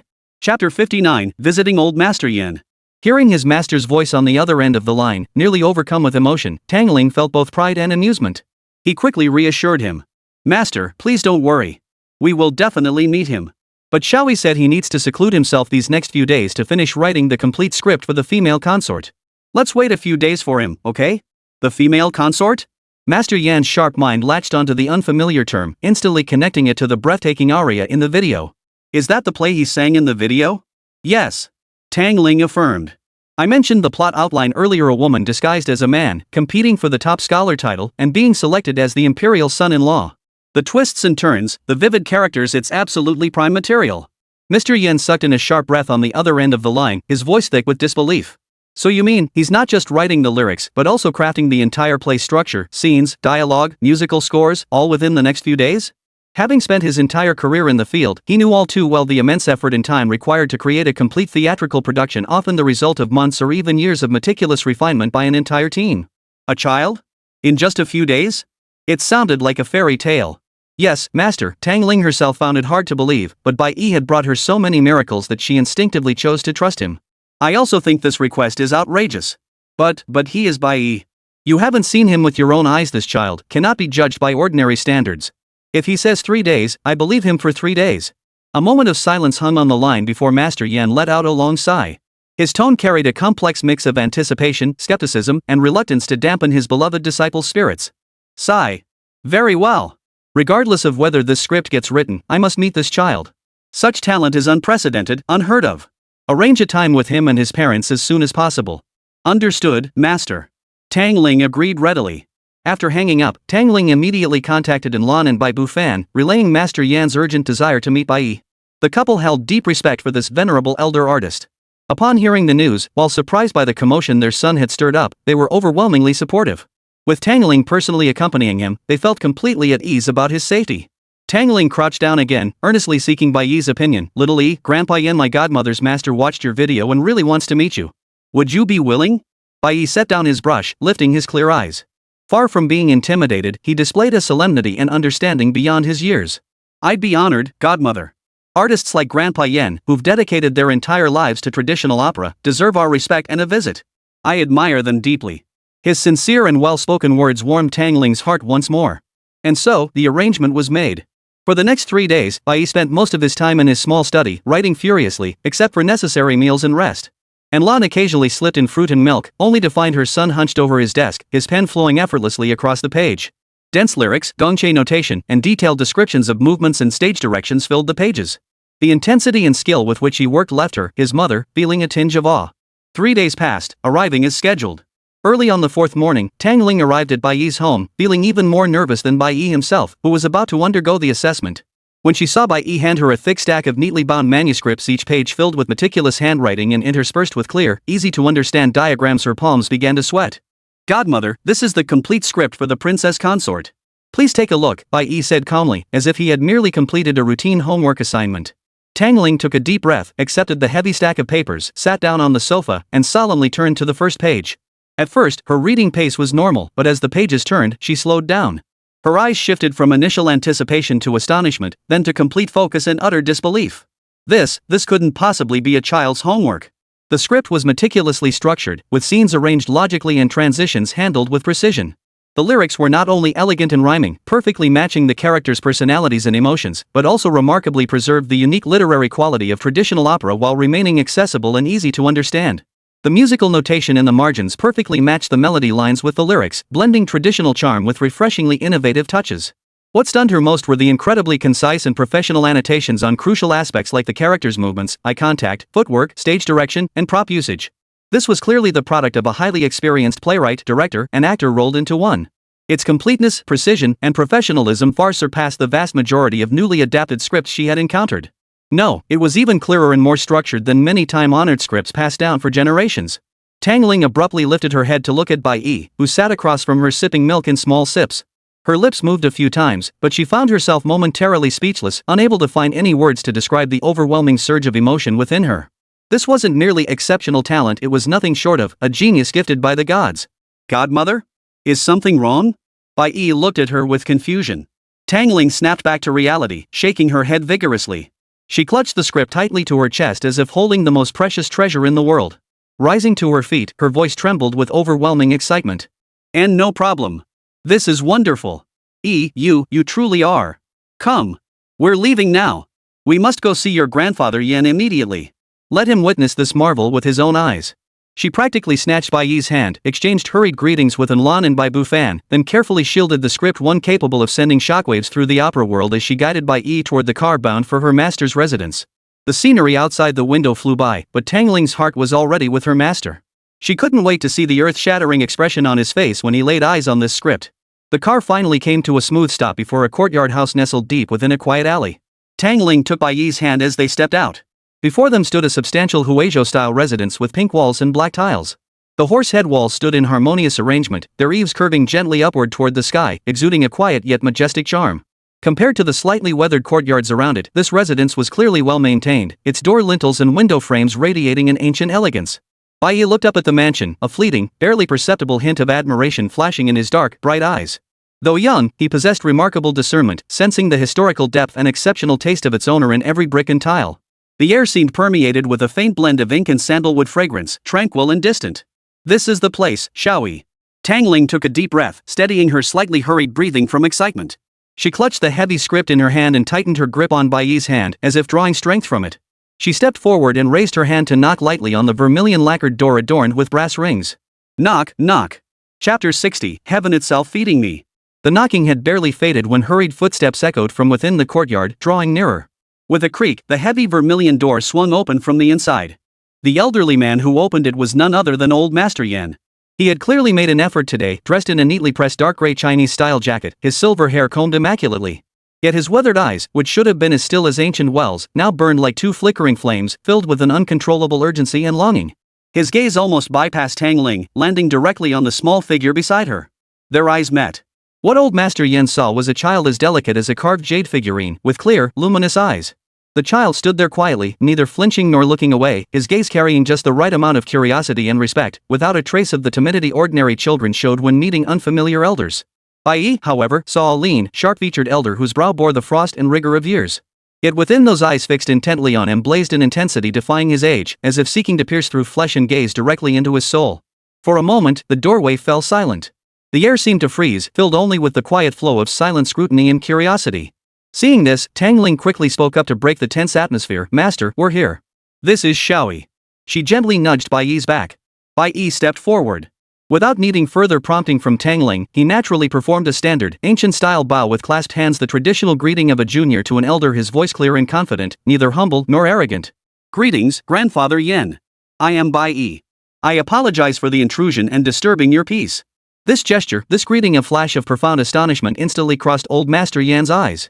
This child possessed not only terrifying talent, but also a poise and grace in social conduct far beyond his peers. Good child. No need for formalities. Quickly, come in." Mr. Yen snapped back to his senses, stepping aside promptly. His tone was unusually gentle and urgent. He even instinctively reached out to take Bai Yi's hand, but hesitated mid-air, sensing it might be too forward. His hand paused in mid-air before settling into a polite gesture of invitation. The group passed through the screen wall and entered the courtyard. The space was elegantly maintained, with several ancient plum trees standing tall and sturdy, though not yet in bloom. Tea sets were arranged on a stone table, clearly indicating that old Master Yen had been waiting there for quite some time. After taking their seats, Mr. Yen's gaze remained fixed on Bai Yi. He drew a deep breath, striving to steady his voice, but the faint tremor in his tone betrayed his inner turmoil. "Young man, you are Bai Yi?" He seemed to be confirming a crucial piece of information. Only after Bai Yi nodded in affirmation did he continue.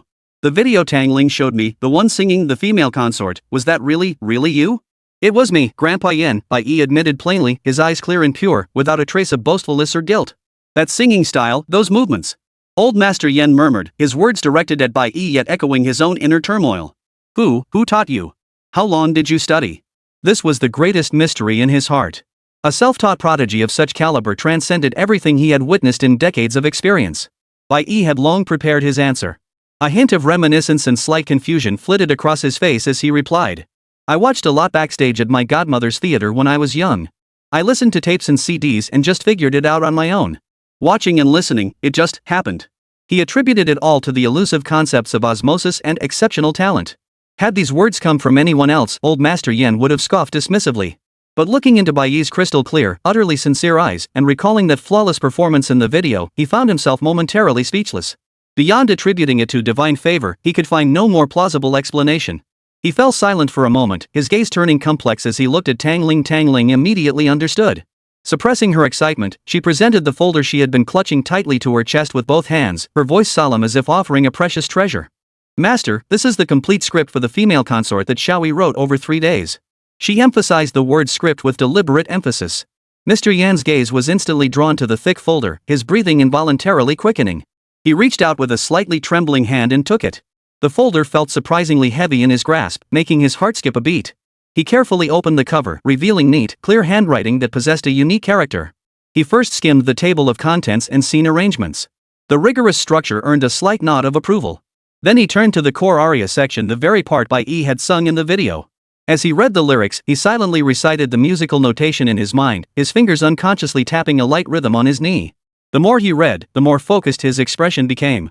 His brow furrowed and relaxed intermittently, his lips moving slightly as if silently humming. Suddenly, he snapped his head up, his gaze darting toward Bai Yi like lightning. His voice carried immense astonishment. The transition phrase following to "Save Li Lang, I left my homeland," that melodic progression. How did you come up with it?" What he pointed out was precisely the subtle innovation Bai Yi had incorporated a touch more in line with modern aesthetics while preserving the essence of Huang Mei opera. This innovation served as the finishing touch, making the entire aria sound both familiar and fresh. Facing Bai Yi's sharp, almost accusatory gaze, he remained completely unflustered. He answered calmly. "I felt the original melody was a bit flat here. Adding some variation seemed to better convey the character's inner tension mixed with a hint of smug satisfaction." "Grandpa Yen, is that not good?" His voice even carried a touch of childlike unease, perfectly measured. Master Yen stared intently at him, silent for a long moment, his chest heaving violently. Just as Tang Ling thought his master was about to reject the idea, his heart racing to his throat, old Master Yen suddenly slapped his thigh. "Good. Excellent." His exclamation thundered like a clap of lightning through the quiet courtyard, brimming with ecstatic excitement. A stroke of genius. Absolutely a stroke of genius. His hand holding the manuscript trembled even more violently, his gaze burning with an intensity that was almost frightening. It adheres to tradition yet brims with vitality. Child, you don't just sing, you understand opera. You grasp its very soul. He could no longer sit still. Clutching the script as if it were a priceless treasure, he paced the courtyard in excitement, eagerly turning the pages as he walked, murmuring to himself. Brilliant! This scene is masterfully crafted. This line the crowning touch. This movement design, absolutely brilliant. He was consumed by an almost frenzied excitement, a stark contrast to the steady, dignified old artist he had been moments before. Watching her master's reaction, Tang Ling's heart finally settled. An overwhelming sense of pride and joy surged within her. She glanced at Bai Yi, her eyes brimming with excitement that seemed to say, "See? I knew it would be like this." Bai Yi remained seated quietly on the stone bench, observing the elderly Mr. Yan's animated figure. A barely perceptible curve lifted the corners of his mouth. He knew this first step had been firmly planted. Master Yan abruptly halted, spinning around to fix Bai Yi with a piercing gaze. His eyes held an almost reverent fervor, as if beholding a priceless treasure. His voice boomed with unwavering resolve. This production of the princess consort must be staged. It must be brought to the stage as soon as possible. Bai Yi, he called out his name directly, his tone solemn and grave. You lend me a hand. No, you take the lead. This old man and your foster mother will support you every step of the way. Chapter 61, Bai Yi's grandfather. On the very same day Tang Ling arrived at Master Yan's doorstep with Bai Yi and that astonishing script of the female consort, hundreds of kilometers away in an old courtyard within a historic district, a different scene unfolded. Inside, a young man clad in a sweat-stained undershirt and dark skin rushed into the main room, clutching his phone and shouting. Master! Master! Look at this! Quick, look at this! It's incredible! Truly incredible! Inside, a white-haired yet remarkably spry old man carefully polished a gleaming suona. This was Bai Yi's grandfather, Bai Songyan, a veteran artist who had spent his entire life with the suona, holding considerable renown in the local folk music circles. Without looking up, he scolded with a laugh, "Monkey brat, what's all the fuss? Did the sky fall? It's even more astonishing than the sky falling." The young man's face flushed with excitement as he thrust his phone screen right in front of Bai Songyan's eyes. Look at this variety show, baby dash. This kid. Look what he's playing.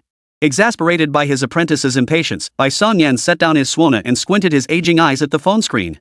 On the screen, a snow-white, adorable little boy stood on stage, holding what else? A suona. At first, Bai Songyan merely thought the child looked exceptionally handsome.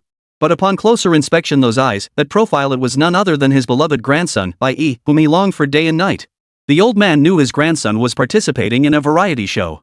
He had hoped to bring the child to stay with him for the summer, but the filming schedule had delayed things, and he was thinking of him constantly.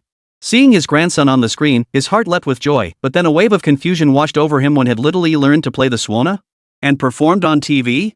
Before he could process it, the video showed little Bai Yi already pressing the suona to his lips. His chest visibly rose and fell, and in the next instant, a high-pitched, resonant sound burst forth, a suona melody carrying an indescribable rhythmic beauty, like the clear cry of a phoenix piercing the air. It was 100 birds paying homage to the phoenix. Bai Songyan's pupils contracted sharply, his blood seemingly rushing to his head in that instant. What had he just heard? It was more than just precise notes and masterful technique. Within that suona melody lay the dawnlight filtering through the forest, the joyful chorus of 100 birds, and the profound reverence and delight emanating from their hearts as they paid homage to the phoenix. It was a divine essence. The very soul of this piece. He, Bai Songyan, had devoted decades to mastering the suona, pouring endless effort into 100 birds paying homage to the phoenix. He believed his technique had reached perfection, yet no matter how hard he tried, his own rendition always felt lacking. It had the form but not the spirit. But what did he hear now? From the hands of his eldest grandson, barely 5 years old and never personally taught the suona by him, emerged the very divine essence he had dreamed of and pursued for decades. How could this be? Bai Songyan leapt to his feet, snatching the phone from his apprentice's hands. His eyes locked onto the tiny figure on the screen, so familiar yet strangely alien in this moment. That intense focus, that effortless control of breath, that rich, vibrant emotion flowing through the suona. Unfamiliar. So unfamiliar. This was far beyond the realm of a child. It even surpassed his own mastery after decades of dedicated practice. A tidal wave of shock engulfed him, momentarily robbing him of breath. Only his heart pounded wildly in his chest, threatening to burst through his ribs. The video was brief, ending swiftly. As the screen dimmed, it reflected Bai Songyan's face etched with horror, bewilderment, and profound confusion. Silence fell over the courtyard, broken only by the rustling of leaves on the old locust tree. Witnessing his master's unprecedented loss of composure, the apprentice dared not breathe loudly, whispering timidly, "Master. Are you all right?" That child, his playing was utterly bizarre. Bai Yi snapped back to reality, too preoccupied to acknowledge his apprentice. His trembling hands fumbled for his flip phone, dialing his son Bai Bufan's number almost by muscle memory. The phone rang for an eternity before being answered, revealing Bai Bufan's slightly weary voice. "Hello, Dad?" "Bufan." Bai Yi's voice cracked with urgency. "Didn't that show Xiaoyi and the others were filming wrap-up ages ago? How long have you been back?" Bai Bufan on the other end was taken aback by his father's urgency and answered honestly, "Yes, Dad. It ended over half a month ago. We've been back for a while now." "Over half a month?" The shock and longing for his grandson instantly transformed into frustration toward his son. Bai Yi unleashed a torrent of reproach over the phone. "Bai Bufan. You good for nothing. The show ended ages ago, and my grandson's been back. Couldn't you have bothered to call and tell me? Your mom and I have been waiting every single day, just hoping to see the kid during summer break. But after the show wrapped, not a single word from you. Did you plan to keep it a secret forever if I didn't ask?" "Ha?" Bai Bufan was stunned by his father's sudden tirade, a wave of guilt washing over him. He'd been so preoccupied with wrapping up the variety show and marveling at his son's newly revealed talent for traditional opera that he'd completely neglected to promptly update his parents on their schedule. He quickly softened his tone, trying to placate his father gently. Dad, please don't be angry. It's my fault. I've been so swamped lately, completely overwhelmed. When I'm busy, I just forget. Xiaoyi is doing great, he really misses you and Mom. Stop beating around the bush." Bai Yi's anger hadn't subsided, but it was mixed with a deeper sense of hurt from being overlooked and an uncontrollable urgency. He forced himself to calm down, yet his voice still trembled with disbelief. "I just saw Xiaoyi playing 100 Birds paying homage to the phoenix on TV." He paused, his tone becoming incredibly complex, confusion nearly spilling out through the receiver. When did he learn to play the swana? Who taught him? And that 100 Birds paying homage to the phoenix he played, what was that all about? That doesn't sound like something a child could play." On the other end of the line, Bai Bufan felt his heart skip a beat. Oh no. Before the surprise from the opera side had even settled, the bombshell from the swana side had already landed squarely on the old man's head. Chapter 62, What? He can sing opera too? On the other end of the line, old man Bai Yi suppressed the overwhelming shock from watching the video and the countless questions about his grandson's swana skills. He spoke to his son in as steady a voice as possible. "Bufan, your mother and I have decided we'll head over tomorrow to see Xiaoyi. We've missed him terribly after so long apart." Bai Bufan groaned inwardly at the news. Clutching his phone, his voice thick with reluctance, he replied, "Dad, tomorrow? Tomorrow might be inconvenient." "Not convenient?" Bai Yi's tone rose sharply, the anger he'd suppressed beginning to flare again. "What? Do I need to pick a special day just to see my own grandson?" "It's not like that, Dad," Bai Bufan hurriedly explained. "Xiaoyi isn't home. Sister Tang Ling took him to visit an old gentleman. They left early this morning and probably won't be back for a few days." "An old gentleman?" Bai Yi frowned slightly, asking casually, "Which old gentleman? Such a big deal that he needs to be specially taken to pay a visit?" Bai Bufan paused on the other end of the line, seeming hesitant, but finally spoke up. "It's Yen Huching. Old Master Yen." "Yen Huching?" Bai Yi's voice brimmed with surprise, tinged with an indescribable edge of rivalry. "That opera singer Yen Huching? The old codger who spent his whole life obsessed with his opera above all else?" "Dad." Bai Bufan sighed inwardly, well aware of his father's history with the old master. They had met in their youth through artistic exchanges. One played the shang with piercing clarity, the other sang with soaring vocals, both masters in their respective fields. Yet both possessed fiercely proud natures and an intense competitive spirit. Back in the day, they'd constantly go head-to-head in every possible way, openly and covertly competing over skills, disciples, and who could hold the stage better. While they didn't harbor deep-seated grudges and even shared a certain mutual respect, their habit of clashing whenever they met, refusing to concede defeat, had never changed over the decades. "It is indeed Master Yen. As you know, Sister Tang Ling is his disciple." "I know Tang Ling is his disciple." Bai Yi's tone grew sharper. "I'm asking, what the hell is Xiaoyi doing over there?" "He's just a swana player. He's just a kid. What business does he have meeting that old geezer?" He almost blurted out, "A swana player," but managed to stop himself just in time. On the other end of the line, Bai Bufan took a deep breath. He knew this couldn't be hidden any longer. It was time to let the old man know part of the truth. He gathered his thoughts and explained in as calm a tone as he could manage. "Dad, it's like this. Xiaoyi, besides having a knack for music, he seems to have shown some special talent in opera as well." "Talent?" Bai Yi froze, his competitive streak prompting an immediate question. "What kind of talent? Can he mimic a few moves? Or does he have a clear voice?" "More than that." Bai Bufan's voice carried a sense of wonder that even he found absurd. A few days ago, in front of Tang Ling, he improvised a segment of his own. Well, you could say it was something he figured out himself. It's called the female consort.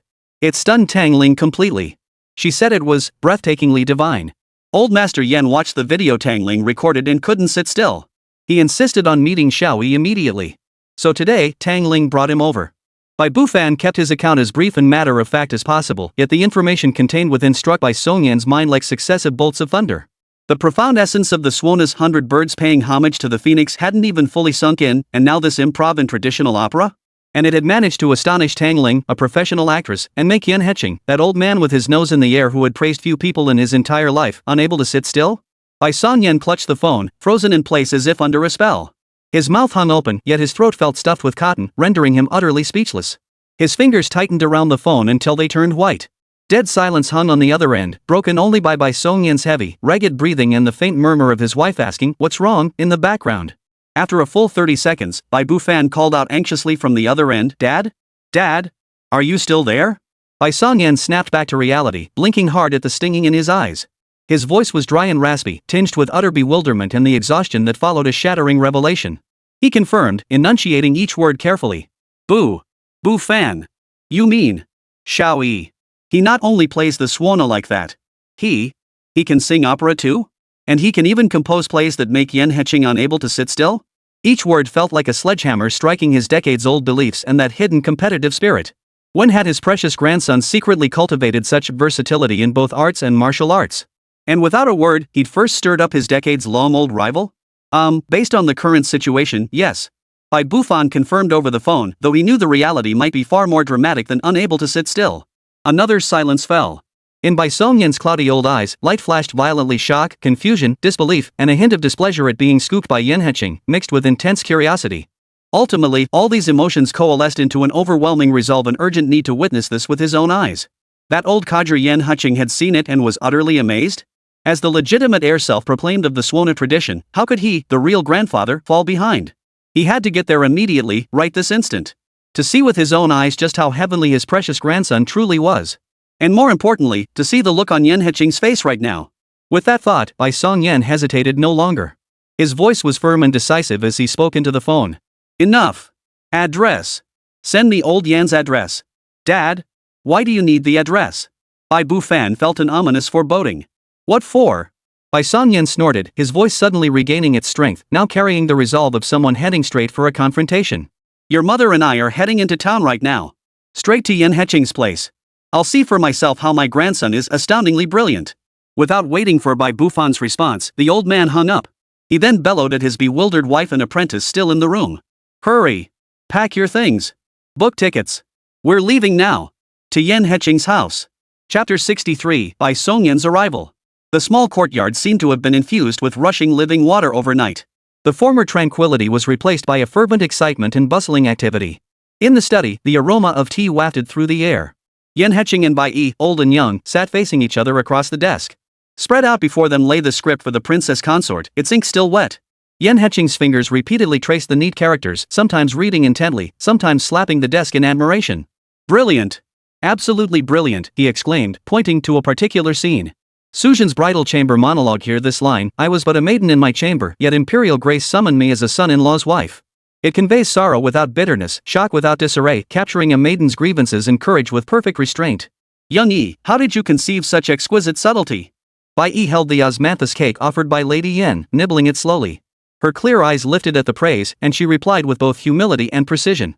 Grandfather Yen, I simply felt she couldn't afford to show fear. Then once fear took hold, everything would be lost. Yet she couldn't confront it head on either. She had to make the princess understand for herself. So her words needed to be pitiful, yet her backbone must remain hidden within. Yen Heching's eyes sparkled with admiration as he clapped his hands and laughed heartily. Ha! The backbone hidden within, excellent. Well said. Opera is about portraying people, and portraying people is about portraying the heart. You understand. You truly understand. Such exchanges had repeated themselves throughout the past day. Yen Heching felt that discussing matters with this young man not only lacked any sense of distance but often brought fresh insights from his seemingly naive yet profoundly insightful words. His long-dormant passion for creation and research was ignited once more. Overcome with excitement, Yen Heching sprang into action with lightning speed. He dug out the dusty address book and personally dialed each long and used number one by one. Yes, it's me, Yen Heching. Don't ask questions, this is huge, absolutely huge. Anyone free and able to return, get back here immediately. What? Driving for Didi? Take leave. Just say the master needs you for a new play. Running a stall? Close it for a few days. The master will cover your losses. His voice boomed with unquestionable resolve and a passion long absent. On the other end of the line came the startled, hesitant voices of his disciples, voices that gradually grew excited upon hearing the words new play and master's summons.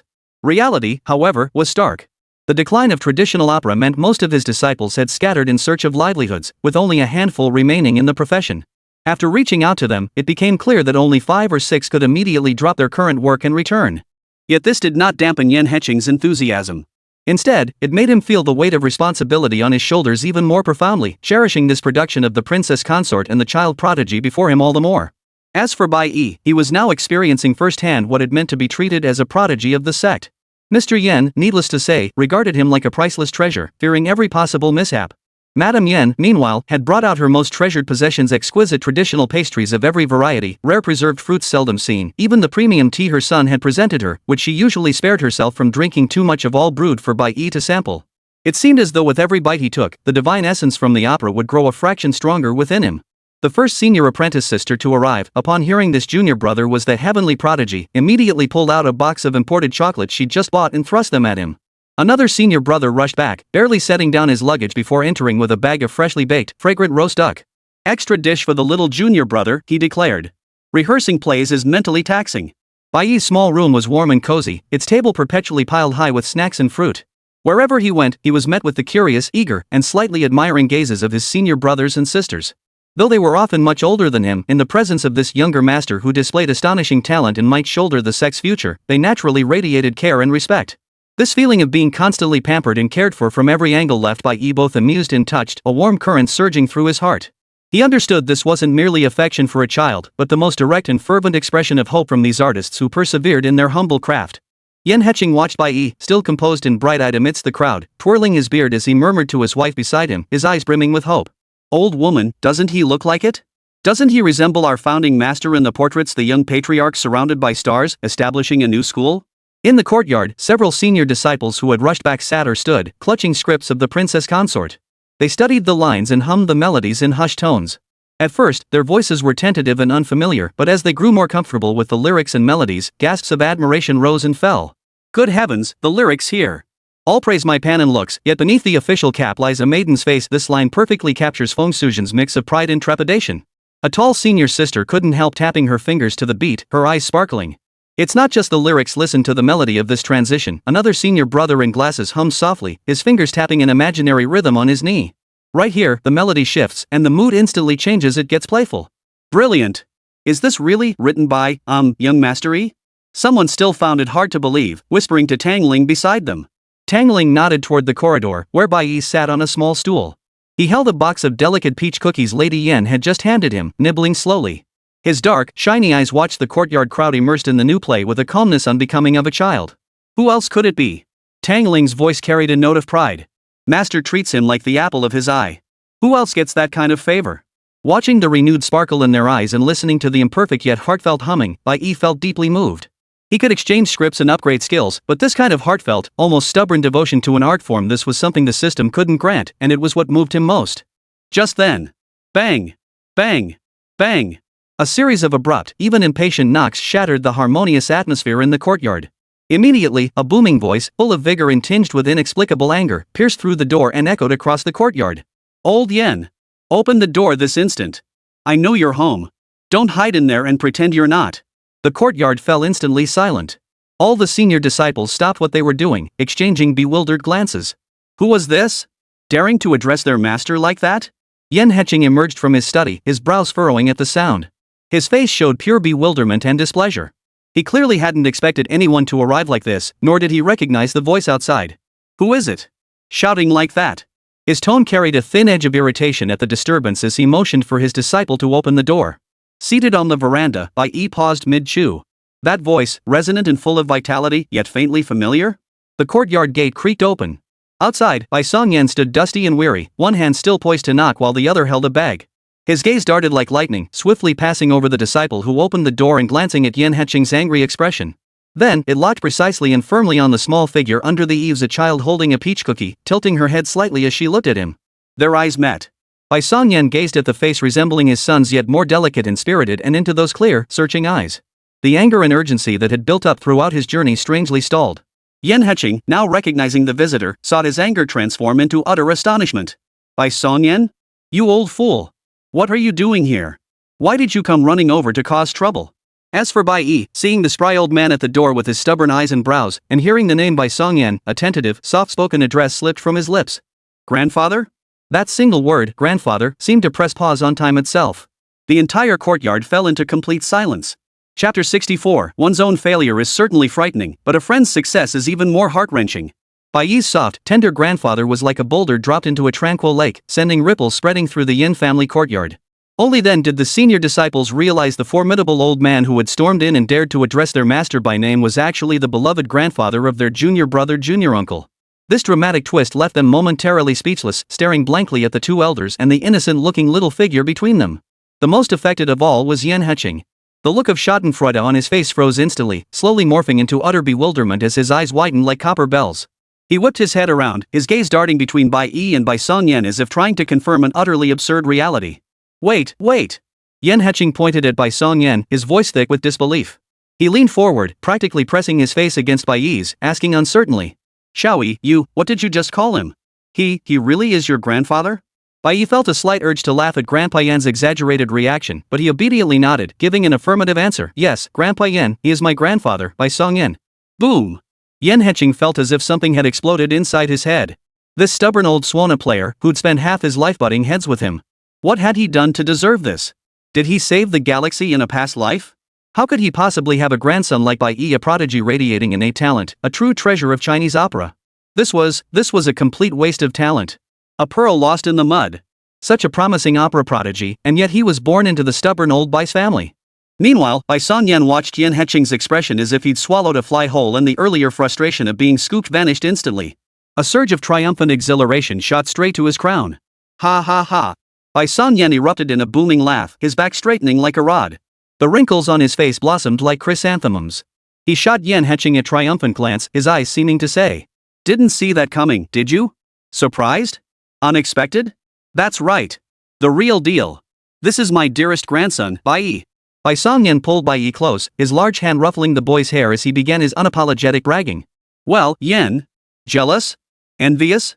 Let me tell you, this grandson of mine has inherited the Bai family's exceptional artistic genes. Brilliant. Talented. A quick learner. Yan Heching watched Bai Songyan's smug expression, grinding his back teeth so hard his jaws clenched.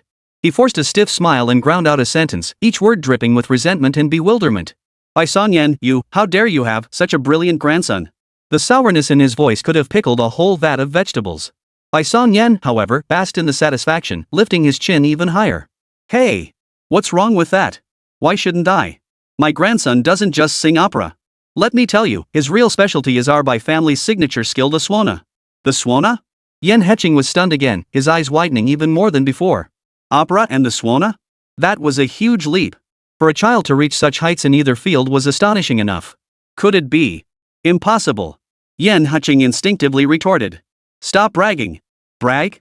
Bai Songyan seemed to have been waiting for that response. He immediately pulled out his phone, flipping through it with practiced speed while continuing his boast. Today I'll show you, old fogey, what 100 birds pay homage, the phoenix sings in the heavens really means. Let you see what true family heritage looks like. He quickly located the treasured video, deliberately cranked the volume to maximum, and practically shoved the phone screen right in front of Yan Heching's eyes. Instantly, the soaring, resonant notes of 100 birds paying homage to the phoenix poured from the phone. Though the sound quality was mediocre, the piece's vibrant energy, the fervent scene of 100 birds chirping in unison, and the soul-piercing, almost oracular essence of the Swana's spirit still came through crystal clear.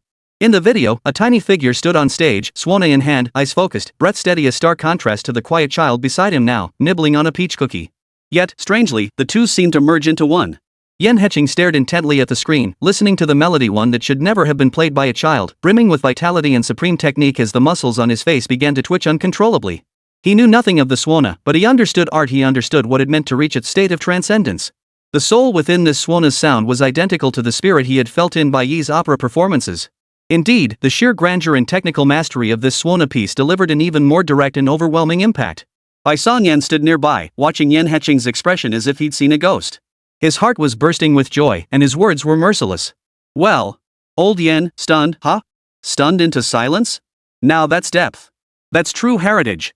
Not to brag, but my grandson Shang's skills look across the whole country at his age. You couldn't find another like him even if you lit a lantern and searched. Compared to your endless whining. He didn't finish his sentence, but the meaning was clear. Yan Heching snapped his head up, veins throbbing violently on his forehead as his weathered face flushed crimson. Staring at Bai Songyan's arrogant smugness that my grandson is the best in the world look and recalling Bai Yi's breathtakingly brilliant performance in the opera, a surge of nameless fury mixed with extreme envy and resentment shot straight to his temples. That old bastard. How dare he? How dare he hog all the glory? Fury made his beard tremble as he clenched his fists tightly. Staring at Bai Songyan's smug face, he desperately wanted to abandon decades of cultivation if he ever had any and punch him right in the face. The air in the courtyard thickened with tension, laced with a sharp, sour tang. The senior disciples watched, their eyes wide. They wanted to laugh but dared not, forcing themselves to hold it in. Meanwhile, Bai Yi, the center of this grandpa-level battle, silently took another bite of his peach cookie. Blinking his big eyes, he watched the two red-faced old children squabbling before him and silently wondered. System, is there any skill that can quickly calm people down? Like, a calming chant or something? Chapter 65, Two Old Men Fighting Over Their Grandson. Bai Songyan gazed at his spirited grandson, growing more delighted with every glance, his heart aching with longing. Crouching down, he softened his booming voice as much as possible, taking Bai Yi's small hand and saying, "Little Yi, why don't you come stay with Grandpa for a few days? I've got all sorts of fun swana horns, gold ones, copper ones, sandalwood ones. I'll teach you to play the real 100 birds paying homage to the phoenix, blowing out that phoenix crying to the heavens power. It'll be way more fun than staying here." The moment these words left his mouth, Yan Heching's ears perked up beside him, his eyes instantly turning wary. This old fox was here to snatch the child away. Before Bai Yi could answer, Bai Songyan's grandmother, dressed simply and wearing a kind expression, stepped forward with a smile. She gently stroked Bai Yi's head, then politely nodded to Yan Heching and the elderly lady before speaking softly to Bai Yi. "Little Yi, ever since your grandfather saw you playing the swana on TV, he's been talking about it every day at home.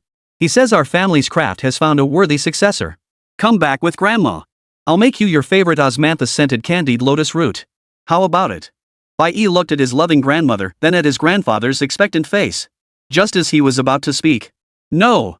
Yan Heching sprang forward in a single stride, interposing himself between Bai Yi and Bai Songyan like a mother hen protecting her chicks. He glared at Bai Songyan, his tone urgent. "Old stubborn Bai. Cut the nonsense. Xiao Yi is studying the essence of the princess consort with me. This concerns the very legacy of our opera tradition. How dare you suggest taking him away?" Seeing Yan Heching's stance, Bai Songyan immediately stood up, his temper flaring instantly. "Old stick in the mud, Yan. What do you mean? Taking my own grandson home is perfectly natural. It's wasting his time to stand here arguing with you." Yan Heching was deeply stung by the word delay, especially when he thought of Bai Yi's astonishing theatrical talent. He couldn't bear to let such a gem go to waste. Pointing at Bai Songyan, he fired a soul-searching question. "Old stubborn Bai. Don't think I don't know you've been playing 100 birds paying homage to the phoenix for over a decade and still haven't mastered it. And you dare teach young Yi? You can teach him properly? You dare?" These words ignited a fuse. Bai Songyan recalled the somewhat desolate scene he'd witnessed upon entering the courtyard earlier, along with the current plight of the opera profession. Instantly finding his counterpoint, he planted his hands on his hips and pointed at Yan Heching and his disciples behind him with fierce intensity. "I can't teach properly? Old Yan, you're stuck in your ways. Look at this courtyard. Look at these disciples you barely managed to bring back. If your teaching was so good, how could opera have fallen into such decline? You can't even sell a handful of tickets, can't afford to rent a venue, and you have the nerve to say I can't teach properly?" The word stabbed like a dagger, piercing Yan Heching's heart with a sharp pain. His face instantly darkened with fury. The senior disciples behind him all wore expressions of awkwardness and gloom. You bastard. It's the times. It's the market." Yan Heching's voice trembled with fury. "Oomph. Stop making excuses." Bai Songyan pressed his advantage. "Market issues? The times? Then how come my grandson could write the female consort? How come he could silence you all with his first words? What does that prove?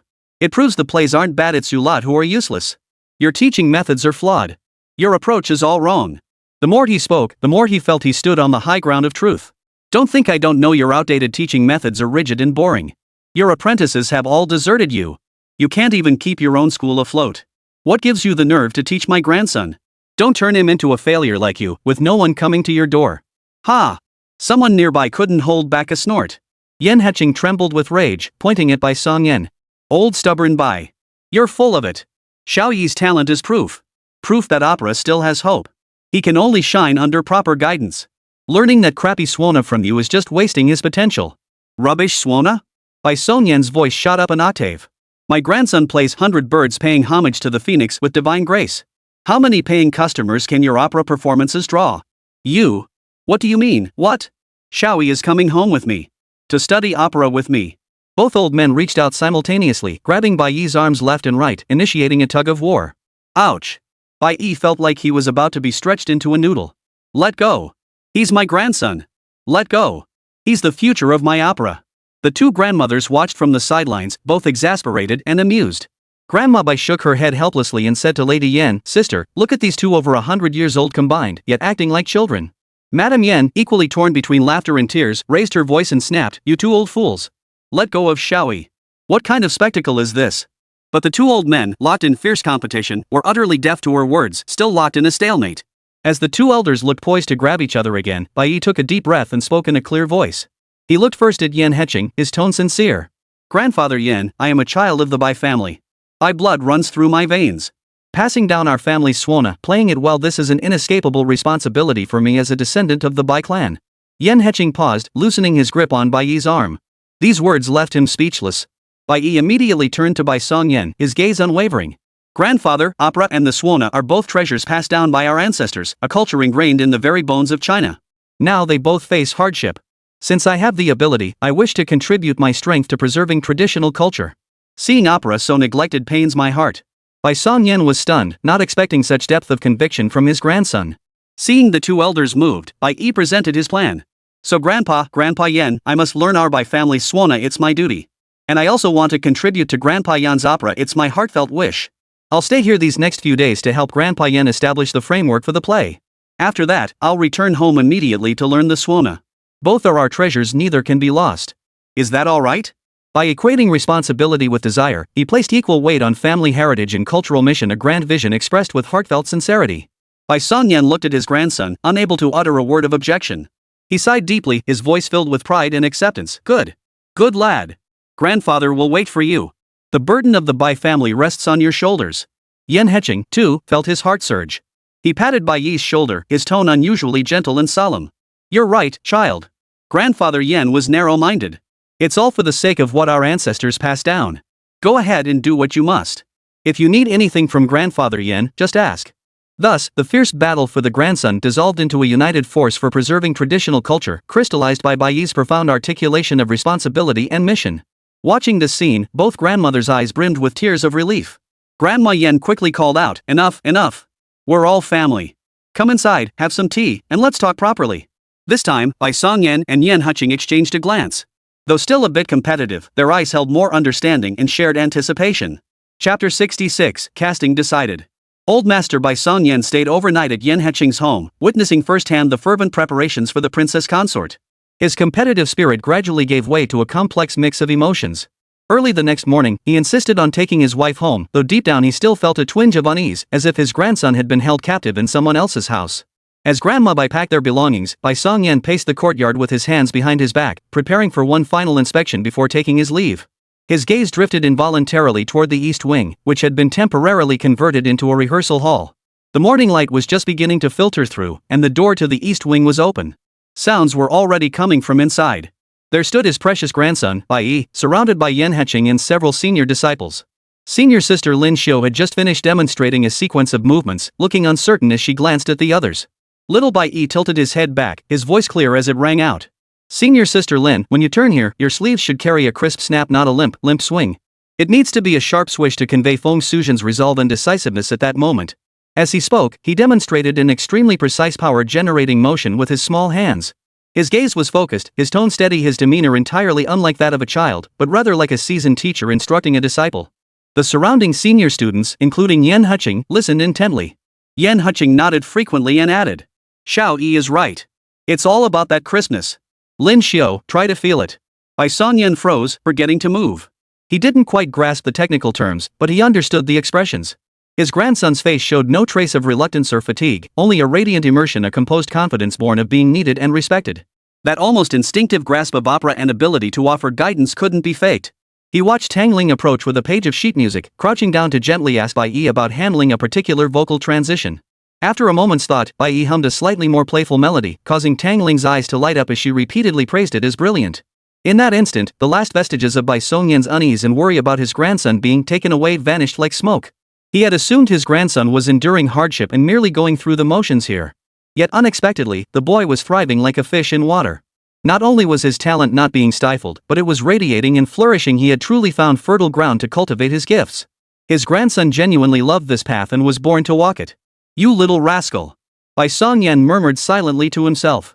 But the tone had shed all trace of anger, replaced by an indescribable pride and relief. "You've really found your path." He no longer felt resentful.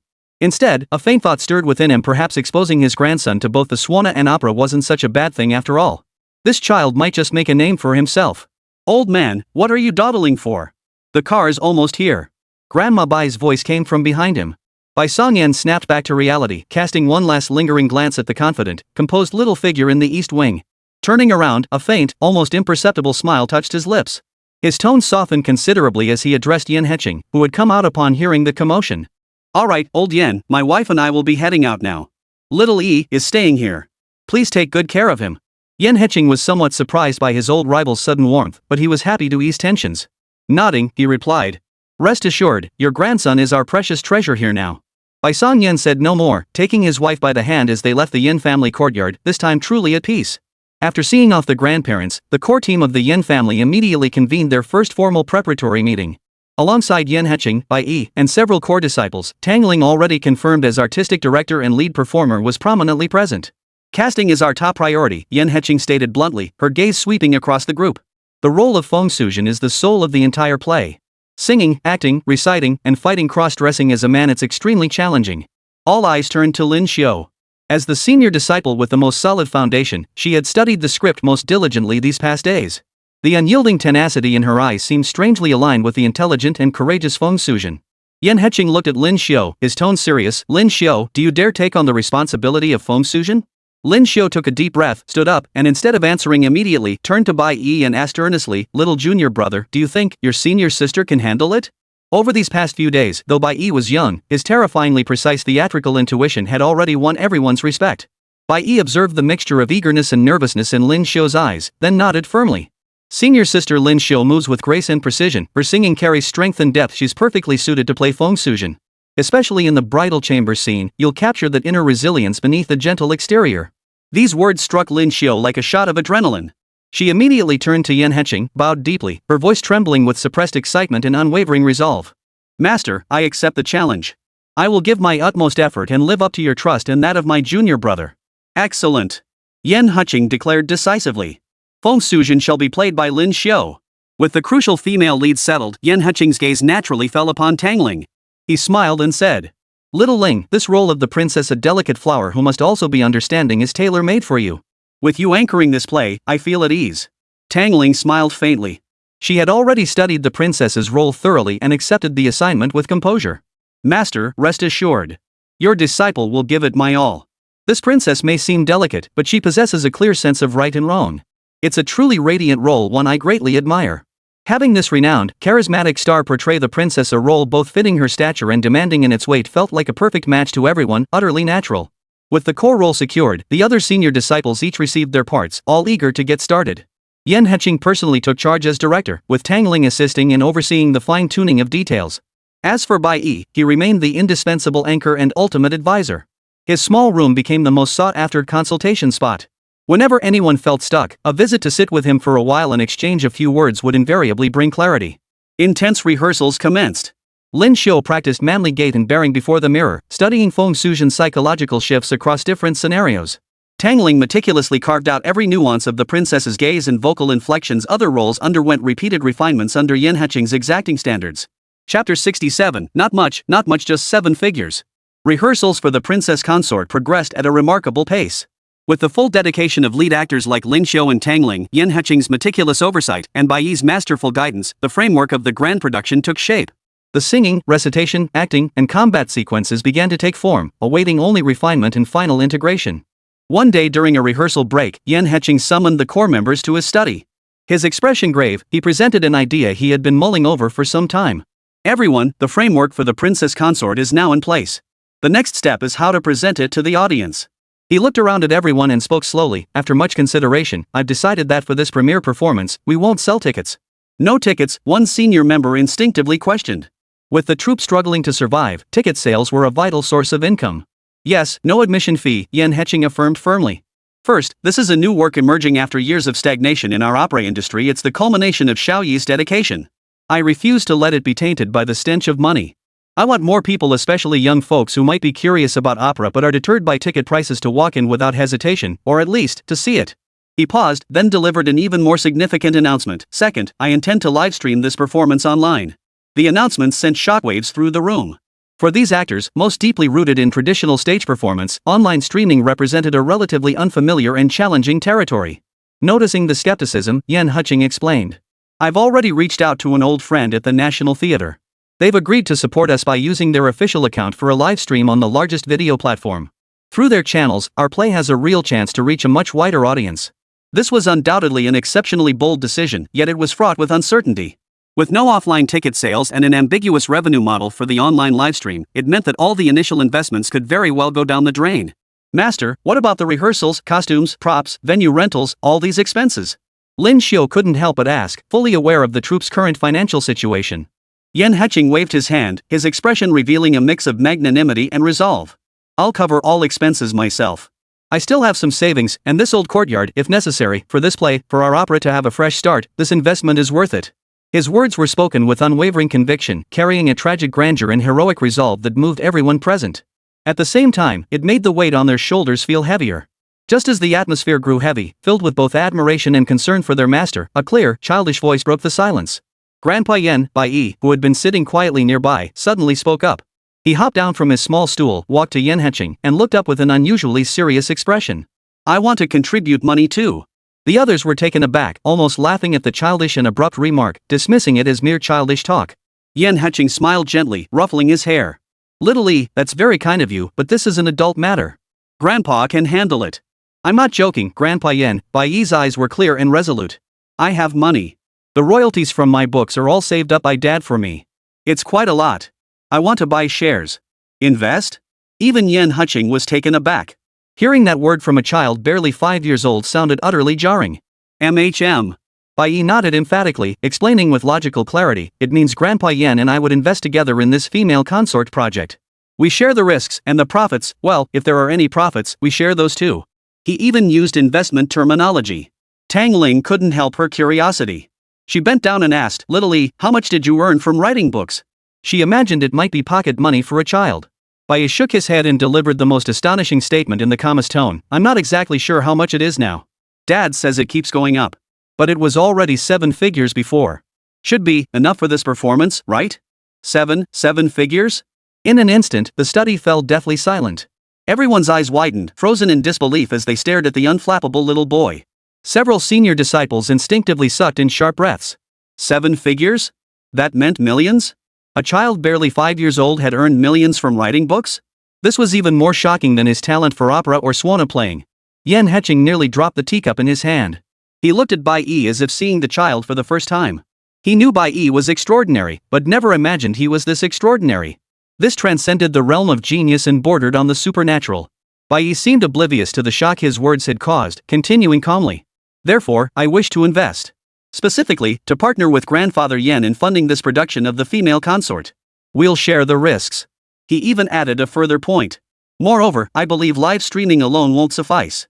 We can create promotional clips beforehand, like senior sister Lin Xiu's stirring aria leaving home to save Li Lang, or Tang Ling's final costume photos as the princess, to build buzz online. After all, even the finest wine fears an obscure alley. These words revealed a business acumen and promotional awareness beyond his years, leaving all the adults present feeling a bit embarrassed. Yen Heching stared at Bai Yi, his emotions running wildly. Shock mingled with relief, but above all, a peculiar feeling crept in, a sense that he'd truly lived to see the day. After a long silence, he finally exhaled deeply, unable to refuse the child's weighty gesture of support. This wasn't merely money, it was an unreserved trust and a shared resolve to stand together through thick and thin. Agreed. Yen Heching's voice carried an almost imperceptible tremor as he looked at Bai Yi solemnly. In that case, Grandpa Yen will accept your investment on behalf of our production team. From this moment on, you are not only the author and artistic advisor of the female consort, but also our partner in this production. A venerable artist nearing 70 and a 5-year-old child partner of unknown worth for the sake of the same play, for the sake of the same dream, had thus reached a consensus. Returning home, Bai Songyan's heart still raced with excitement. That surge of pride and swagger was simply impossible to contain. His thoughts weren't on opera, but on the very foundation of the Bai family, the Swana. He resolved to share and show off this joy with his old comrades. He dug out his treasured recording, the complete segment of Bai Yi playing 100 Birds paying homage to the phoenix in the film Little Champion. The first call he made was to old Wu. The phone rang for ages before it was picked up, and the receiver first filled with the mournful, melodious strains of an aru. Bai Songyan immediately cut in, his voice brimming with uncontrollable excitement. Old Wu. Quick! Stop playing that damn aru. I sent you a video on WeChat, check it out now. Hurry up! You won't believe your eyes. What kind of video is so urgent? Old Wu grumbled, but he paused his playing and opened WeChat. Bai Songyan waited anxiously on his end, mentally rehearsing several times how he would casually drop the bombshell. This is my grandson. After about a minute, just as Bai Songyan thought the other party should have finished watching and was about to speak. Beep, beep, beep. The call was abruptly disconnected. Bai Songyan froze, staring at his phone in utter disbelief. He quickly dialed again. This time it rang for ages before being answered. Before Bai Songyan could speak, an extremely shocked and slightly frustrated growl came from old Master Wu's end. Old stubborn Bai. Where did you find this little monster? This 100 Birds paying homage to the phoenix, this never mind. Heartbroken. Blocked. Don't contact me for a while. With that, the line went dead again. When he tried calling back, it was indeed busy. Bai Songyan stared at his phone, not the least bit annoyed. Instead, he chuckled softly. Old Wu's reaction only proved how talented his grandson was. Refusing to believe it was a fluke, he dug out Ms. Li's number. She was the Guzheng player, a woman of gentle and reserved temperament. The call connected, and the background filled with the clear, ethereal sound of finger picking on the zither. Hello, brother Songyan? What brings you to call me? Teacher Li's voice carried a hint of amusement. Ms. Li. Quick, watch the video I just sent you. It's urgent. It's important. Bai Songyan struggled to contain his excitement. Oh? Alright, let me see what has you so flustered. Teacher Li responded with her usual patience. Bai Songyan waited with bated breath, having learned his lesson this time he'd let the other person speak first. Moments later, Teacher Li's voice came through the phone, clearly trembling with disbelief. Brother Songyan, this child in the video, is 100 Birds paying homage to the phoenix. How is this possible, this divine essence? Bai Songyan's heart soared. His chance had come. He immediately took the lead, his voice as calm as possible though his tail was practically wagging with excitement as he said. Well, it's not bad, right? It's mostly good genes. Let me tell you, this kid is. He deliberately drew out his words, preparing to smoothly drop the three crucial words, my grandson. But then. Beep, beep, beep. The call was abruptly disconnected. Immediately after, a WeChat message popped up from Teacher Li. Brother Songyan, such a child must belong to heaven. How often does one encounter such a gem in this world? My mind is unsettled and needs a moment of quiet reflection. Please forgive me. Still as flowery as ever, but the sheer shock of it all, the need to calm down was palpable.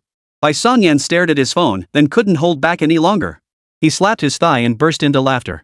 Though he hadn't managed to brag in person either time, this feeling of winning without fighting using just one Swana tune to shock his old buddies into silence was utterly exhilarating. He tucked his phone away with a satisfied smile, humming a tuneless version of 100 Birds paying homage to the phoenix. He pondered whether tomorrow he should switch up his victim list and share this uniquely delightful experience again. Chapter 68, Staying a bit longer might turn me into a glutton. The initial preparations and basic rehearsals for the princess consort had concluded. The remaining fine-tuning, stage integration, and promotional campaigns were tasks the team led by Yanheching and Tangling were more than capable of handling. Bai Yi, the junior partner and ultimate advisor, could finally step back for a while. Tangling drove him home. The car had barely come to a stop when Bai Bufan and Enlan, who had received word, were already waiting at the door. The door opened, and Bai Yi hopped out, his small backpack on his back. Enlan was the first to approach, instinctively reaching to pull her son into her arms. But when her hands got caught under his armpits, her movement paused slightly. Then she couldn't help but burst out laughing, her voice filled with delight and playful teasing. Oh my precious son. Let mommy take a good look at you.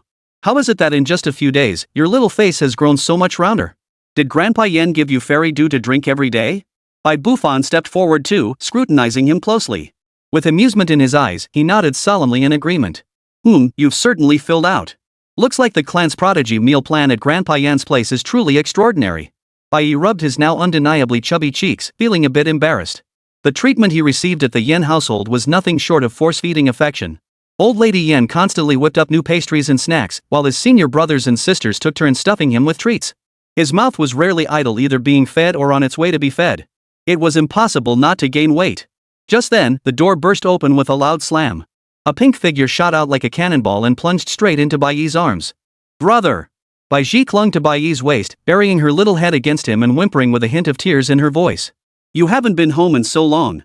I missed you so much. After a moment of nuzzling, she suddenly lifted her head. Her small hand curiously pinched Bai Yi's soft cheek. Blinking her big eyes, she delivered another blow in her babyish voice. Brother, your cheeks look just like the meat buns I love. Childish words, yet a precise critical hit. Bai Yi? And Lan and Bai Bufan couldn't help but laugh, their voices growing louder. Tang Ling, standing nearby, explained with a smile. What can you do? The senior disciples and even the master's wife adore Little Yi so much, they practically want to pile every tasty treat on him. After a full day of rest at home, enjoying his mother's heartfelt meals and his little sister's constant companionship, Bai Yi finally regained his strength. The next day, Bai Bufan and Lan drove their 2 children to Old Master Bai Songyan's residence as planned. As the car entered the familiar alleyway, the moment they reached the gate, the piercing sound of swan horns filled the courtyard, a passage from 100 birds paying homage to the phoenix. It seemed the old man was thoroughly enjoying himself. The sound of the car caused the sham music to abruptly stop. Bai Songyan greeted them with a radiant smile, scooping up Bai Yi as she threw herself into his arms. He then gave Bai Yi's noticeably plumper little face a firm squeeze, his voice booming like a bell. Good. So glad you're back. That's better, some meat on your cheeks now. You look much more prosperous.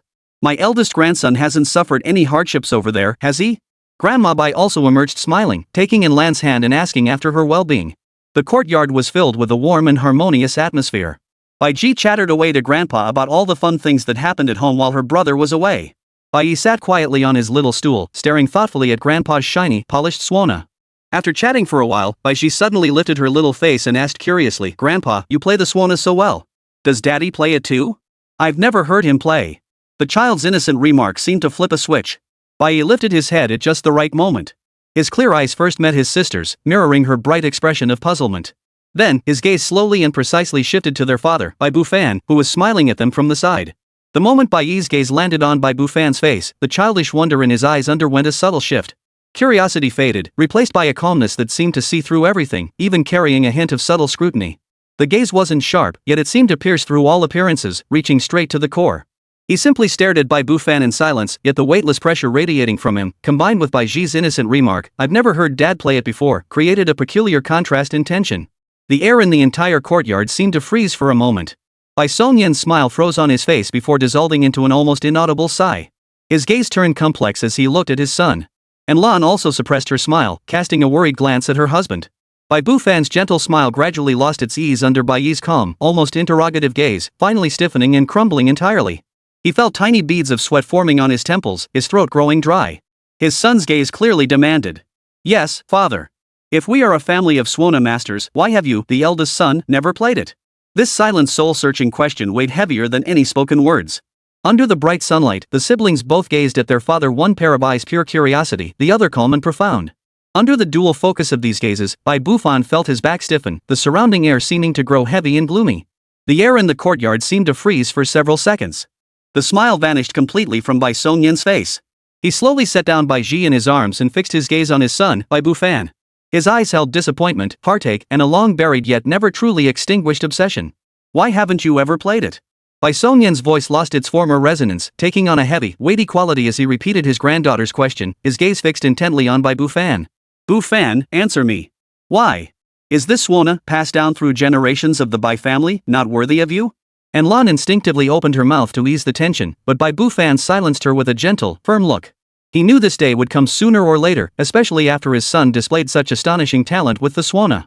The old rift between him and his father could no longer be avoided. Bai Bufan took a deep breath. Facing his father's pained gaze and his son's probing eyes, he straightened his spine, refusing to flinch. His voice was calm, yet tinged with an almost imperceptible bitterness. Dad, it's not that I'm not worthy. It's that I chose a different path. Another path? Bai Songyan scoffed, his voice thick with self-mockery and displeasure. Yeah, you picked that fancy path. Piano. Black keys, white keys, ding-a-ling-a-ling. How does that compare to the earth-shaking roar of our swana, opening up heaven and earth? Back when young Bai Bufan first displayed his musical talent, Bai Songyan had been overjoyed, convinced his son would naturally inherit the family legacy and carry the Bai family swana tradition forward. He had even custom-made a small swana for his son years in advance. But unexpectedly, Bai Bufan developed a deep fascination with the Western instrument, the piano. He ultimately chose to study piano, embarking on a path entirely different from his father's expectations. To the traditionally minded Bai Songyan, this felt like nothing short of betrayal. Dad, music has no hierarchy of nobility or inferiority, Bai Fan tried to explain. The piano has its expressive power, and the suona has its own infectious charm. I simply chose the one that suits me better and interests me more. More suited? More interesting? Bai Songyan's anger flared at these words. Pointing at his beloved suona, his voice rose involuntarily. This is our roots. Our very roots. You've abandoned your roots to study that rootless, drifting weed of a thing. And now look, you won't learn it yourself, and you nearly dragged my grandson into it too. He stopped abruptly, realizing he'd nearly slipped up, though his meaning was crystal clear. He was grateful that his grandson, Bai Yi, showed extraordinary talent, as if fate had brought him back to this path of inheritance. Yet, he harbored even deeper resentment toward his son's choice all those years ago. Bai Yi listened quietly, observing his grandfather's face flushed with emotion, then glancing at his father's seemingly calm yet tightly clenched fists. He understood now. This wasn't merely a clash of preferences, but a collision of values between two generations of battle over inheritance versus choice, tradition versus modernity. After a moment of silence, Bai Fan spoke again, his tone still calm yet carrying an unwavering resolve. Dad, I respect the suona and your feelings for it. But I ask you to respect my life and my choices as well. I haven't abandoned music. I've simply found a different way to love it. He loves the suona and has talent for it. I'm proud of him and support him. But that doesn't mean my choice back then was wrong. He looked at Bai Yi and Bai Ji, his gaze gentle and open. I hope my children will also have the freedom to choose what they truly love in the future, whether it's the suona, the piano, or anything else. These words eased the previously tense atmosphere somewhat. And Lan quietly breathed a sigh of relief and shot her husband a look of support. Bai Songyan looked at his son, his mouth opening, but in the end, he couldn't bring himself to say anything harsher. He knew his son had a point. Times had changed, and he couldn't force his own expectations onto the next generation. Yet how could he so easily let go of that obsession rooted in blood and craft? He sighed heavily, seeming to age several years in an instant. Slumped back into his chair, he silently picked up the gleaming suona, running his fingers lightly over it, saying nothing more. Only the rustling of leaves in the breeze remained in the courtyard. Bai Yi walked over to his grandfather, extending his small hand to rest it gently on the rough back of his grandfather's hand, saying nothing. Feeling the warmth of his grandson's palm, Bai Songyan lifted his head to gaze into those eyes so much like his son's when he was young, yet with an added spark of liveliness. The knot in his heart seemed to loosen a little. Perhaps, his son had his own path, and his grandson had his own destiny. As long as the suona's melody never fades, as long as the tradition continues, everything else seemed not so important anymore. Chapter 69, Funeral Music. After that heated argument, a peculiar calm settled over the Bai family courtyard. Bai Songyan no longer brought up the past at every turn, yet a faint melancholy lingered between his brows. Bai Fan grew even more silent, as if digesting his father's painful words. The warm afternoon sun bathed the courtyard in a lazy glow, making everyone feel languid. Under Grandma's watchful eye, Bai Ji chased a butterfly back and forth, her silver bell laughter filling the small courtyard. Bai Yi pulled up a small stool beside his grandfather, holding the specially crafted suona flute. He didn't play any difficult melodies, just whistling simple, cheerful tunes off the top of his head, sometimes mimicking bird calls, other times improvising lively melodies. In his hands, the suona seemed to come alive, no longer a symbol bearing the weight of tradition, but a toy that brought joy. Bai Songyan reclined in his lounge chair, eyes closed, tapping his fingers lightly on the armrest to the rhythm of his grandson's suona. His furrowed brow gradually relaxed to the familiar, childlike sounds of the suona. Sunlight glinted off his graying hair, and the wrinkles on his face seemed to soften considerably. Bai Fan sat on a stone bench nearby, watching the scene with a complex look in his eyes. He could tell his son genuinely loved the suona, a passion that sprang from his heart, without a trace of reluctance. This brought him comfort and eased a small part of the guilt he carried deep within for his father. Brother! Brother! Bai Ji, exhausted from running, threw herself into Bai Yi's arms, her eyes sparkling with curiosity as she stared at the suona in his hands. That toot-toot-toot sound is so fun. I want to play too. Bai Yi smiled as he handed her the suona, patiently instructing her. Ji, hold the small hole like this, then blow gently, don't use too much force. Bai Ji puffed out her cheeks and blew hard, mimicking her brother. Pfft. A strange, air-leaking sound escaped. Ha ha ha. The little girl doubled over laughing at her own antics, and the adults in the courtyard couldn't help but join in. Even Bai Songyan, who had been resting with his eyes closed, couldn't help but curve his lips upward, revealing a rare, genuine smile. Bai Yi patiently corrected his sister's movements over and over, teaching her to produce simple notes. The discordant, childish sounds of the suona mingled with the crisp laughter of children, echoing through the afternoon courtyard and dispelling all the previous gloom. Watching his son patiently instruct his sister and seeing the long-absent relaxation on his father's face, Bai Fan felt a stir within. He rose and walked into the house. After a moment, he emerged carrying a weathered wooden box. He approached Bai Yi, crouched down, and opened the box. Inside lay an old suona, well-maintained yet clearly bearing the marks of time. Bai Bufan's voice was soft, tinged with the distant echoes of memory. This is the very first suona your grandfather made for me when I was a child. Bai Yi took the small, heavy, old suona and examined it curiously. Bai Songyan had opened his eyes at some point, his gaze settling on the shang. His expression was complex, but he said nothing. Bai Bufan said little more, merely ruffling his son's hair before glancing at his father and then rising to leave. Holding the suona from his father's childhood, Bai Yi glanced at the brand new one in his own hands. It felt as though he were touching the traces of time itself, faintly sensing the weight of a connection that had once been severed, only to be reconnected within him. He didn't play the old sham. Instead, he carefully placed it back in its case, picked up his own small sham, and began to play once more. This time, he played a melody that was both soothing and warm, as if telling a story or offering comfort. The sham sound remained clear and resonant, yet no longer jarring. Instead, it brimmed with the warmth of sunlight and the comfort of home. It echoed through the small courtyard, lingering in everyone's hearts, as if silently mending invisible cracks. Just as the soothing sham notes gradually faded and the courtyard settled into peaceful warmth, a few hesitant yet solemn knocks sounded at the gate. Knock, knock, knock. The knocking shattered the courtyard's tranquility. Bai Bufan looked up in puzzlement. At this hour, neighbors rarely visited. He stood up and walked over to open the gate. Outside stood a middle-aged man dressed in a dark suit, his demeanor steady and composed. He appeared to be around 50, his hair meticulously combed. His face bore traces of fatigue and sorrow, yet his eyes were sharp, radiating an aura of someone accustomed to commanding authority. Not far behind him, a low-key yet expensive black sedan was parked. "Excuse me, is this the residence of Mr. Bai Songyan?" The man's voice was gentle, carrying just the right measure of respect. Bai Bufan felt a sense of familiarity. After a moment's thought, he recognized the man and asked with a hint of surprise. "You're Mr. Zhou Wenhan?" This was the renowned entrepreneur frequently featured in local news, celebrated for his industrial contributions to the nation and passionate philanthropy. His company and he personally had long been involved in poverty alleviation, donating to build schools, and generously contributing during major disasters. He enjoyed immense public esteem and was a truly respected entrepreneur. "That would be me," Zhou Wenhan replied with a slight nod, extending his business card in earnest. "I apologize for the intrusion, but my father passed away peacefully last night. He often spoke of how, when his time came, he most wished to hear the divine suona playing of Mr. Bai." He looked toward Bai Songyan, who had approached upon hearing the commotion, and bowed deeply. "Master Bai, my father, Zhou Jixian, you may recall him. He often said your suona playing captured the very soul of our land and the backbone of what it means to be human. His final wish, as stated in his will, was for simplicity in all matters, save for one, that you accompany him on his final journey with your suona. I humbly ask you to honor his last wish." At these words, Bai Songyan's expression grew solemn. The name Zhou Jixian, he remembered it well. This was another venerable elder statesman of the business world, a man who had lived a life of integrity and simplicity, devoted to charitable causes and deeply passionate about local culture. He was truly one of the few who understood the soul of his suona. "Mr. Zhou has passed away?" Bai Songyan's voice was heavy with sorrow and respect. "He was a true benefactor to our region, a genuinely good man. Since you hold this old man in such high regard, I shall certainly see this matter through for you." Chapter 70, The Battle for Fame.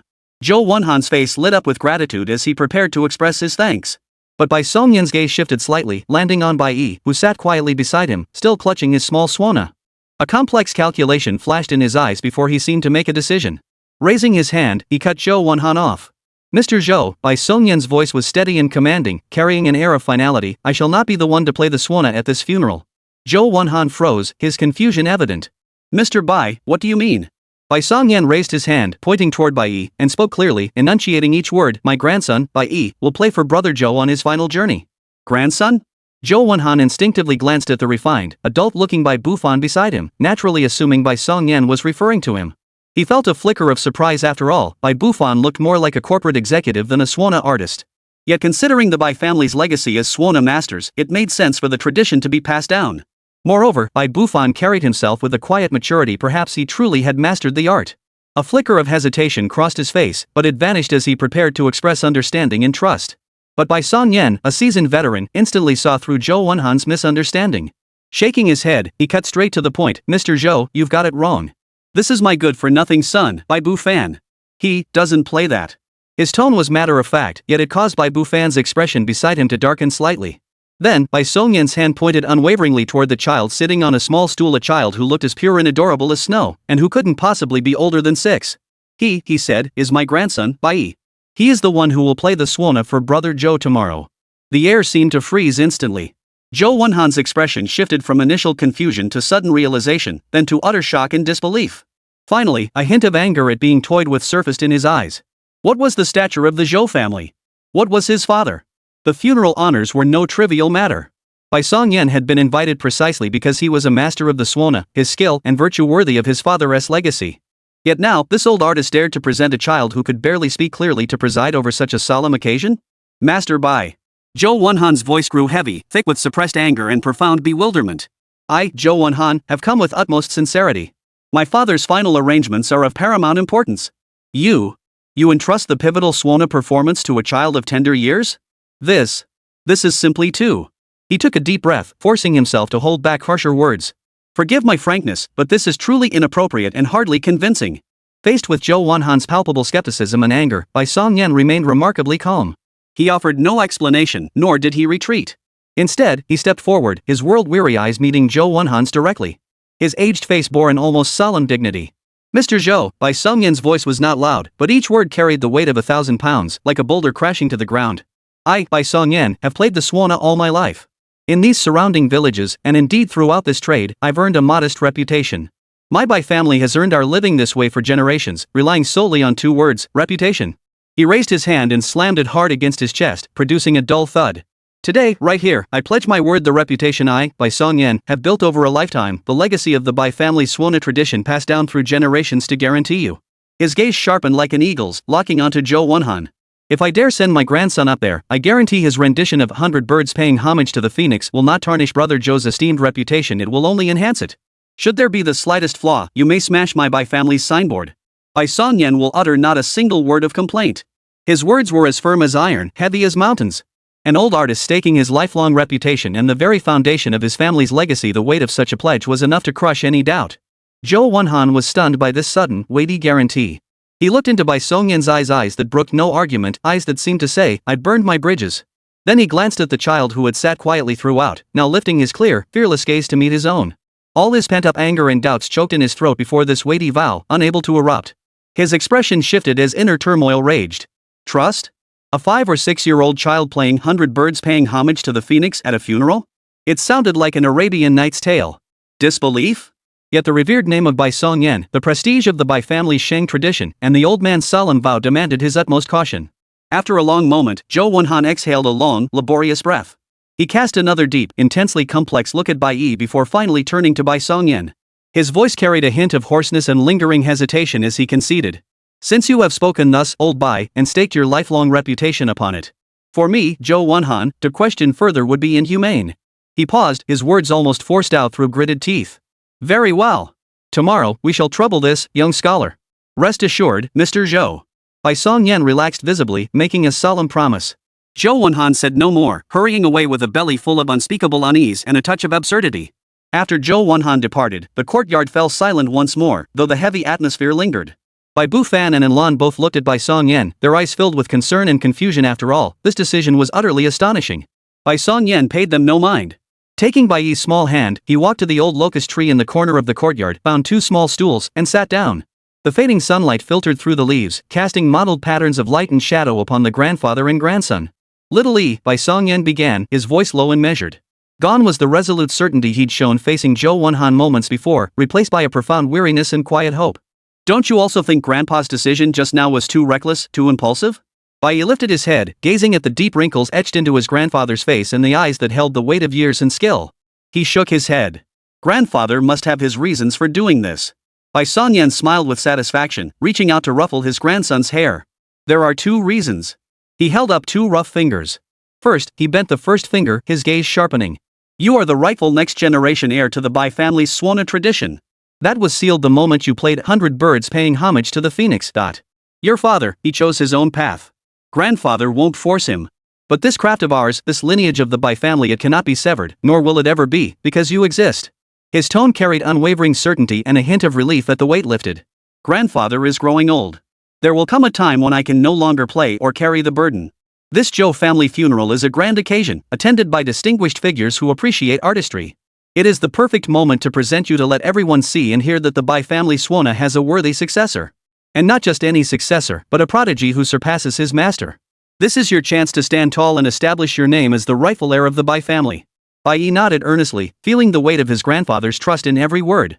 Second, Bai Songyan bent his second finger, a glint of an old artist's shrewdness and foresight flashing in his eyes. This is a heaven-sent opportunity to make your name. What kind of family is the Zhou clan? What prestige does Old Master Zhou command?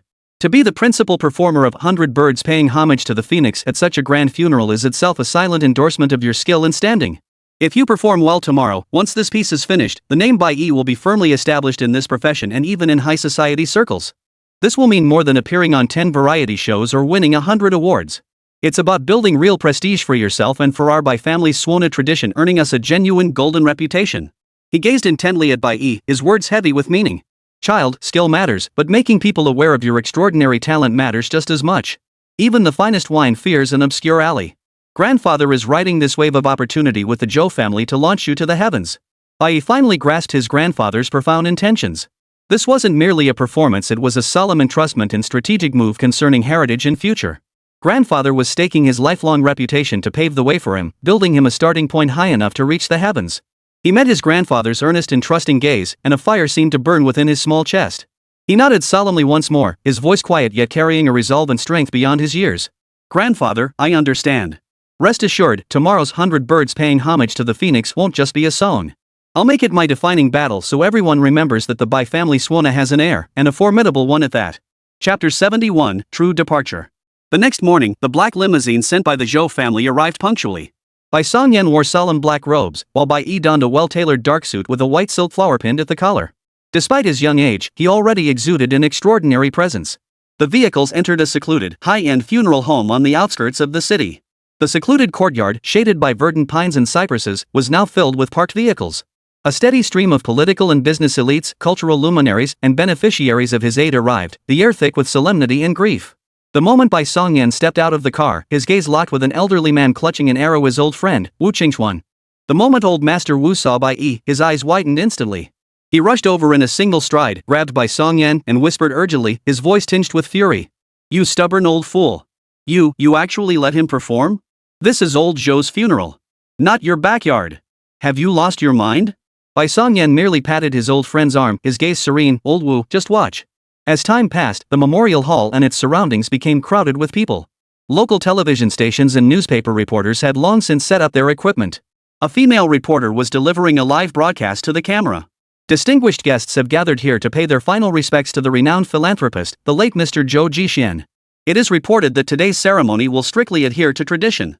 Notably, the renowned Suona piece 100 birds paying homage to the phoenix, which was Mr. Zhou's favorite during his lifetime, will be performed by Mr. Bai Songyan and his disciples. Let us wait and see.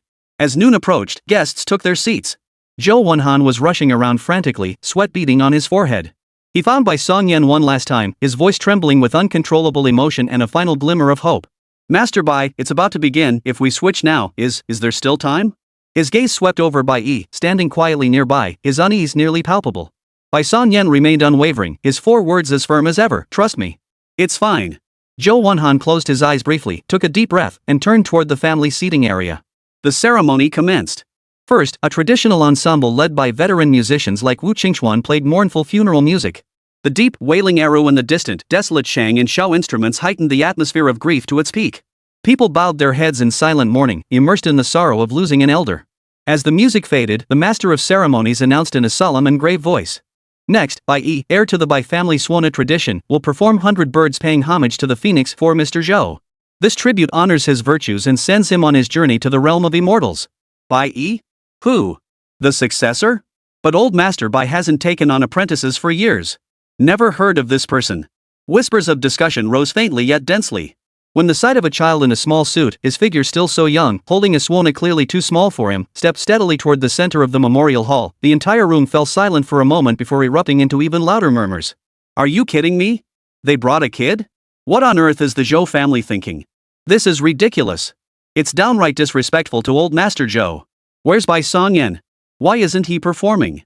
Skepticism, confusion, and even anger pierced the small figure like invisible needles. The journalists' cameras instantly focused, capturing this astonishing scene. Zhou Wenhan's face drained of color, almost unable to lift his gaze. Wu Qingchuan clutched his arrow so tightly his palms were drenched in sweat. Bai Yi paid no heed to the commotion. He walked to the front of the coffin, paused, adjusted his collar, then bowed 3 times perfectly standard, perfectly solemn toward the portrait and coffin of the late Master Zhou. He rose, raised his Suona, focused his mind, and calmed his breath. The next moment. Whoosh Li! A sham note rang out, clear and piercing to the extreme, as if capable of cleansing the soul. Like the first ray of light breaking through the clouds, it erupted suddenly. It was 100 birds paying homage to the phoenix. Yet the moment the melody began, everyone froze.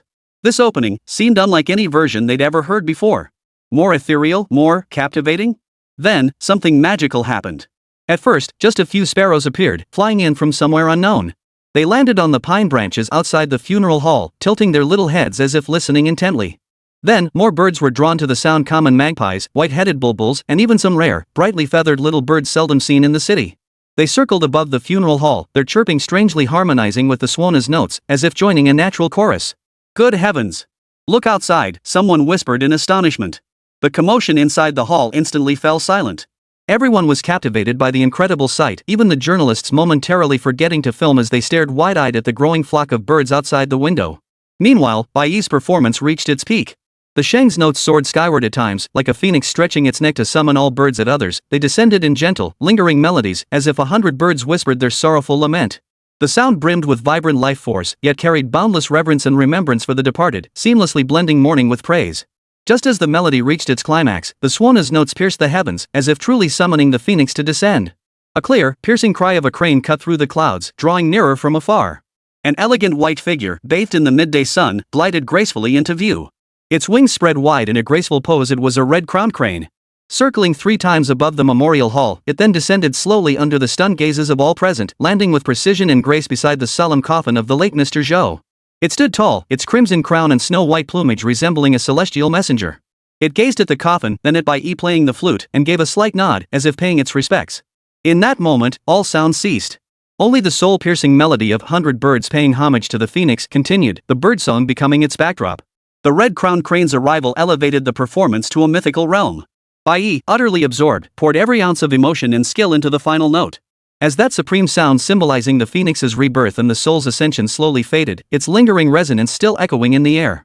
The red-crowned crane let out another clear cry, spread its pure white wings, circled the coffin one last time, then soared gracefully into the sunlight, vanishing amidst the blue sky and white clouds. The gathered flock of birds, as if receiving a command, dispersed one by one. Within the funeral hall, a deathly silence descended. Everyone stood frozen in place, as if awakening from an unbelievable dream. After an unknown length of time, someone murmured. A crane has come to guide him. Old Master Zhou, he's been taken by the immortals. Truly riding a crane to the west. That boy, he wasn't just playing the swan, he was communicating with the spirit world. Zhou Wenhan was already weeping uncontrollably. He bowed his head heavily toward his father's coffin and the direction where the crane had vanished, sobbing too hard to speak.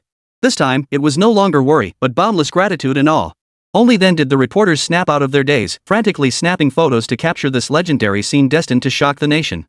Bai Yi slowly lowered the swana, his small face flushed from exertion, yet his breathing remained steady. He bowed once more before the coffin, then turned and walked calmly back to his grandfather's side, under the gaze of everyone who looked upon him as if he were a deity. Bai Songyan watched his grandson, tears streaming down his aged face. He patted his grandson's shoulder hard, unable to utter a word. Wu Qingxuan trembled with emotion, shifting his gaze between Bai Yi and Bai Songyan. All his feelings coalesced into a quivering whisper. The phoenix's song draws 100 birds to pay homage. When the melody ends, the immortal crane arrives. Old stubborn mule, your Bai family has produced a true dragon.